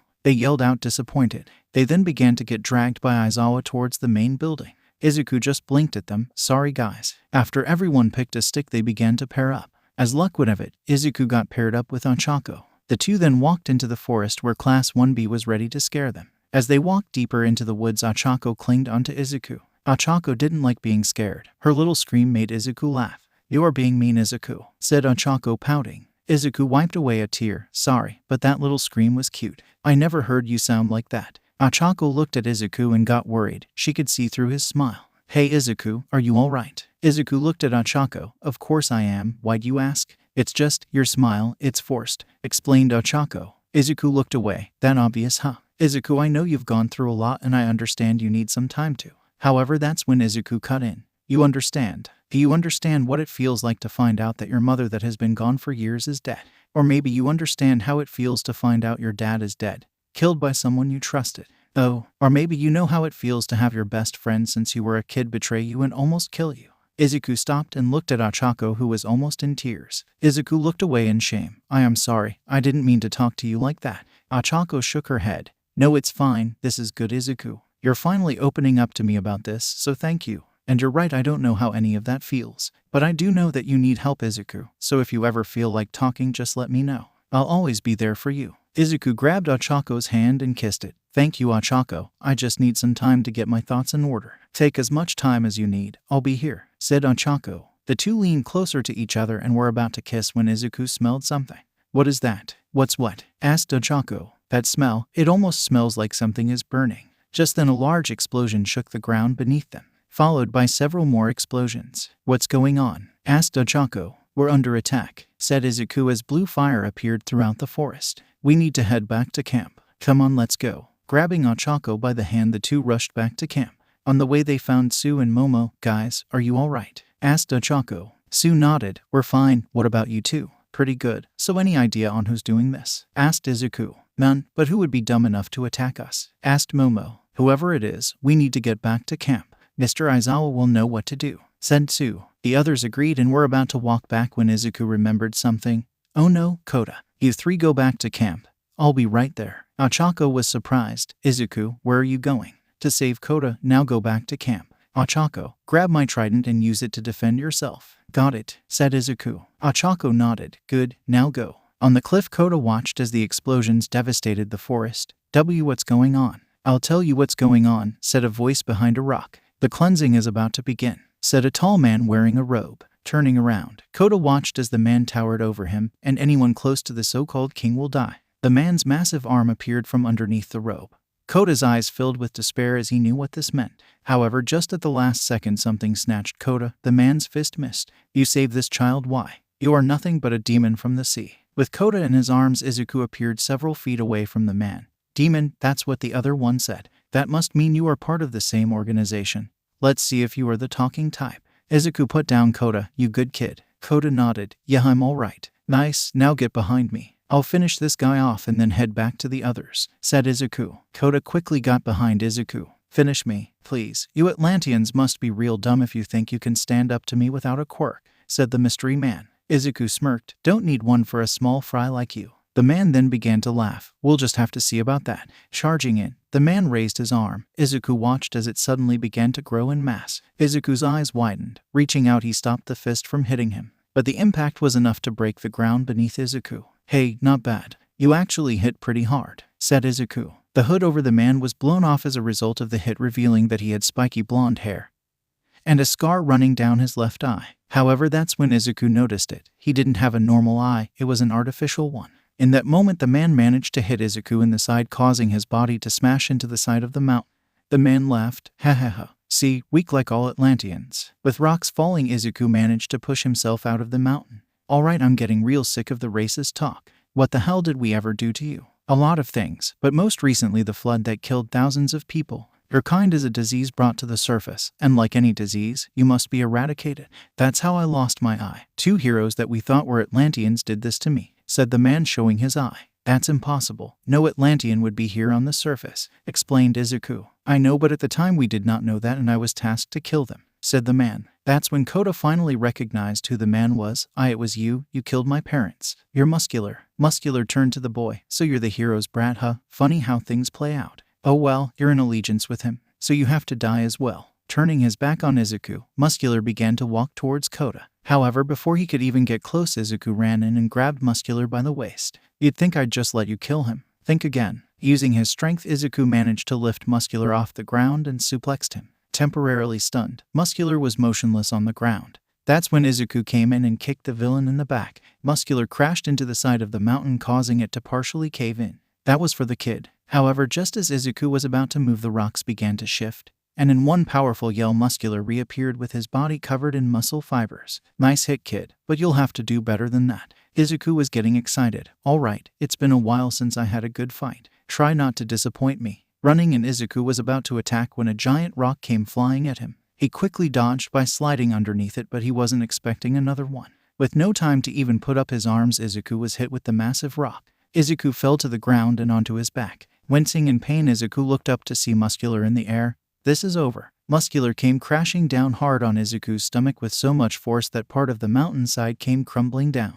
With blood on his lip, Izuku laid in a crater. "Not as tough as I thought he was going to be," said Muscular. "Now to finish him off." Raising his fist, Muscular prepared to end this, but just as he was about to bring down his fist, water suddenly hit Muscular in the back. Looking over, the villain saw Kota with his arms out. "Leave him alone." Muscular smiled. "I'll deal with you later, kid, don't worry." Bringing his fist down, Muscular noticed that his hand was now gone. Looking to his left, there on the floor was his now severed hand. Muscular then looked down at Izuku and noticed his eyes burning green with energy. That's when water slammed into Muscular's side, getting him off of Izuku. "Nice quirk you have there, kid." "Thank you, I feel better than ever," said Izuku, standing up. Kota smiled seeing Izuku stand up. "Kick his ass." Muscular picked himself off the ground. "Fine, I guess we're doing this the hard way." Hard way, please. You do know I was just playing with you earlier, right? Asked Izuku. Muscular was surprised. What? Yeah, did you honestly think you could stand up to me? Don't get me wrong, but your hits were just so weak. I had to play along to see if you got better. But unfortunately you didn't, so now it's time to end this, said Izuku as he reshaped the water into a sword. You're bluffing. Yeah, it's all a bluff. You just want to throw me off in. However, before Muscular could finish, Izuku appeared in front of him. Weren't you listening? I said you were weak. Faster than Muscular could see, Izuku sliced off the remaining part of his severed arm. With blood pouring out of this now gone arm, Muscular screamed out in pain. Fuck, my arm. Falling to his knees, Muscular began to cry. Are you crying? How disgraceful. Izuku then kneed Muscular underneath the chin, which caused him to slam into the mountain once again. Before he could even fall, Izuku rushed in and stabbed him sword through his shoulder, pinning the villain to the mountain. Now you are going to answer some questions for me, starting with who the hell are you guys? Muscular gritted his teeth. You won't get anything from me. Izuku then created a water spike and stabbed into Muscular's thigh. Next one goes into your other leg. So I'll ask you one more time. Who the hell are you guys? Groaning in pain, Muscular only had one choice to get out of this. Okay, I'll talk, just stop please. Talk now, ordered Izuku. I'm part of an anti-Atlantian radical group known as the Brotherhood. We are an organization who are working closely with the League of Villains, explained Muscular. Why attack? Asked Izuku. Our goal is to kill you, destroy the world's trust in heroes, and what little trust they have on you. But personally, I just wanted to kill, said Muscular. Am I the only person you're after? Asked Izuku. Muscular stayed silent for a second. Just one other person, a girl that goes by Ochako Uraraka. Izuku's eyes widened. Ochako, but why? We've followed your movements carefully and have seen your affection for the girl. We take her, we get to you. Simple, said Muscular. Then this whole thing was a plan to take me and her. Then that must mean. Izuku looked down at the forest. Muscular then suddenly began to laugh. You're too late. Someone must have already found her. I may have failed to kill you, but the others will surely capture the girl. Izuku gritted his teeth and in a fit of rage he stabbed a water spike into Muscular's chest. I just hit your aorta. If I remove this, you die. If I deactivate my powers, you die. And quickly. But that's too easy for you. Suddenly the spike of water began to spin rapidly. Muscular then felt a burning sensation coming from his chest. What are you doing to me? I'm heating up your blood to the point that it boils. You killed the kid's parents, so it's only fair, said Izuku as he spun the spike faster. Muscular's skin then began to swell up and his eyes began to puff up. What's happening to me? A gas buildup caused by the boiling of blood. Painful, isn't it? Asked Izuku. Now tell me, who's the leader of this brotherhood? Muscular struggled to get the words out.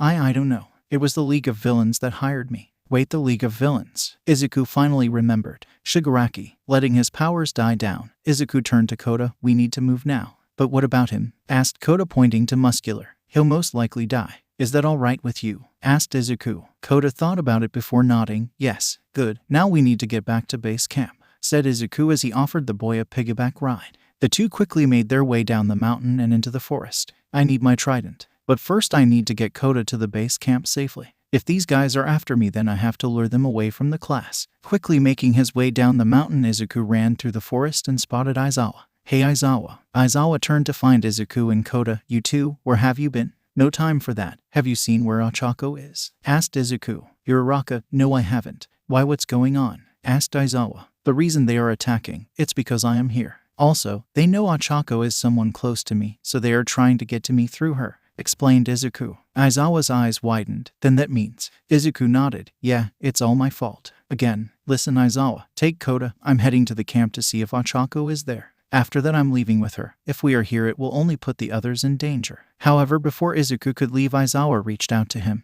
Wait Izuku, I won't stop you, but I do want you to tell the others one thing. After Aizawa's explanation, Izuku nodded. You got it, and before I go, Kota, think you can help me with something? Kota looked at Izuku. Sure. What is it? Izuku smiled. With Ochako, Momo, and Tsu were running through the forest trying to head back to the base camp. Do you think Izuku is alright? Asked Ochako. Don't know, but Izuku is strong. He won't be easily defeated. The best thing we can do now is head back to the others so he doesn't worry about us, said Tsu. Momo was in front of the girls. We are almost there. However, before they got to the camp, someone came out of the trees. Ochako saw this and quickly reached out and grabbed both Momo and Tsu by the shirt, pulling them back. Wow, you saw that coming. I'm impressed, said the mystery person. Ochako stared at the person.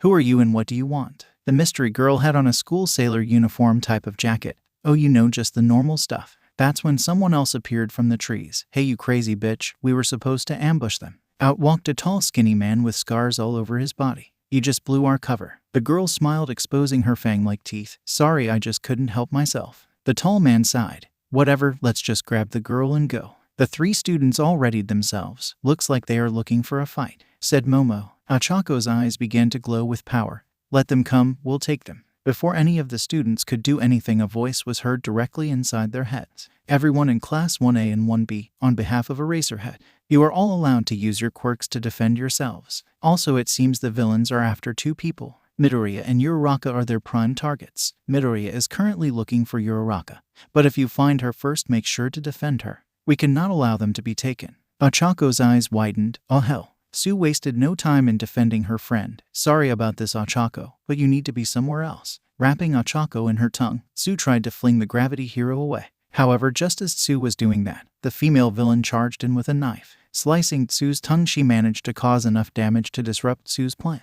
Instead of landing far away, Achako landed only a few feet away. Sue managed to jump out of the way just as the female villain went in for another slashing. As Sue did that, Momo created a staff and was about to hit the villain with it when blue fire suddenly burned her weapon to ash. "Not so fast, kid. It's nice that you are defending her, but we have a job to do. So do yourself a favor and leave," said the man filled with scars. "Thanks, Dabai. I owe you one," said the crazy chick with the knife. Yeah, whatever. Hurry up and finish the job, Toga," said Dabai. Toga turned back to Sue with pleasure. Throwing her knife at Sue, she managed to pin her hair to a tree. Sue struggled to free herself. "Achako, run." "And no, I'll stay and fight," said Achako, as her eyes burned pink. Momo, who was busy dodging Dabai's flames, had to agree with Sue. "You have to go. If you get caught here, then it will be over. Now go." Achako didn't want to leave. She couldn't just leave and abandon her friends. But if she left, they might chase after her and leave her friends alone. However, before she could decide, Toga came running towards Achako. "The objective is to take you in alive, but that doesn't mean I have to take you in untouched." Achako's eyes widened when she saw a needle in Toga's hand. Throwing the needle forward, Toga tried to stab Achako, but thanks to her training, she was ready. Pivoting her leg, Achako dodged out of the way. Toga was now in the perfect spot. Grabbing her wrist, Achako twisted it. Toga groaned out in pain as she was forced to drop the needle. That's when Achako then kicked the back of Toga's knee, causing her to fall. Now on the ground, Achako pressed a knee to Toga's back while locking her arm. Sue was impressed. "Whoa." Dabai grinned. "Seems like the boss was wrong. You have some bite. But let's see how you do against me." Raising his arm, Dabai fired off blue flames. Achako then raised her own hand, and using her quirk, she increased the gravity in front of her. This caused the flames to get smothered. "Momo, take him down," Achako yelled out. Momo nodded as quickly created a cannon, but just as she was about to fire, Dabai's flames destroyed the cannon, which caused the girl to be sent flying back. "Nice try, but you should really pay attention to your surroundings," warned Dabai. Achako was confused. However, his warning was apparent when she suddenly felt something dig into her thigh. Letting out a yelp, Achako looked down to see Toga had managed to stab her with a needle with her other arm.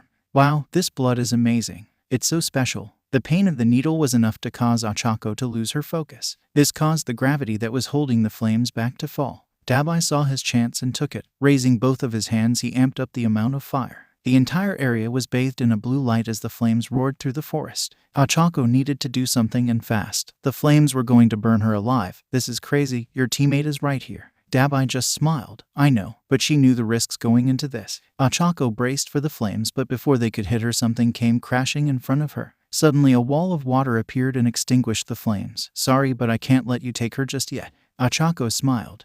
"What took you so long?" Standing in front of her was Izuku with glowing green eyes. "Sorry about that. I was a bit tied up." Well, if it isn't the king," said Dabai as his flames died out. "The one and only. Now feel free to bow," said Izuku. Dabai smirked. "I'll pass. Now that you're here, we could just kill you." In that moment, Toga got up with a needle in her hand. Jumping towards Izuku, she stabbed into his neck. Toga smiled, but her joy quickly turned into shock when the needle shattered on impact with Izuku's skin. Swinging his arm out, Izuku managed to hit Toga in the stomach, sending her flying towards Dabai.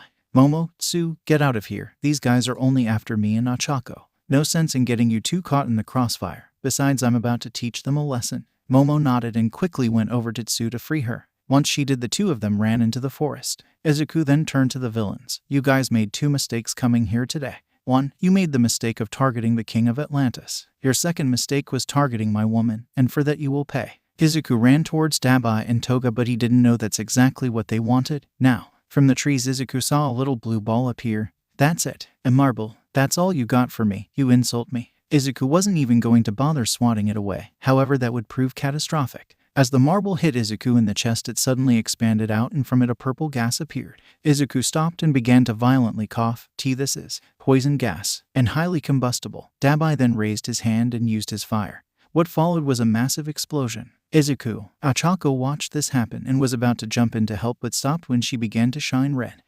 She was suddenly pulled back by an unknown force and a high rate of speed. Ochako twisted her body to get a look at who was doing this. That's when she noticed a lizard man glowing blue. Nice work, Magni. We got her. With a powerful swing, the lizard man hit Ochako in the head with a giant magnet, knocking her out. Hey, Compress, come and get this one, yelled out the lizard man. As the smoke from the explosion subsided, Izuku appeared with his shirt completely gone and his skin covered in burn marks. However, as the smoke disappeared, Izuku fell to his knees. He's more durable than I thought, said Dabai. That explosion wasn't enough to kill him, asked Toga. I thought the guy said it could burn at temperatures as hot as 6,000 degrees Fahrenheit. That should be hotter than your fire, Dabai. It is. Must be his Atlantian build. Oh well, doesn't matter. Heat is his weakness. You should be able to take his blood now, said Dabai. Toga smiled with glee. Really? Yeah, I never had blood from an Atlantian.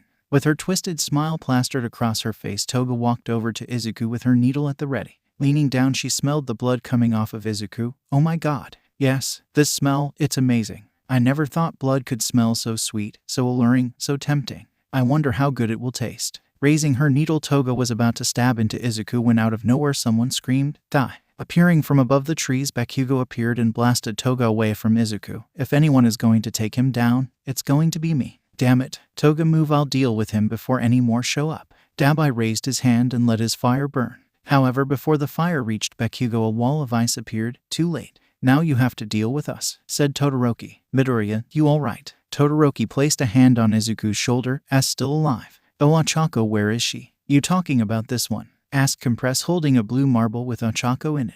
Izuku forced himself to stand. Give her back. Compress put the marble into his pocket. Make me. Narrowing his eyes and with the rage of a madman, Izuku gathered the very last of his strength. Shifting his foot, he launched himself toward Compress with enough force to break the ground beneath him. Compress barely had enough time to put his arm up when Izuku came in and punched him hard in the stomach, spitting out blood. Compress was sent flying towards a nearby tree. The little blue marble was left floating in the air. Izuku reached out for it. As he did, the marble began to glow and popped Ochako. Izuku reached out to catch Ochako, but as he did, several people appeared from the trees. Not so fast, we won't let you get her, yelled out several men wearing black and gray bodysuits. Toga smiled. Twice. You made it. The clones of Twice tackled Izuku to the ground and held him in place, preventing him from reaching Ochako. I got caught up dealing with the others, sorry. You know what, I'm not sorry. Izuku tried to fight them, but in his weakened state he was no match for the dozens of clones. Dabai was busy dealing with Todoroki and Bakugo but managed to reach his earpiece. Hey, get us out of here, we got the king. Roger that, opening the portals now. Behind all of the villains, dark portals began to open up. Well, it's been fun, everyone. I do sure hope we meet again. Twice, grab the girl, yelled out Dabai as he jumped back into the portal. Toga did the same. Twice began to drag both Izuku's and Ochako's bodies towards the portal. Izuku could do nothing as they dragged Ochako, but that's when a trident came in and stabbed one of the Twice clones in the head, destroying it. Aizawa had arrived along with the rest of the heroes. Secure the king, ordered Aizawa. Twice began to shake. Oh shit, get them off of me, guys. You know, on second thought I'll take them all on. The vast majority of his clones went to attack the heroes, leaving two to drag Izuku and Ochako through the portal. Aizawa saw this and used his capture weapon to jump over the horde. In the air he had a clear line of sight of both Izuku and Ochako, but he could only save one. Damn it, who do I pick? However, before he could even answer that question, he saw something. Looking at Izuku, Aizawa noticed that he was pointing. Looking over, Aizawa saw that it was Ochako who he was pointing at. Aizawa gritted his teeth. Damn it, Midoriya. Using his capture weapon, Aizawa wrapped it around the clone that was dragging Ochako. Pulling on the weapon, Aizawa launched himself at the clone, kicking it in the chest and destroying it. Uraraka is secure. I'm going after Izuku now. As Aizawa ran towards Izuku, he could only watch as Izuku was dragged through the portal to an unknown fate. No, Eraserhead. We've dealt with the clones. Where is Izuku? Where is the king? Asked Mandalay. Aizawa balled up his fists. They took him. Those bastards took him. I almost had him too, but he told me to save Uraraka. Mandalay's eyes widened. Damn it, how are we going to explain to Atlantis that we just lost their king? Unknown location. Izuku was thrown out of the portal by Twice. Looks like you guys managed to bring back one of them, said a voice. Izuku slowly looked up, as Shigaraki. It's been a while, Prince Izuku. Or should I call you king now? Does matter, soon you will just be another victim of my plan, explained Shigaraki. Izuku smiled. Do your worst. Oh, I'm not going to do it. He is, said Shigaraki, pointing. Walking out of the shadows, a man appeared. Hello, it's been a while. Izuku's eyes widened when he recognized who it was. Standing over Izuku was none other than Kinya Irazu, Momo's father, the man who experimented on Izuku's mother. Why you? Izuku tried to raise his head, but Kin simply grabbed his head and smashed it back down to the ground. Not so tough now, huh? You ruined my life, so I'm going to enjoy making you suffer. I'll kill you, said Izuku. Still got some fight in you? Good. Let's see how long you can keep that up. Take him to the other room and get my tools ready, ordered Kin. I have some unfinished research to complete. Hospital. It had now been a whole day since the attack at the camp, and for now the news of Izuku's disappearance had been kept secret, but it would only be a matter of time before news got out. Ochako and some of her classmates were taken to a hospital for treatment. Most of them had minor injuries, but it was Ochako who got the worst of it. The blow to the head managed to cause internal bleeding in the brain. Lucky for her, recovery girl managed to heal her before the damage was permanent. Ochako was now asleep in the recovery wing of the hospital. Aizawa, All Might, and Nezu all arrived to ask Ochako some questions when she woke up. Any leads yet? Asked All Might. Aizawa shook his head. Not yet, but I have heroes looking for him as we speak. But we have another problem. Atlantis has tried to make contact with Izuku. I've delayed them by telling them that he is occupied, but it's only a matter of time before they find out what really happened, explained Nezu. I almost saved him. I could have saved him. I wasn't fast enough, said Aizawa, thinking back to that night. You can't blame yourself, Aizawa. From what you've told us, Izuku told you to rescue Ochako first, said All Might. As the three were talking, a doctor walked towards them. She's awake. The three were then taken into a room where they found Ochako had woken up. Ochako looked at her teachers with bandages wrapped around her head. Uraraka, how are you feeling? Asked Aizawa. My head hurts a bit, but overall I'm all right. What about everyone else? Are they all right? Asked Ochako, concerned. The three looked at each other. They are fine, only minor injuries. Ochako nodded. Good. What about Izuku? Is he here too? Izuku is missing, Uraraka. He was taken by the villains and we don't know where he is, explained All Might. Ochako's eyes widened. What? The villains overpowered us and I could only save one of you, explained Aizawa. You should have picked Izuku. He's a king if anything happens to him. Before Ochako could say anything else, she began to get a headache. I know that, but Izuku told me to save you. He wanted you to be safe, said Aizawa. He did? Asked Ochako. All Might nodded. He did, but now that you're safe we can find him. Do you have any clues on who took him? Ochako shook her head. No clue. How are we supposed to find him? We got no leads and no clues. If we don't find him soon, another war with Atlantis is very possible, said Aizawa. That's when Ochako remembered something. The communication device. Izuku gave me one to talk with him. Assuming that whoever took Izuku hasn't destroyed it yet, we can trace back the signal. All Might smiled. That's perfect. However, Atlantian tech, from what I heard, is very complex. It might take a while to figure it all out. No, it won't. There is one person that is familiar with the tech. And the best part is they are here on the surface, explained Ochako. Who? Asked Aizawa. Hatsum from the support department. Izuku once said that she worked on their tech. She's probably our best bet, said Ochako. Nezu nodded. Right, I'll get in contact with the support department. Where is this device? My apartment. I didn't bring it with me since Izuku was going to be at the camp, explained Ochako. Take me there and I'll grab it. The others nodded. However, before she could leave, Recovery Girl wanted to make sure Ochako was fine. After a quick look over, Recovery Girl determined she was well enough to leave. But the okay from Recovery Girl. All Might and Ochako quickly made their way to her apartment. Grabbing the device, All Might and Ochako then made their way towards UA. Please, Izuku, hold on. I'll find you, I promise. So can you do it? Asked Ochako. Hatsum looked over the communication device that Ochako brought her. The components are similar to ours, but Atlantian tech is also vastly different.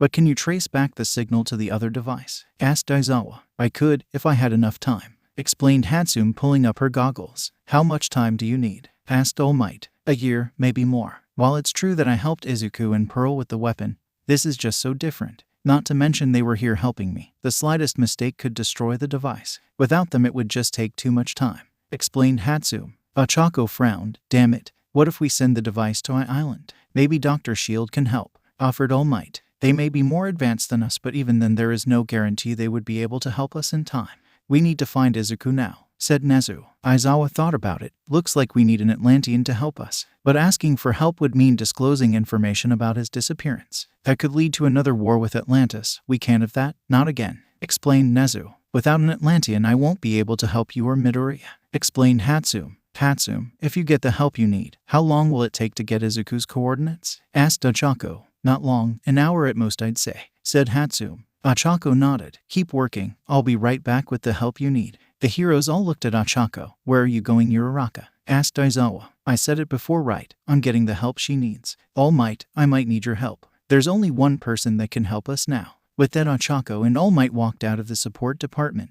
Unknown location. As soon as they took Izuku, the villains immediately put him in a specialized room. Izuku opened his eyes and saw the glowing red light of sun lamps, super hot sun lamps. He tried to move his arms but found that they were bound by chains on a metal chair, wearing nothing but some shorts. Good, you're awake. I was starting to think that we lost you. Izuku looked up to see Kinya Urazu in front of him. I can't have you dying before my experiments are up. Izuku's throat was dry and the pain he was feeling was excruciating. K, kill you? I'll kill you. Kin smirked. No, you won't. You are going to stay here until I finish what I started with your BTCH of a mother. Let's start by testing your body's limits, shall we? Walking over to a panel, Kin pressed a button. Izuku then felt a strong electrical current course through his body. With lightning sparking around his body, Izuku let out a blood-curdling yell of agony. Do you feel that? That's 5 million volts of electricity running through your body, affecting every nerve in your body. And in your weakened state, let's just say you feel it much more. After a full minute, Kin pressed the button again. The electricity stopped. Izuku hung his head as smoke began to appear from his body. Astonishing. That much electricity should have been enough to kill a person 400 times over. Your Atlantian biology is just amazing. And with a live subject, it's almost too good. Just then the door to the torture room opened up. How are things going here? Asked Shigaraki. They are going amazing. Why are you here? I don't want to be disturbed, said Kin, slightly annoyed. The others have asked for a sample of his blood, explained Shigaraki. Oh right, I forgot they have it. Tell them I'll send it after I finish my experiments. Also, tell that crazy girl to come in. As crazy as she is, her skills with needles and knives are useful, said Kin. Shigaraki nodded. You want her to help you? Good luck. So what are you going to do with his stuff? Kin looked over at Izuku's personal items, which included a ring, a necklace, and the communication device. I'll burn them later, now leave me alone. Shigaraki didn't like being bossed around, but he knew that it was only thanks to Kin's intelligence that they even got Izuku in the first place. Whatever. With that, Shigaraki left the room. Now let's get back to it. Pressing the button, Kin started the torture once again. After 30 full minutes of this, Kin decided it was now time for some blood samples. Izuku's breathing was heavy.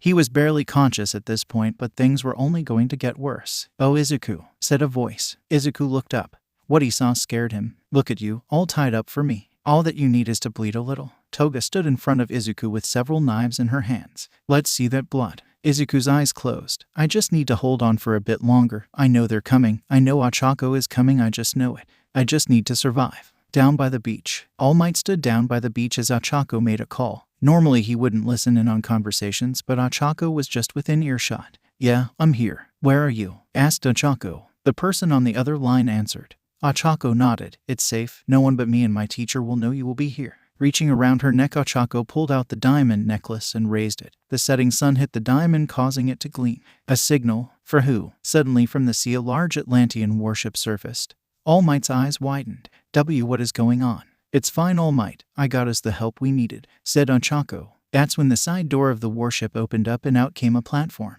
Ochako and All Might watched as someone emerged. Making their way down to the beach, Trinity stood face to face with Ochako. When I said I wanted to be your friend, I didn't think you would ask for this. I know. I wish we could have talked under better circumstances. However, before Ochako could explain anything, Trinity stopped her. I understand. And seeing that the king is not here, this matter involves him, does it not? Asked Trinity. Ochako nodded. It does. Trinity sighed. I won't ask what happened to him. However, I will ask you why you would ask for her of all people. You know what she did to Izuku, right? Ochako nodded. Yes, but right now we need her to work on a piece of Atlantian tech. Unless you could do it. Trinity shook her head. I'm more of a history girl. Other than fighting, my father didn't teach me much. Then I don't have a choice. Are you sure she won't raise any alarms? Asked Ochako. Trinity nodded. No, I made sure my personal squadron wasn't seen. They took her without incident or being noticed. Good, please, bring her out. Trinity nodded and turned to the ship. Raising her hand, she gave the men inside an order to bring her out. That's when 2 Atlantian soldiers brought out someone with handcuffs and a black bag over their head.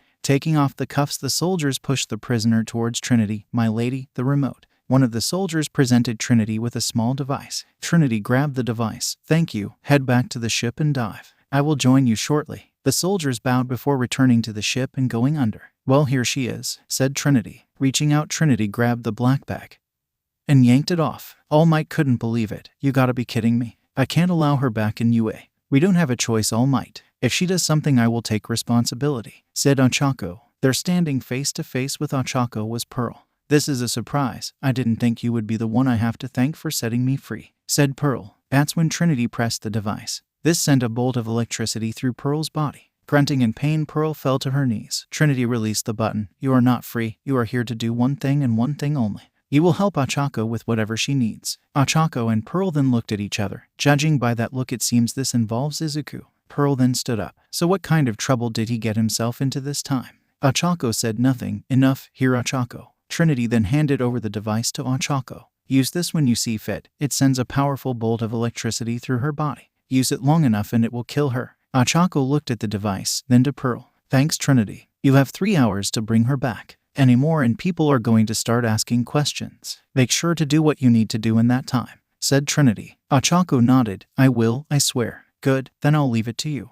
With that, Trinity walked into the sea. Uraraka, are you sure this is the best course of action? Asked All Might. Ochako nodded. Yes, we need to find Izuku as soon as possible. This is the only way. Pearl raised an eyebrow. Find him? What, did he get lost or something? No, he was kidnapped. Pearl's eyes widened. We have a way to find him, but it uses Atlantian tech. That's where you come in. Ah, I see. You want me to work on this device to find him, right? Asked Pearl. Yes, now follow us. We don't have much time, ordered Ochako. Oh, before that, turning around quickly, Ochako punched Pearl hard in the stomach. That was for what you did to Izuku. Try anything and I'll kill you myself. With burning pink eyes, Ochako threatened Pearl. You've gotten stronger. And those eyes. All right, I'll help you, but I want something in return, said Pearl. You are in no position to negotiate, said All Might. What do you want? Asked Ochako. I want you to talk to Izuku about letting me go. It's a long shot, but he would listen to you, explained Pearl. Fine, I'll talk to him. If and only if you help us find him, said Ochako. Pearl smiled. Show me the way. Back at UA,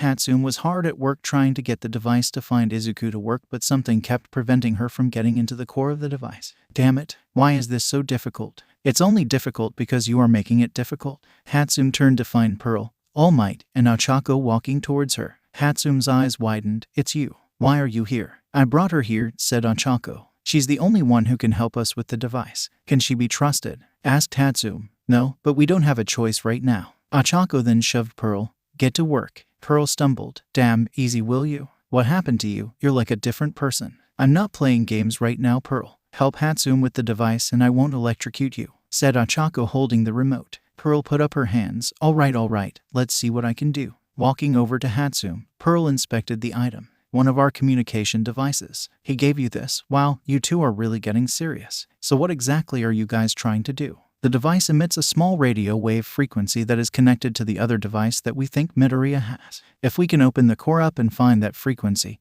we can trace the signal, explained Hatsune. To do that, we have to open the core and read each line of data line by line. You already know from last time that our tech is fragile. If we even touch the core the wrong way, the whole thing will break apart, said Pearl. Can you do it? Asked Ochako. Yeah, this should be easy. Give me 1 hour and I should have it ready, said Pearl. All Might, I suggest we start putting together a squad of heroes. When they trace back the signal, we need to be ready to act, said Ochako. All Might agreed. Right, I'll go speak with Nezu now. All Might went off to speak with Nezu. This left Ochako, Hatsune, and Pearl alone in the support department. So tell me, how did you gain that new power? Asked Pearl. Ochako narrowed her eyes. The blood Izuku gave me, it somehow gave me them. Now I can control gravity without touching an object. Wow, now that's impressive. Who knew mixing Atlantian blood with surface world blood would produce such results? I can only imagine what a child between the two would make, said Pearl. Have you two done it yet? Ochako blushed. And no, we haven't. Oh, that's too bad. Let me guess you aren't ready for it? Ochako stayed silent.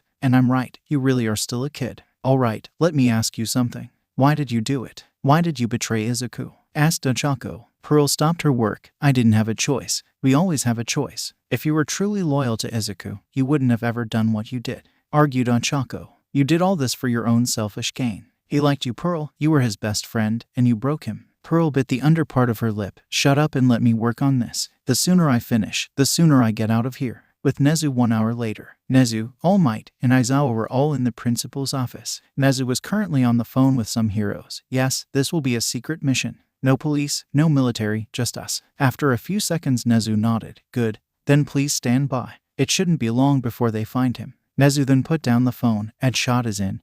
And so is Kamui Woods. That just leaves Endeavor. But once we move I'm sure he'll join us. Aizawa and All Might nodded. I still can't believe Uraraka brought her here, said Aizawa. These are desperate times, Aizawa, which call for desperate measures. I do not approve, but the results will speak for themselves, said Nezu. Just then All Might's phone began to ring. Hello. Oh, Naomasa, how nice of you to call. What can I do for you? A raid. I'm actually a bit tied up with something and won't be able to join you. Sorry. Just in that moment Ochako walked into the office with Pearl in tow. We found him. Show us, said Aizawa. Clicking a button, the image of a map of downtown Kamino appeared. All Might's eyes widened. He then went back to his phone call.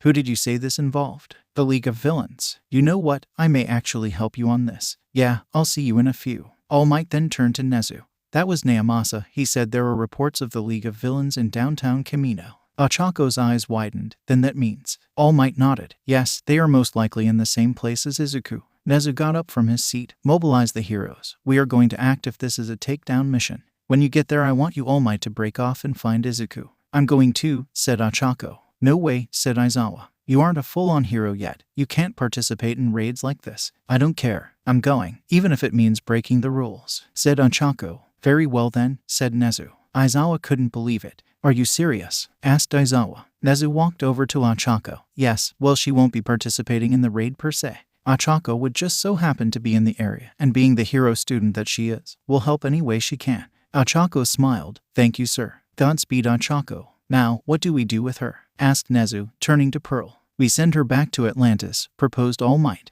No, she's going to help me, said Ochako. Pearl scoffed. Why would I ever do that? I already did what you asked of me. Besides, Izuku is the reason why I'm in prison. If he gets rescued or not is none of my concern.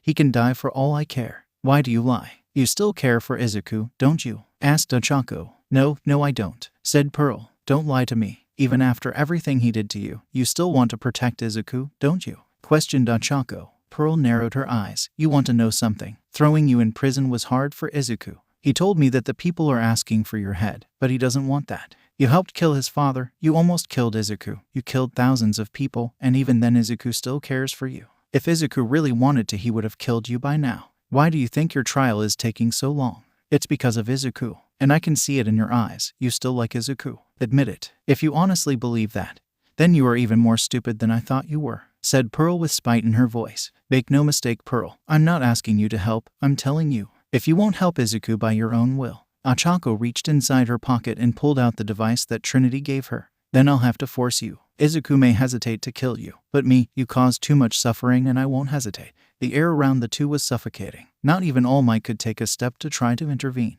After a few seconds, Pearl scoffed. All right, fine, I'll do what you say. Ochako nodded and put the device away. You know, I was wrong about you. I thought you were too soft, too weak, but now you have shown me that you are willing to do whatever it takes to save him. That's something I can respect. If we are going to do this, I'll need a disguise, and a weapon. Downtown Kamino. All Might, along with the police and heroes Nezu rounded up, were now standing outside of the bar. Are we ready? Asked Naomasa. All Might nodded, ready, awaiting signal. Naomasa nodded, beginning the operation now. Jumping towards the bar, All Might readied his fist. Come on, Midoriya, please be here. Behind the building, Pearl and Ochako stood at the ready. They were going to use the confusion to enter from the back and find Izuku. Since this would be an unauthorized mission, Ochako had to wear a different version of her costume. Ochako wore a black version of her suit that had green where the pink used to be. She also had on her helmet, but with this one the visor was tinted out so you couldn't see her face. Pearl, on the other hand, had on a skin-tight black and green bodysuit. To cover up her face, Pearl wore a helmet that covered her face and had a sort of dorsal fin on top.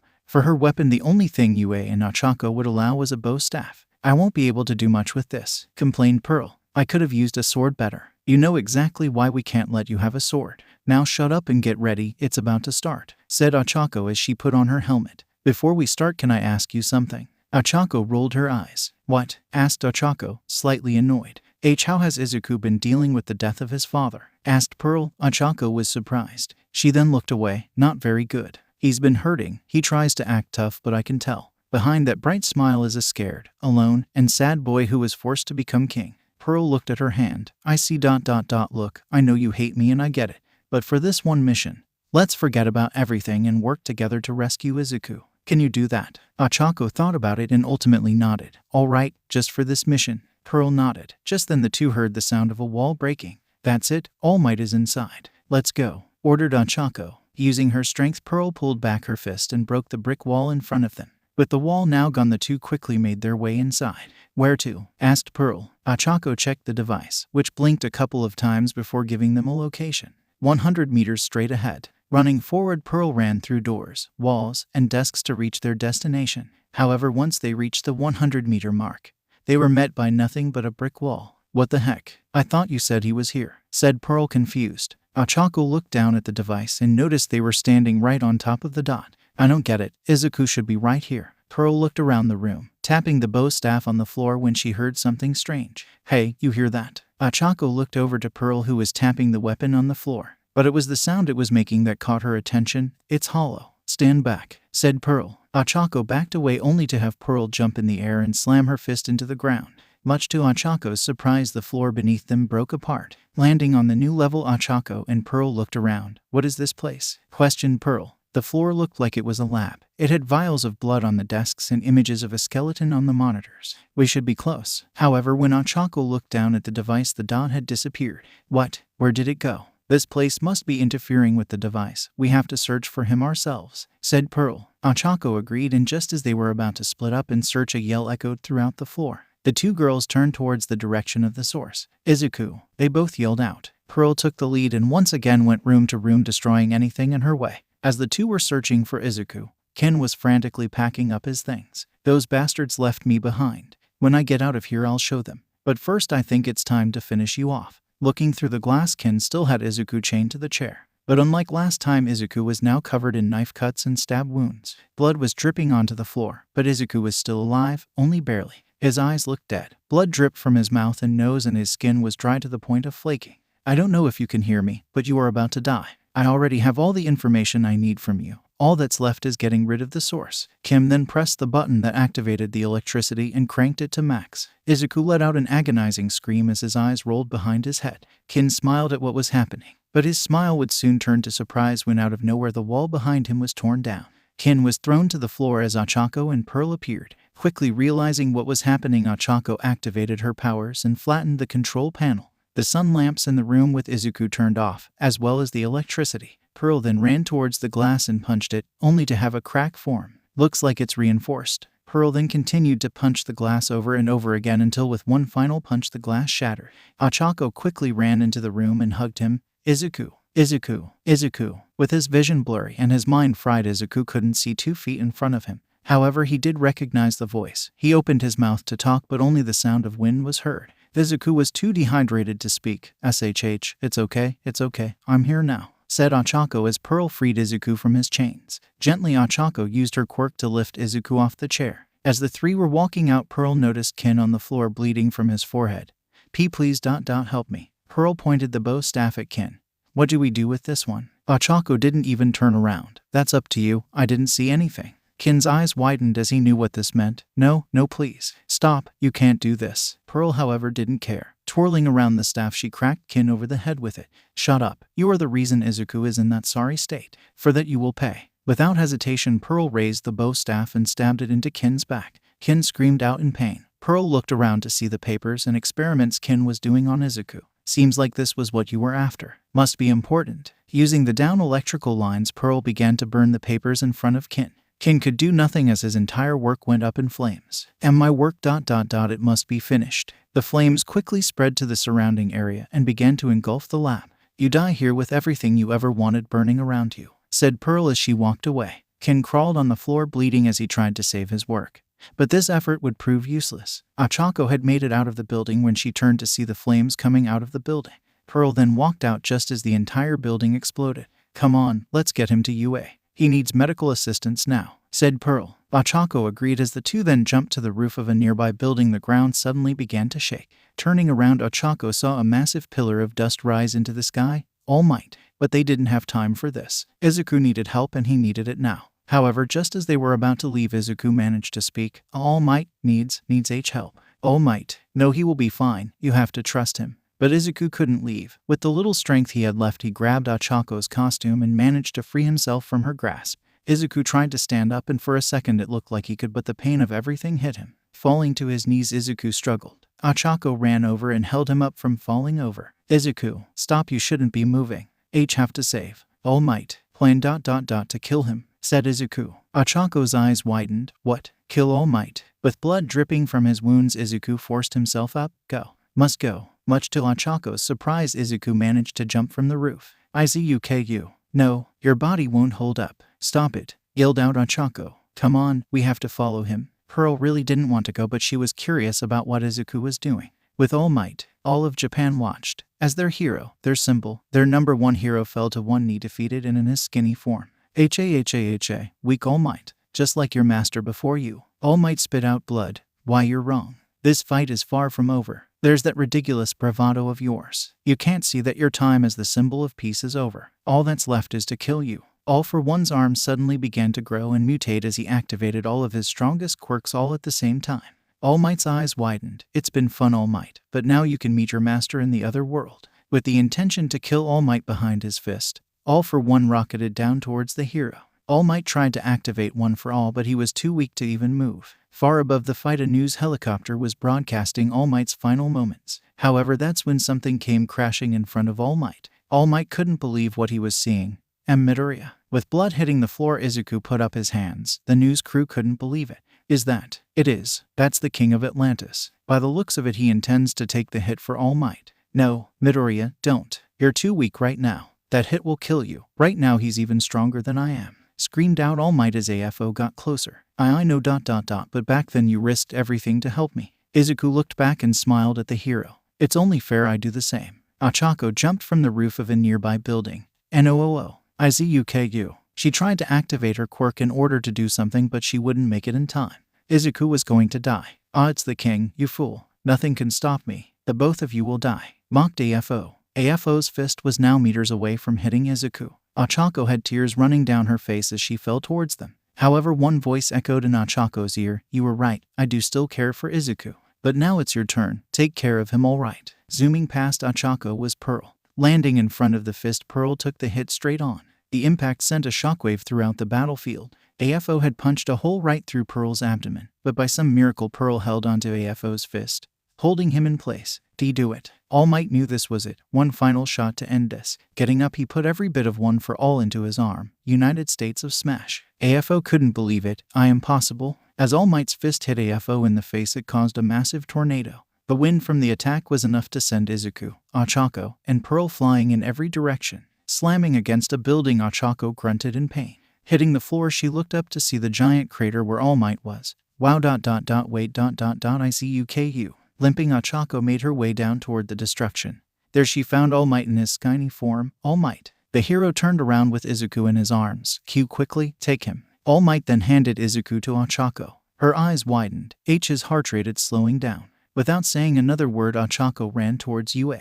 On her way out, Achako found Pearl laying on the ground with blood running down her mouth and hole in her abdomen. She was alive for now. I won't let you die here, Pearl. Not after what you did for Izuku. Activating her quirk on Pearl. UA, Recovery Girl, watched the fight on the TV and knew that she needed to get ready. With the help of Aizawa, she got 2 tanks of salt water ready for the 2 Atlantian.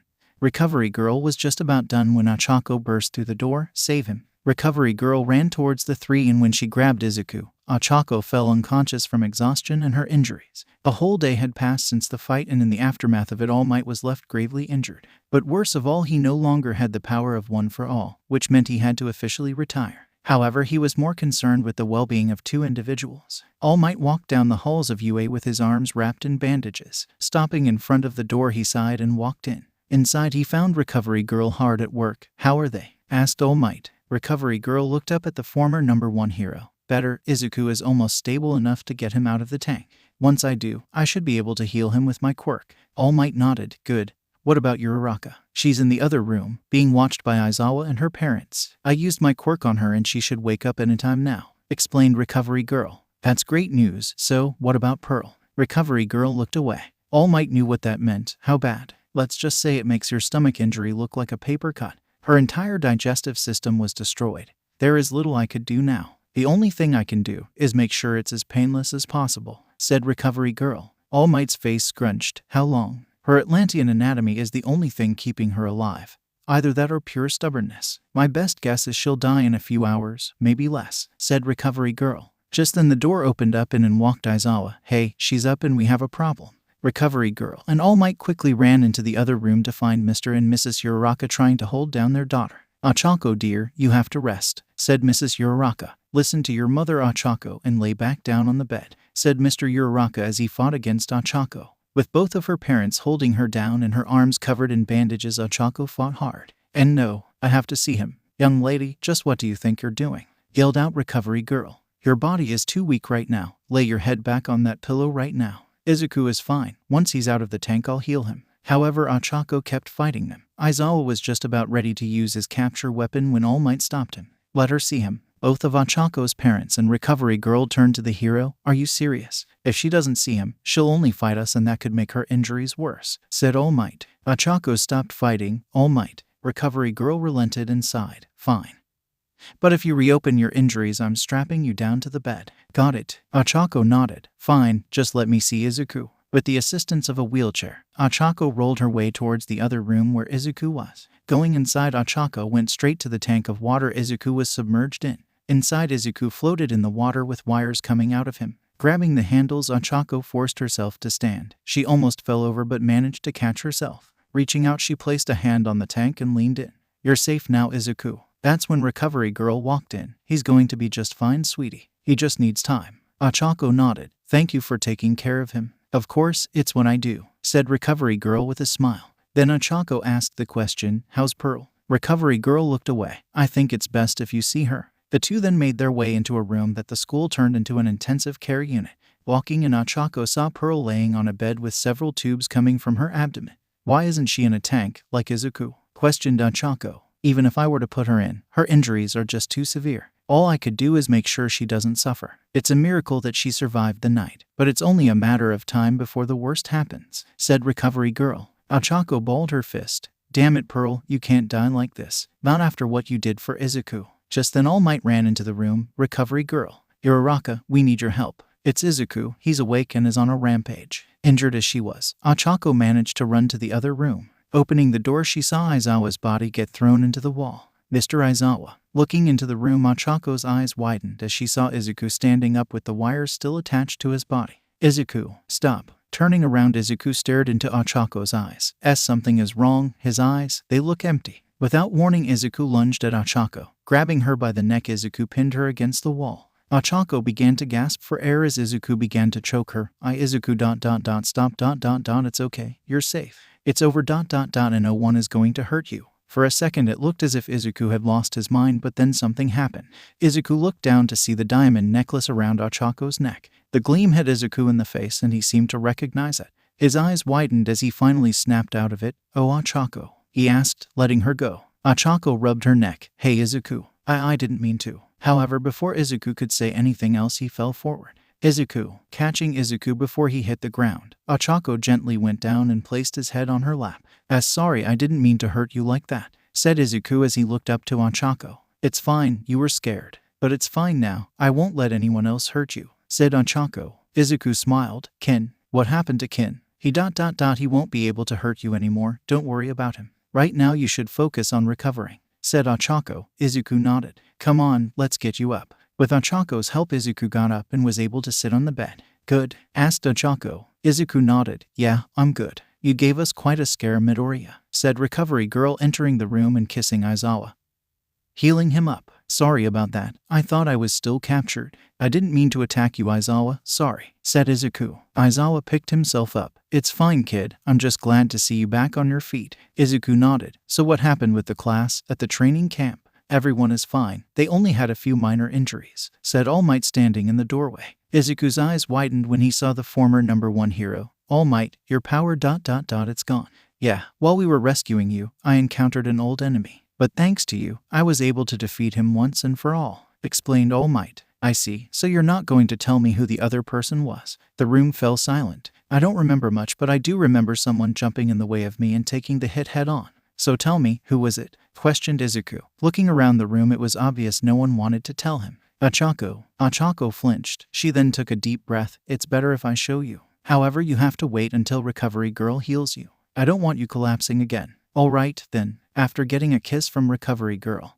Izuku walked behind Achako to where Pearl was being treated. Izuku wasn't fully healed, but it would be enough for now. Achako reached for the handle but stopped just short. Look, before we go in, I just want you to know that I had to do it in order to save you. So please don't blame anyone else. This was my idea and my idea alone. Izuku could tell this was serious. I trust you, Achako. No matter what you do, I will never blame or hate you. Gripping the handle, Achako opened the door. Walking inside, she stood off to the side. Izuku continued to walk towards the bed.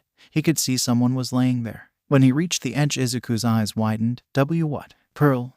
How is she here? I got her set free. Izuku quickly looked at Achako. I had to, in order to save you. The only way we could find you was with the communication device you gave me. No one on the surface knew how to work on Atlantian tech. Hatsune could have, but it would have taken her a long time to understand it, and by then you would be dead. So I made a call. Trinity managed to grab Pearl and bring her here. At first she didn't want to help us, but when we found out where you were, Pearl seemed like she wanted to help you. When you threw yourself in front of the hit, it felt as if time slowed down. I tried to stop you. I tried to save you, but I wouldn't have made it. That's when Pearl jumped in the way. Izuku gritted his teeth. So it's my fault. Again. Achako was confused. Your fault. Again. Izuku, none of this was your fault. Pearl in the end made her choice. She chose to save you. You're wrong. All of this is my fault. If I haven't ever come to the surface, Father would still be alive. You wouldn't have gotten shot. Thousands of civilians wouldn't have died. And Pearl, it's all my fault, said Izuku, grabbing at the railing beside the bed. Tears began to fall from Izuku's face, and everything he did fell over him. Man, for a king, you sure are such a crybaby. Izuku looked up to see Pearl with her eyes open. Pearl. Hold on, I'll go get some help, said Achako. However, before she could leave, Pearl called out to her. No, wait. It's okay. Being a soldier, I know when someone is on death's door, and I already have my foot in the door. I want you two to listen, and listen well. Achako walked over and stood beside Izuku. Pearl smiled, seeing the two of them. You two really do look good together. Listen, both worlds need to know about your relationship. Achako was willing to jump and take the hit for you. I saw that, and I bet all of Atlantis saw it too. This will be the perfect chance to do it. The two looked at each other. But will they accept us? Asked Achako. Pearl smirked. You idiot. After what you did, of course they will. Some may object, but I know that the two of you, and with time, will change their minds. Now, Izuku, you were my only friend. You showed me that there was more in life than just being a soldier. I know I've done some terrible things to you and to those you love, but please, don't waste your life like I did with mine. You told me to live my life to its fullest. Sorry, but I don't think I will be able to do that now. That's something for you to do now. Thank you for everything. I won't ever forget you. Izuku smiled. You idiot. All I wanted was to see you live a normal life. You weren't supposed to die like this. Pearl reached out and touched Izuku's hand. No, this is the perfect way to go. I'll go knowing that I completed my job of protecting you. My only failure in life was betraying you, and for that I am truly sorry. Izuku reached out and grabbed Pearl's hand. It was starting to go cold. Thank you, Pearl, and it's okay. I forgive you. Pearl's eyes began to water. Izuku. Thank you. Izuku let go of Pearl's hand. Achako, I need to speak to you. Alone. Achako looked over at Izuku. He nodded. I'll wait outside. Now alone, Achako turned to Pearl. He really knows how to hide his emotions, doesn't he? Achako agreed. Yeah, it's going to eat him inside if he keeps it up. Look, Achako, I know you hate me, and I get that. Honestly, I don't blame you. I hurt the person you love. I just want you to know that I'm sorry, for whatever it's worth. I didn't have the best childhood growing up. I was brought up from nothing, trained to be a weapon. But Izuku saved me from that fate and showed me what it meant to live. Everything was like a job for me, but then you came along. You brought change. Seeing you and Izuku in a growing relationship made me happy, maybe even a bit jealous. That's when it happened. Just as I started to feel happy, everything just went downhill. However, before Pearl could continue, Achako stopped her. Look, you messed up big time, and I don't think I could ever understand why you did what you did.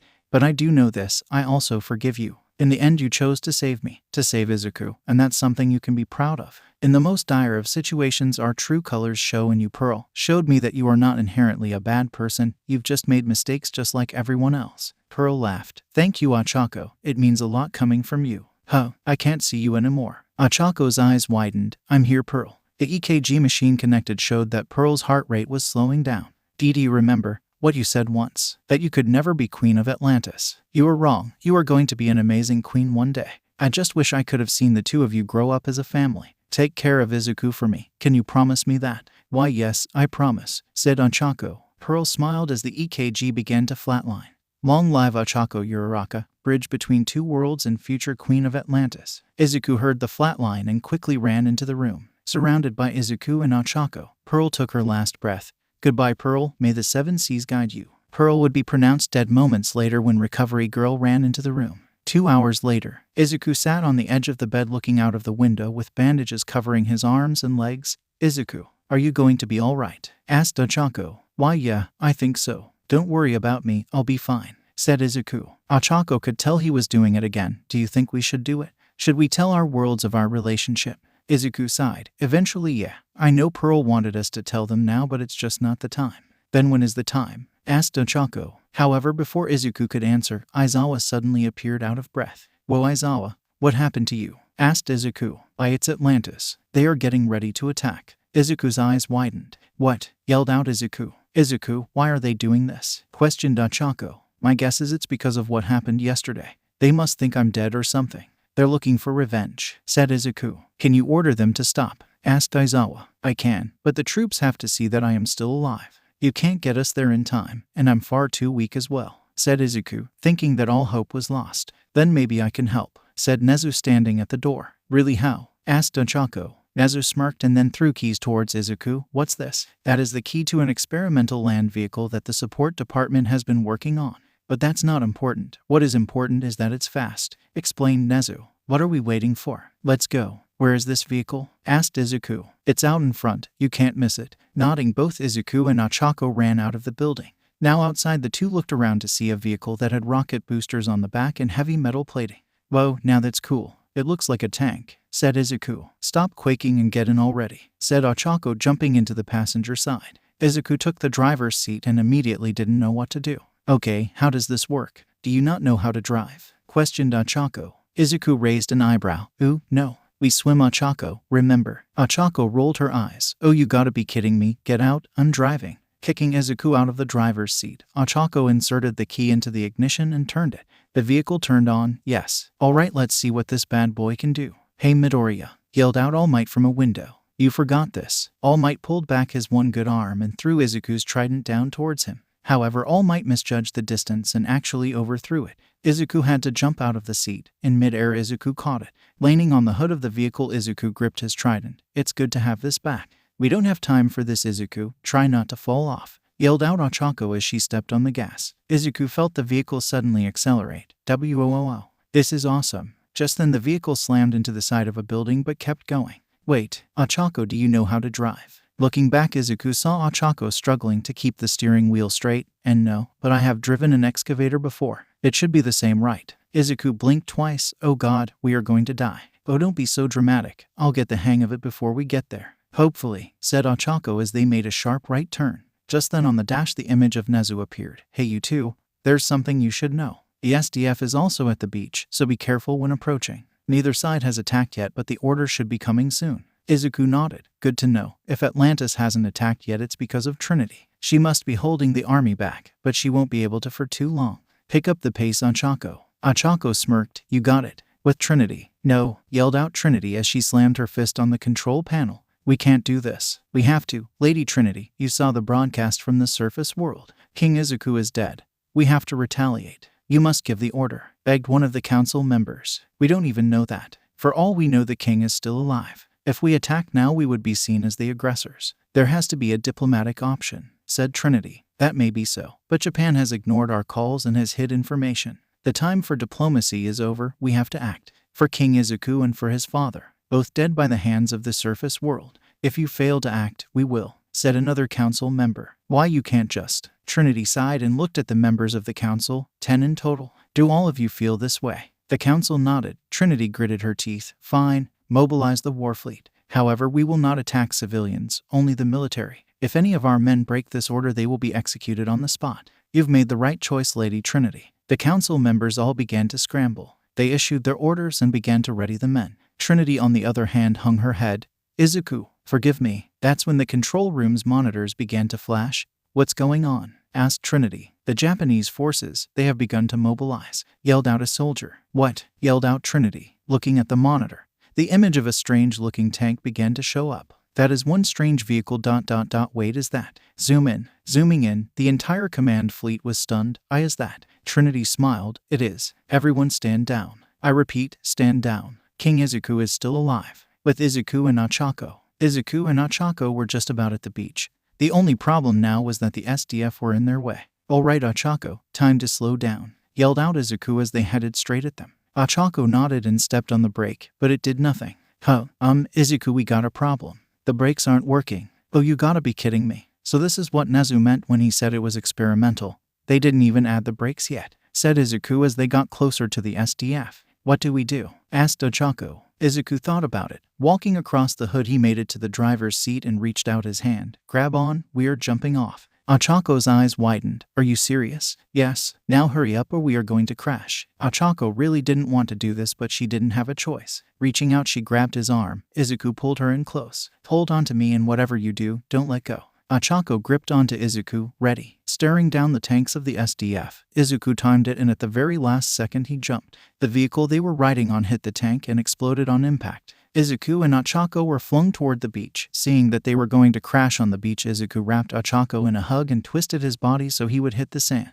With a loud boom, Izuku and Ochako crashed into the sand, leaving a massive crater. Ochako groaned out in pain as they stopped suddenly. Izuku, are you alive? Izuku coughed out sand as Ochako laid on top of him. Barely. What about you? Thanks to you, I'm good. Good. Now, can you please get off of me? I'm still hurt and you're kind of heavy, said Izuku. Ochako was shocked. Grabbing Izuku by the shirt, she began to shake him. What did you say? I'm not heavy, you take that back. Why, your majesty. Izuku and Ochako looked up to see the Atlantian army standing in front of them. It's King Izuku. King Izuku is still alive. The army raised their guns and cheered for the return of their king. Izuku got up and helped Ochako up. Why are you here? Izuku asked. The council said you were dead, so we came to avenge you. We saw the broadcast and thought you were dead, explained the commander. Izuku raised an eyebrow. Do you honestly believe I would die so easily? The soldiers shook their head. And no, sir, but we saw the video. Izuku, relax. Your men were concerned for you. It's only natural for them to be concerned for their king, said Ochako. Your majesty, who is this surface woman with you? Questioned one of the soldiers. Izuku smiled, reaching over and grabbed Ochako by the waist.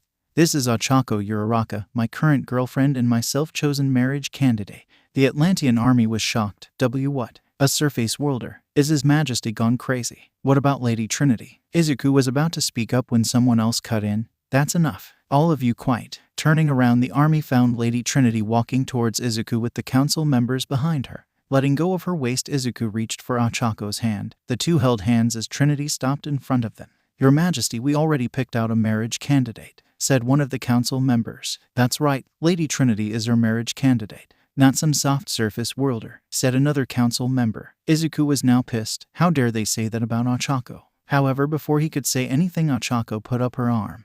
Well, I do appreciate you standing up for me, Izuku. I should take this. Letting go of his hand, Ochako walked over to the council members. The name is Ochako Uraraka, hero in training and girlfriend to Izuku. You say I'm soft, but I have been in more fights than you ever were. I've been shot, stabbed, and beaten, yet I'm still standing. So don't you ever say I'm soft again. Unless you want me to show you what I can really do. With glowing pink eyes, Ochako stared down the council members. The army flinched when they saw this and were about to move in when Izuku raised his trident. Stand down, that's an order. The council members narrowed their eyes towards Ochako. Why you dare speak to us in that manner? We are Atlantis' High Council. If we say you can't get married to our king, then you can't get married. Besides, Trinity is the rightful candidate. Isn't that right, Lady Trinity? Technically, yes, but I already knew about their relationship and was fine with it. The council was shocked. Ochako is an amazing woman, and an even more amazing fighter. The part was cut out, but I all saw the video. Ochako was willing to sacrifice her life for Izuku. She is worthy of becoming his wife. The Atlantian army began to mutter, is this true?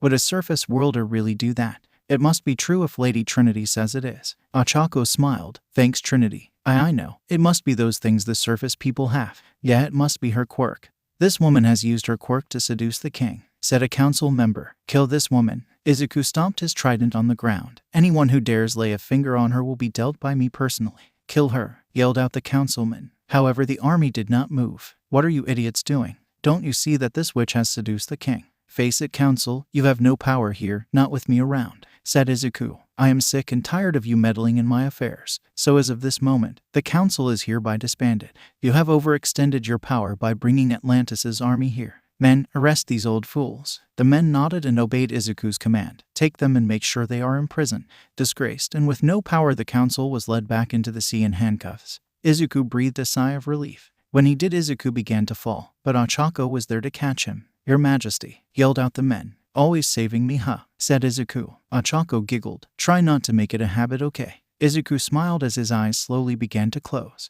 Ochako looked over and noticed Izuku was unconscious. He's just asleep. Please, someone grab him. He needs medical attention. Trinity nodded. Quickly take His Majesty back to Atlantis. The rest of you prepare to retreat. There is no need for us to be here anymore. The Atlantian army nodded as the medical unit took Izuku. Ochako watched them take him away. Don't worry, he's in good hands, said Trinity. Ochako nodded. I know, but I still worry. Naturally, do you wish to come with us? Asked Trinity. Ochako shook her head. I can't. There are some things I have to deal with. One of them being Pearl. She passed away a few hours ago. Trinity's eyes widened. I see. Tell me, did she die hating Izuku? No. With her dying breath, the two made up and forgave each other. She died in peace and doing what she was meant to do, protecting Izuku, said Ochako. If it's not too much trouble, I would like it if you could bring her to us, to bring her home. Ochako nodded. Then we shall meet again, Ochako. Trinity then turned towards the soldiers. Let us go, but before we do, Ochako's eyes widened as Trinity and the entire Atlantean army kneeled before her. Lady Ochako, please take care. Standing tall and proud, Ochako raised her hand. I will. Now go protect your king. The army stood up and saluted before turning and returning to the sea. The men and ships disappeared underneath the blue water. It was over, for now at least. Ochako sighed. I'll wait for you, Izuku. In the meantime, I should head back to UA. Turning around, Ochako was now face to face with the SDF and a lot of cameras pointed at her. Oh no, she looked at one of the camera crews. Did you hear all that? The camera crew nodded before shouting, and we are live too. Ochako's face turned red. Great, now the entire world knows about our relationship.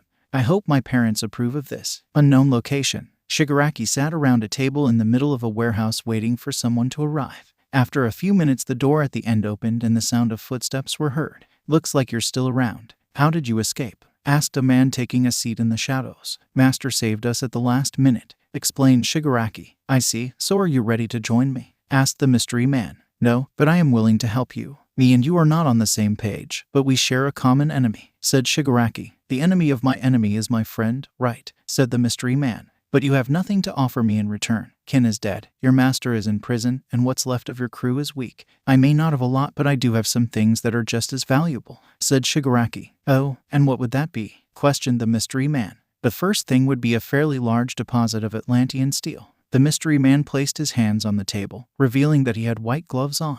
Go on, Shigaraki smirked. He knew that the mystery man was already interested. All that it would take is one more push. The second thing being this. Reaching into his pocket, Shigaraki pulled out a vial of blood. The last known blood sample taken from the king. I heard Ken never sent you the sample, which means you need this. The mystery man began to laugh. I lost. Very well. Let's work together to take down this king once and for all. What do you say, partner? Reaching out, the man offered Shigaraki a handshake. Shigaraki looked at the hand and also reached for it, but made sure only 4 fingers touched. I think it's time to show me how you're planning on dealing with the king. Do you have some kind of weapon or something? You could say that, but it's more like someone, said the mystery man. Let me tell you what it is. Leaning forward, the light from the hanging light shined. There standing was a tall man wearing a green jacket lined with purple fur. He also had on a black shirt and white tie. But his unique accessory was that he wore a mask, but a very long one that was shaped to be a beak or like a witch doctor mask. Let's just say the king will be fighting one of his own. Shigaraki smiled. Oh, you really are an evil genius. Overhaul. Another unknown location.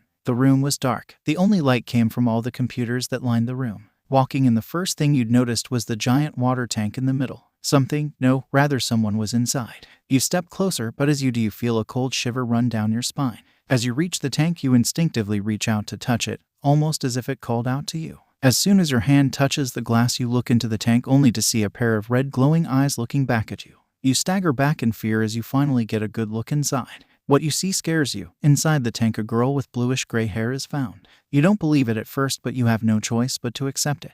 The girl had a horn growing on the top of her head. Could that be a Quirk? You ask yourself, who exactly is this girl? Okay, sadly the chapter is over. And if you enjoyed the video, just leave a like and subscribe with post notification, so when the next chapter is ready, you will be notified. Okay, see you in the next video. Bye.